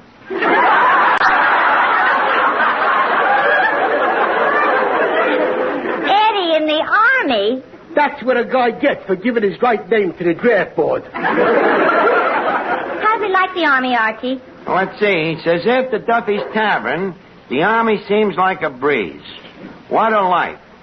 Lolling around in bed until 5 o'clock in the morning. Only working 16 hours a day. Getting a check at the end of the month instead of an IOU. Poor Eddie. How he must miss the Tavern. Yeah, I guess he does. He says here, at bayonet practice this morning, every time I drove the bayonet into the dummy, I thought of Mr. Duffy. How sweet. He Even in the army, he's thinking of Papa. Yeah, it's very sweet of him, but we still need a waiter now. Who could we get? How do you do?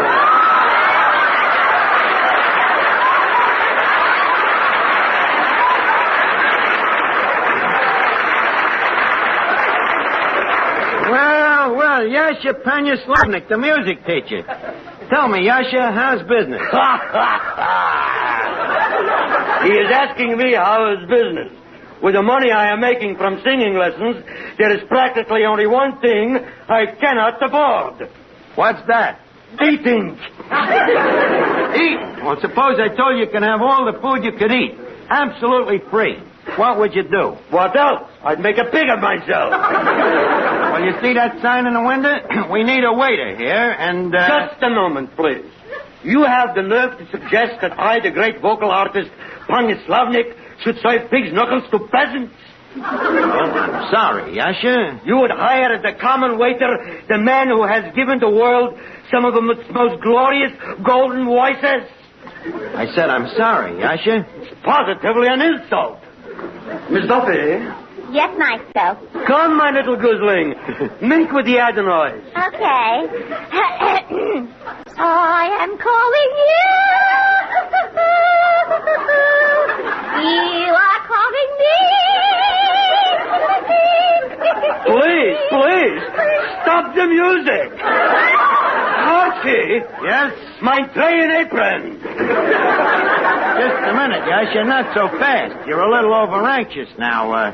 To be a waiter here, you gotta first pass the Duffy aptitude test. Mm-hmm. Now tell me, what does a Duffy waiter do if the hamburger he's serving suddenly turns green? A Duffy waiter turns the lights down low. Right. And what does a Duffy waiter do if a customer suddenly turns green? A Duffy waiter quick collects the check before the customer turns purple.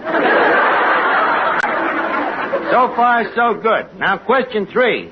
What does a Duffy waiter do when the rats chase him out of the kitchen? A Duffy waiter is courageous. He goes back with a chair and a whip. Yasha, you got the right spirit. Now start serving, and remember our motto. The customer is never right. If he was, he wouldn't be in here. Okay. Okie dokie, boss. Okay. As my first customer, I am going into the kitchen and serving myself a steak. One tenderloin steak should be tender and hold the check. Well, it looks like we got a waiter for our town hall meeting tonight. Say, Archie, did an army blimp just make a forced landing on 3rd Avenue? Well, not that I've heard. Well, in that case, Mrs. Piddleton is just coming in the door. That's right. If it was a blimp, there'd be a number on the stern. Well, Mrs. Piddleton, welcome back to the tavern. Archie, you dear boy. Let me look at you. Yes, you're the same, Archie. You haven't changed a bit. Let me look at you. Yep, same old Abigail. You ain't changed a ton. How droll you are. Well, Archie, once again we meet to soar on the wings of the intellect in our mutual quest for a deeper understanding of the cosmic verities. Abigail, you're the cat's pajamas. Cosmic. If we ever had a cosmic verity around here, Duffy would murder me. Archie, you're pulling my leg. Legs the size of yours, one does not pull, one tugs at. But tell me, what are you dames discussing at the literary club these days? Well, at present, we're concentrating on the evolution and development of man. Well, I don't blame you. Culture's culture, but you gotta have a little fun, too.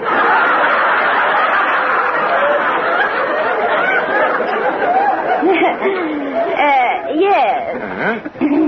And now, about our open forum discussion tonight. Yes? Has our moderator, H.V. Keltonborn, arrived yet?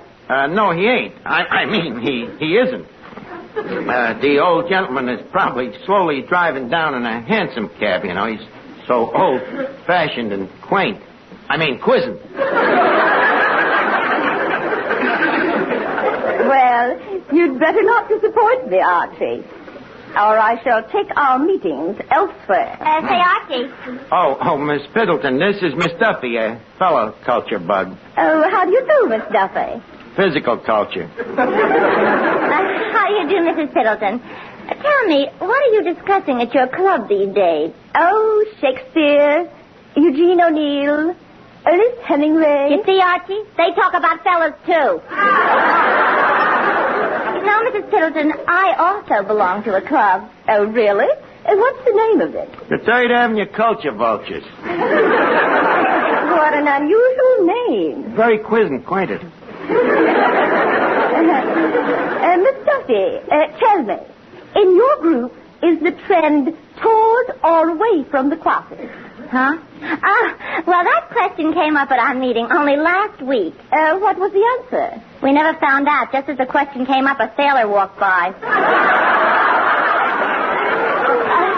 However, at the moment, we're endeavoring to devote our brains to fiction. If them brains ain't fictional, what is? Quiet, Archie. You see, Mrs. Piddleton, in our club, we give an award of 2 points to any girl who reads a book, 4 points if she reads the book and sees the movie, and the big prize is 10 points. That's if she reads the book, sees the movie, and when the fella takes her home, she don't do nothing but discuss it.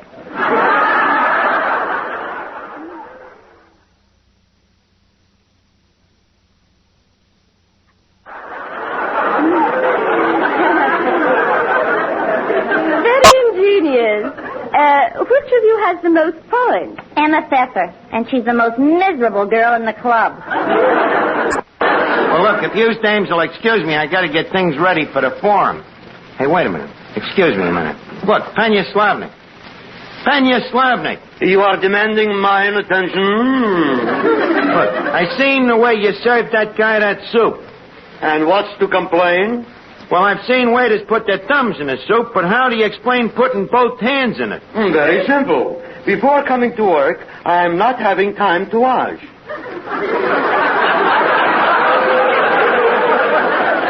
You mean you washed your hands in the soup? You want from me, a high-class waiter, to use cold water?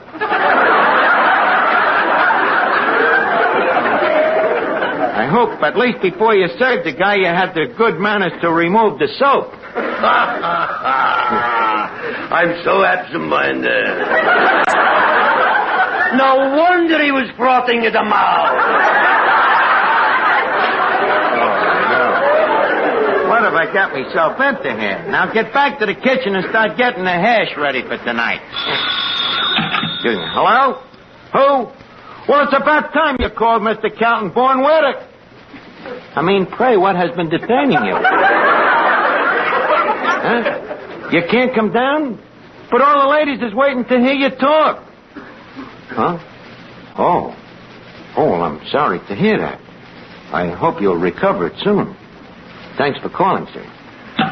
What's the matter, Archie? Why can't he come? The poor guy completely lost his voice and he can't...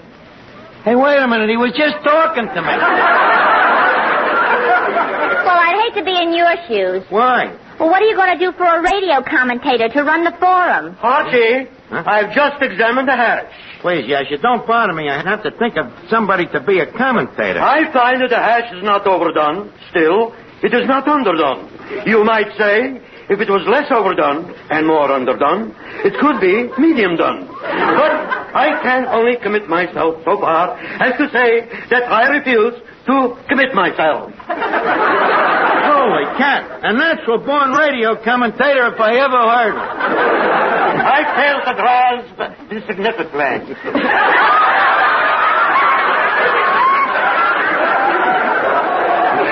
Well, tell me, Yasha. Yes?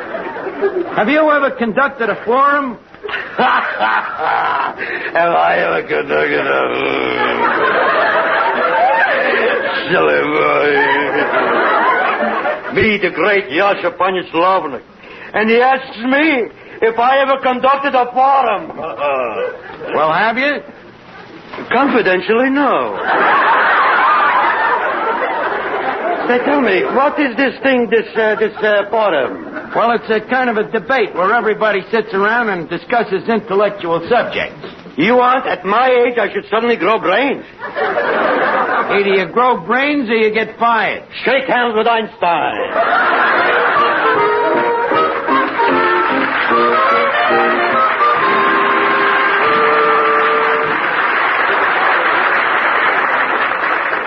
If you'd like to know a quick, easy way to ease the pain of a headache, neuritis, or neuralgia, then, by all means, try Anacin.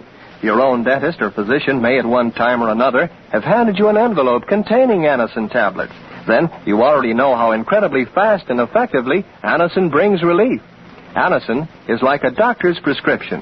That is, Anacin contains not just one, but a combination of medically proven active ingredients. For your own sake, try Anacin. Anacin is sold to you on this guarantee.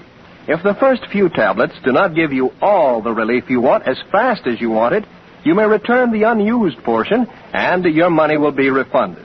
You can get Anacin tablets at any drug counter. Anacin comes in handy boxes of 12 and 30 tablets and economical family-size bottles of 50 and 100.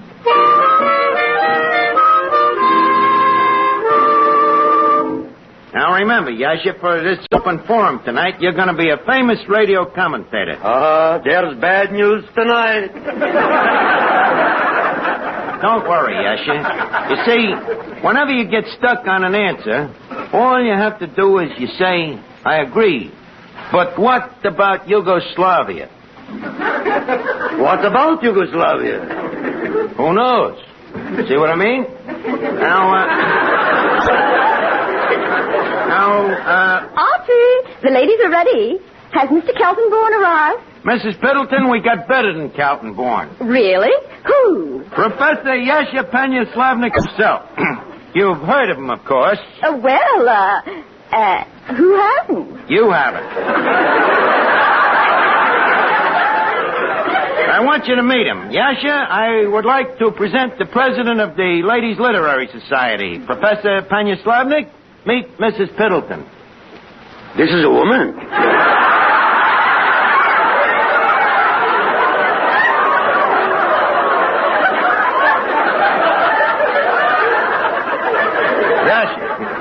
Yasha, please, a little more couthness. I beg your pardon. Mrs. Piddleton, how do you do? I'm charmed. I'm disgusted. Pay no attention to him, Mrs. Piddleton. It's a debating trick of his. He's trying to throw you off balance. This is impossible. You see what a sharp wit I dug up for you, Mrs. Piddleton? Well, leave us begin the open forum. Now, our first question is... Hey, wait a minute. Where's me gavel? The gavel? Yeah. I don't know. But what about Yugoslavia? Yeah. Hear ye. The Duffy Town Hall meeting of the air is on the air. Ladies and gentlemen, our annual Friday night round table will now go into confinement. On tonight's open forum, we will discuss the day's contemptuary problems. Sitting on our panel tonight, side saddle, of course, is Miss Duffy. Miss Duffy is our authority on maritime relations and on naval affairs. We also have with us the Honorable Clifton Finnegan, the famous authority on subversive politics. Mr. Finnegan has spent most of his life in the underground. And for our moderator, we give you that famous radio commentator and part-time lunatic, Yasha Slavnik.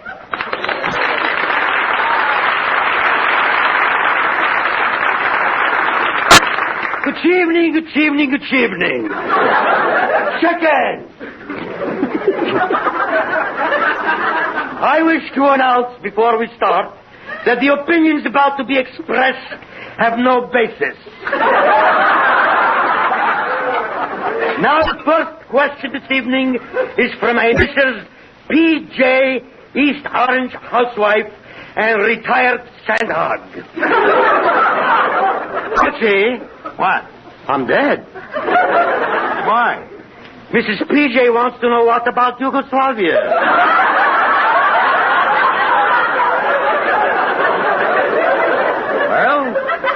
Let's take a belt at it. Anybody know anything about Yugoslavia? I'd like to take a crack at that, Arch. Okay, Finnegan, go ahead. What about Yugoslavia? Well, I think that about answers the question. I'm afraid I'll have to disagree. I'll go along with that. Finnegan, you can't disagree with yourself. Why not, Arch? It proves that I got an open mind. Well, close it up and leave us continue. Now, what's the next question, Mr. Moderator? The next question comes from Mr. HQ of Hollywood, California. Apprentice butcher and dramatic coach. Mr. HQ has relatives in Europe, so he has requested that we only refer to him by his first initial, H. His question is, what can we do to control inflation? That's a good one. Let's see. What can we do to control inflation? I say we should keep out of it. Oh, an isolationist, huh? But I say to you, sir, what would happen as if in 1928 the gold standard should be abandoned by South America, particularly by Peru and Oblivion? In that case, I say, quote, down the torpedoes and let us go back to Confederate currency. I disagree. You disagree with Confederate currency? Why? Once a Yankee, always a Yankee. I see your point, Mr. Moderator. But have you considered what Confederate currency is worth in Prussia? You could go over to Prussia today with $200 in cold Confederate cash, and do you know how much prussic acid it'd buy? Not enough to keep a family of 3 alive.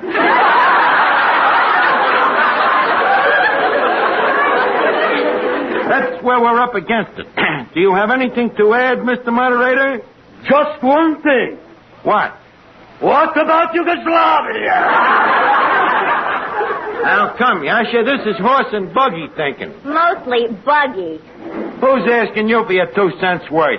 Stop beating your gum. Now, listen, Miss Duffy. You shut up, too. Oh, your father talks to cops. Quiet, please. You shut up. You shut up, and you too, Finnegan, before you get a punch in the nose. Who's going to punch who in the nose? I'm going to punch you in the nose. Just a minute. Stay out of it before you get a punch in the nose, You too. hit him and I'll beat your brains out. Wait a minute till I take my coat off. I don't know.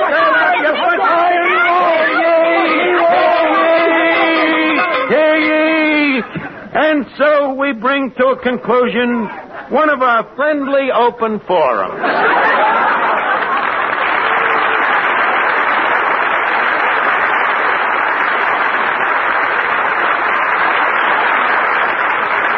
Well, tell me, Mrs. Piddleton, did you like our open forum? Like it? Archie, I'm simply thrilled to the core. You are, huh? Yes. For the first time in my life, the professor has made me feel that I really know all about Yugoslavia.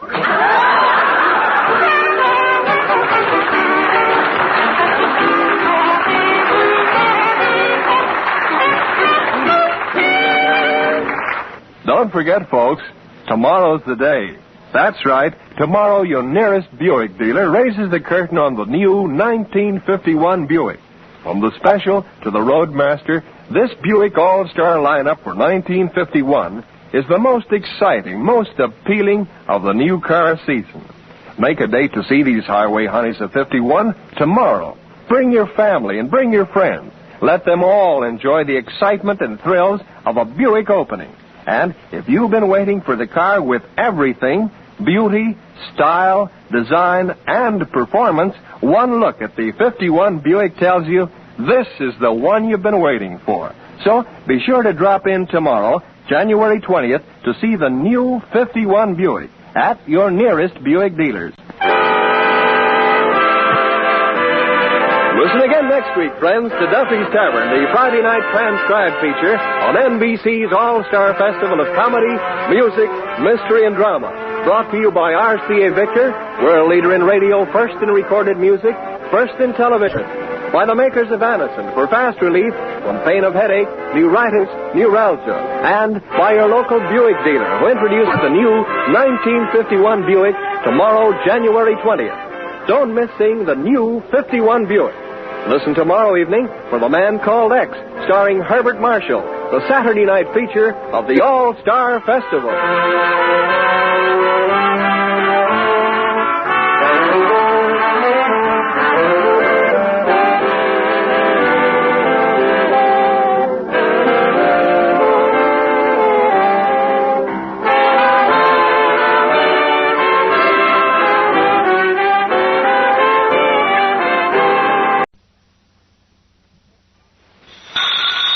It's Duffy's Tavern, the Friday night transcribed feature on NBC's All-Star Festival of Comedy, Music, Mystery, and Drama. Brought to you by RCA Victor, world leader in radio, first in recorded music, first in television, and by the makers of Anacin for fast relief from pain of headache, neuritis, neuralgia. Here we go, friends, to Duffy's Tavern with our guest, Vincent Price, and starring Archie himself, Ed Gardner. Hello, Duffy's Tavern. Where do you eat meat to eat? Archie the manager speaking. Duffy ain't here. Oh, hello, Duffy. Guess who's coming down tonight? One of the finest actors of our day, Duffy. No. Not Dustin Farnham. No, not Hobart Bosworth. Duffy, I said our day, not yours. It's Vincent Price, Duffy. You know the guy. He plays the hate interest in them psychopathical murder dramas. You know, he's always the louse. Pictures, when Price says, I think I'll take the head off, he ain't talking about a beer. Does all them dirty, nasty characters, though, in a real suave manner, sort of a soft-spoken loudmouth.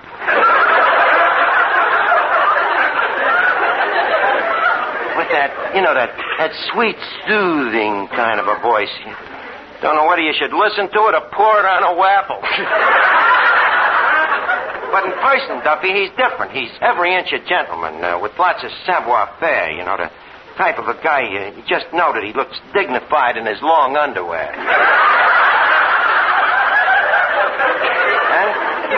How's the crowd here? Oh, it's the usual after the night court crowd. Well, look, I got an idea how we can swank up the place if you listen. Well, look, Duffy, who are the biggest spenders? Actors, see? And it's obvious why. You see, actors never have any dough. But they don't want nobody to know it. So, ergo, they spend it like mad. Yeah, well, my idea is to turn this joint into an exclusive private club where only actors can be members, see, like the Lambs Club. Yeah, well, we'll get Vincent Price and call it the Hams Club. All right, I'll call you back, Duffy. Hey, Eddie, now look, I want this club to be different. Now, the first thing we do is to drill one of them peek holes in the door, huh? Well, why does this hole in the wall need a hole in the door? Eddie, every club's got one, so that sort of management can look out and see that nobody gets in but bona fide members. Well, if you put a peek hole in the door, nobody's gonna come in. Why not? Well, if you can look out, they can look in. Now, Mr. Archie, how are you going to get any actors to join this club? By signing up Vincent Price. You see, Eddie, we've built a better mousetrap here, but in order to catch the right mice, we have to bait the trap with the proper piece of cheese.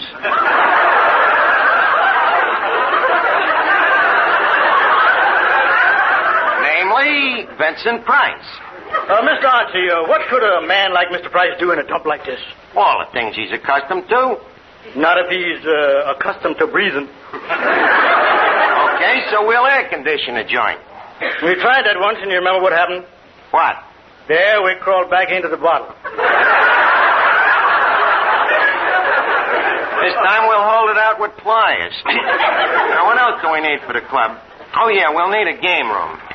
Game room? Yeah, that back room where we keep the pig's feet. Yeah, that's pretty gamey, all right. Yeah, now, what else do I have in them private clubs? Oh, yeah, library. Well, what's going to be the library? We'll dust off that World Almanac over there. Look, Mr. Archie, in the first place, that almanac is from 1914. In the second place, one almanac don't make a library. Leave me take your objections in order. Firstly, about the almanac being 1914, the Declaration of Independence is a great work, ain't it? Yep. When was it wrote?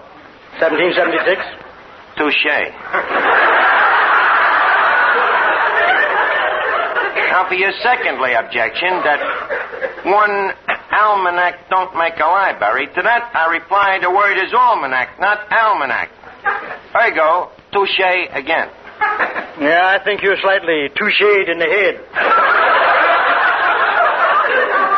Yes, Miss Duffy? I want to ask you something very important. What is it? If a fella says, "Dearest beloved, I love you more than the sun, the moon, the stars, more than life itself. Be mine, beautiful Miss Duffy, be mine." Is that committing himself? Well, yes and no. What do you mean, yes and no? Yes and no guy in his right mind would say it. Well, it so happens that it was said to me by my boyfriend, Rodney Maximilian Haybinder. Miss Duffy, you still interested in that bum? Bum? You heard me. Archie, it so happens that at Barnaby's Barber College, Rodney is the only one to hold a safety award. Really? Safety award? Yes. He's the one man in his class that they trust to singe sideburns without the professor standing by with a fire extinguisher. What'd they give him for the reward? A hot towel with his name lathered on it? Are you kidding, Miss Duffy? This guy really goes to a barber college? You think I run around with illiterate?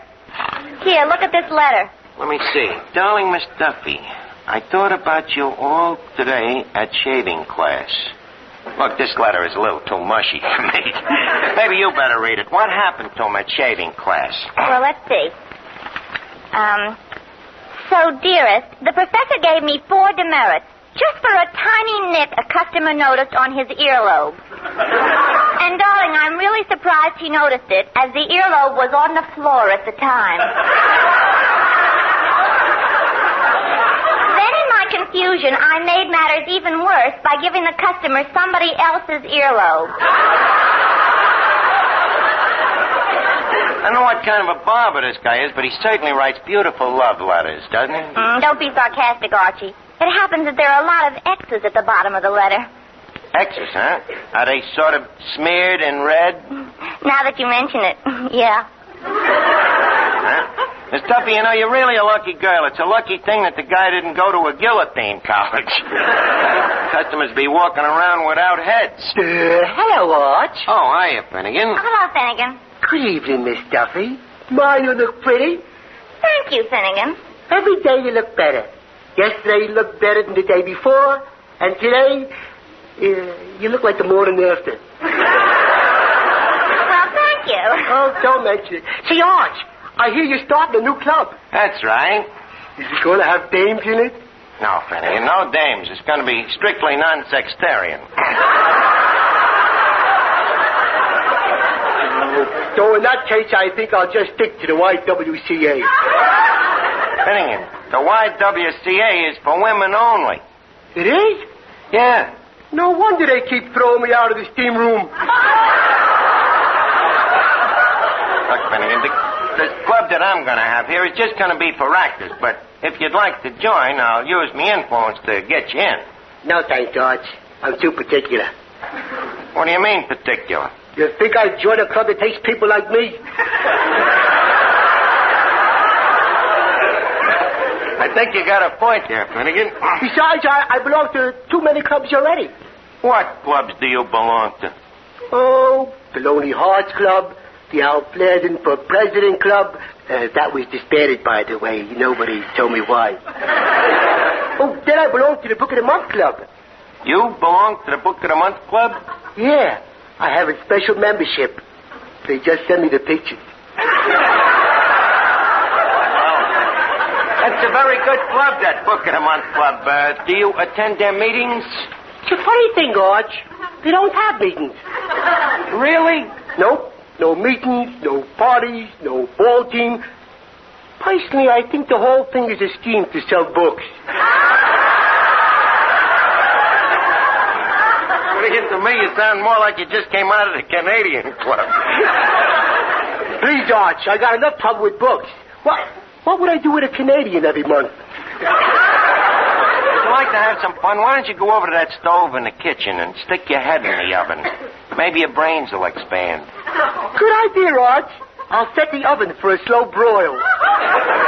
And every 5 minutes, I'll come in and baste you. Now, Eddie, did you start fixing up the game room? Not yet. Well, when you do, I got a terrific idea. See, we'll get a dartboard and some darts so that the actors can really have a lot of fun with themselves. How? We'll cover the dartboard with pictures of their agents.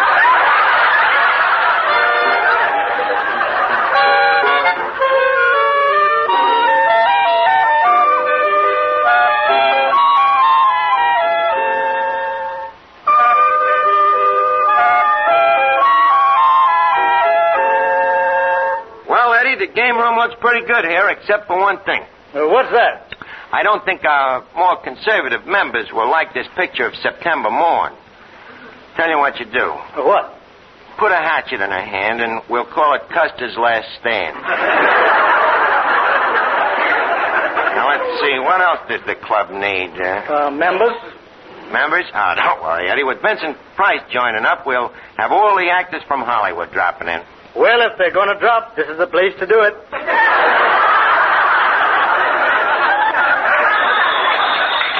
Hello? Oh, hello, Duffy. You been thinking it over and you want to join the Actors Club? Duffy, you an actor? You get stage fright when you have to call out your floor in a crowded elevator. But, Duffy, I'm telling you, the place is strictly for actors. Now, look, holler and take it off, but a burlesque show don't make you no actor. I'll tell you what I'll do. I'll compromise you. I'll make you the chairman of the membership committee. But remember, no fair blackballing guys just 'cause they ain't Irish. Okay, Duffy. Now, Eddie, I got to get this dart game set up. Where's the pictures of them agents? Right here. Yeah, the agents' pictures, yeah. You know, they ain't going to be easy targets. Why not? Even in the pictures, their eyes keep shifting back and forth. Wait a minute, Eddie. Eddie, did you notice that? What? A dart just hit that agent right in the middle of his package. Then our first actor must be here. He is the spotlight, if you please. Well, it's Vincent Price.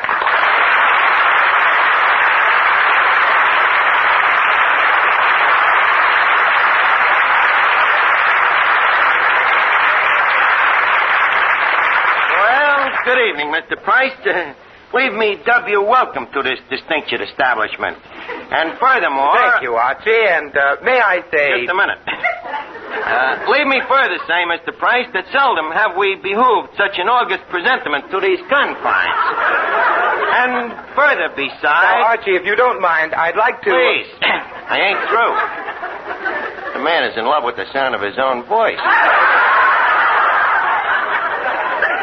Let me see. Oh, and feel assured, Mr. Price, that your visit is a bereavement from which we will not soon recover. If there's anything you desire, just beck or call. There's just one thing I would like. What? An edgewise. An edgewise? Yes, so I can put a word in. Okay, what's the word? Goodbye. Goodbye, but you just got here. Can you think of a better time to leave? Wait, but you ain't had anything to eat yet. What? Eat here in this moldy mocambo? I'd sooner die. There is no sooner way.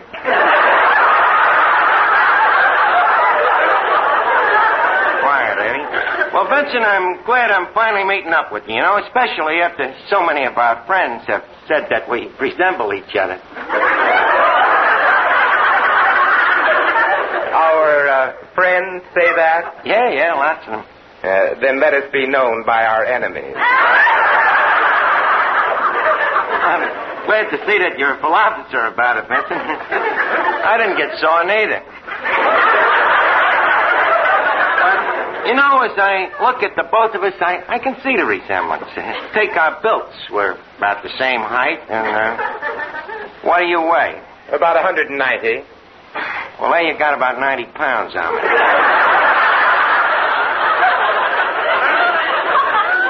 course, me shoulders is a little narrower than yours. Oh, Archie, they only seem narrower because your ears stick out so far. Well, that's logical.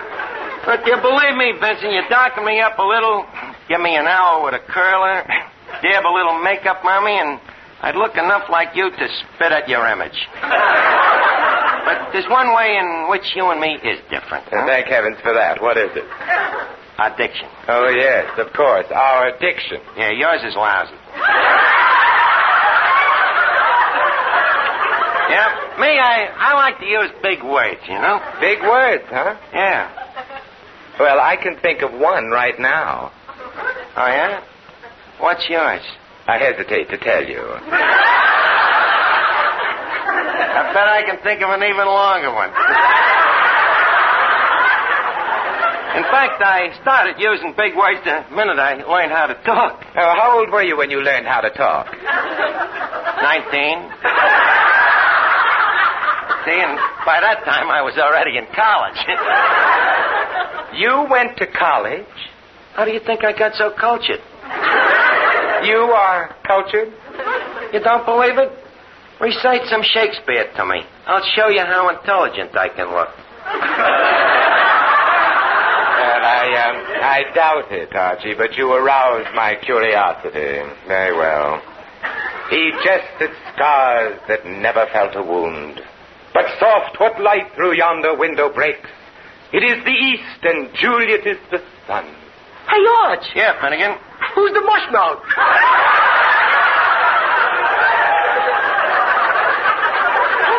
What's the matter? You sore because someone stole your forehead?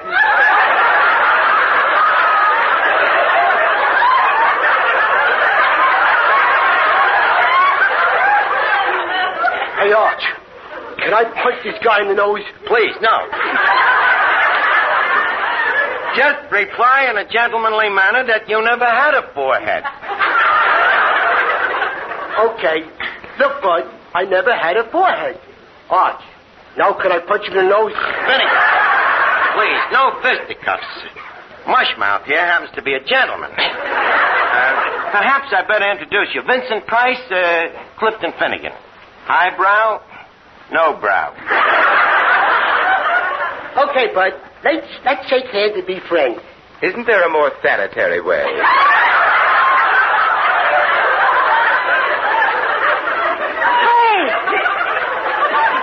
I remember you. I seen you in that picture, The Three Mosquitoes. And again, that's the Three Musketeers, not mosquitoes. Oh, yeah? I seen it in an open-air movie in Jersey. Oh, and I thought all that slapping was applause. Finnegan, next time you go to an open-air movie, instead of popcorn, you better take DDT. But don't wait, Arch. What's wrong with it? Stuff tastes lousy. Did you ever try citronella with a scoop of ice cream? Hey, Bud, ain't you a little nut? Vincent, you'll have to excuse Finnegan. You see, just before he was born, his mother had a bad case of fright. Oh, what happened? His father walked into the room. Well, at least you met the guy. Say, Arch. Oh, good heavens, he's back in a wig.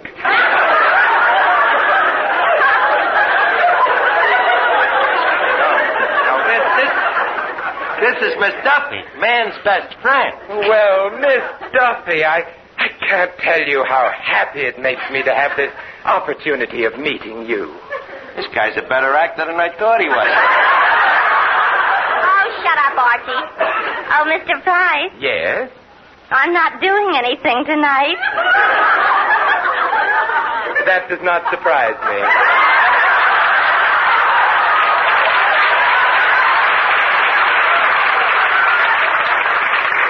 You didn't give me a chance to finish.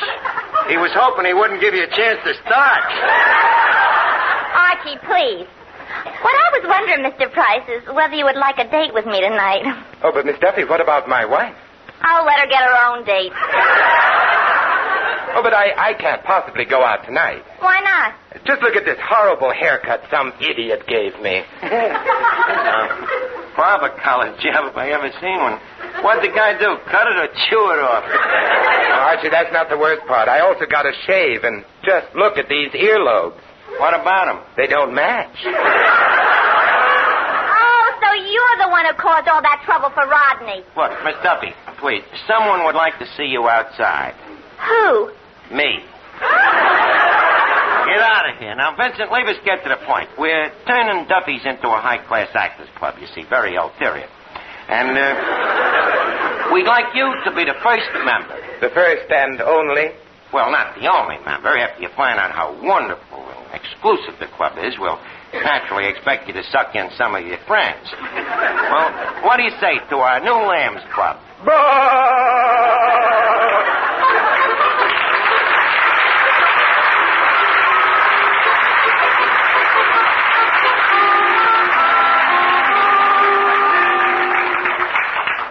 If you suffer from pains of headache, neuritis, or neuralgia, you should discover what many thousands have known for years, that Anacin brings incredibly fast, effective relief. Anacin is like a doctor's prescription. That is, Anacin contains not just one, but a combination of medically proven active ingredients in easy-to-take tablet form. Probably at some time you've received an envelope containing Anacin tablets from your physician or dentist. Thousands of people have been introduced to Anacin this way. Try Anacin yourself the next time you suffer from the pains of headache, neuritis, or neuralgia. You'll be delighted at how quickly relief can come. Anacin is spelled A-N-A-C-I-N. Your druggist has Anacin in handy boxes of 12 and 30 tablets and economical family-size bottles of 50 and 100 for your medicine cabinet. Ask for Anacin today.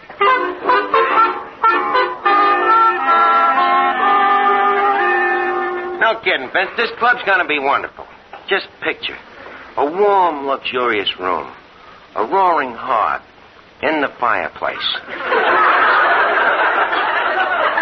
Low lights, you know, and soft dive-ins, them little day beds. Pictures of great actors hanging on the wall.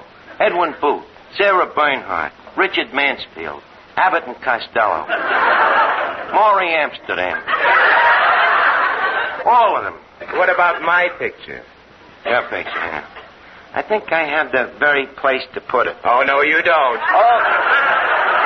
You ain't heard me out. We'll hang it in a place of honor. Under the pig's feet. Under them? Don't I even get top billing? Why should you? After all, don't forget the pig's feet have been here longer than you have. Well, what do you say? Will you join if I can get you in? Well... Good. Oh, just excuse me. Hello?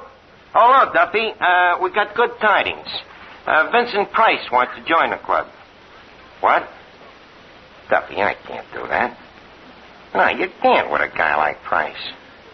Okay. Mr. Price. What? The chairman of the membership committee desires you to audition. Audition?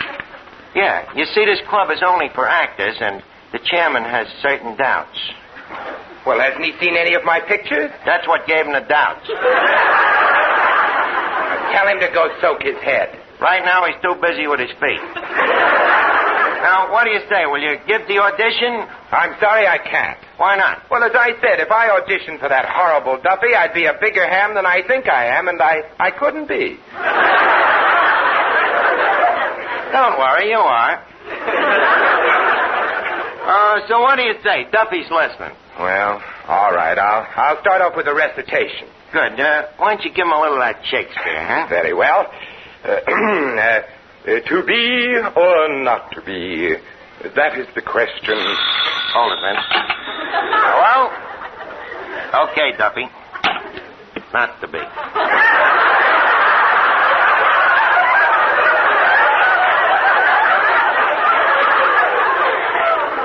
Look, Vince, don't you know no songs or jokes? Yes, I know some jokes. Well, go ahead and spring one. Duffy likes jokes. Oh, well, very well. Here's a very funny one. Great so far. Well, it goes like this. You see, a little boy left his home, and he didn't come back for 6 years. When he returned, he knocked on the door, and his mother said, "Hello, Cookie. So the little boy said, "Why do you call me Cookie?" And the mother answered, "I call you Cookie because you've been a wafer so long."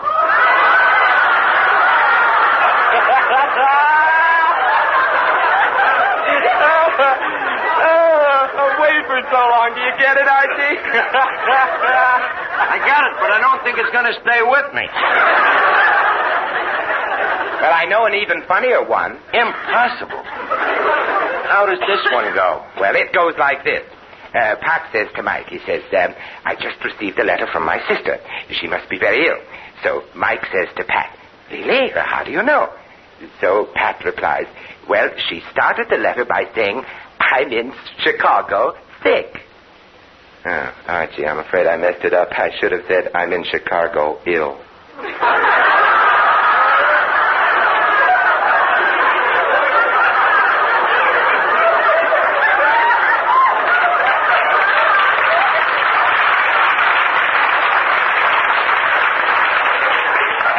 Mr. Price, it just happens that joke just reached Chicago dead. Better tell another one, Benson, but not quite so funny this time. I don't want to split my spleen. Well, Archie, do you think Duffy knows the one about the woman who says, "I just bought a dog," and the man says, "Spit?" And the woman says, "Nobody drools a little." Hello? Okay, Duffy. Well, Ben, so much for jokes. What else can you do? Well, I can sing a bit. You can sing, huh? Mm-hmm. Okay, take a try at it. Well, very well. Stand back now. You made me what I am today. I hope you're satisfied. You dragged and dragged me down until the hope within me died. I think what's going to happen with you shattered each and every dream. You fooled me from the start. And although you're not true, may God bless you. That's the curse of an aching heart.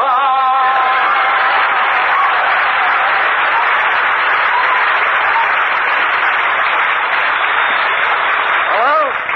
What? Well, how would you like to be standing right here next to it?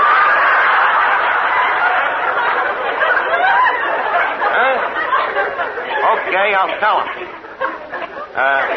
Mr. Price. Yes? The chairman of the membership committee has decided your case in the affirmative. You're out.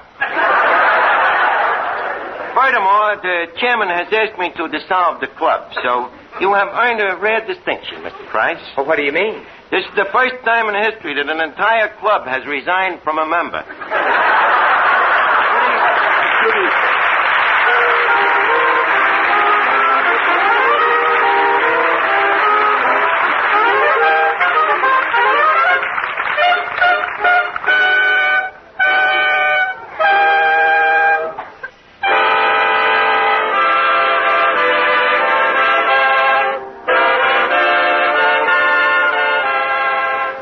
Listen again next week, friends, to Duffy's Tavern, the Friday night transcribed feature on NBC's All-Star Festival of Comedy, Music, Mystery, and Drama. Brought to you by RCA Victor, world leader in radio, first in recorded music, first in television, and by the makers of Anacin for fast relief from pain of headache, neuritis, and neuralgia. Listen tomorrow evening for The Man Called X, starring Herbert Marshall, the Saturday night feature of the All-Star Festival.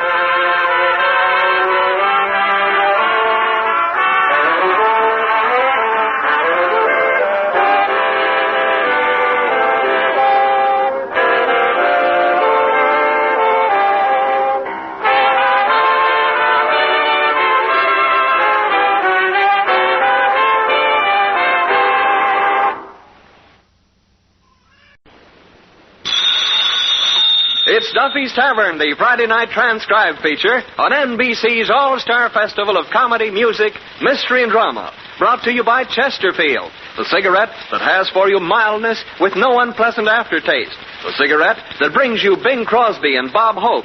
By the makers of Anacin for fast relief from pain of headaches, neuritis, neuralgia. And by RCA Victor, world leader in radio, first in recorded music, first in television. And now here we go, friends, to Duffy's Tavern with our guest, Shelley Winters, and starring Archie himself, Ed Gardner.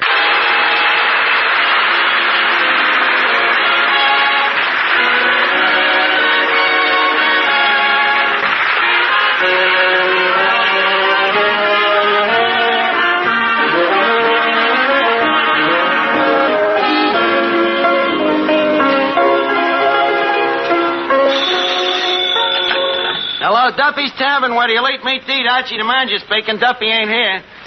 Hello, Duffy. You sound mad. What's wrong? When you answered the doorbell this morning, you was wearing Mrs. Duffy's bathrobe. Well, what's wrong with that? The milkman kissed you, huh? Well, what happened? Did you slug the guy? Oh, if he's been kissing Mrs. Duffy, he's had punishment enough. You still mad? You think you'll come down here to cool off? Duffy, tonight the tavern ain't no place to cool off. Shelley Winters is coming down. Yeah, Winters is the name, Duffy, but it really should be Summers, you know. The way she raises a guy's temperature. What she look like? I told you about the temperature, and with the sweat pouring down into your eyes, you can't get a good look. She's a very versatile dame, Duffy, you know. She acts on the stage, she's in the movies, sings in musical comedies, and she's packed to the hilt with talent. Brother, what a hilt. Also, a sensational pair of gams. Yes, sir, with them legs, she's made more successful crossings than Pan American Airways. Well, look, I got work to do, Duffy. I'll call you back. Oh, Yasha! Yasha! Where is that Yasha Penya Slavnik? How do you do? Tell me, Yasha, did any letters or mail come in today? Like an avalanche. Oh. Well, let me see the mail. Hey, these personal letters of mine. They've been opened. I can read them closed. Yasha, it might have been personal correspondence from a dame, you know. I don't want you to be reading me private mail. Okay, my boss. Or may I call you Cuddles? But opening somebody else's letters, how can you do such a thing? How? Yeah. It's easy. I am holding them over a tea kettle. By the by, here is one letter that I'm thinking you will find extremely interesting. What, Billy Doo from a female admirer? No, Billy Doo overdue from the gas company.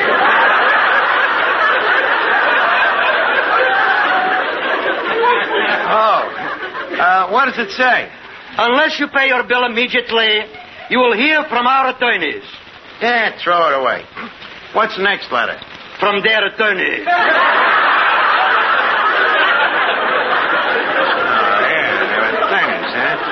Well, they can't scare me into paying their dirty bills. If I don't pay them, what can they do to me? What's the next letter? It's from Sing Sing. Oh, at last, some social correspondence. Well, it's from my old friend Nitro McNulty. Oh, what did he say? What does he say? Let me see. Dear Archie, planning to escape.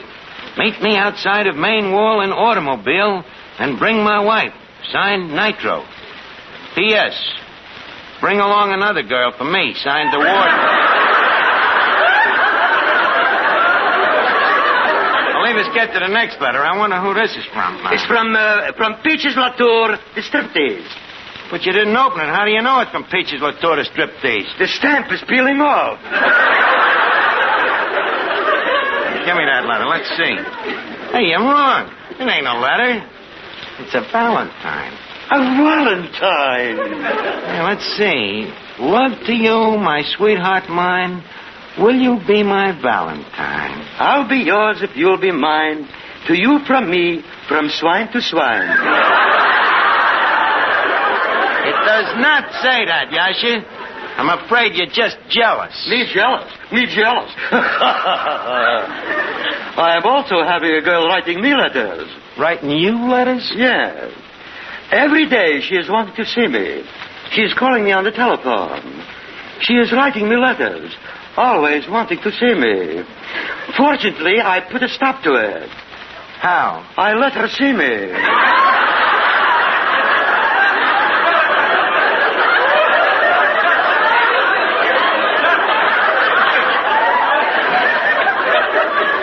Well, that's one way of killing the goose. Now, let me see. Who could have sent this Valentine? Miss Duffy. Yes, Archie. Miss Duffy, did you send me a Valentine? Is there a name on it? No signature. It's just unanimous. Let's see. Looks like some dame is out to marry me, but she's too ashamed to sign her name. Archie, you're being silly. A Valentine like that ain't being personal. What do you mean? Look at it. It's printed. If so, a marriage license is just printed, too. Fact, though, don't tell me about dames. All they ever think about is getting married. Believe me, I've made a study of them. Then how come you keep taking them out? Research. But they ain't gonna get all lots. Believe me, I've seen too many horrible results from marriage. Hello, Arch. Perfect example. Hiya, Finnegan. Top tip. Top tip. That's tip-top. I know, but I'm feeling a little backward today. Well, that's normal. Let's see. Who could have sent that Valentine? You got a Valentine, Arch? Yeah, it seems there's a dame in love with me. Love? Yeah, love. Love? Well, you know what love is, don't you? Well, I know it has something to do with dames, but from there on, I ain't too clear. Well, I'll try to explain it. You see, Finnegan, in biology, there's two kinds of genders, you see, men and women. I assume you know what marriage is. Oh, sure. That's what you gotta have before you get a divorce. Yeah. Well, that's one school of thought, but to put it more succinctly, marriage is, it's sort of a friendship that gets loused up. Now, Finnegan, the point of this talk is I want you to promise me if you ever see a dame getting me in her clutches, unclutch me. Break it up. You know, help me use me willpower. I certainly will, Arch. Thanks. You don't think I'm going to let a dame come between us?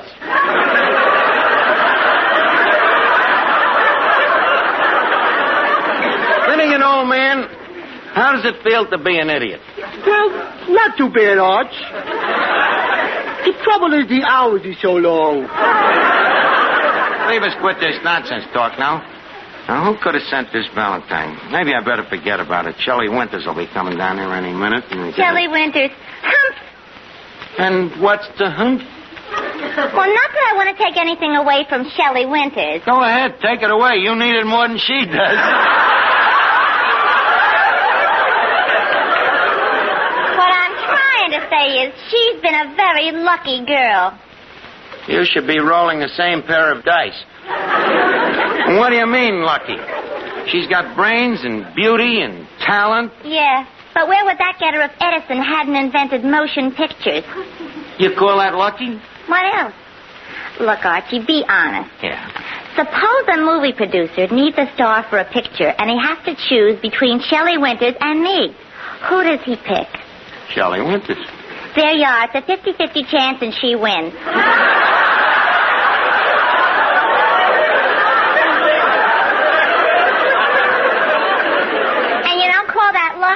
Believe me, one screen test and I'd have Ray Milland and Clark Gable chasing me, too.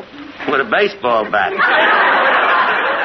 You would have Ray Milland and Clark Gable chasing you. They wouldn't touch you with a 10-foot Louisville slugger. And if you think you're so hot, why don't you try to get into the movies? What? Have men bothering me morning, noon, and night? Men bothering you? That's bad? Frankly, I'm bored with men. Oh, no. This from a dame that sits in the front row at circuses waiting for a human cannonball to overshoot the mark.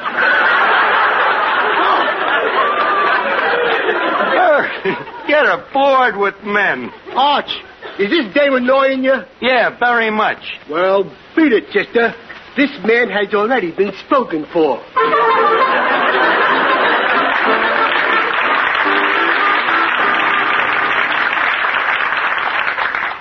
Say, Arch. Yeah? I've been giving quite a lot of thought to what you told me. You've been giving a lot of thought, huh? Well, good for you, Finnegan. Only I forget what it is. Okay, I'll explain it again. Now, and this goes for you, too, Planislavnik. You guys gotta help me to keep me willpower, you know. Now, if a dame starts making passes at me, what do? Well, we break it up. Right. Now, how you gonna do it? Very simple. I merely say, Madame, I believe you dropped your handkerchief. Then, when she bends over to pick it up... Yes? I kick her right in the teeth. Well, ain't exactly Emily Posty, but at least it'll be effective. Now, let me see this Valentine. Hey, this I didn't notice. What's under the heart? What's under the heart? Yeah. The liver. No, I mean, what's under the heart on this Valentine? It's a poem. Let's see here. Roses are red, licorice is black. Kiss me, sweetheart, and I'll kiss you back. Hey, wait a minute. This proves it. I know who's after me. Who? Shelley Winters. Shelley Winters, are you kidding? Look, Miss Duffy, this is poetry, ain't it?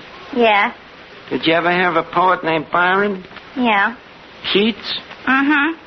Did it ever occur to you that there is also a poet named Shelley? And as further proof, just take a look at this word. What word? Sweetheart. Please, this is so sudden. Please. Miss Slavnik, I'm talking about the word sweetheart in the poem. And, Miss Duffy, in the word sweetheart, what's the first two letters? S-W. I suppose it's a coincidence that Shelley Winters' initial is also S-W? Finnegan, you better keep your eye on me tonight and watch that willpower. I'm afraid the dame has interior motives. Don't worry, Arch. We'll protect you. I think I'll need it. You know, she's at that dangerous Hollywood age. Between husbands. So don't forget your promise, fellas. The first time you see a gleam in your eye, I want you to quick hop in and frustrate her. Well, you better put your frustrators on quick, because there she is coming in the door right now. Oh, brother, look at those. I mean, look at that. Arch, don't forget, willpower. Okay, Finnegan, I'll play it safe. I'll only look her in the face. Yes, sir, I'll bridle me passions. I'll stifle myself. I'll dam up me emotions. Hello, Archie. Run for the hills, boys. The dam has burst. Shelley Winters.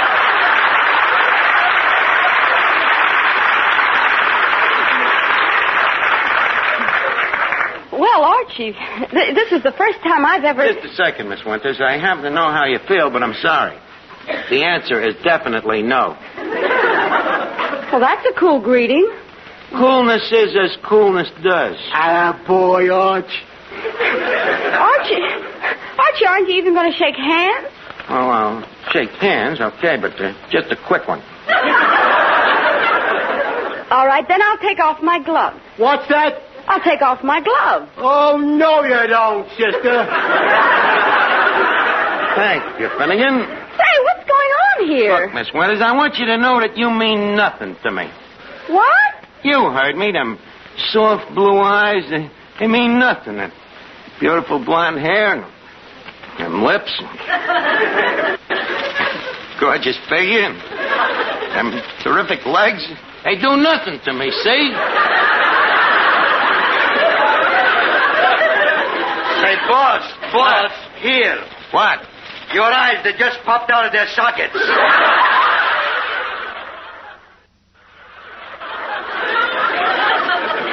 Say, you're cute. Don't say that. But you are. I know, but don't say that. All right, I won't say it. You won't say why. You're cute. Please, say it again. Look, cut it out, Shelley. I can see right through you. What? I don't mean that. I mean this clumsy attempt to make me jealous. You know, you're just a moth to a flame.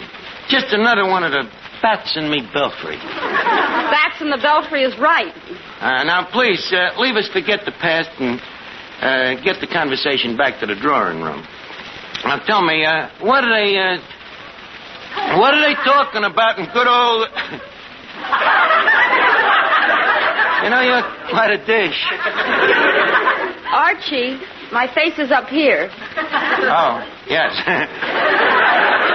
By the way, that dress you're wearing. Oh, it's really nothing. You're so right.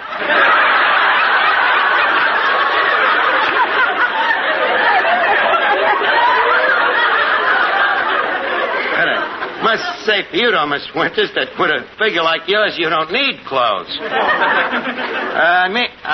Tell me, what are people talking about in good old Hollywood these days? Oh, the same thing. Each other. How dull. I wonder if they still remember me out there. You know, I once starred in a picture for Paramount. Oh, yes, they're still talking about you. Yeah, huh? What are they saying? I don't know. I'm a lady. I always leave the room. Well, tell me, what pictures you been making lately? Well, I just finished a Technicolor picture for Universal. Well, what's it called? Frenchie. It's called Frenchie, huh? Arch, don't forget, your willpower. Don't worry, I'm just toying with the dame. By the way, Archie, do you mind if I sit down? No, sit down on that bar stool. Speaking of the movies... Archie, this bar stool is rather high. We keep it that way so the customers won't feel small if they don't buy a second drink. Speaking of movies... It's so nice to sit down. Oh, these high heels are killing me. Yeah, they're killing me, too. Speaking of movies... Archie, do you think these black stockings go well with these shoes? Black stockings? Yeah, very well. Smoking of speakies... making of spookies... Archie, what's the matter with you? What's the matter with me? Nothing. Nothing that a cold shower couldn't cure. Quiet, Fanny Slavnik. Miss Winters, speaking of Hollywood, by the way, you got a run in your stock. Oh, I'll have to fix it. Can I help you? May I get you a needle and thread, Miss Winters? Well, that would be very sweet of you, Archie. Not at all. In fact, I think you're a very sweet boy. Really? And handsome, too. Honest? Of course. Cross your legs and hope to die?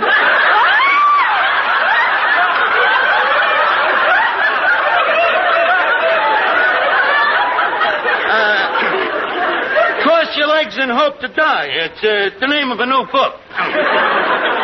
Speaking of books, have you read any good stockings lately? I mean, books. Oh, yes, I have. That's nice. Anything new? Yes. What? The new Kinsey report. That did it. Shelley, I'm a dead duck. May I have the pleasure of your next marriage? Archie, is this a sincere proposal? You think these goose pimples is falsies?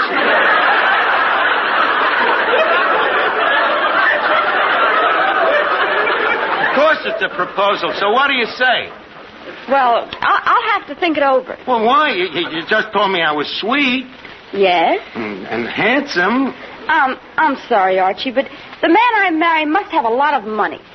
Well, it was nice while it lasted.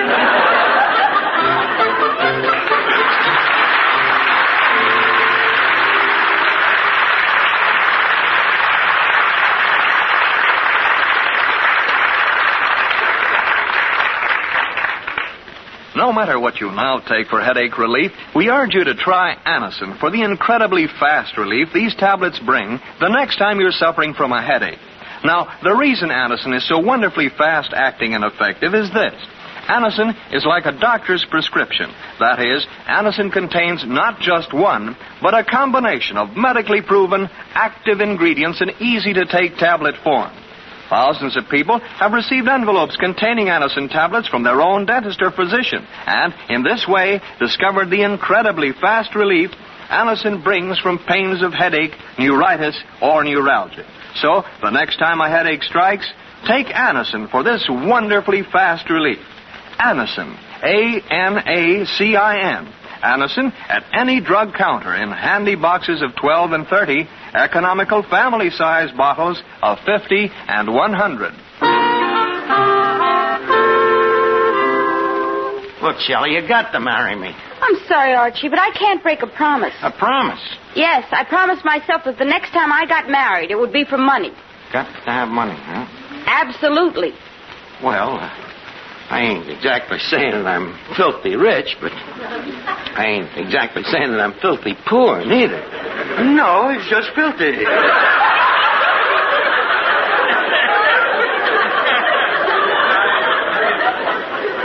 Thank you.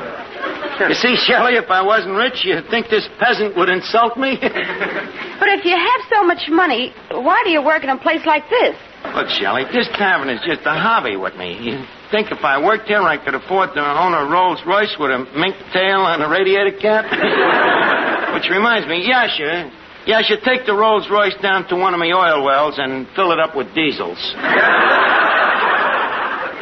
I'm beginning to be impressed. You ain't heard nothing yet. Excuse me, the phone. Probably me wealthy stockbroker. Hello? Oh, hello, Whitcomb. Duffy, it's a night. Tell me, Whitcomb, how are all me stocks and bonds on Wall Street? Uh-huh. And what about Consolidated Amalgamated Inc.? Huh? They've incorporated? Gad, they've done it again. Buy 1 million more shares. And this time, not just them little common ones. Get me the big ones, the preferred. Very good, Whitcomb. And by the way, what happened to maternity ward?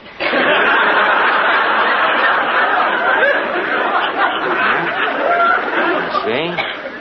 And what about consolidated can? Bottom dropped out, huh? Well, in that case, I'll tell you what you do. Buy me 10,000 shares of Social Securities. Thanks, Whitcomb. Well, things seem to be popping in Wall Street. Yes, it sounds like a real bull market. Well, now that I've proved how rich I am, can you think of any reason for us not getting married? No, but I will. Just give me a second. Oh, yes. How about your background? Huh? Your family. Oh, them. Well, Grandpater was also a millionaire, you know. In fact, I shouldn't really talk about our family fortune without giving him credit. You know, he was the original flounder. Started as a poor boy, too. He Mayflowered it over here with Grandmama, and they was lucky enough to pick up Pennsylvania at the right price. So I grew up on the estate and went to college. Oh, what college did you go to? Well, Dad wanted me to go to Harvard, and Mother wanted me to go to Yale. What happened? They compromised. That's when Dad built Princeton.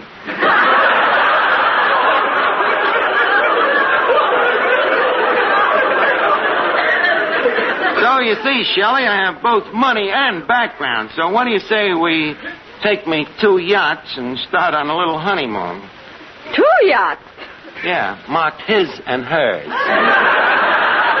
Now, leave us quit wasting time. Yash, if Duffy calls, tell him me and Shelley is on our way down to the little church around the corner, huh? Little church around the... Oh, no, you don't, sister. Finnegan, please, stay away from this. But, Arch, what about your willpower? I know, but this time I'm really in love. In love, he says. This is what he is telling all his wives. Oh, no, Tanya, Slavnik, please, stay away from this. And Miss Winters, Did he tell you he has 12 wives and 48 children? 48 children? One for every state in the Union.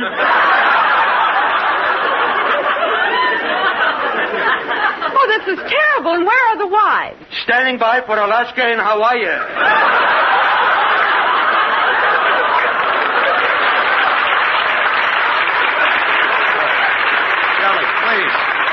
Shelley, please don't listen to them. They're nuts. Can't you tell just by looking at them that they're nuts? I don't know. Around here, there's no basis for comparison. Look, everybody, will you shut up and forget that willpower stuff? I'm proud to say that I have conquered me willpower. This dame I want to marry. You want to marry? Yeah. Here's where I spent all that dough. What dough? The dough I spent on that Valentine. Oh, no.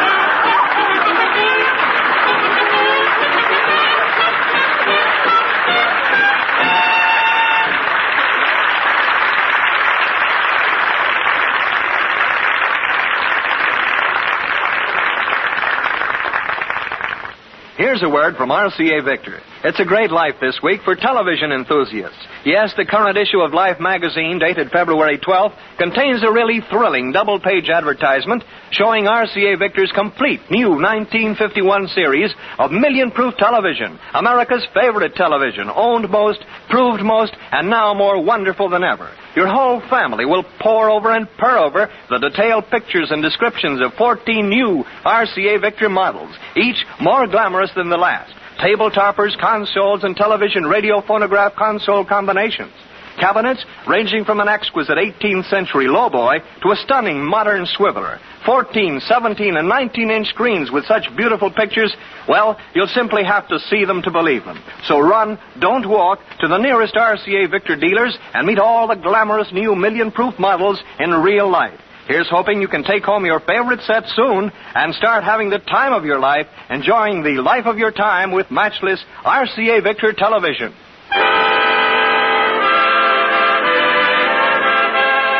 Listen again next week, friends, to Duffy's Tavern, the Friday night transcribed feature on NBC's All-Star Festival of Comedy, Music, Mystery, and Drama. Brought to you by Chesterfield, the cigarette that has for you mildness with no unpleasant aftertaste. The best cigarette for you to smoke. By the makers of Anacin for fast relief from pain of headache, neuritis, neuralgia. And by RCA Victor, world leader in radio, first in recorded music, first in television. Listen tomorrow evening for The Man Called X, starring Herbert Marshall, the Saturday night feature of the All-Star Festival.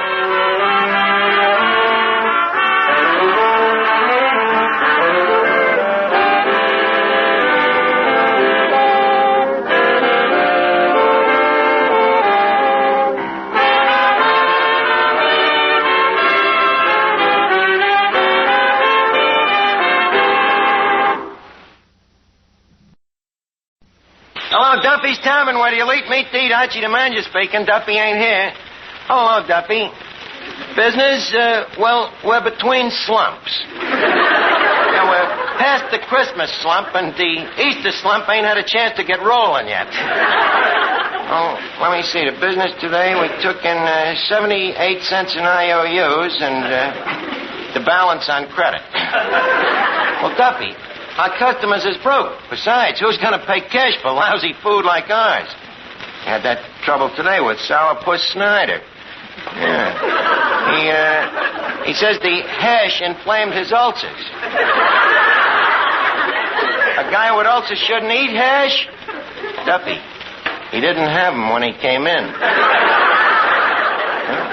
From now on, everybody pays cash? But, Duffy, you can't do that. That's too drastic. Some of our customers have been drinking on credit for years. But, Duffy, with these people, it's more than a matter of money. It's a way of life. These are people with background. Some of them are third and fourth generation drinkers. Well, it ain't fair, Duffy. Huh? Either I collect all the dough that's owed to us or I'm fired. Okay, Duffy. I'd a little play. You the big potter. Okay. Eddie, look, how many paying customers has there been in this place today? The paying customers? Yeah. You want that exactly or to the nearest zero? There ain't no mood for no witty schisms. Duffy has just exploded a bombshell at me. A bombshell? Yep. In the future, no credit will be extended to our customers. Gentlemen, the bar is closed. Serious, Eddie. What we need is a good collection agency. A collection agency? We already got two. What do you mean? Well, don't you remember? The first collection agency had to get the second collection agency to try to collect from us what we owe the first collection agency for trying to collect for us.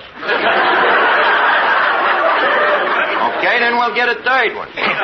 We got to collect them bills. Say, Archie. Yeah, Miss Duffy. Archie, you've simply got to do something about business. Papa is terribly worried. Yes, huh? Yeah. You should have seen the way he was acting when I left home. Yeah, what was he doing? He was just sitting there, brooding and drinking bourbon, and brooding and drinking bourbon. What was he brooding about? The price of bourbon. Well, look, Miss Duffy, I am doing something about business. I'm collecting all of our outstanding accounts. Now, where's our list of them chiseling cheapskates? Right here. Okay, we'll start with the letter A. Who's the first chiseling moocher on the list? Let's see. A. Archie. Better start with another letter. Now, wait a minute. Look at this one. Ward Healer McGinnis. $18. Politician or no politician, Eddie, tell that guy Ward Healer in the future he pays cash. So you tell him he's up at the bar right now. Is he charging? Like the light brigade. Well, I'll take care of that. Look, Ward Healer. Well, Arch, glad to see you. Have a drink, my boy. A drink? Look, Ward Healer. Go ahead. It's all the house. But I don't think I can afford it. You see, Ward Healer, we've just been going over our books, and we find out that you are our best customer. You owe us $18. Arch, I'm glad you reminded me. As I said to the building inspector, the Honorable James J. Cleary, when he threatened to close this place... What did you say to him? I said, please, as a favor to me, don't close the place, Uncle Jim. He's your uncle? Well, I'll tell you, Ward Healer, it really ain't me that's trying to collect. You see, Duffy thought that if it was convenient, he was sort of hoping that, if it's convenient with you, mind you, as an evidence of good faith. What I mean is, Arch! What eloquence! Say that again. I was just saying, what I mean is that, That's it! What powers of persuasion. And a perfect politician you'd make. Really? Why didn't I ever think of it before? Why, the party's been crying for a man like you. Arch, how would you like to be pure food inspector for the entire Third Avenue district? Well, Ward Healer, you kidding me? Arch, why would I kid you? Oh, I can't think of no reason. But pure food inspector just sounds too good to be true.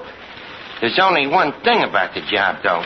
What's that? If the food is pure, why does it need inspecting? Ah, that keen mind, limber as a buggy whip. Just the man for the job. The perfect background.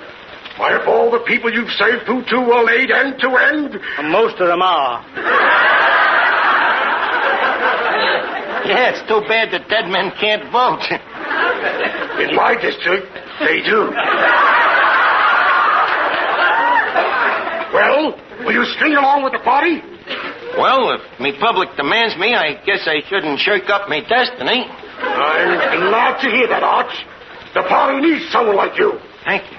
Someone who is intelligent. Thank you. Someone with a head on his shoulders. Thank you. A head that will make a solid plank for a platform. Well, thank you, Ward Healer. You think that I can be elected? With the full power of our political machine behind you, you can't lose. Oh, huh? Oh, who's running against me? Nobody. Sounds like an even race. Nobody running against me? Nope. You see the trick? You can sneak in as a dark horse. Hey, another drink on the house. Another drink on the house? Look, Ward Healer, Here's to Archie. our next pure food inspector. Give him a drink. Gee, Ward Healer, I really don't know how to thank you. Forget it, Arch. Now, shall we seal our bargain with a cigar? You do have a cigar, don't you? Well, yeah, there's some right there on the bar. Take the expensive one, the one with the Cadillac tire marks. Well, thanks, Arch. Well, I think I'd better run along and tell the boys at the City Hall the big news. Be seeing you, you old inspector, you.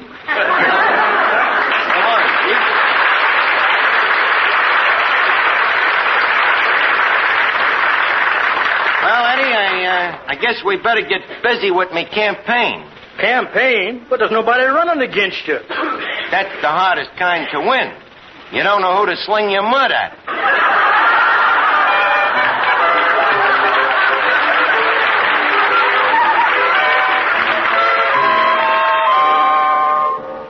Every day you hear more and more about an incredibly fast way to relieve the pains of headache, neuritis, and neuralgia. It's Anacin, A-N-A-C-I-N. Now, the reason Anacin is so wonderfully fast-acting and effective is this.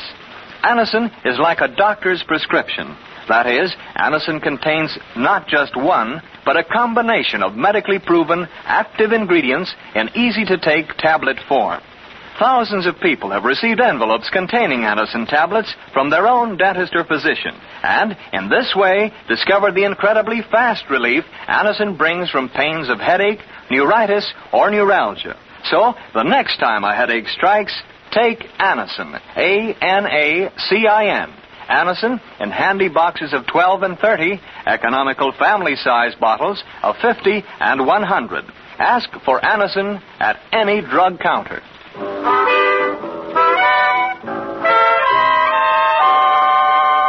Oh, Archie. Yes, Miss Duffy. That man over there wants to give us an IOU for his dinner. He says he forgot his wallet. That's the oldest gag in the world. I'll throw the bum out on his ear. He's a big fellow, weighs about 200. Oh, show the gentleman over here. Well, it's Glopey Balaguer, the singer. Look, Glopey, you just had our 9-course deluxe dinner with 2 cups of coffee, and you owe us 35 cents. Now, fork over. Can I sing a song instead? Well, sing a song instead. It'll probably be as good as your IOU anyhow. Go ahead.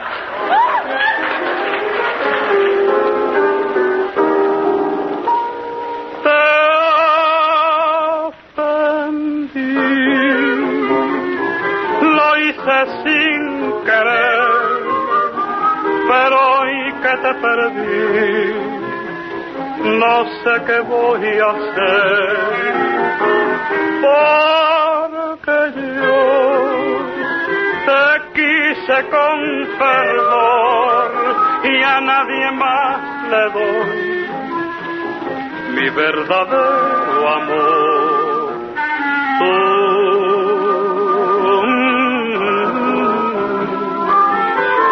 dentro de mí vivirás, tú nada más, porque tú me puedes condenar, igual que tú también me habrás de perdonar. Ay, ay, ay, ay, ay, ay, ay, ay, ay, ay, ay, ay, te ofendí, bien lo sé, pero fue sin querer, porque tú me puedes condenar, igual que tú también me habrás de perdonar. Ay, ay, ay, ay, ay, ay, ay, ay, ay, ay, ay, ay, te ofendí, bien lo sé, pero fue sin querer.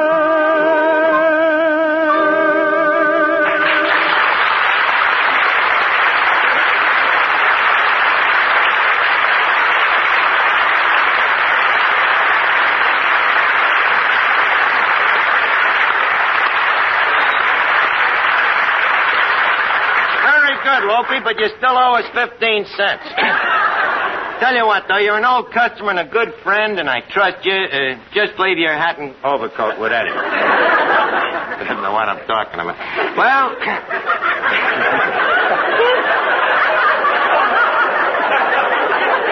Well, I got to work on my campaign slogan for Pure Food Inspector. Now, let me see here. 5440 or fight. Remember the main. How about remember the two main? Hey, this is serious business. With Ward Heeler McGinnis? Why, he ain't nothing but a cheap politician. Cheap? Are you kidding? He's costing the city plenty. But who am I to be choosy? Remember the old proverb, you know. Politics make strange bedfellows. Hello, Arch. Oh, hello, Finnegan. How do you feel tonight? Not so good, Arch. I'm not myself tonight. Well, that's an improvement. Who are you? Anybody we know? Possibly. Name a few people. This guy ought to help us to get out the moron vote. Tell me, Finnegan, what's your politics? Are you a Democrat or a Republican? Let's see. The Republicans is the ones with the elephant. Uh-huh. And the Democrats is the ones with the jackass. Yeah, which are you? I fooled you, Arch. I'm a Republican. Well, irregardless of your bipartisan attitude, what would you say to having for your next Pure Food Inspector a fine, intelligent, honest man? Nothing doing, Arch. We want you.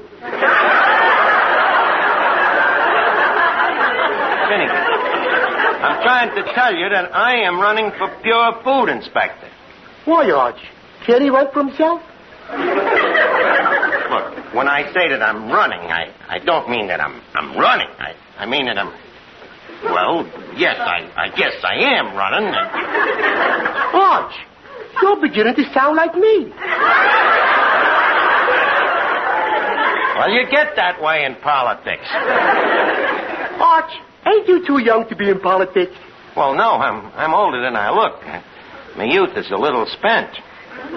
That's just it, Arch. Ain't you afraid they'll find out how you spent it? Well, suppose they do. After all, is there anyone among us who ain't got a little evil interred within his bones? Why don't you get to work and stop all this talk? I got a right to talk, Miss Duffy. I'm a politician. I got to come out fearlessly in favor of things like, like the poll tax. Poll tax? I'm against it. Why? Why should people pay a special tax just because they're from Poland? Women in politics. Never the twain should mix. Hey, wait a minute. I forgot. I'm going to need somebody to nominate me, ain't I? Say, George, how about me nominating you? Okay, go ahead. Eddie, give me that gavel. Okay, start the nomination, Finnegan. Friend, in all the years I've known Arch, he ain't done a cheap, dirty, underhanded thing that he ain't been sorry for. Well, thank you, Finnegan. And so, on this great occasion, I say Merry Christmas to all, and to all a good night.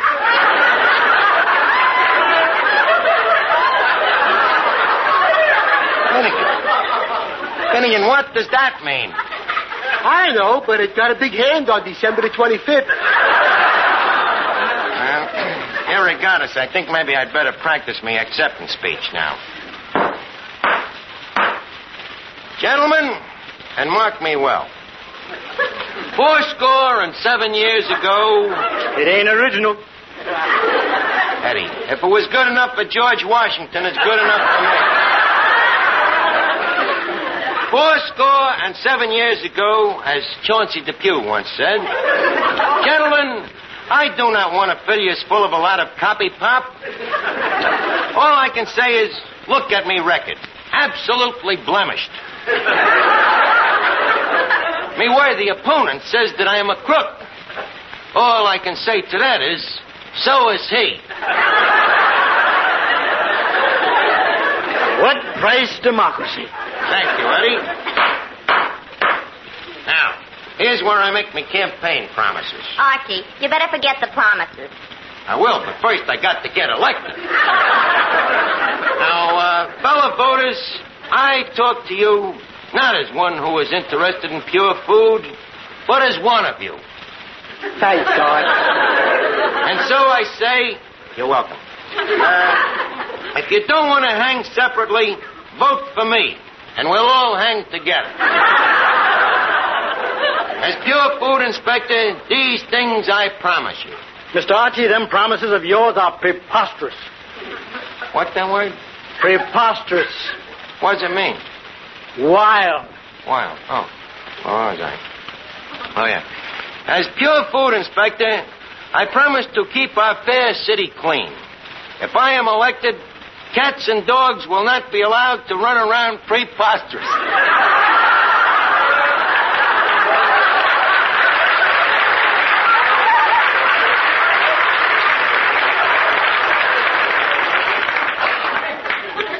So, I say to you, if you elect me mayor of this town... Mayor? Did I say mayor? Well, it just shows you how the people is thinking.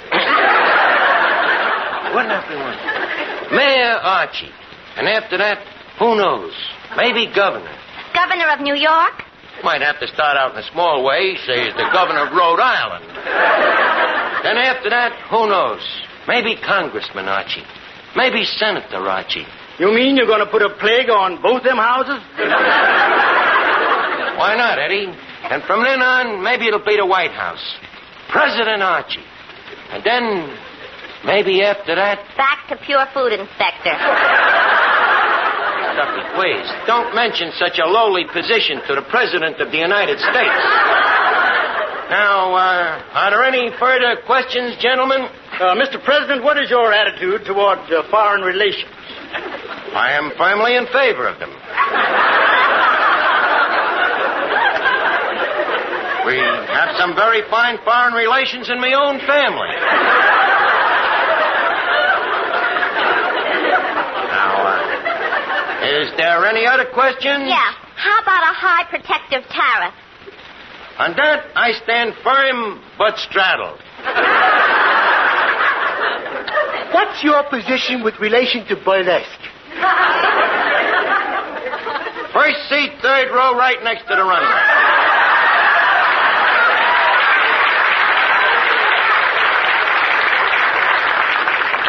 Now, to my main point of the evening, ladies and gentlemen. What about Alaska? What about Alaska? I expected that question. But what's the answer? We spent $12 million to buy Alaska. And then we spent $50 million for a highway to get to Alaska. Does it make sense, gentlemen? If so, what will happen? Does this highway to Alaska become a one-way street? In this case, which way will it go? As Chauncey Depew once says, suppose it goes to Alaska. How would we get back? Or are we to be cajoled by foreign powers into taking the long way around? Does that answer your question, madam?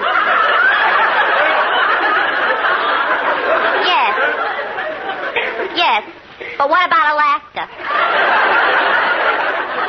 A very good question. What would you like to know? Are you in favor of statehood or motherhood?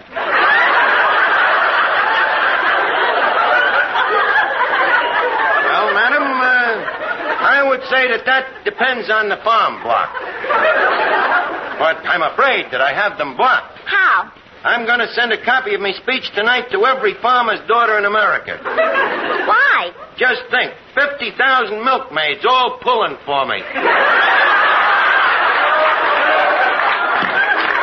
Well, friends, elect Archie and your troubles will all be little ones. Eddie, I think I'll go out and stump the neighborhood with that speech. If you do, you will.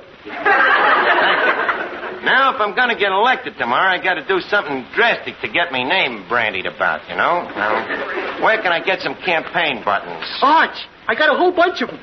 What does it say on them? Nothing. They're blank. Well, why would I use blank campaign buttons? Well, you can't afford to ignore the illiterate vote. Oh, thanks, Benny, but I need something a little more dynamic, something that'll get me a lot of attention. Attention? Arch, how about them pictures of the striptease dame, Peaches Latour? Oh, yeah. Yeah, the ones that the burlesque house sent to the Army for advertising. Hey, that might do a lot of good. Well, the Army says they're better for warming up troops than sweaters. And again, I think you have given me the membrane of an idea. Eddie, is there any of them striptease pictures still around? About 200 of them. Good. We'll pass them out, and on the very bottom of every picture I'll write, vote for Archie.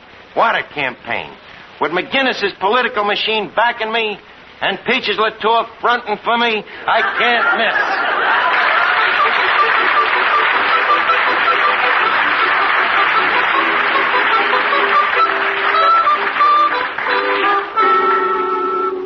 Here's a word from RCA Victor. I suppose we all wonder sometimes what it would feel like to be a king. Well, now we can all find out so far as our home entertainment is concerned. If you had 100% royal blood, you still couldn't buy a finer home entertainment unit than RCA Victor's magnificent new television radio phonograph combination. Yes, they're yours for a commoner's money. There are combinations to give you 5 of the latest and greatest in RCA Victor entertainment. AM radio plus FM radio, plus 2 automatic record changers to play all record speeds, plus million-proof television, proven in over 1 million American homes. But because they share a single tone system, RCA Victor's incomparable golden throat, and a single cabinet of masterpiece quality, these 5 instruments together cost you far, far less than you'd pay for comparable instruments separately. Choose your combination soon at your RCA Victor dealers. And humble greetings to your royal family as you rule your empire of entertainment. Every man, woman, and child of you a king.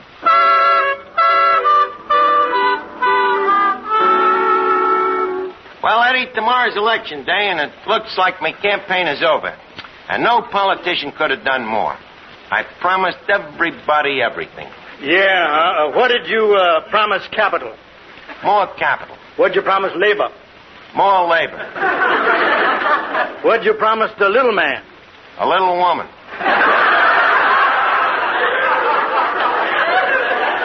Yes, sir, there's nothing more that I can say on any subject. Me hat is in the ring. If that's the case, what have you got left to talk through? Please, disciple, no wisecracks, huh? Archie! Oh, how are you, Ward Healer? Archie, let me congratulate you on those pictures of Peaches Latour saying vote for Archie. What strategy? You're a natural-born politician. Scotch and soda, please. Look, Ward Healer, I want to ask you a question. After I become pure food inspector, exactly what do you expect of me? Do I fight for democracy or do I crusade for intolerance? Or, on the other hand, am I just a tool? Neither one, Arch. What do I do? Nothing. Is that good? Ask any politician. Well, you see, Ward Hill, if I'm going into politics, I'd like to introduce a few reforms, sort of a carry nation. Well, what did you have in mind, my son? Well, I'd like to do something for the poor people. What? Well, what I'd like to do is to take it away from the rich and give it to the poor. But, Arch, if you take the money from the rich, what happens? The rich become poor. I know, but if you're rich, it don't matter. What a shrewd mind! Arch, I was wrong when I said you were a politician. You're more than a politician. You're a statesman. There's a difference? Certainly. A politician makes promises, a statesman breaks them. Boy, am I a statesman. Yes, sir. Well, just dropped in to wish you good luck. I'll be in tomorrow to give you a report on the election returns. As if we didn't know already.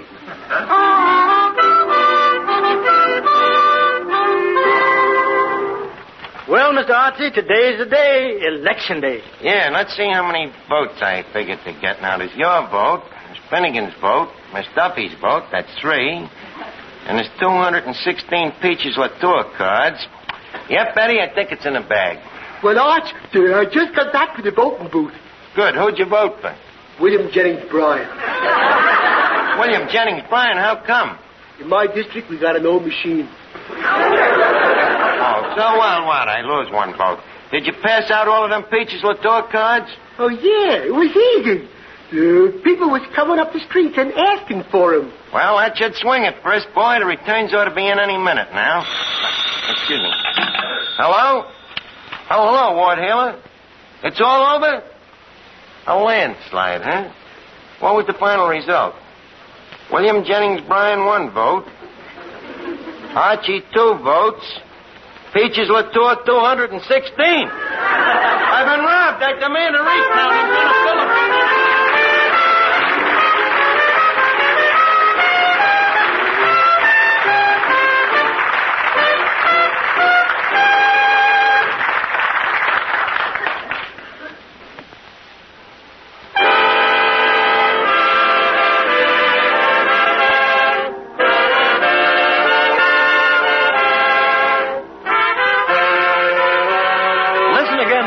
Friends, to Duffy's Tavern, the Friday night transcribed feature on NBC's All-Star Festival of Comedy, Music, Mystery, and Drama.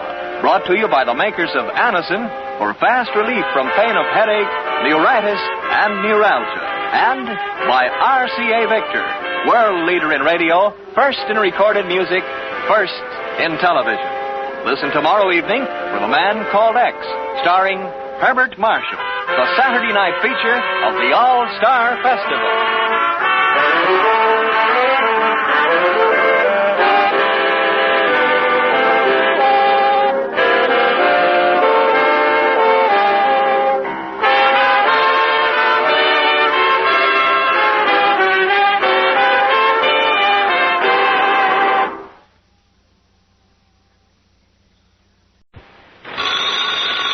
It's Duffy's Tavern, the Friday night transcribed feature on NBC's All-Star Festival of Comedy, Music, Mystery, and Drama. Brought to you by the makers of Anacin for fast relief from pain of headache, neuritis, neuralgia. By RCA Victor, world leader in radio, first in recorded music, first in television. And by Chesterfield, the cigarette that has for you mildness with no unpleasant aftertaste. The cigarette that brings you Bing Crosby and Bob Hope.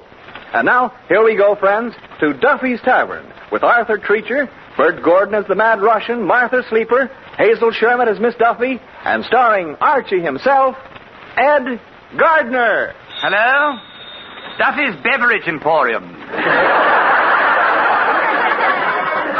Where the elite foregather to sup. Treacher, the maitre d' speaking. Duffy is not in the vicinity. Oh, hello, Mr. Duffy. Beg pardon? What am I doing here? I'm here on the recommendation of my psychiatrist. Well, I've always been a butler in the movies, and he thought I needed a change of atmosphere. So instead of being a gentleman's gentleman, I am now a bum's bum.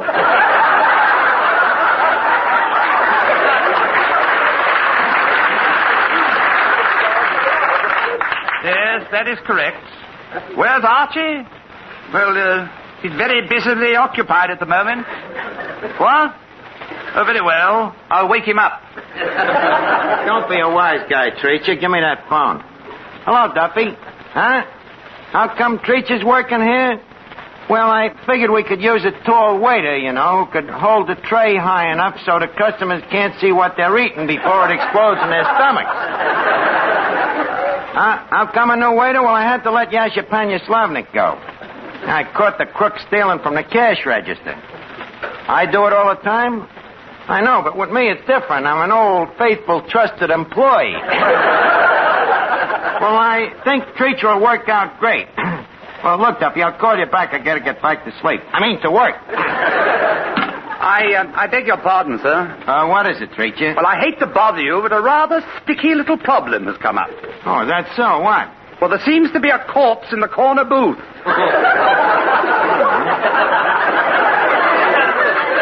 How do you like that? Now, who'd bring a corpse in here? Well, he wasn't a corpse when he came in. Oh. Well, tell me, what did he look like? Oh, a pleasant chap. I shall never forget his last words. What were they? Bring me the 25-cent blue plate.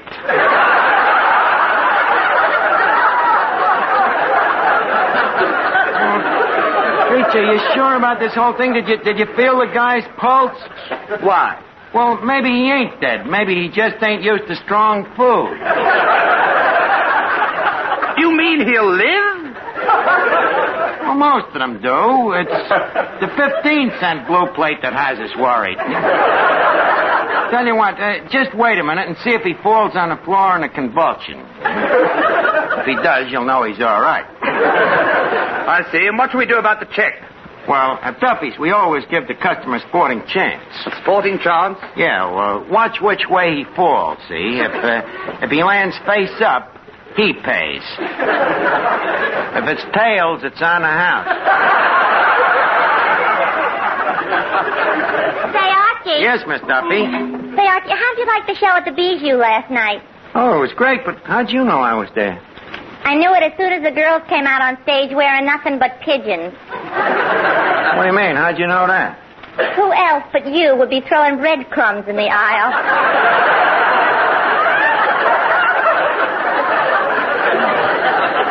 So what? I'm a bird lover.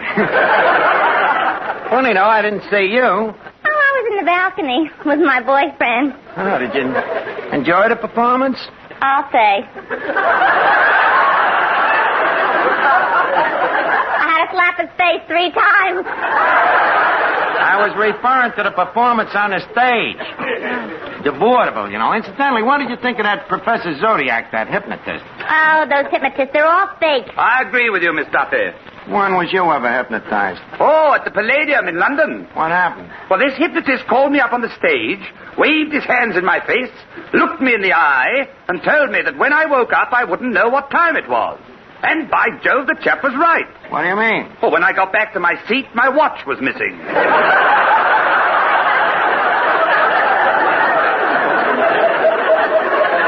Well, this guy last night was much more legitimate. You should have seen him. You see, he gets a guy up on a stage, and just by occult hypnotism, he forces the guy to make violent love to a dame. What's so wonderful about that? It was the guy's own wife. So, to make a long story short, I invited the hypnotist down here tonight for some instructions. And after a couple of lessons, I won't have no more trouble with dames. You mean your trouble getting one? No, me trouble getting the one I got. Which one is that? Chiquita Simple Bopper? No, not her. Lana Quatfazel? Miss Duffy, how many times do I have to tell you? Lana Quatfazel is engaged to Cadwallader the Grettenstunker III. Well, let me see. Could it be Katrinka Yarbop? No. Natasha Damjanovic? No. This one's a foreigner.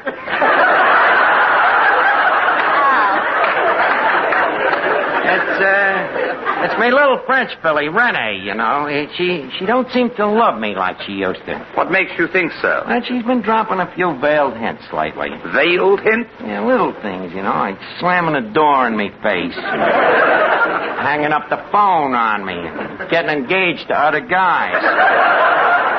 Nothing one could put their finger on. But with hypnotism, that'll all be changed. I'll wave me magic wand 3 times and she'll be Mrs. Archie. But my dear chap, what will happen if she ever wakes up? Well, so what? You think she's going to divorce a guy with a mansion and a swimming pool and a yacht? Hold on, old chap. You're going to buy a mansion, a swimming pool, and a yacht on $15 a week? Yeah. How? Simple. I'll give up smoking. Now, if you'll excuse me a minute, I'd like to study this booklet here. Let's see now. Zodiac the Great. Master of Hypnotism. Reader of men's minds.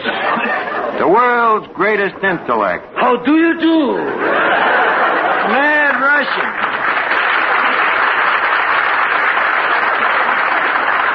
Russian, what are you doing here? Professor Zodiac is sending me. I am his new assistant. What do you know about hypnotism? You ask me what I know about hypnotism?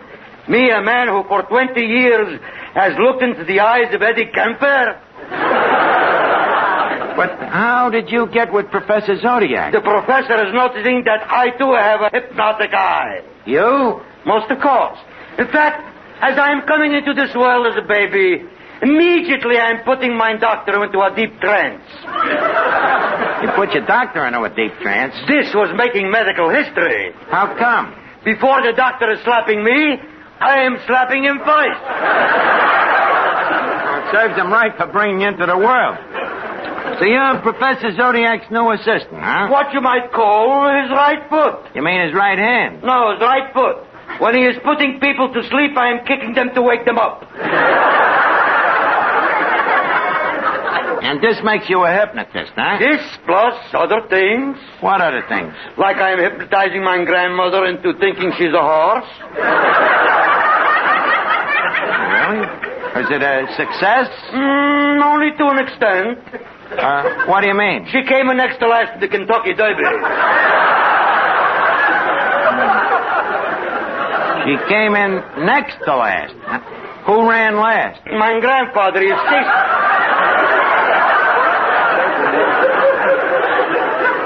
my grandfather. He is chasing my grandmother like mad. Oh. How come?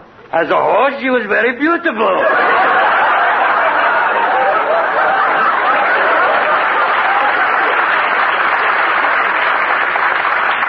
So you're Professor Zodiac's assistant, huh? Yes, I am known as the human sleeping pill.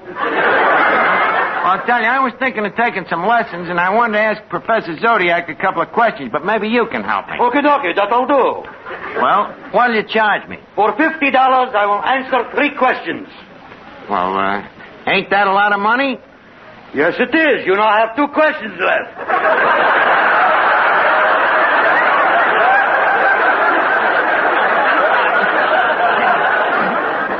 Look, Russian, all I want to find out is what you have to do to hypnotize a beautiful dame. What about the $50? I ain't got $50. How much you got? 5. Mm-hmm. In that case, this little book will answer the questions. So please, you are giving me the $5? Now, just a minute, Russian. I wasn't born yesterday. I'll give you $3. What? You are daring to insult me with a mere $3? $3 for the inscrutable wisdom of the East? I'm sorry. Make it 4. Just a minute. I want to see that book first. Let's see here. A scientific approach to hypnosis. Mesmerism and advanced tea leaf reading in Technicolor. Tea leaf reading in Technicolor? We are using orange pico. Well, I'll tell you what I'll do. Here's a buck for the deposit. I'll pay you the rest later. What? You are daring to insult me with a mere $1 for the inscrutable wisdom of the East? Take it or leave it. You have bought yourself a book.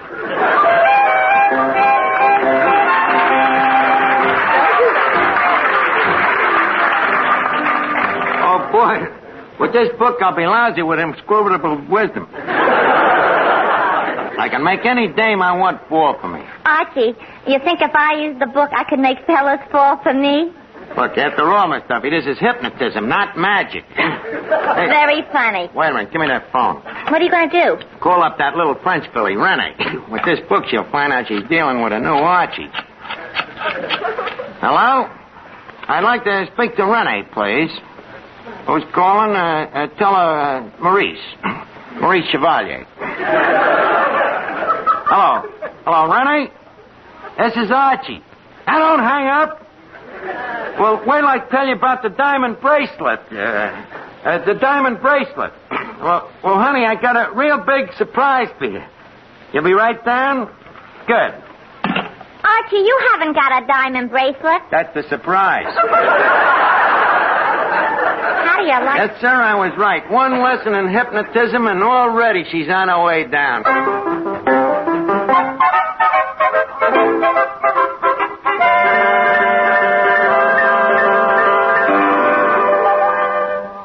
Every day, you hear more and more about an incredibly fast way to relieve the pains of headache, neuritis, and neuralgia. It's Anacin. A-N-A-C-I-N. Now, the reason Anacin is so wonderfully fast-acting and effective is this. Anacin is like a doctor's prescription. That is, Anacin contains not just one, but a combination of medically proven, active ingredients in easy-to-take tablet form. Thousands of people have received envelopes containing Anacin tablets from their own dentist or physician, and in this way discovered the incredibly fast relief Anacin brings from pains of headache, neuritis, or neuralgia. So, the next time a headache strikes, take Anacin. Anacin. Anacin in handy boxes of 12 and 30, economical family-sized bottles of 50 and 100. Ask for Anacin at any drug counter. Now, let me see here. Chapter 9, How to Hypnotize Friends and Put People Under the Influence. It is best to hypnotize subjects who have minds that are weaker than yours. I say, old boy, won't you have trouble finding subjects? Preacher, stop interrupting. Now, let's see. Hypnotism is practiced in India by the street fakers who charm snakes with their flutes. Oh, I say, that sounds jolly. Why don't you try that? Where am I going to get a snake and a flute? Why don't you start out in a small way, with a worm and a piccolo? Everybody's a wise guy.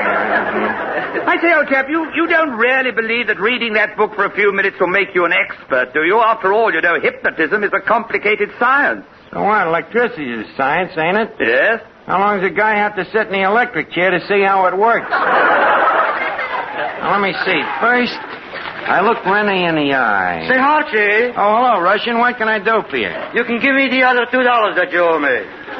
Looks like I'll have to use this hypnotism sooner than I thought. Now, look, Russian, before I give you the $2, I got to see if this stuff works.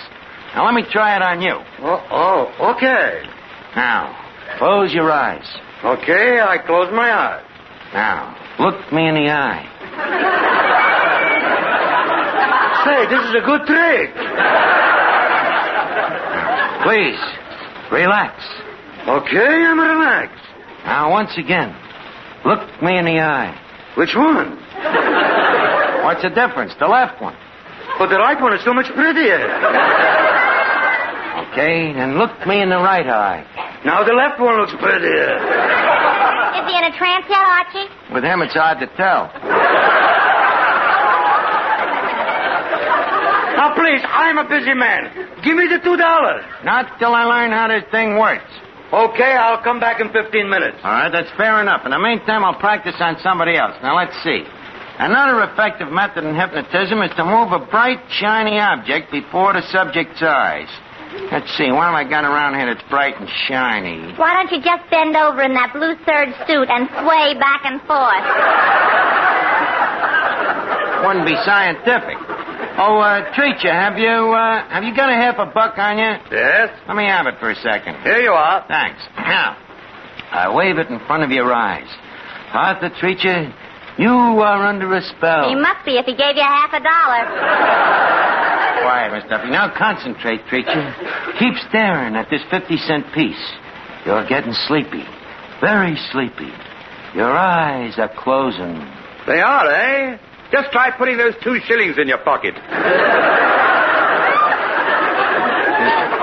Go along with me. Now, I'm gonna make you bark like a dog. Now repeat after me. I am completely in your power. You are completely in my power. No, teacher. I am completely in your power. Very well, then you bark like a dog.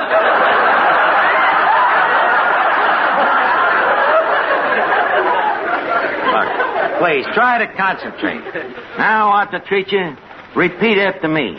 I am in your power. I am in your power. It's working. I am your master. You are my master. My will is stronger than yours. Your will is stronger than mine. Hey, what's going on here?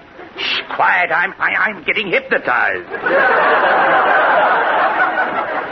Preacher, please. Before I pay the $2, I got to see if this thing works. Now concentrate. Look me in the eye. Arthur Treacher, you are a giraffe.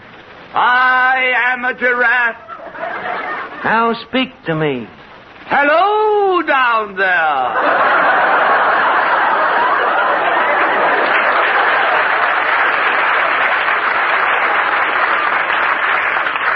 Archie, is it working? Yeah, the guy really thinks he's a giraffe. Good. Maybe we can get him to eat those cobwebs off the ceiling. Quiet, Miss Duffy. Okay, Treacher, are you still in a trance? Yes, master. That's all I want to know. Okay, I'll snap you out of it. Abracadabra. Where am I? You're in Duffy's Tavern. Make me a giraffe again.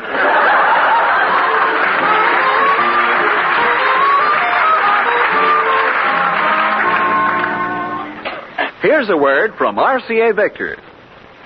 You know, when spring puts in its appearance, the ladies always seem to catch the men off guard. They've been busy for weeks planning their spring wardrobe, studying the new styles. And this year, there's one style everyone will want to study. It's the better-looking in every way style of RCA Victor's magnificent new 17-inch television receiver, the Fairfield. With the Fairfield, you'll get television pictures which are exceptionally clear, bright, and steady. And you'll have RCA Victor's new picture pickup, which assures you of the best possible reception. If you've been looking for a television set that's going to look well in your home, here's your answer. The Fairfield console cabinet is truly distinctive, and its beautiful doors close over the screen when your set's not in use. Go see your RCA Victor dealer. He'll be glad to show you the better-looking Fairfield. Archie, why don't you cut out all this nonsense with the hypnotism? Nonsense, huh? Where do you see how it works on Rennie? Hey, wait a minute. Here she comes now. Well, Renee. Bonsoir, Archie. Bonsoir to you, my little pooly pop pie. Hey, that's some dress you're wearing. Oh, it's just a little something I threw on. Looks like you missed. First time I ever seen a backless dress worn backwards. Now, please, Archie, let's get down to business. Business? I don't know what you mean, mon petit patout. What about the bracelet? The bracelet? What bracelet? The diamond bracelet you promised me on the telephone. Oh, that diamond bracelet. Oh, yeah, the jeweler has been a little dilatory in delivering it. I'll call him up, see what happened. Hello, Cartier's? High-priced diamond department, please. Yeah, the one without the flaws. Hello? Hello? Oh, tell me, sir, is this the gentleman that sold me the $10,000 bracelet? It is? Well, this is Archie of Duffy's Tavern. And I'd like you to know, sir, that the bracelet ain't been delivered yet. Oh, I see. Uh-huh. Well, them things will occur. Thank you. What happened? The truck broke down. The truck broke down? Yeah. Archie, you have lied to me. This is the last time. Wait. I will have... Renee, look into my eyes. Now concentrate. Why? You'll find out in a second. Now, I stare into your eyes. I'm going to take you to dreamland. Oh, please, not another one of those cheap dance halls. Quiet, you're being hypnotized. Now, follow the moving finger. The way you're looking at me, I'd better. Renee, concentrate. Look me in the eye. Archie, I feel very strange. I feel a spell coming over me. Oh, boy, it's working. I will be anything you want me to be. I will do anything you say. I say, old boy, this is your big opportunity. Huh?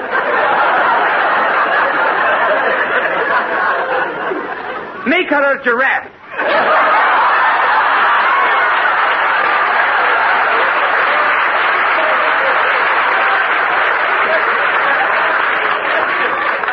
Creature, that is not exactly what I had in mind.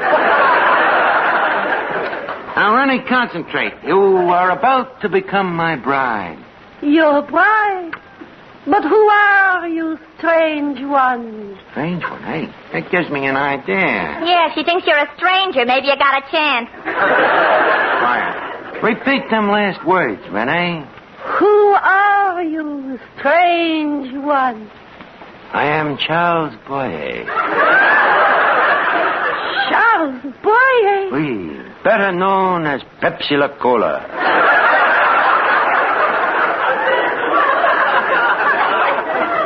Come, Renee. Come with me to the Catskills.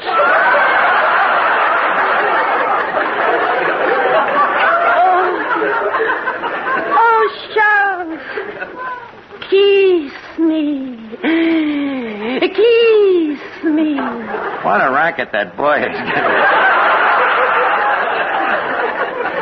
Charles, speak to me.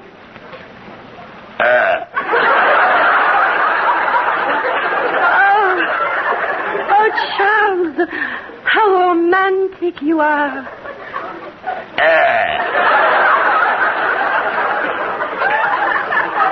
Oh, I say, Charles, should I fetch the bicarbonate? Teacher, stop trying to break the spell. Now, what was I saying, Renee? Oh, yes. Oh, Charles, put your arms around my waist and hold me tight. Press me close to you. Closer. Closer. I'll murder the first guy that snaps his fingers. Now, repeat after me, Renee. I will marry you. I will marry you as soon as I get the diamond bracelet.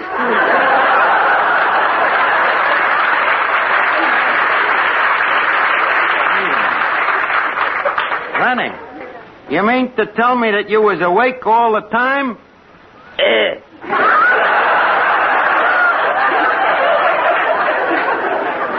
And so ends another trance in the life of Archie the Hypnotist. That lousy Russian, if I could only put me hands on him. Well, here he comes now. Oh, wait. Look, you phony hypnotist, give me back that buck. I just tried some of that crummy hypnototicism on this girl here, and it don't work. Archie, this man is a hypnotist? Vive la trance!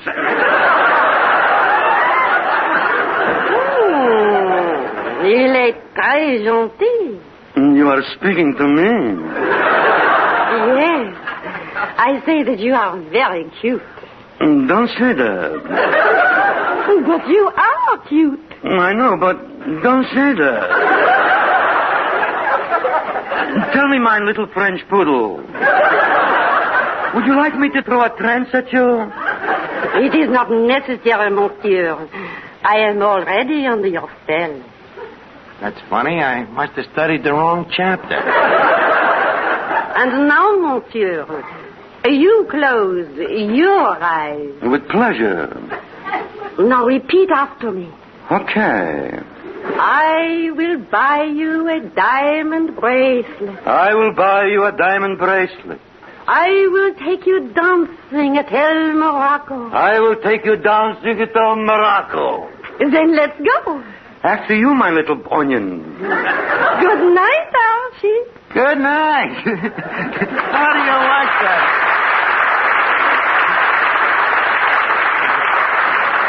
That Russian is supposed to be the hypnotist, and the dame puts the spell on him. What a jerk. Hey, wait a minute. Where does this leave me? I give the guy a buck, and he winds up with my dame. I say, old chap, repeat after me. I am a jerk.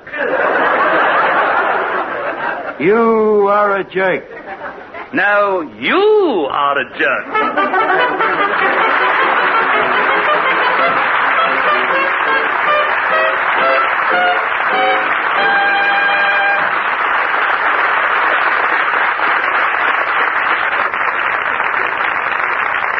Sometimes when Bing Crosby and Bob Hope get together, they don't make sense at all, but sometimes they do. For instance, get a load of this. Now here's Chesterfield's answer to Cyrano de Bergerac. Bob Hope. I'd top you easy, Dad, but we only have a minute here to sell Chesterfield. Okay, well, let's get to it. Better tasting Chesterfield is the only cigarette that combines for you mildness with no unpleasant aftertaste. The mildness is a cinch to prove. You just make Chesterfield mildness test. You know, open a pack and enjoy that milder aroma. Then smoke them, and you'll know that Chesterfields are mild. And Chesterfield leaves no unpleasant aftertaste. That fact has been confirmed by the country's first and only cigarette taste panel. So make our cigarette your cigarette. The reasons go together like this. Chesterfield, Chesterfield always takes first place. That mild tobacco never leaves an aftertaste. So open a pack, give 'em a smell, then you'll smoke 'em.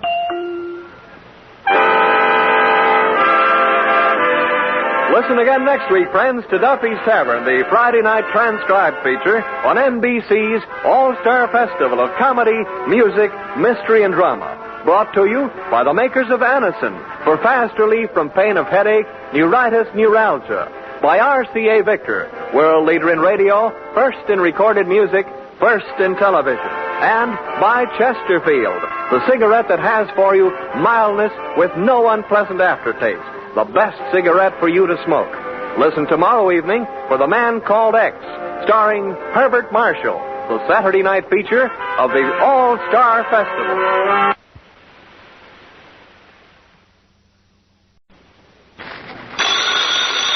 It's Duffy's Tavern, the Friday night transcribed feature on NBC's All-Star Festival of Comedy, Music, Mystery, and Drama. Brought to you by RCA Victor, world leader in radio, first in recorded music, first in television. By Chesterfield, the cigarette that has for you mildness with no unpleasant aftertaste. The cigarette that brings you Bing Crosby and Bob Hope. And by the makers of Anacin for fast relief from pain of headache, neuritis, neuralgia. And now here we go, friends, to Duffy's Tavern with Slapsy Maxie Rosenblum, Arthur Treacher, Bert Gordon as the Mad Russian, Hazel Sherman as Miss Duffy, and starring Archie himself, Ed Gardner. Hello, Duffy's Tavern, where the elite meet to eat. Archie the manager speaking. Duffy ain't here. Oh, hello, Duffy. What's doing? Nothing much. We had a visit from the building inspector. I guess he likes to laugh as well as the next guy. And I'm afraid he might give the tavern a bad report, Duffy. Yeah, he says if the termites ever stop holding hands, the whole place will collapse. He also made a wisecrack about the way our floor slants, you know. He says we're the only building in town where the mice have to wear skid chains. And by the way, speaking of rodents, Arthur Treacher is threatening to quit his job here. Well, he's having trouble with the customers, you know. They claim he shortchanges them on account of he's British. Yeah, they say every time he serves them alphabet soup, he drops the H's. But I hate to lose the guy, Duffy. You know, he's got a lot of good qualities, you know. For instance, he's got a great knack for serving our hash without that guilty expression on his face. Huh? Well, I think he got an offer from Grogan's across the street, but I'm going to try to talk him out of it. Well, you know the old line, Duffy. Gratitude, chance for advancement, all we've done for him, money ain't everything. The old sucker pitch. Well, certainly he'll bite, don't I? Fall for it every time I ask you for a raise. Well, just leave him to me, Duffy. I'll call you back. Say, Treacher. What is it, old chap? Say, is there anything to the rumor that you're planning to leave this joint? In a word, indubitably. Ain't got another word hanging around, have you? Oh, yes, I have, but I can't use it now. Ladies at the bar, you know. Oh, please, Treacher, before you do anything brash, leave us reason out your beef's logical. Now, answer me. Do you object to Duffy working you 18 hours a day, 7 days a week? Definitely. Well, I suppose you also object to Duffy's habit of bleeding his employees? Well, it's not that so much. What I resent is his selling the blood to the Red Cross.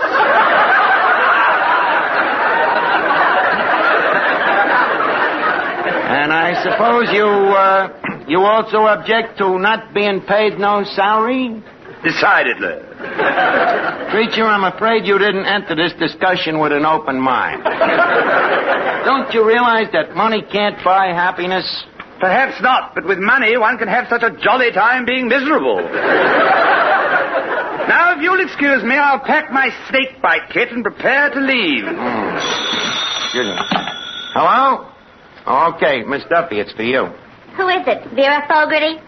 No, it ain't Vera Fogarty. Strangely enough, it's a man. A man? Give me that phone. Hello, Miss Duffy speaking, and I'd love to. What?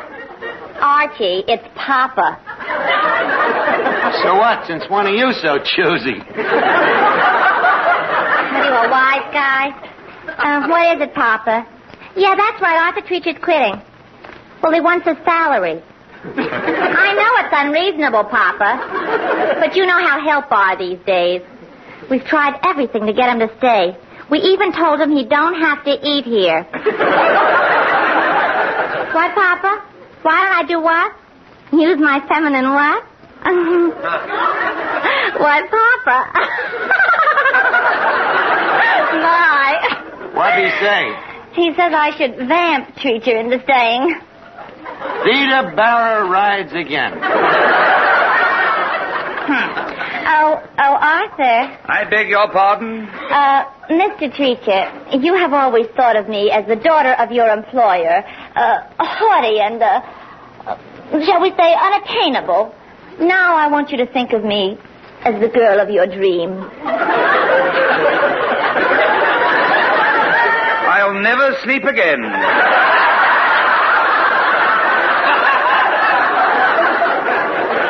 Oh, Arthur, don't fight your true feelings for me. If I stood close to you and closed my eyes and tilted my head back and back and back, don't you know what would happen? Eventually, old girl, you'd fall flat on your chignon. Oh, Arthur, you're just bashful. Here, look. My lips are puckered. My eyes are closed. I'm putting my arms around you. Miss Duffy, leave go of me.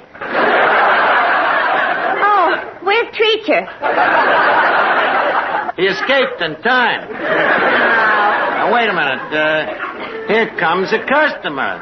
Well, good evening, sir. How do you do?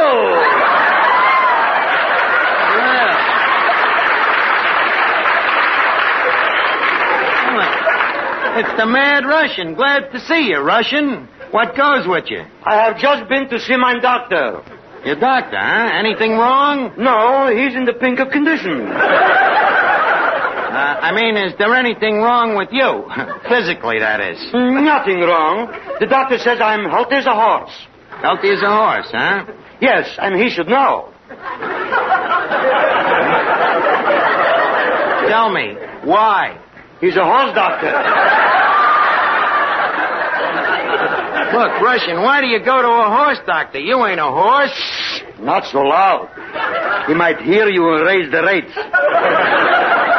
Now, if you'll pardon me, I will take my pill. Your pill? Okay, here's a glass of water. Thank you. Hey, what's that string doing on the pill? How else am I going to take it 3 times a day?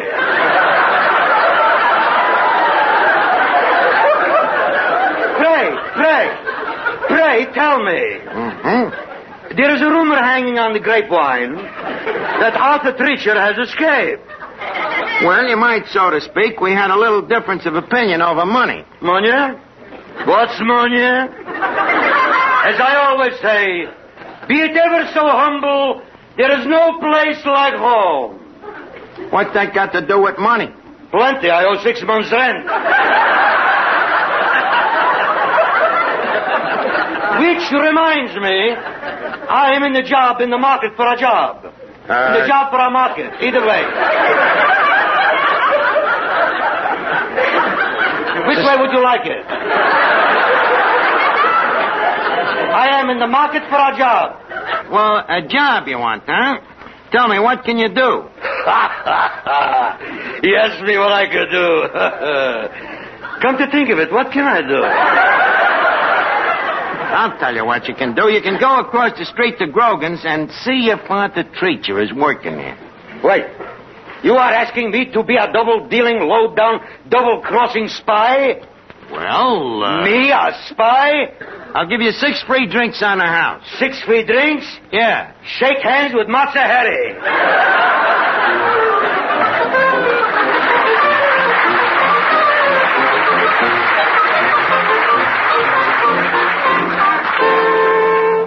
Here's a word from RCA Victor. Friends, if you study the room you're in right now, you'll realize that you can't buy furnishings piece by piece without the final picture in mind. It's that way when you buy television, too. Now, here's how to get the most out of your television dollar. Consider the complete home entertainment picture, radio and records, as well as TV. Instead of having many instruments scattered about, why not settle for one fine cabinet that costs less and contains your complete home entertainment needs? Such a one-cabinet combination is the RCA Victor Rutland. Open the doors on the Rutland's 18th century cabinet, and you'll find 17-inch million-proof television with its clear, steady pictures, AM and FM radio, and the Victrola 45 record changer, as well as a changer for 78 and 33 1/3. Yes, so many more families are becoming television owners this week. If you're one of them, remember to see and listen to the exciting new Rutland at your RCA Victor dealers. You know, Miss Duffy, I don't blame Treacher if he takes that job with Grogan's. What do you mean? Well, the lousy way your old man treats people. You know, after all, there comes a time in the course of human events when all men is created equal. Archie, you stole that speech from somebody. I did not. Then where did you get it? I got it from Thomas Jefferson. That's the trouble. You'd be better off if you'd listened to Papa instead of your dopey friends. Miss Duffy, Thomas Jefferson is not a friend of mine. He happens to be the deceased father of our country. George Washington was the father of our country. You think a country this big only had one father? What's that got to do with Arthur Treacher? He's an Englishman. What was George Washington? An Englishman. Touché. If you ask me, I should have been just as smart as Treacher and quit working for that old man of yours long ago. What price gratitude? Gratitude to who? To Papa, who made you what you are today. You're worthless, good for nothing. Look, Miss Duffy, don't give me them honeyed words. Boy, when I think what I could have been if I didn't come to work here 10 years ago. What could you have been? What could I have been? It so happens that the very morning your father hired me, I turned down a splendid opportunity to go on relief. From there on, who knows? Archie, my boy, come here. Come here? Excuse me, what is it? Spy number 6420J reporting. Oh, good, 6420J. Hey, why the umbrella over your head? I am working undercover. Well, that's very sleuthy. Now, tell me, what's the dope? I mean, outside of you. Just a minute. Are we alone? Yes. But who is that standing beside you? That's you. I know.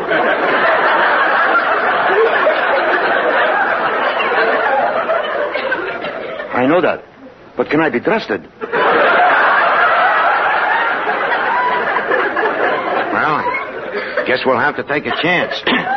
Tell me, what's doing over at Grogan's? I regret to report that Treacher is working with the enemy. Well, then there's only one thing to do. We got to hire another waiter. What's about giving me the job? Me? Look, I'm sorry, Russian. We got to have somebody a little more high class, you know, a little more refined than you. Hello? Bowery Bum Personnel Service? This is Duffy's Tavern. We need a waiter.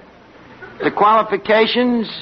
Well, you know, somebody who knows the cultured little touches, like preparing a tasty Mickey Finn, or pouring iodine on a steak to make it look rare.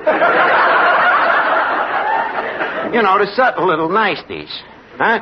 The hours? Well, he works from 7 to 3. That's 7 a.m., of course. No, the 3 is a.m., too. The salary, 20 a week and 50%. That's right, 50% of what he shortchanges the customers. You got a man? Okay, send him down.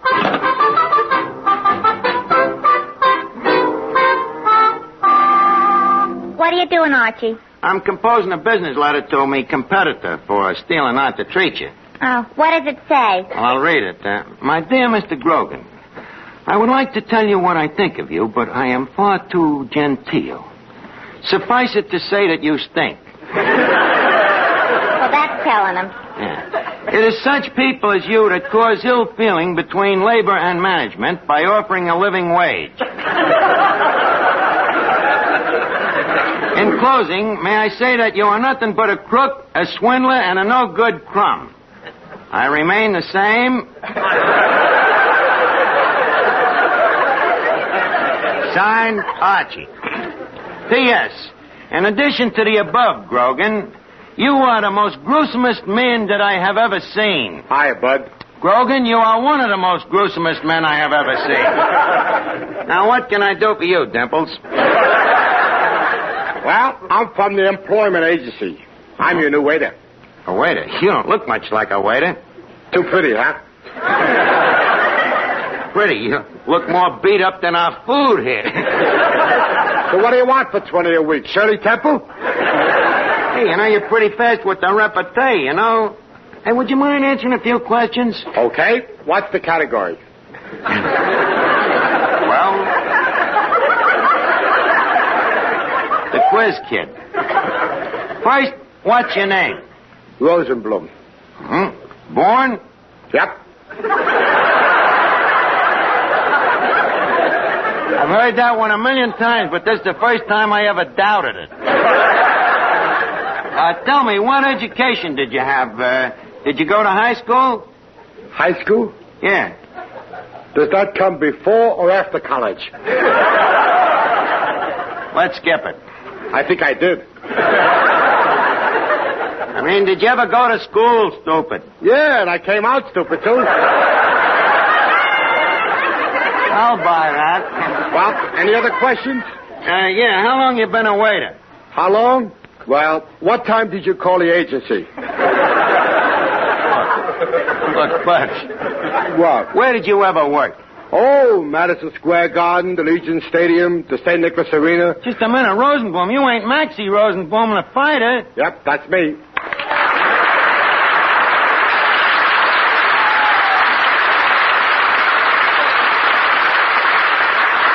Holy cat, Maxie Rosenblum. I'm sorry, I didn't recognize you. Standing up.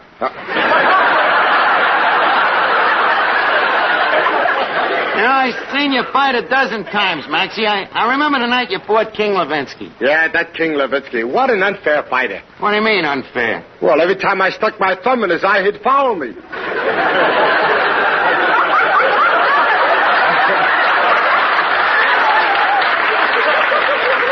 It's too late for me to make a comeback.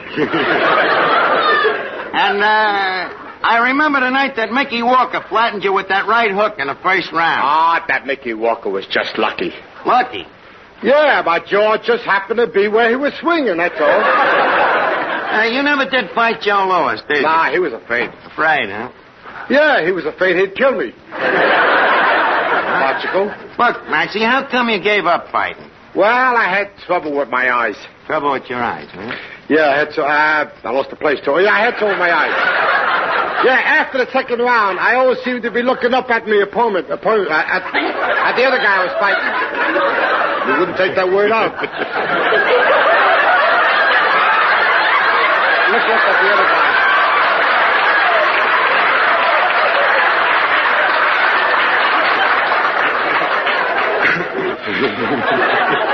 Now, look, maybe I'll hire you. You know, I'm partial to fighters, Maxie. I used to be a fighter myself, you know. You were a fighter?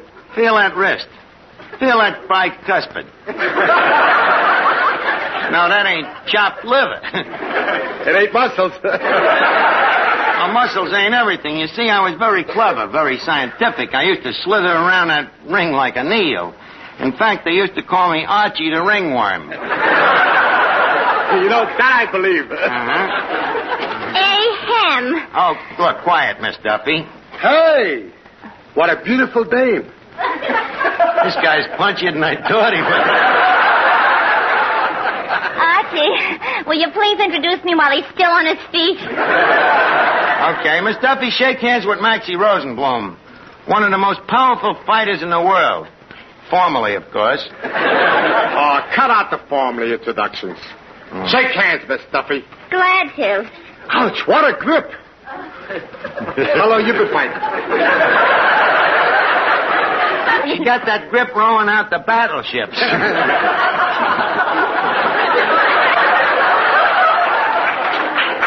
Archie, that is not true. No? I got it rowing back from battleship. Well, I know it had something to do with defense. Oh, Slapsy. Yes? I'm not doing anything tonight.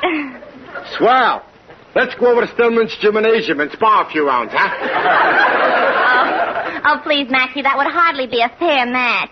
Maybe you're right. You've been out of the ring much too long. Look, Miss Duffy, 7, 8, 9, 10. You mean? Out. Now, Maxie, about this job here as a waiter. Mm-hmm. Now, here's our standard waiter's contract. Just close your eyes and sign here. Sign my name? Yeah. If I could write, do you think I'd work in a joint like this? If you can't write, how can you take down the customer's orders? I got a system. You got a system, huh? Yeah, I make X's. Uh-huh. 1 X for a salad, 2 X's for soup, and 3 X's for meat and coffee. 3 X's for both meat and coffee? Yep.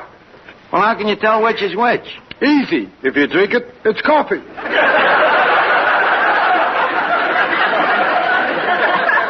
Maybe I'd better give this guy a further test. Now, let's imagine I'm a customer sitting here at the table, Maxie. What do you do first? Well, I tuck the napkin under your chin. Well, that's correct as far as it goes, but what do you do if I ain't wearing a collar? If you ain't wearing a collar, what do you need a napkin for? Maxie, one uses a napkin irregardless of whether he is attired in a collar or not. That's considered good form. And as a waiter, you must not forget Emily Post. Why didn't you tell me you came in with a dame? Look, all right. Are there any further questions you'd like to know? Yeah. How come you won't pay me 50 a week instead of 20? 50? You're asking pretty high wages for somebody with no experience. Yeah, but don't forget, it's much harder work when you don't know what you're doing. And you don't know nothing about it.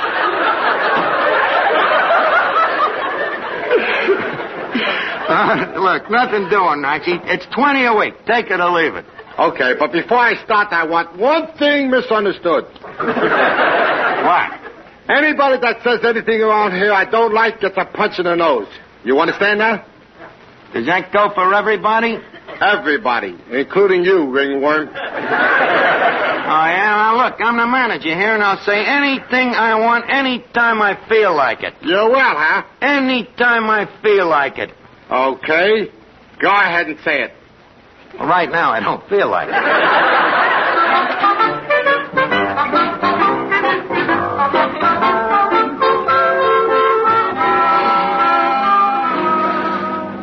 Archie, I'm afraid we'll have to get rid of that Slapsy Maxie. What's the matter? A customer just spilled some soup, and Mr. Rosenblum is mopping it up. Well, what's wrong with that? He's using the customer for the mop.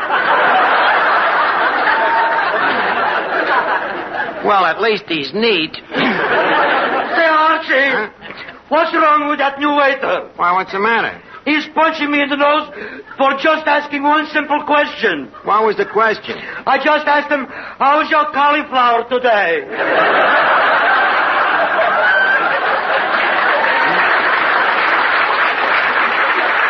Well, I'll see. I'll have to take care of this guy. Hey, Maxie.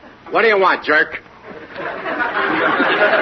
If I wasn't such a coward, I'd thrash this guy. Look, Maxie, didn't them 5 guys you just served 5 beers to leave just now? Yeah, they left. What about it? Where's the 2 bits for the 5 beers? Oh, they didn't pay me 2 bits for the beers. They just left me a tip. How much was the tip? 2 bits. You want to make something about it? Well, no, I was just thinking what generous guys they were. Okay. Now, I'm in the middle of eating. Don't bother me again, huh? And bring me another plate of hash, huh? Yes, sir. 1 hash coming up. I'm afraid I've hired a playboy. What am I going to do about this guy? Oh, I say, Albine, I'm back. Well, Arthur Treacher, so the Portugal son has returned. But I should think you'd be ashamed to walk into this place. I am. That's why I always cover my face with my hat. I mean, you turned turncoat on us and you went over to work for Grogan's. On the contrary, I merely went to Grogan's to study the methods of our competitor. Well, what'd you find out? Oh, the food is good, the kitchen is clean, the plates are spotless, the entire place is spick and span. That's what we're up against, dirty competition. But, teacher, I'm glad you're back, and I'm going to pay your salary. A salary? Yes, sir. I'll give you $1 a week. Oh, goody, $1 a week, eh? Oh, now I can keep a harem. Hey, Maxie, come here. You still beating your gums? Look, I'm sorry to say that a situation has arose. The teacher, our former head waiter, has re-enlisted with us, see? Which naturally leaves you with very little seniority to fall back on. Hey, wait a minute. Are you trying to tell me I'm fired? Well, frankly... Do you know what happened to the last guy that fired me? No. Neither does he. So think it over. Actually, now, leave us not make a scene. I'll have to ask you to turn in your bar rag and brass knuckles and leave quietly. Well, what about my week's salary? Week's salary? You only been here 20 minutes. What? Okay, we'll pay you a week's salary. Let's see here. 5, 10, 15, 20. Hey, Maxie, 20 cents. And if you don't mind, I'd like a receipt. You'd like a receipt, huh? Yeah. Okay, here. I'll give you one. Ow! Hello? Duffy's Tavern. Teacher, the acting manager speaking. Oh, hello, Mr. Duffy. Archie? He just went out. Oh, I should say he'll be out for about 10 minutes.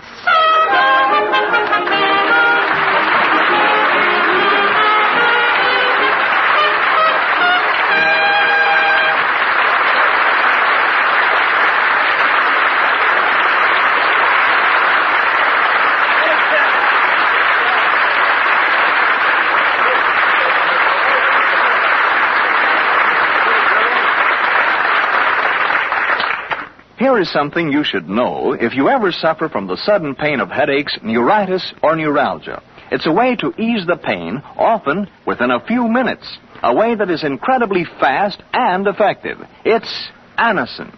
Anacin is like a doctor's prescription. That is, Anacin contains not just one, but a combination of medically proven active ingredients in easy-to-take tablet form. Thousands of people were first introduced to Anacin through their own physicians or dentists. But today, these tablets are in such widespread use that all drug counters have them, and anyone may enjoy their benefits. Next time you suffer from the pains of a headache, neuritis, or neuralgia, by all means, try Anacin. You'll like the convenience of Anacin tablets, and you'll be delighted with Anacin's incredibly fast action. A-N-A-C-I-N. Anacin. Ask for Anacin by name today at your druggist's. Listen again next week, friends, to Duffy's Tavern, the Friday night transcribed feature on NBC's All-Star Festival of Comedy, Music, Mystery, and Drama. Brought to you by RCA Victor, world leader in radio, first in recorded music, first in television. By Chesterfield, the cigarette that has for you mildness with no unpleasant aftertaste. The best cigarette for you to smoke. And by the makers of Anacin, for fast relief from pain of headache, neuritis, neuralgia. Listen tomorrow evening for The Man Called X, starring Herbert Marshall, the Saturday night feature of the All-Star Festival.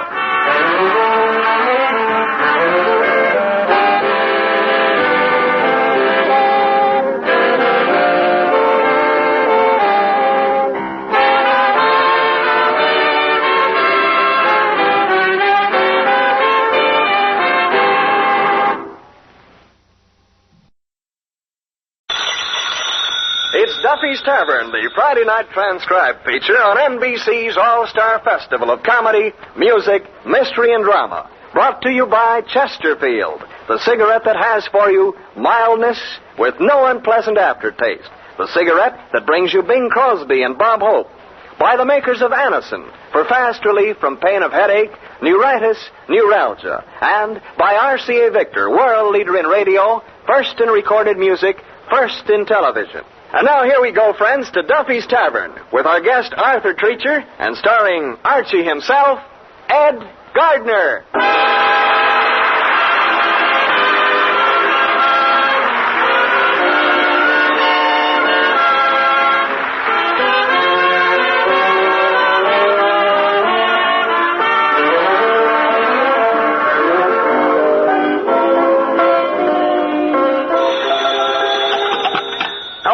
Duffy's Tavern, where the elite meet to eat. Archie, the manager, speaking. Duffy ain't here. Hello, Duffy. What's the matter? You sound like you got distemper. You heard there was a big fight here last night? Duffy, it was nothing. All that happened was, you see, at 12 o'clock, I went up to Swede Johansson, and I told him to go home. Well, you know, Johansson, he always gets cockeyed on one drink. Usually the 17th.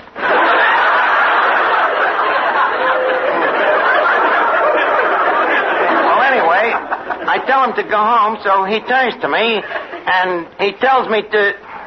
Well, he made a suggestion. So I politely tell him that if he don't leave the premises, I'll have him ejaculated. So he says, oh, yeah? So I says, oh, yeah. So he says, oh, yeah? So I says, oh, yeah. So he says, you and who else? So I says, me and nobody else. You know, that Johansson don't scare me just because he has that wooden leg. Well, anyway, he unscrews his wooden leg, swings it at me, misses me, and hits Moriarty on the skull. So Moriarty, naturally thinking it was his wife who hits him, picks up a table and he belts her with it. Well, you know, Mrs. Moriarty, she's the sensitive type, so she picks Moriarty up and flings him through the window. Well, while he's on his way through the window, Johansson swipes his drink. Now, Cleary, who was also grabbing for the drink, accuses Johansson of being a crook. See? And that's when the fight started.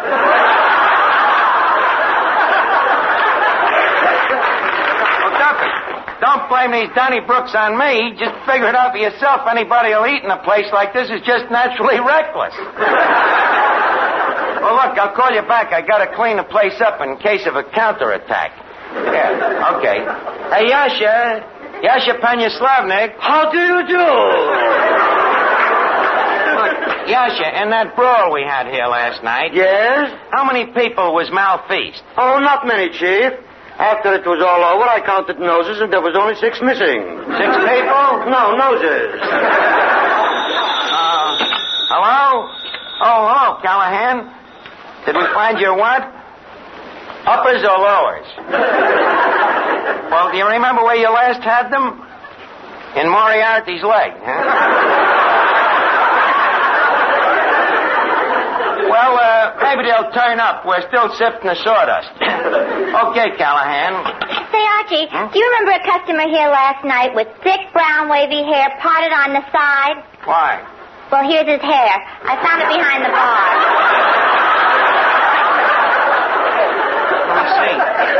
Hey, Miss Duffy, that's Schultz's toupee. How do you know it's Schultz's? I can tell by that streak of gray. You know, Schultz worries a lot. By the way, Chief, there's a letter here for you. Well, let's see. Oh, yeah. Looks like that battle last night had Grim Reaper concussions. What do you mean? This letter is from the bank that rents us this building. They're sending a man down here tonight, and I'm afraid they ain't going to give us a new lease for next year. Not going to give us a new lease for next year. Why don't you outsmart him, Arch? Outsmart him? Yeah. How, Finnegan? Use the old lease for another year. This is no time for idosities. This is a serious thing. Might mean that Duffy's Tavern will be closed up. Closed Duffy's Tavern? Yep. But, Arch, they might as well take the lights out of Broadway. They might as well take the heart out of Texas.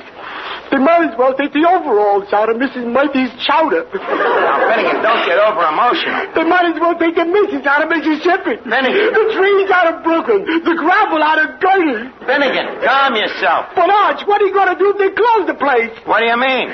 You might have to go back to work. Look, Finnegan, it ain't going to be that drastic, and if it is, so what? That's life. You got to take the bitter with the sour.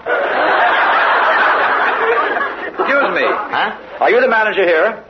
I am that home. And who are you, pray, sir? I'm the attorney from the bank. Oh, they sent an attorney, huh? Well, that don't scare me none. I would like you to know, sir, that you are dealing with a fellow shyster. This I can believe. Thank you. Now, to get down to business, as I have construed from your letter, your bank is trying to get us to disvacuate, unfranchise, and otherwise dispremisate the said premises. Is that correct, sir? Well, that's the general idea. I see, and I suppose you realize, sir, that the law clearly states that the present status of the quo perlis perfisco remains mandamus until you can prove a delectus necktie. Now, look, Blackstone. Huh? All I know is that we're not going to renew your lease.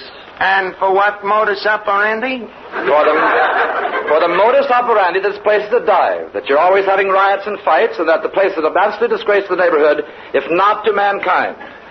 Come, sir, you're taking advantage of a very shabby loophole. But assuming that what you say is correct, what's your solution?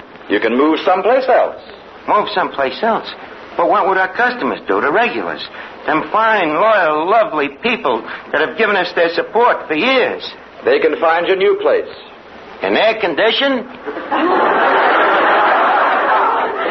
Now, look, young man, I'm a human being. I don't like to be arbitrary, but anyway... Well, Archie. Oh, hello, Officer Clancy. I hear you had another Donnybrook here last night. An altercation? Oh, perish forbid, Officer Clancy. The boys was just playing a few friendly parlor games. What games? Oh, spin the bottle, puss in the corner. I saw some of them pusses this morning. Now, Archie, I'm warning you. I don't want no more fights in me beat. I'm not getting any younger, and when I'm away from home, I want a little peace and quiet. That's enough for me. That settles it. Please, sir, give us one more chance. I guarantee you there won't be no more fights. If anybody so much as lifts his little finger in here, I'll crack him over the skull with a bung starter. All right, we'll give you one more chance. If there's the slightest disturbance from now on, we're going to close the place. Okay, sir, and thank you very much for the reprisal. Hello? Hello, Duffy. What? Well, I just got a new lease on life, and Duffy, I got an idea. Well, you know what? The Treacher's coming down here again tonight. And to give this joint some class, see, I'm figuring we'll hire him as a front man. What? Look, Duffy, maybe you think he's a bum, and maybe I think he's a bum. The fact that he's British gives him class. Is his accent real? Look, Duffy, if he was any more British, he wouldn't be able to talk at all.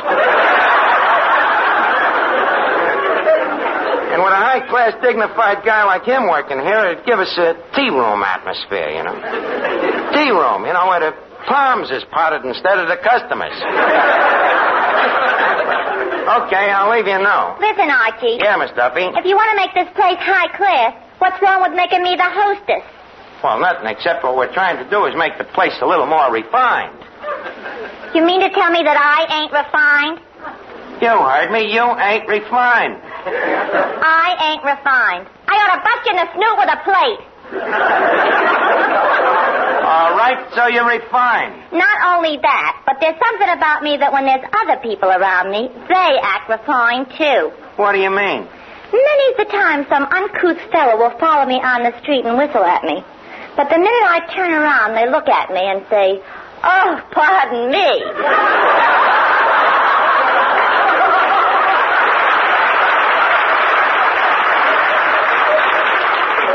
Miss Duffy, will you keep out of my business here with all this talk? Archie, I'm an American citizen, and Patrick Henry fought to give me freedom of speech. Okay, so go talk to Patrick Henry. Okay. But never that jerk. Me, not refined.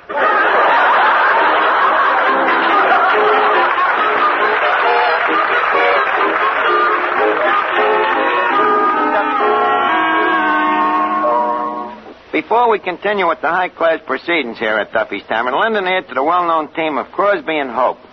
Say, Bing, you got a minute? Oh, sure, Bob. I got all the time in the world. Don't tell me you own that, too. Oh, never mind that stuff. Get to work with it. Okay. Folks, Better Tasting Chesterfield is the only cigarette that combines for you mildness with no unpleasant aftertaste. And you can prove that yourself. Just make our mildness test. Buy Chesterfields, then open them and enjoy that milder, mellow aroma. Now light one up, and you'll know Chesterfield's milder because it smokes milder. And Chesterfield leaves no unpleasant aftertaste. That fact has been confirmed by the country's first and only cigarette taste panel. Yes, mildness and no unpleasant aftertaste are what you and I and every smoker wants. Hurry up, Dad. Here comes the music. Chesterfield always takes first place. That mild tobacco never leaves an aftertaste. So open a pack, give 'em a smell, then you'll smoke 'em.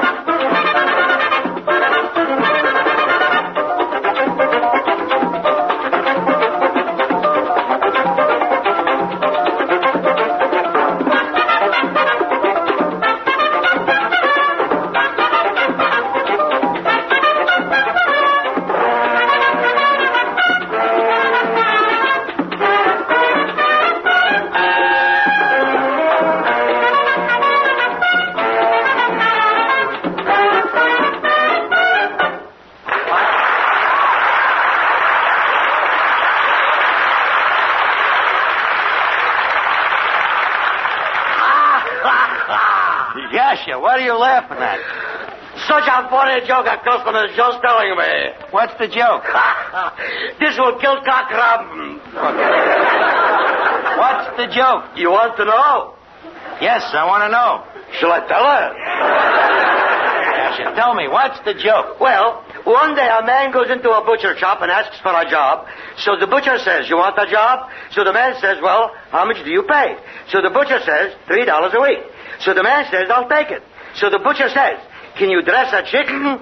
So the man says, dress a chicken on $3 a week?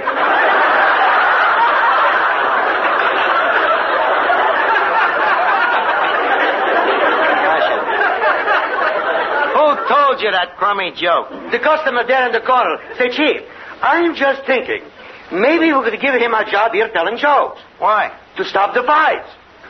You think telling jokes like that would stop fights? Most of course. It would keep the customer's mind off the food, anyway. Well, okay, call the guy over. That bank threatening to close this place. I want to try anything to stop the fights around here. Well, Chief, here he is. Happy Dan, the minstrel man. Hello, Happy. Glad to meet you, old pal. Yes, sir, glad to meet you. Let it rain, let it drizzle. Happy Dan will make things sizzle. Yes, sir. Ladies and gentlemen, as the man said when he walked to the morgue, hello, everybody. Yes, sir, that's a sample. And speaking of marriage, there's many a man who lives by the sweat of his frow. Oh, Happy. Johansson, put down that wooden leg. The other day, my brother-in-law happened to say to me, Happy, where were you born? I said, Texas. He said, what part? So I said, all of me. Cut it out. Harrigan, put down that brick. Sorry, Bud, you missed me. Speaking of food, I was out to my uncle's fruit farm last summer, and I said, what do you do with all the fruit you grow? And he said, we eat what we can, and what we can't, we can. You get it? What we can't, we can. Throw the phone out. Quiet, everybody. Take to the hills. Quiet, everybody.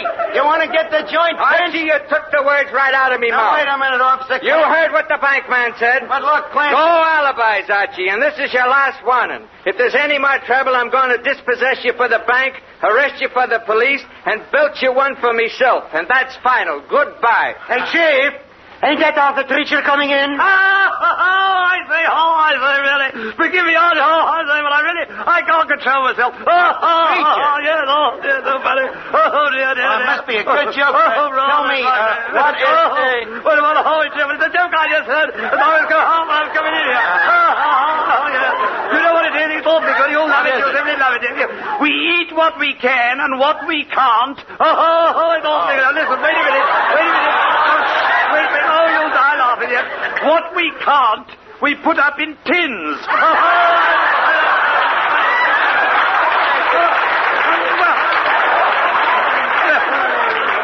So you like that joke? Oh, yes, Archie, yes. I find your American humor simply riotous. Well, anyway, I'm glad to see you again. You know, you was just here last week, and it ain't often that a guest repeats on us so soon.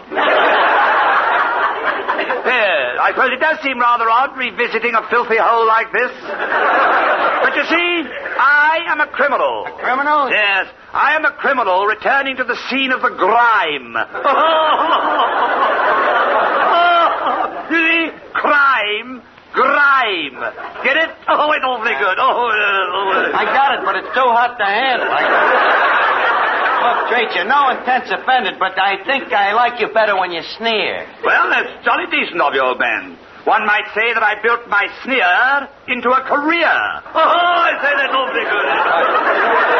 One might, but leave us let one not, huh? Now, I'm glad you came down, Arthur, though. You see, I've got a proposition for you. Just a second, old boy. Isn't that Mr. Duffy over there? Duffy where? Oh, no, of course not. It's the moose head. What made you think it was Duffy? Well, it was such a stupid-looking moose. I see your point, but confidentially, Duffy ain't got no antlers. Now, like I was saying... Mr. Treacher, would you please decide an argument between Archie and me? Now, you see, the question is... Miss Duffy, please. You keep your big fat yap out of this. The question is, am I or ain't I refined? Well, old girl, it's hard to say. I haven't had that question put to me since the Duchess of Kent slapped me over the head with a wet salmon. Mr. Treacher, are you inferring that I am or I ain't refined? He's inferring that you're a wet salmon. Now start swimming upstream and get out of here. Now look, Arthur, what I started to say was we want to class up this joint, and I figured with a dignified stuffed shirt like you, acting as a front man... Now, just a second, old boy. You want me to be the Boniface of this costermonger's caravanserai? Vaguely, just the point, yeah. And with you here as the head costermonger, it won't have to be such a canveransary, you know? So what do you say? We'll pay you 3 bob and tuppence per fortnight, and we'll guarantee you absolute authority. You're the complete boss of the pub. I'd be the boss? Absolutely. You can kick the rest of us around all you want. The situation is beginning to sound very intriguing. Thank you. When do we start? Anytime you want. Very well. Turn around.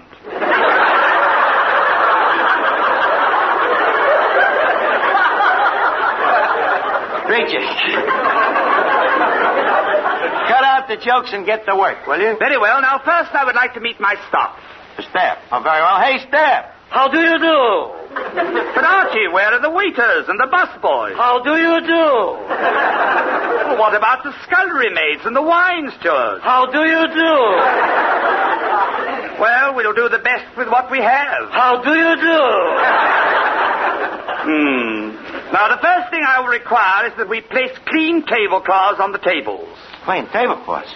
Treacher, this is only March. Archie, I have complete authority. Now, you young lady. Me? Yes, if you're going to work here, you will please stop chewing gum. Why? Because it ain't refined. Funny you should mention that. My mother always says the same thing. What? Mother always says, Miss Duffy, she says, stop chewing. You're not a cow. Well, all I can say is stop chewing.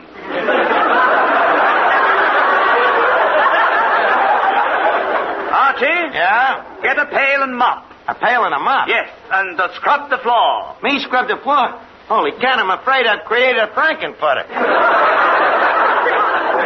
But Arthur, it shall be done. Can you, Slavnik? Yes? Get a broom and sweep those cobwebs off the ceiling. Sweep the covers off the ceiling? Yes. Who goes near the ceiling?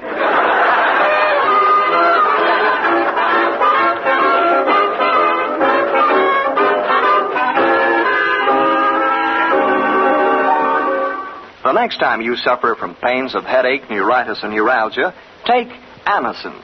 You'll bless the day you heard of this incredibly fast way to relieve these pains. Now, the reason Anacin is so wonderfully fast-acting and effective is this. Anacin is like a doctor's prescription.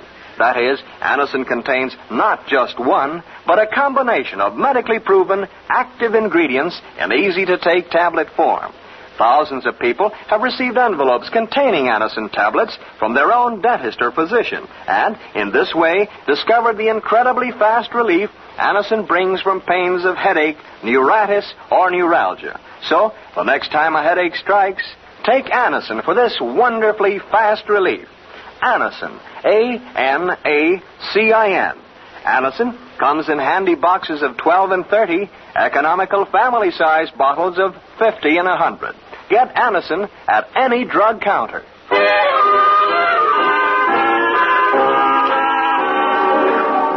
That Treacher, the way he's kicking us around, we'd be better off if the bank dispossessed us. Attention, everyone. Yes, Treacher. The Duffy's Tavern improvement class will now come to order. Class? You mean we're going back to school? Precisely. I am the teacher, and you are the pupils. Now, I notice that the spelling on the menus is atrocious. Archie, how do you spell filet mignon? Simple. F-I-L-L-Y. F-I-L-L-Y, that's a horse. At Duffy's Tavern, you take what you can get. Next question, please. How do you spell hors d'oeuvre?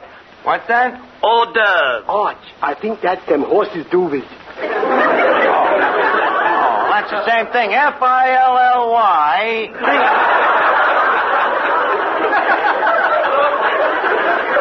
No, Archie. That's a different kind of a horse. Oh, let me see. Hors d'oeuvres. Yeah, I'd like to take a belt at that one. Very well, Finnegan. Horses' duvers. H-O-R-S-D-O-E-U-V-R-E-S. Correct! Finnegan, how did you know? I didn't. I just took a wild guess. Teacher's pet. What was that? Teacher's pet. Thank you. I'd love to. Miss Duffy, you're in school, not in a bijou balcony. Proceed ahead, Mr. Treacher. Our next subject is etiquette. What's that, Arch? Etiquette, that's manners, like not biting your toenails in public. What's the question on etiquette, Mr. Treacher? Well, when you make change for a customer, what do you say to him? Well, me, I always say, hey, look at that sign across the street. And when he turns around, I shortchange him. And what about you, Miss Duffy? Oh, I'd love to. And what about you? I'm asking a question. When you're making change for a customer, what do you say to him? Oh, I say, thank you very much, sir. Why don't you call again real soon? Miss Duffy, we are making change, not the customer. Now, Yasha, Tanya Slovnik. How do you do? When a customer gives you a tip, what is your response? When a customer gives me a tip, I am bowing my head and saying, new here, ain't you?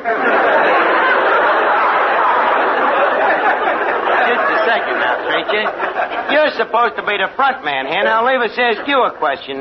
What would you do, for instance, if a high-class customer like Machine Gun Van Smythe or Deems Taylor walked in? How would you greet him? Well, I think it would be appropriate to tell Mr. Taylor that I admired his commentary on Beethoven's Fifth. Beethoven's Fifth what? His fifth wife, you jerk. You are thinking of Henry VIII. That's a symphony. Okay, so it's a symphony. What's that got to do with Deems Taylor? Which Deems Taylor? The fifth or the eighth? Beethoven's eighth. Please. The class will come to order. Hey, teacher, I just made up a poem. What's the poem? Swimming in the river, rowing in a boat. We got a teacher that's a skinny old goat.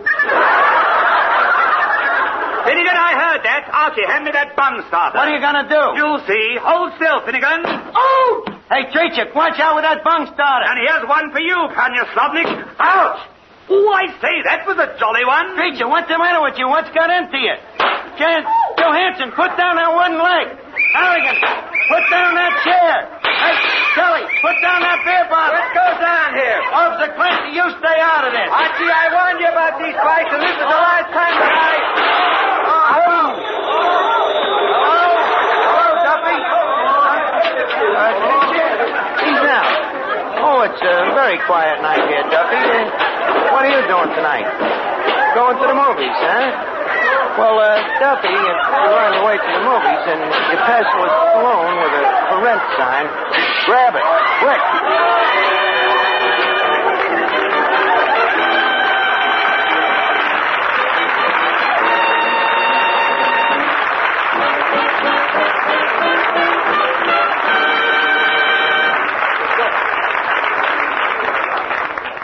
Here's a word from RCA Victor.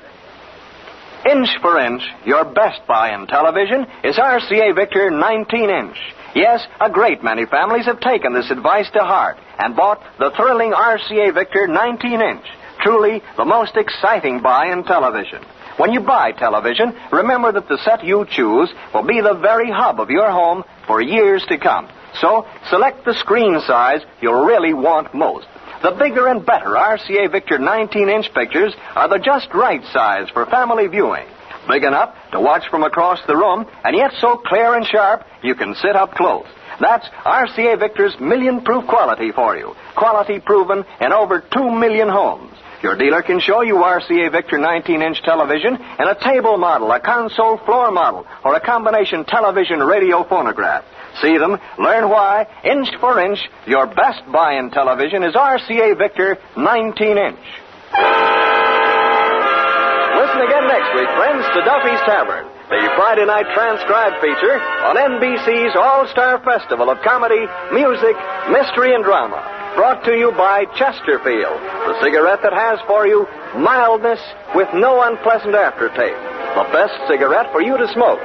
By the makers of Anacin for fast relief from pain of headache, neuritis, neuralgia. And by RCA Victor, world leader in radio, first in recorded music, first in television.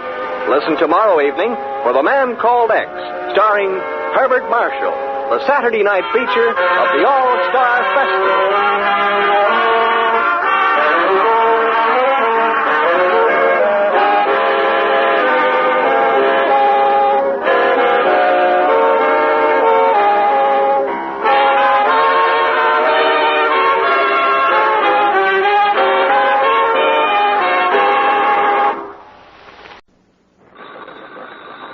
It's Duffy's Tavern, the Friday night transcribed feature on NBC's All-Star Festival of Comedy, Music, Mystery, and Drama. Brought to you by the makers of Anacin for fast relief from pain of headache, neuritis, or neuralgia. By RCA Victor, world leader in radio, first in recorded music, first in television. And by Chesterfield, the cigarette that has for you what every smoker wants.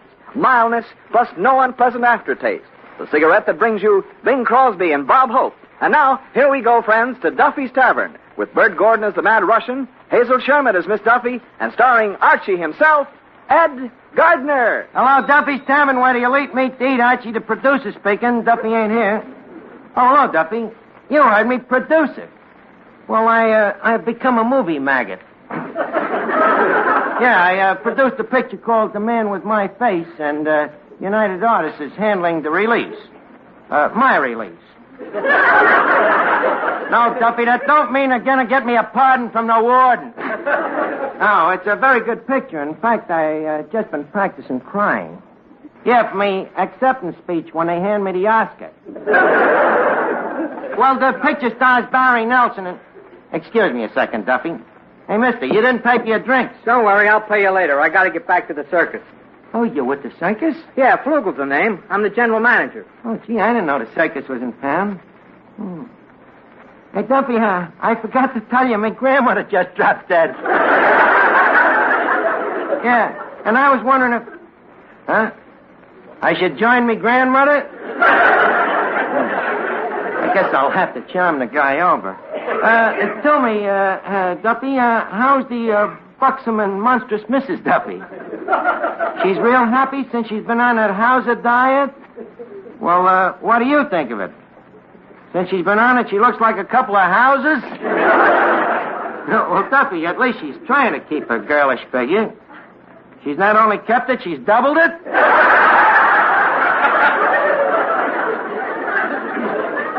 Well, Duffy, as they say... Excuse me a minute, I'll call you back.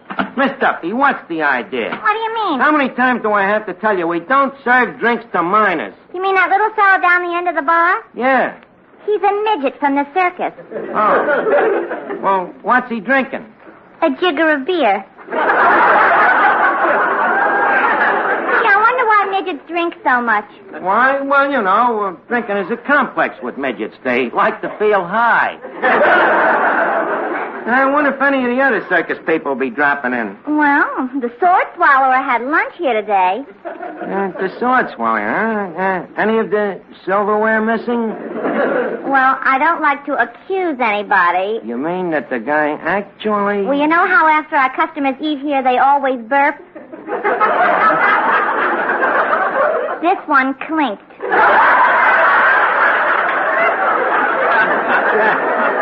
What did he wash it down with, silver polish? I don't know, but he seemed to enjoy his lunch. He said it tasted just like the Waldorf Astoria. It should. That's where the silverware comes from. Oh, but boy, what a racket that circus life must be, huh? Take that Flugel guy that was just in here. I wonder how he got started in the circus. I don't know. He must have started as a fire eater. Fire eater? What makes you say that? He drank 4 straight shots of our bar rye. Oh, don't poke fun at the guy, Miss Duffy. He's a big shot at Barnum and Bailey's, and maybe he can help me get back in the circus life again. What do you mean, back in circus life? Honey, ever since I was a kid, I've had sawdust in me corpuscles. I used to be assistant to the clown, you know. Him and me used to do a comedy act, dressed up like a horse. Oh. Imagine, were you any good? Was I any good? I kept my end up.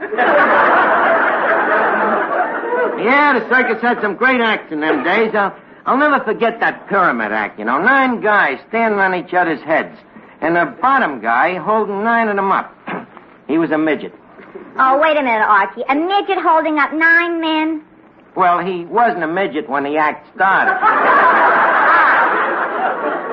Yeah, them was the days. The snake charmer, the bearded lady, the human skeleton, Jojo, the dog-faced boy. I wonder whatever happened to him. How do you do? Well, Jojo. I mean, Russian. Hey, what's the matter, Russian? You look mad. Mad? I'm furious.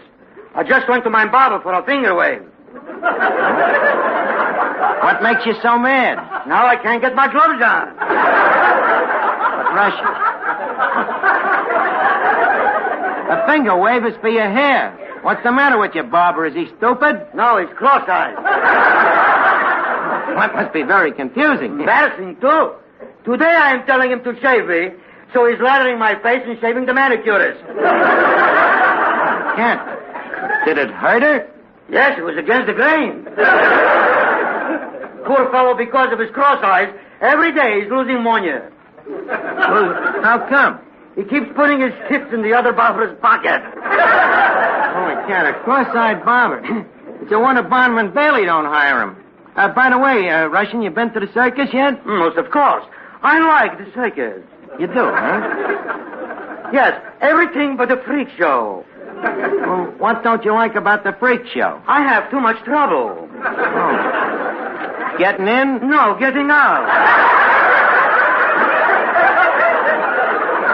You know something, Archie? What? My girl was a tattooed lady. Your girl was a tattooed lady? Yes, I have here a snapshot of her. I took when she was posing with a lion. Let me see. Hey, boy, that's a ferocious-looking lion, but where's the tattooed lady? How do you like that? I guess I didn't snap the picture fast enough.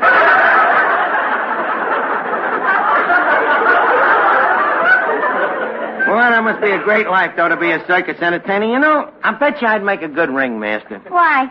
Well, I have a nice personality and a divine smile, a lot of charm, Good, strong voice. Yeah, and you can throw it, too.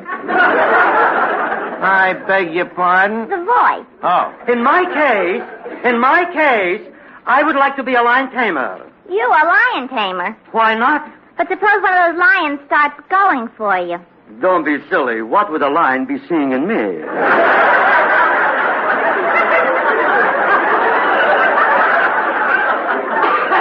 Russian. Miss Duffy was just speaking gutsatorially. Oh. Actually, lions ain't so dangerous if you use the right psychology. Psychology? Yeah. Psychology, huh? Yeah, you heard me. Psychology. Say, pardon me. What caliber psychology would you recommend? Well, look, Russian, don't be so sniffle. You're talking to a master psychologist. And you know how we psychologists approach the lion today? From the rear. No, with understanding and kindness. Now, say you're strolling down Fifth Avenue, you suddenly come face to face with a lion. What do you do? This is before or after lunch?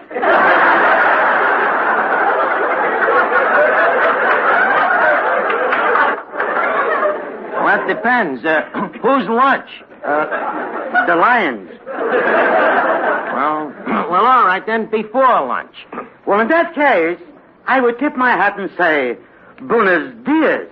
Why would you say Buenos dias? By this time, I'm in Mexico.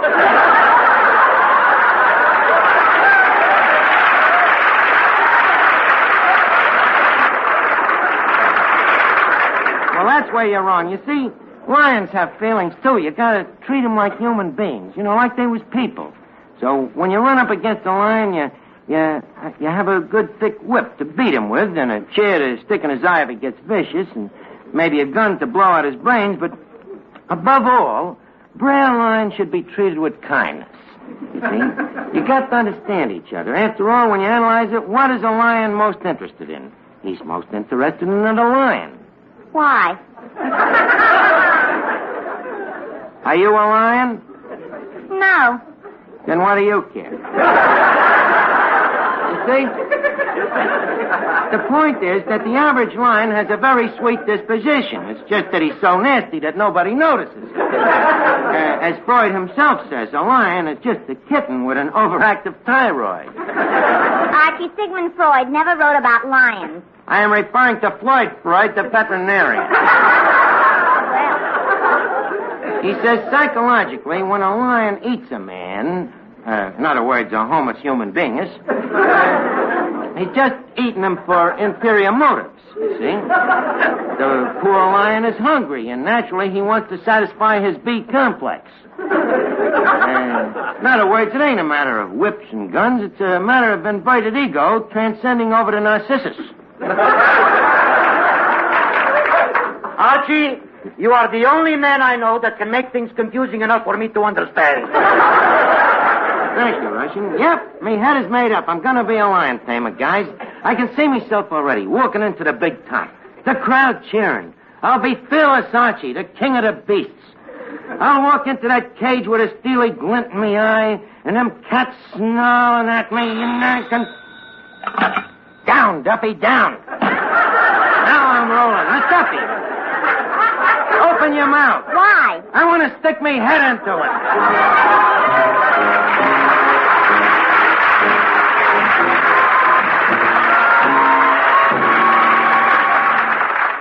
No matter what you now take for headache relief, we urge you to try Anacin for the incredibly fast relief these tablets bring the next time you're suffering from a headache. Now, the reason Anacin is so wonderfully fast-acting and effective is this. Anacin is like a doctor's prescription. That is, Anacin contains not just one, but a combination of medically proven active ingredients in easy-to-take tablet form. Thousands of people have received envelopes containing Anacin tablets from their own dentist or physician, and in this way discovered the incredibly fast relief Anacin brings from pains of headache, neuritis, or neuralgia. So, the next time a headache strikes, take Anacin for this wonderfully fast relief. Anacin, A-N-A-C-I-N. Anacin at any drug counter in handy boxes of 12 and 30, economical family-sized bottles of 50 and 100.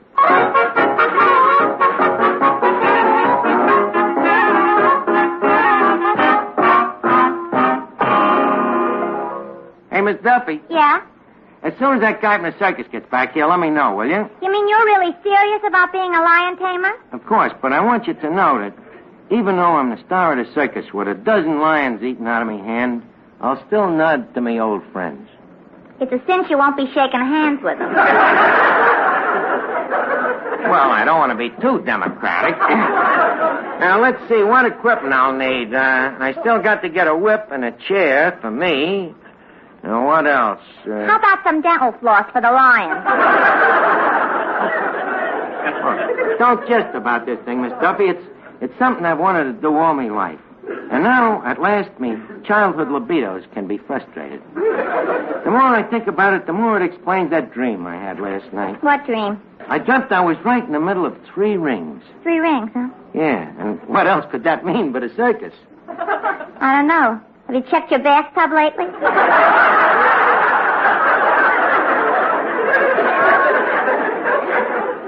You see if you can get a pass to the circus sometime. Just to show you that I know what I'm talking about, I'm going to call the guy from the circus right now. Hello, Barnum and Bailey? Mr. Flugel there? No, huh? Well, let me talk to Mr. Barnum. Oh, I'm sorry to hear it.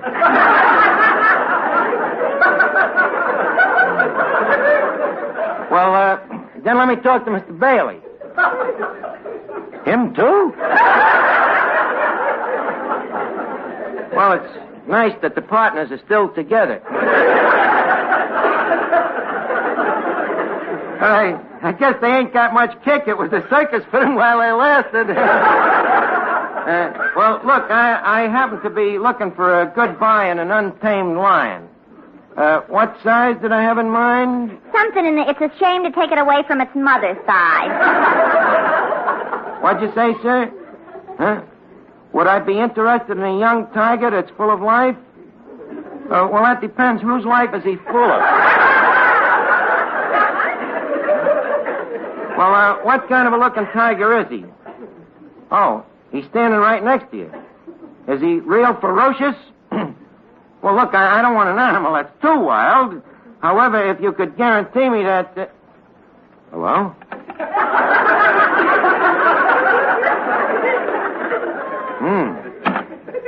What happened? I think he just joined Barnum and Bailey. Let me see. Where am I going to get a lion? You know, a real ugly beast with flappy ears and shaggy hair. Oh, I hear you calling me. You're a little shaggier than I had in mind, Russian. But maybe you do. You think you could become a lion? Why not? 2 years ago, my father became an elk.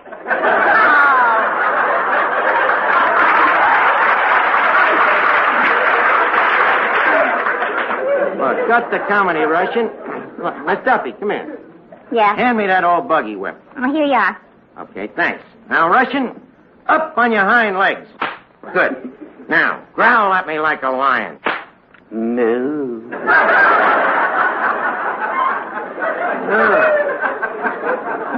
Feeling nasty today, eh, Bengal? Well, take that. And that. Please, if you don't mind. That whip just cut the suspenders off my pants. Shut up, Russian, and get back into character. I'd rather get back into my pants. What we lion tamers have to put up with. Now stand back, everybody, as fearless Archie walks to the... Hey, Miss Duffy, whose dog is that over there? Mine. I just got him. What do you want with a dog? Well, with all the strange men running loose in this neighborhood, a girl like me needs a dog. What is he, a retriever?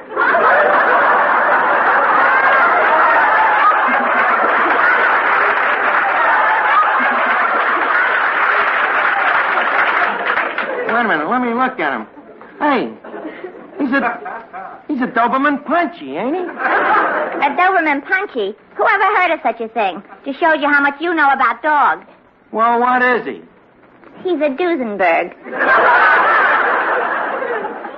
Well, it's a cinch he ain't no water spaniel.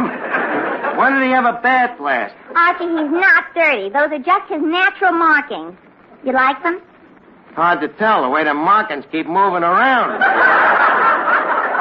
Say, Archie, how's about the lion taming act? I'm sorry, Russian, you're fired. The dog looks smarter than you do. So he has a higher forehead. Go ahead and train him. Archie, you mean a fearless lion tamer like you is going to poke chairs at my little dog? Duffy, the psychology is the same with dogs as with a lion. Same psychology, only with a little dog like this, you just use less of it. It's just a matter of showing him that fearless Archie ain't afraid of him. Now watch me. Rover, come towards me. Rover, come here. Come towards me. Quick, Miss Duffy, grab him before he goes out the door. Okay, I got him. Oh, look, he's shaking. He's scared to death. Of course he's scared. He knows when he's met his equal. Now put him on a bar over there, Russian. Okay. Thanks. Now, Rover, shake hands. Rover, shake hands. Maybe he's waiting for a formal introduction. I'll use reverse psychology. Rover, don't shake hands. There, you see how quick he obeyed that one? Archie, why don't you have him do arithmetic? You mean give the answers to addition and subtraction? Yes. But who around here will know if he's right or wrong?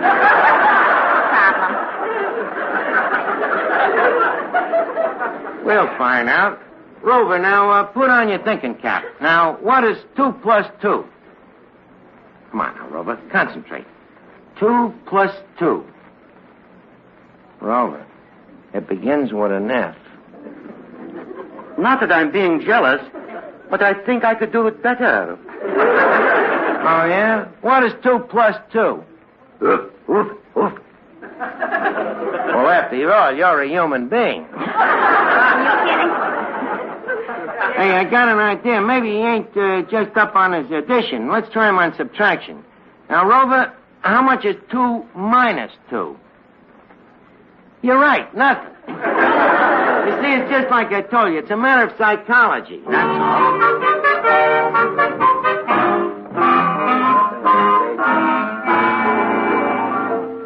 Here's a word from RCA Victor.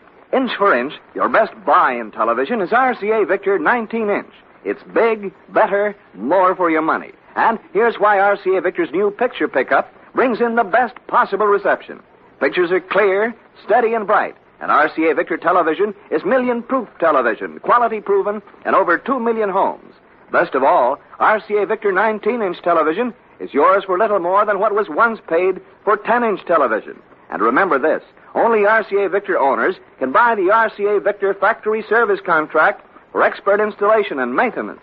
So, ask your RCA Victor dealer to show you 19-inch television. It's in a wide range of table models, consoles, and combination instruments. And, by the way, here's a big RCA Victor record value. It's the new Singer's Single Series, 54 all-time tin-pan alley tunes by 9 of America's brightest recording stars.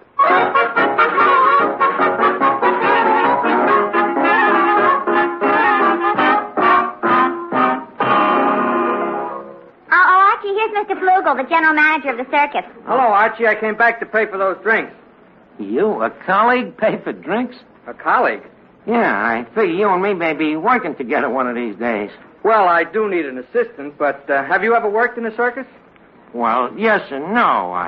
I guess I did if you count that season I was going steady with the Siamese twins. Did you have any fun? Yes and no.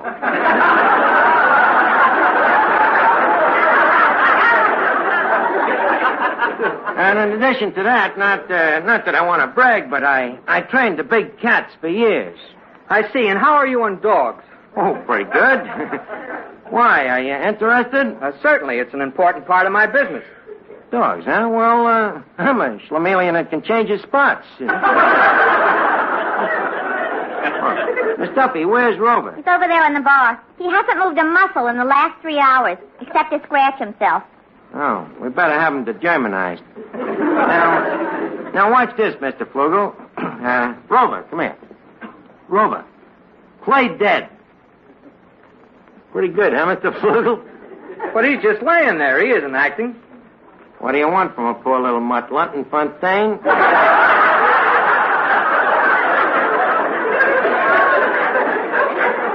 I'll show you another trick. Rover, go over there and eat the free lunch.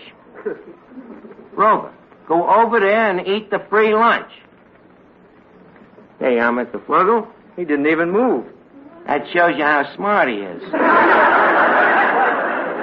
And now for our next trick. What's the next trick? Arithmetic. You mean he can count?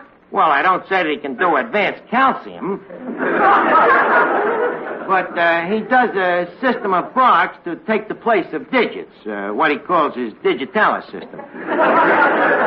But there's one thing you got to remember. What's that? When he don't bark, that means 0. I see. Now get this, Flugel. Rover, what's 2 minus 2?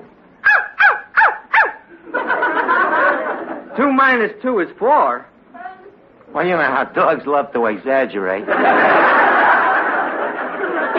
Well, Flugel, you see how well me and the animals get along? Do I get the job? Well, as I said, I do need an assistant, but... Say no more. I'll be back in a nonce with me whipping me chair. Gang, take care of Mr. Flugel till I get back. Huh? Okay, Archie. Say, Mr. Strudel. Yes? All my life I have wanted to be in a circus. Even as a boy, I wanted to be a bearded lady. What happened? My sister beat me to it. Now, just a minute. There seems to be some mistake about my circus. Why? Aren't you with Barnum and Bailey? Certainly not. I own and manage Flugel's Flea Circus. You have a flea circus? Yes. With fleas? Of course. Well, boys, I'm back. Bring on the big cats. Archie, I think there's something you should know. Don't bother me. I got business with Mr. Flugel. But this circus of his Look, isn't... butt out of this, will you? Well, Flugel, what about that job? I'm just itching to get started. If you think you're itching now, wait till you get to the circus.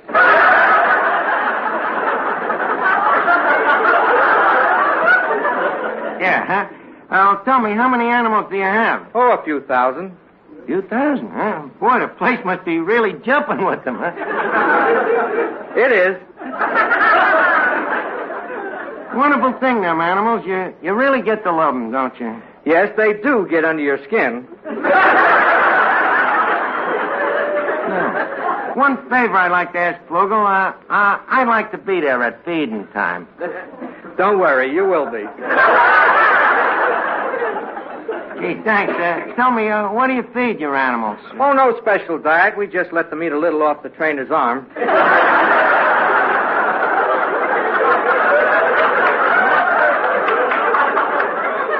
Off the trainer's arm?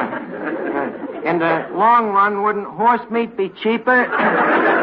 Flugel, them animals of yours don't seem to be very tent-broken. Well, they do get a little pesky sometimes. Last week, 6 of them ran away.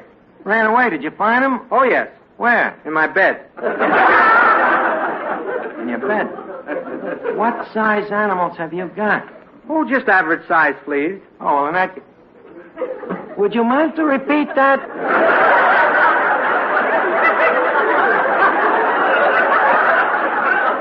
Look, Archie, I've been trying to tell you, Mr. Flugel runs a flea circus. A flea circus? Then why are you interested in me? It's not you, Archie. It's your dog, Rover. Me dog? Yes, the way he keeps scratching himself. You see, for Flugel's Flea Circus, I am also the talent scout. Holy cat, a flea circus after me wasting all that time learning to be a lion tamer. Miss Duffy. Yeah? Hand me me chair, me whip, and a magnifying glass.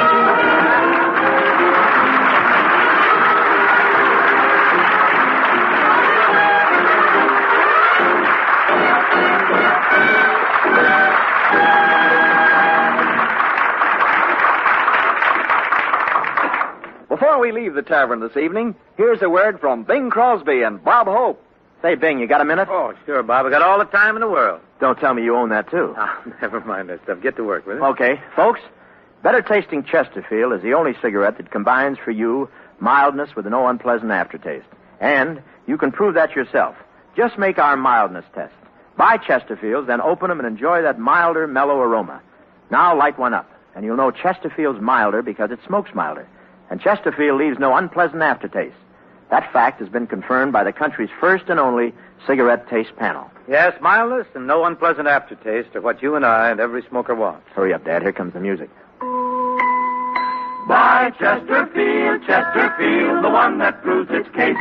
Yes, Chesterfields are milder, plus no aftertaste. So ho, open the pack and give 'em a sniff.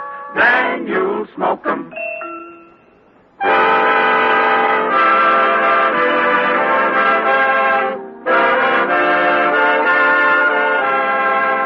Listen again next week, friends, to Duffy's Tavern, the Friday night transcribed feature on NBC's All-Star Festival of Comedy, Music, Mystery, and Drama. Brought to you by the makers of Anacin for fast relief from pain of headache, neuritis, or neuralgia. By RCA Victor, world leader in radio, first in recorded music, first in television. And by Chesterfield, the cigarette that has for you what every smoker wants. Mildness plus no unpleasant aftertaste.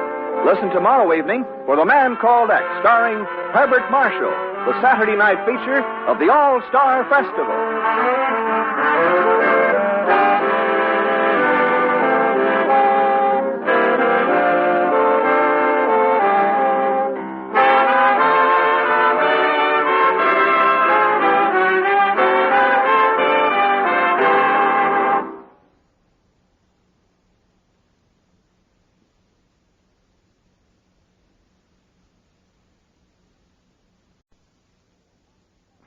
It's Duffy's Tavern, brought to you transcribed by the National Broadcasting Company, with Charlie Cantor as Finnegan, Hazel Sherman as Miss Duffy, That's Pichon at the piano, and starring Archie himself, Ed Gardner.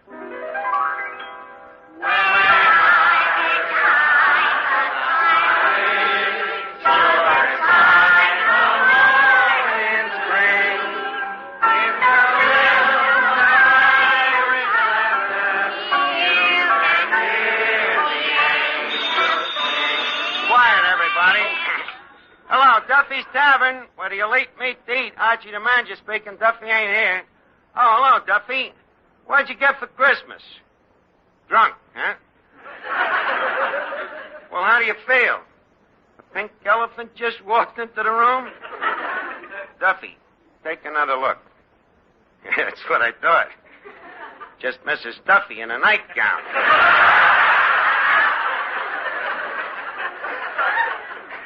Yeah, well, it's the end of the holiday season, Duffy. By the way, the new 1952 calendar just arrived. Oh, yeah. Some pictures on it. You ought to see January. A real hot-looking blonde, you know, wearing one of them skimpy ski suits. What a pair of skis. Huh? February? Let me see. February's even better. She's peeled off her coat. Let's see here. Holy cat. March. Her hat's gone and her skis have disappeared. I just can't wait to see what happens in April. A Boy Scout rubbing two sticks together.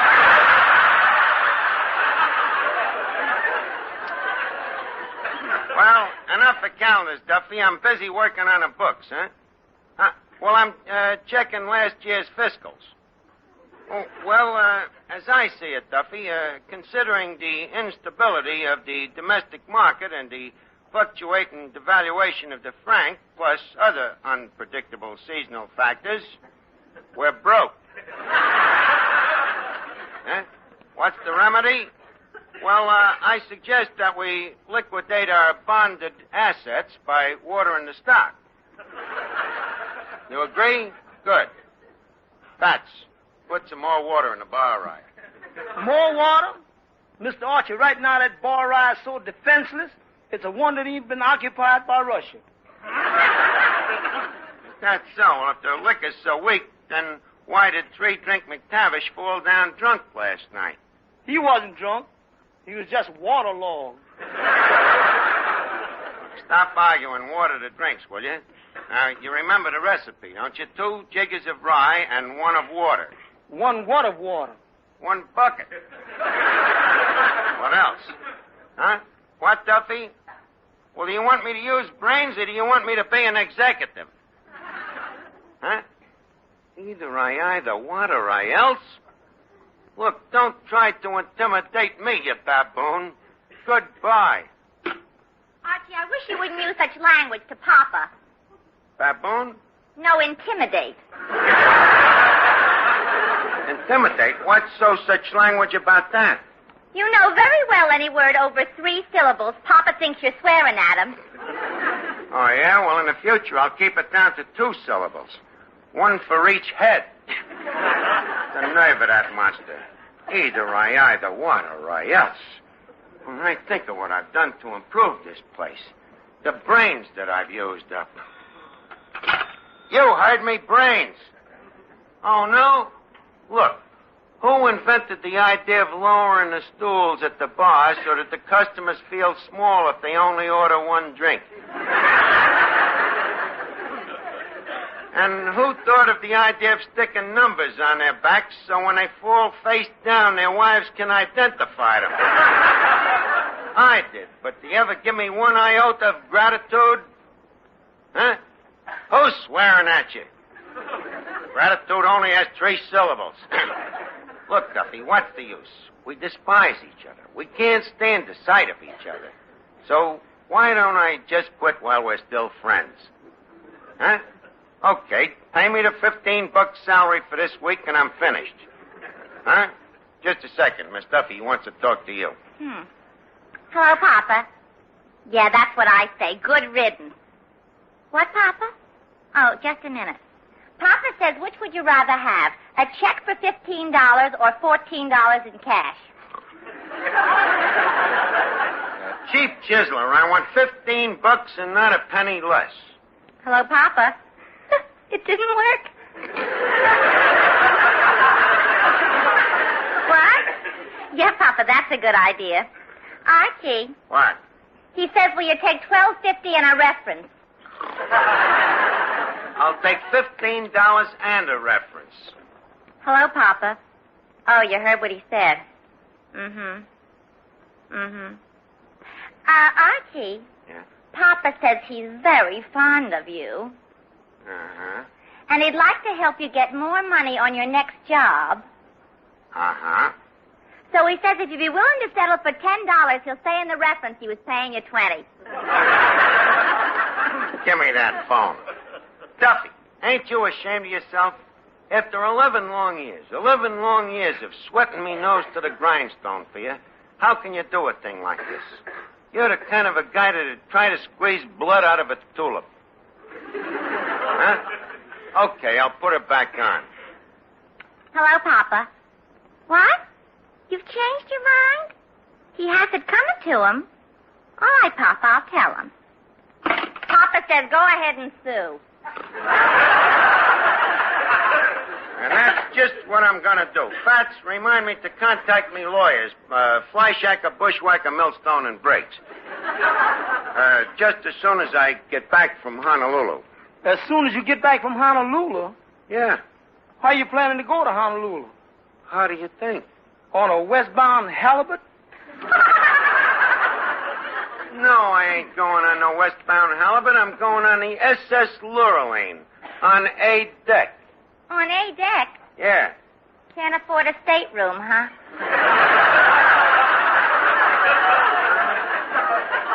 For your information, I'm going over in the bridal suite. The bridal suite? Yes, sir. I can see myself already. Relaxing in a perfume bubble bath, dousing myself with tropical scented powder, getting into me soft, fluffy bed in me silk pajamas. And bending over to kiss yourself goodnight.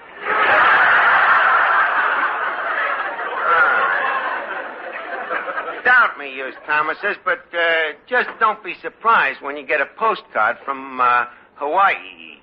What's that? Hawaii?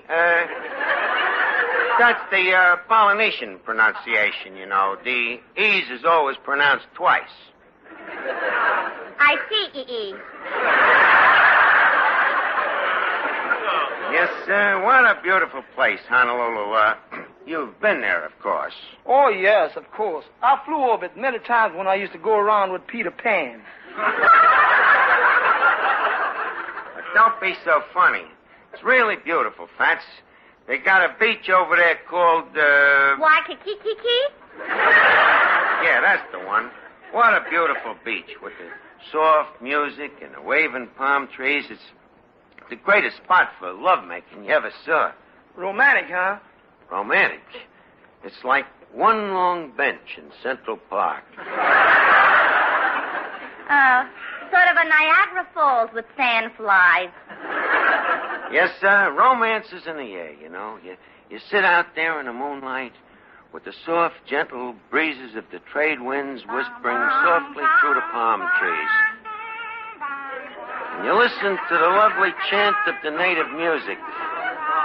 Honolulu, where there's perfume in the air. The perfume of gardenias and orchids and jasmines. Will you cut it out?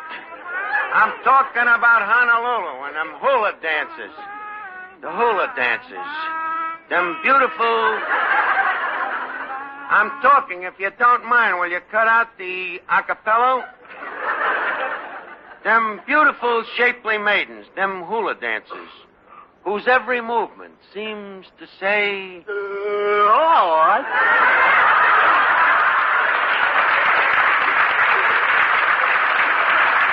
Hello, Finnegan. Look, hey, do you have to open your big mouth just when I'm surrounded by a bunch of beautiful hula dancers? Oh, sorry, Arch. I'll drop back later when you're alone. Well, girls, nice to meet you. Girls, look, Finnegan, the hula dancers have disappeared. Oh, they disappeared? Yeah. How much of a check did they clip you for? Finnegan, stand still a minute. Huh? Okay. Now shake your head. Okay. Feel better? I can't tell till the rattling dies down.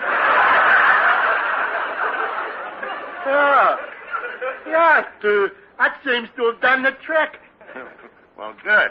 The bells sound much clearer now. Why? Oh, yeah, them round, pear-shaped, golden toes. Yeah. Now, as I was saying, there I am in me suite at the Royal Hawaiian, surrounded by 12 beautiful hula dancers. And the way I'm throwing me money around, they think I'm King Kamula Mula. Say, Arch. Yeah? You sure you ain't hearing any bells? Don't be ridiculous. You see, Finnegan, you're a little different from the rest of us, and... As I said, you're different from the rest of us. Finnegan, did you hear anything then? No, Arch, no. Maybe you better shake your head.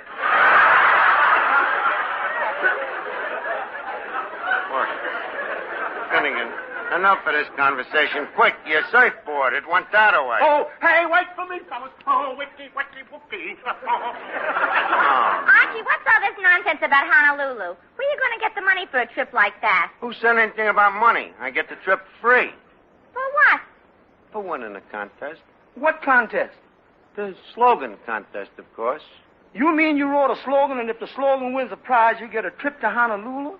That's right. I didn't realize that. I better go pack your ukulele. Archie, what do you know about writing slogans? What did Grandma Moses know about oil paint? Nothing, yet it didn't stop her from painting the Mona Lisa. Say, Art, is that the slogan you're counting on to win the trip to Honolulu? Well, no, the Hawaiian slogan's different. You see, the Honolulu contest is one of them kind where they announce the winner on the radio, sort of. To win it, you have to tell why you like Honolulu. Now, listen while I read you me prize-winning slogan. I like Honolulu because when I land on the island of Honolulu, I hope I land a honey that's a Lulu.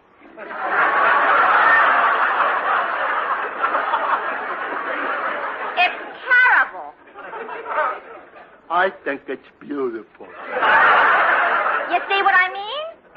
Well, at least Clifton understands me genius. Yeah, Art. I like Honolulu because when I love a Lulu, I think it's an island. Art, that is sheer genius. Regardless of whether you think so, I'm practically on my way. I almost feel that I could close my eyes, go to sleep, and when I wake up, you know where I'll be? Yeah, on a couch in a psychiatrist's office. Oh, every Everybody around here is so jealous. Fats, play a little Hawaiian music to put me in the mood, will you?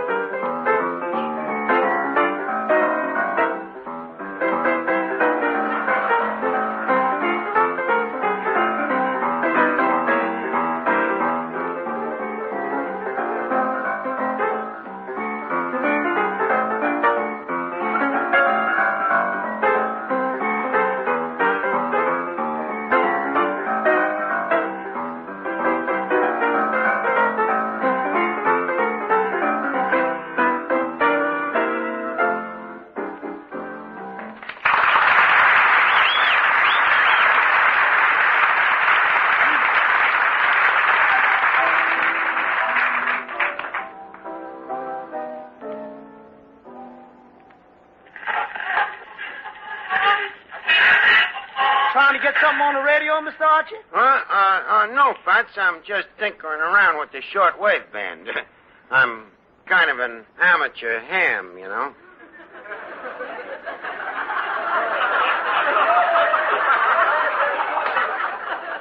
I know. I resent the tone of your entrance.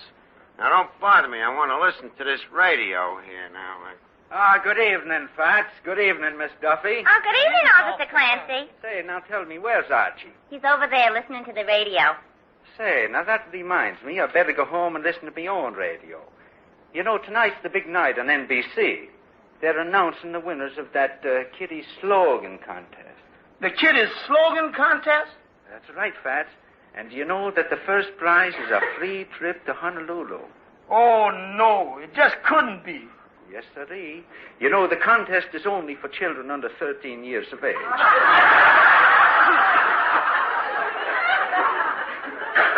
And my little nephew has high hopes of winning it. Uh-huh. And I think I know another little kitty who has high hopes of winning it. Well, is that so? Well, as I always say, may the best child win. Well, good night, everybody. Good night, Officer Clancy. Oh, Archie. Yeah, Miss Duffy. What station are you trying to get there? Oh, no special station. Just fiddling around with the super heterodyne here to see if the rheostat is picking up any static. Why don't you try to get NBC? Why should I? Is NBC trying to get me?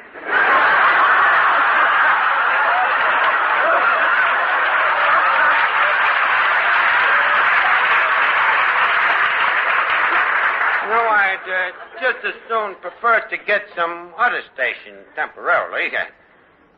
Leave us see what's on number 1310 here. And so, friends, ends another chapter in your favorite radio serial, The Life of John and Mary, the story of Herman and Gladys. Does John suspect that Mary suspects that John suspects Mary? What will John say when he looks in the laundry chute? Tune in tomorrow and find out if two run-of-the-mill people can find happiness running a mill. Boy, what a program. I just can't wait to hear the finish of it. Hey, Fats, quit twisting that dial, will you? And here is a big treat for you moviegoers. Coming soon to your neighborhood theater, another spectacular production by David O. Goliath. The man who brought you Fireball. The man who brought you Cannonball. And now he brings you his greatest triumph, Matzo Ball.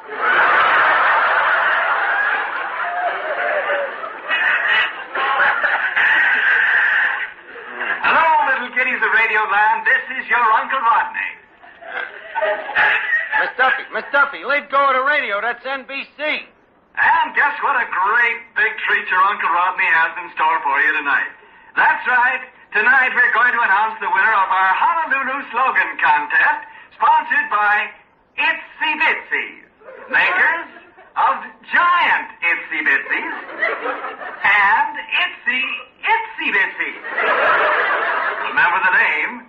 It's Bitsy's, the cereal that's shot from howitzers. And here's what you've all been waiting for, kiddies. The result of the slogan contest. Fats and Miss Duffy, go over there to the other side of the room and turn off that jukebox, huh? The jukebox ain't playing. Well, turn it off anyhow. It's liable to start playing any minute. And the winner of the first prize is young Master Archie, age 13. Master Archie. What a coincidence. The kid's got the same name as me.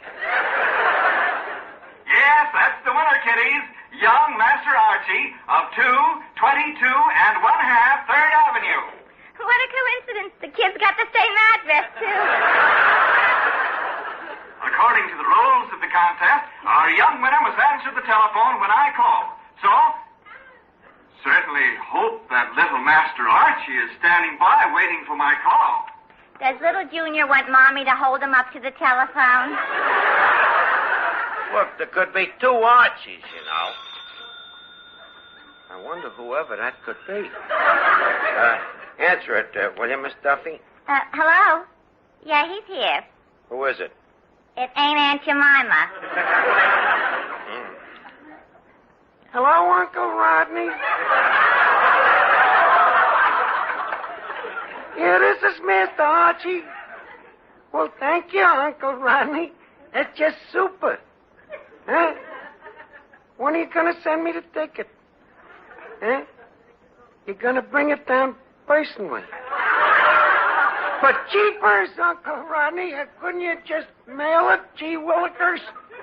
What's the matter, Junior? Is your Buster Brown collar choking you? Shut up. No, not you, Uncle Rodney. That was my grandma talking. Well, look, Uncle Rodney, the doctor says I got a bad case of mumps. And I hate like the jeepers to have you catch it. Couldn't you just mail a prize? Oh, you want to see what I look like? Well, I hope I won't disappoint you, Uncle. You know how mumps age a gentleman. Okay, I'll see you later. Oh, brother, what a spot. Miss Duffy, quick, give me a drink. How about a shot of hot milk? Drop dead, will you? Fats, look, play a little music to calm me down, will you? Jeepers, yes.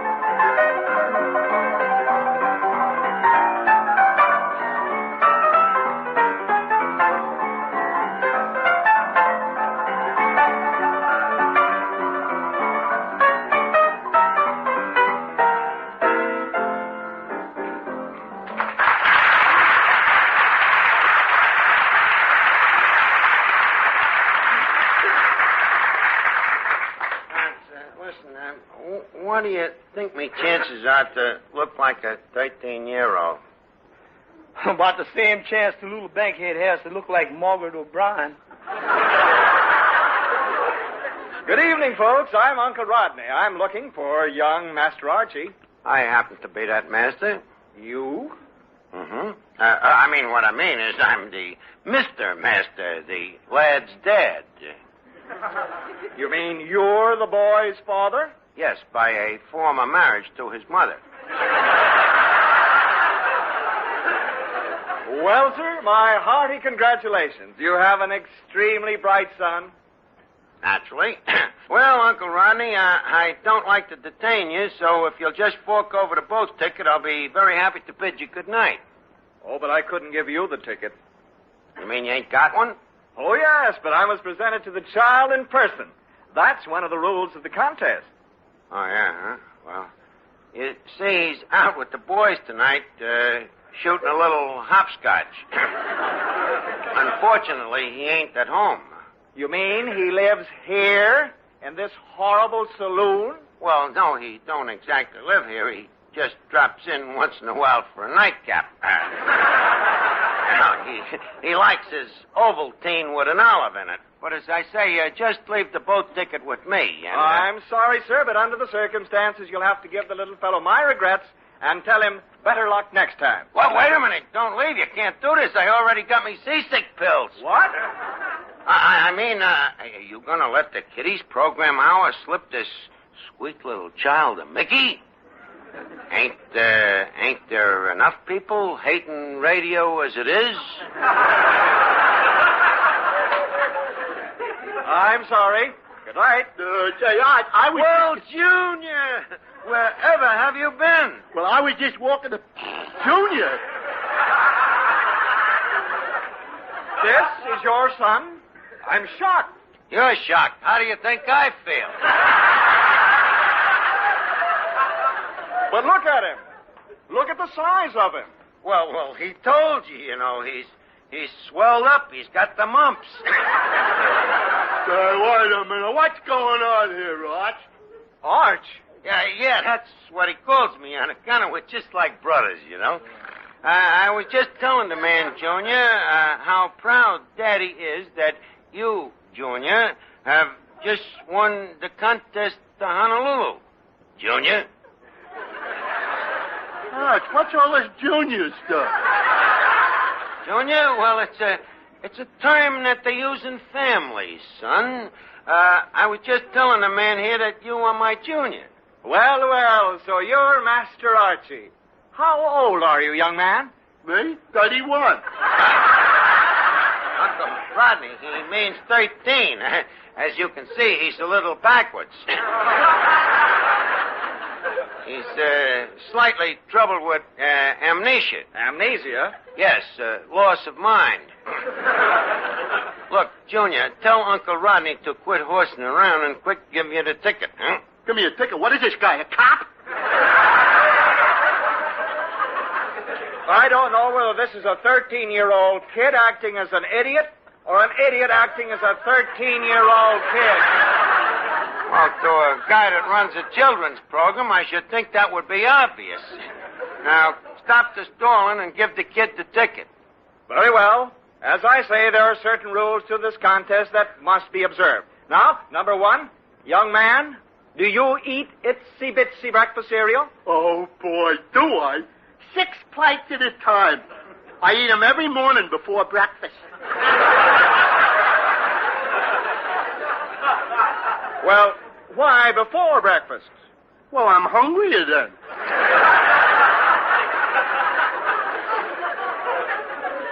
Well, that takes care of question number one. Now, question number two. Will you quote the winning slogan you submitted?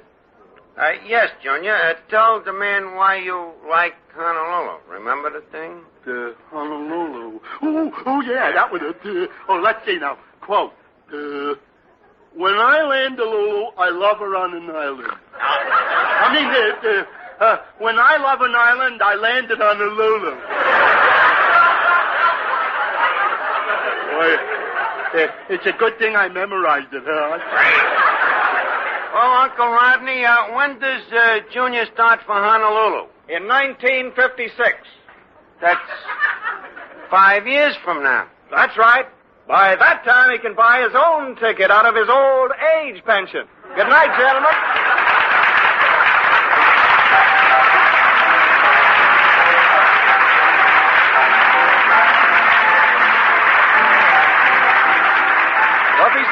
transcribed on NBC, is produced by Edward F. Gardner and written by Larry Ryan.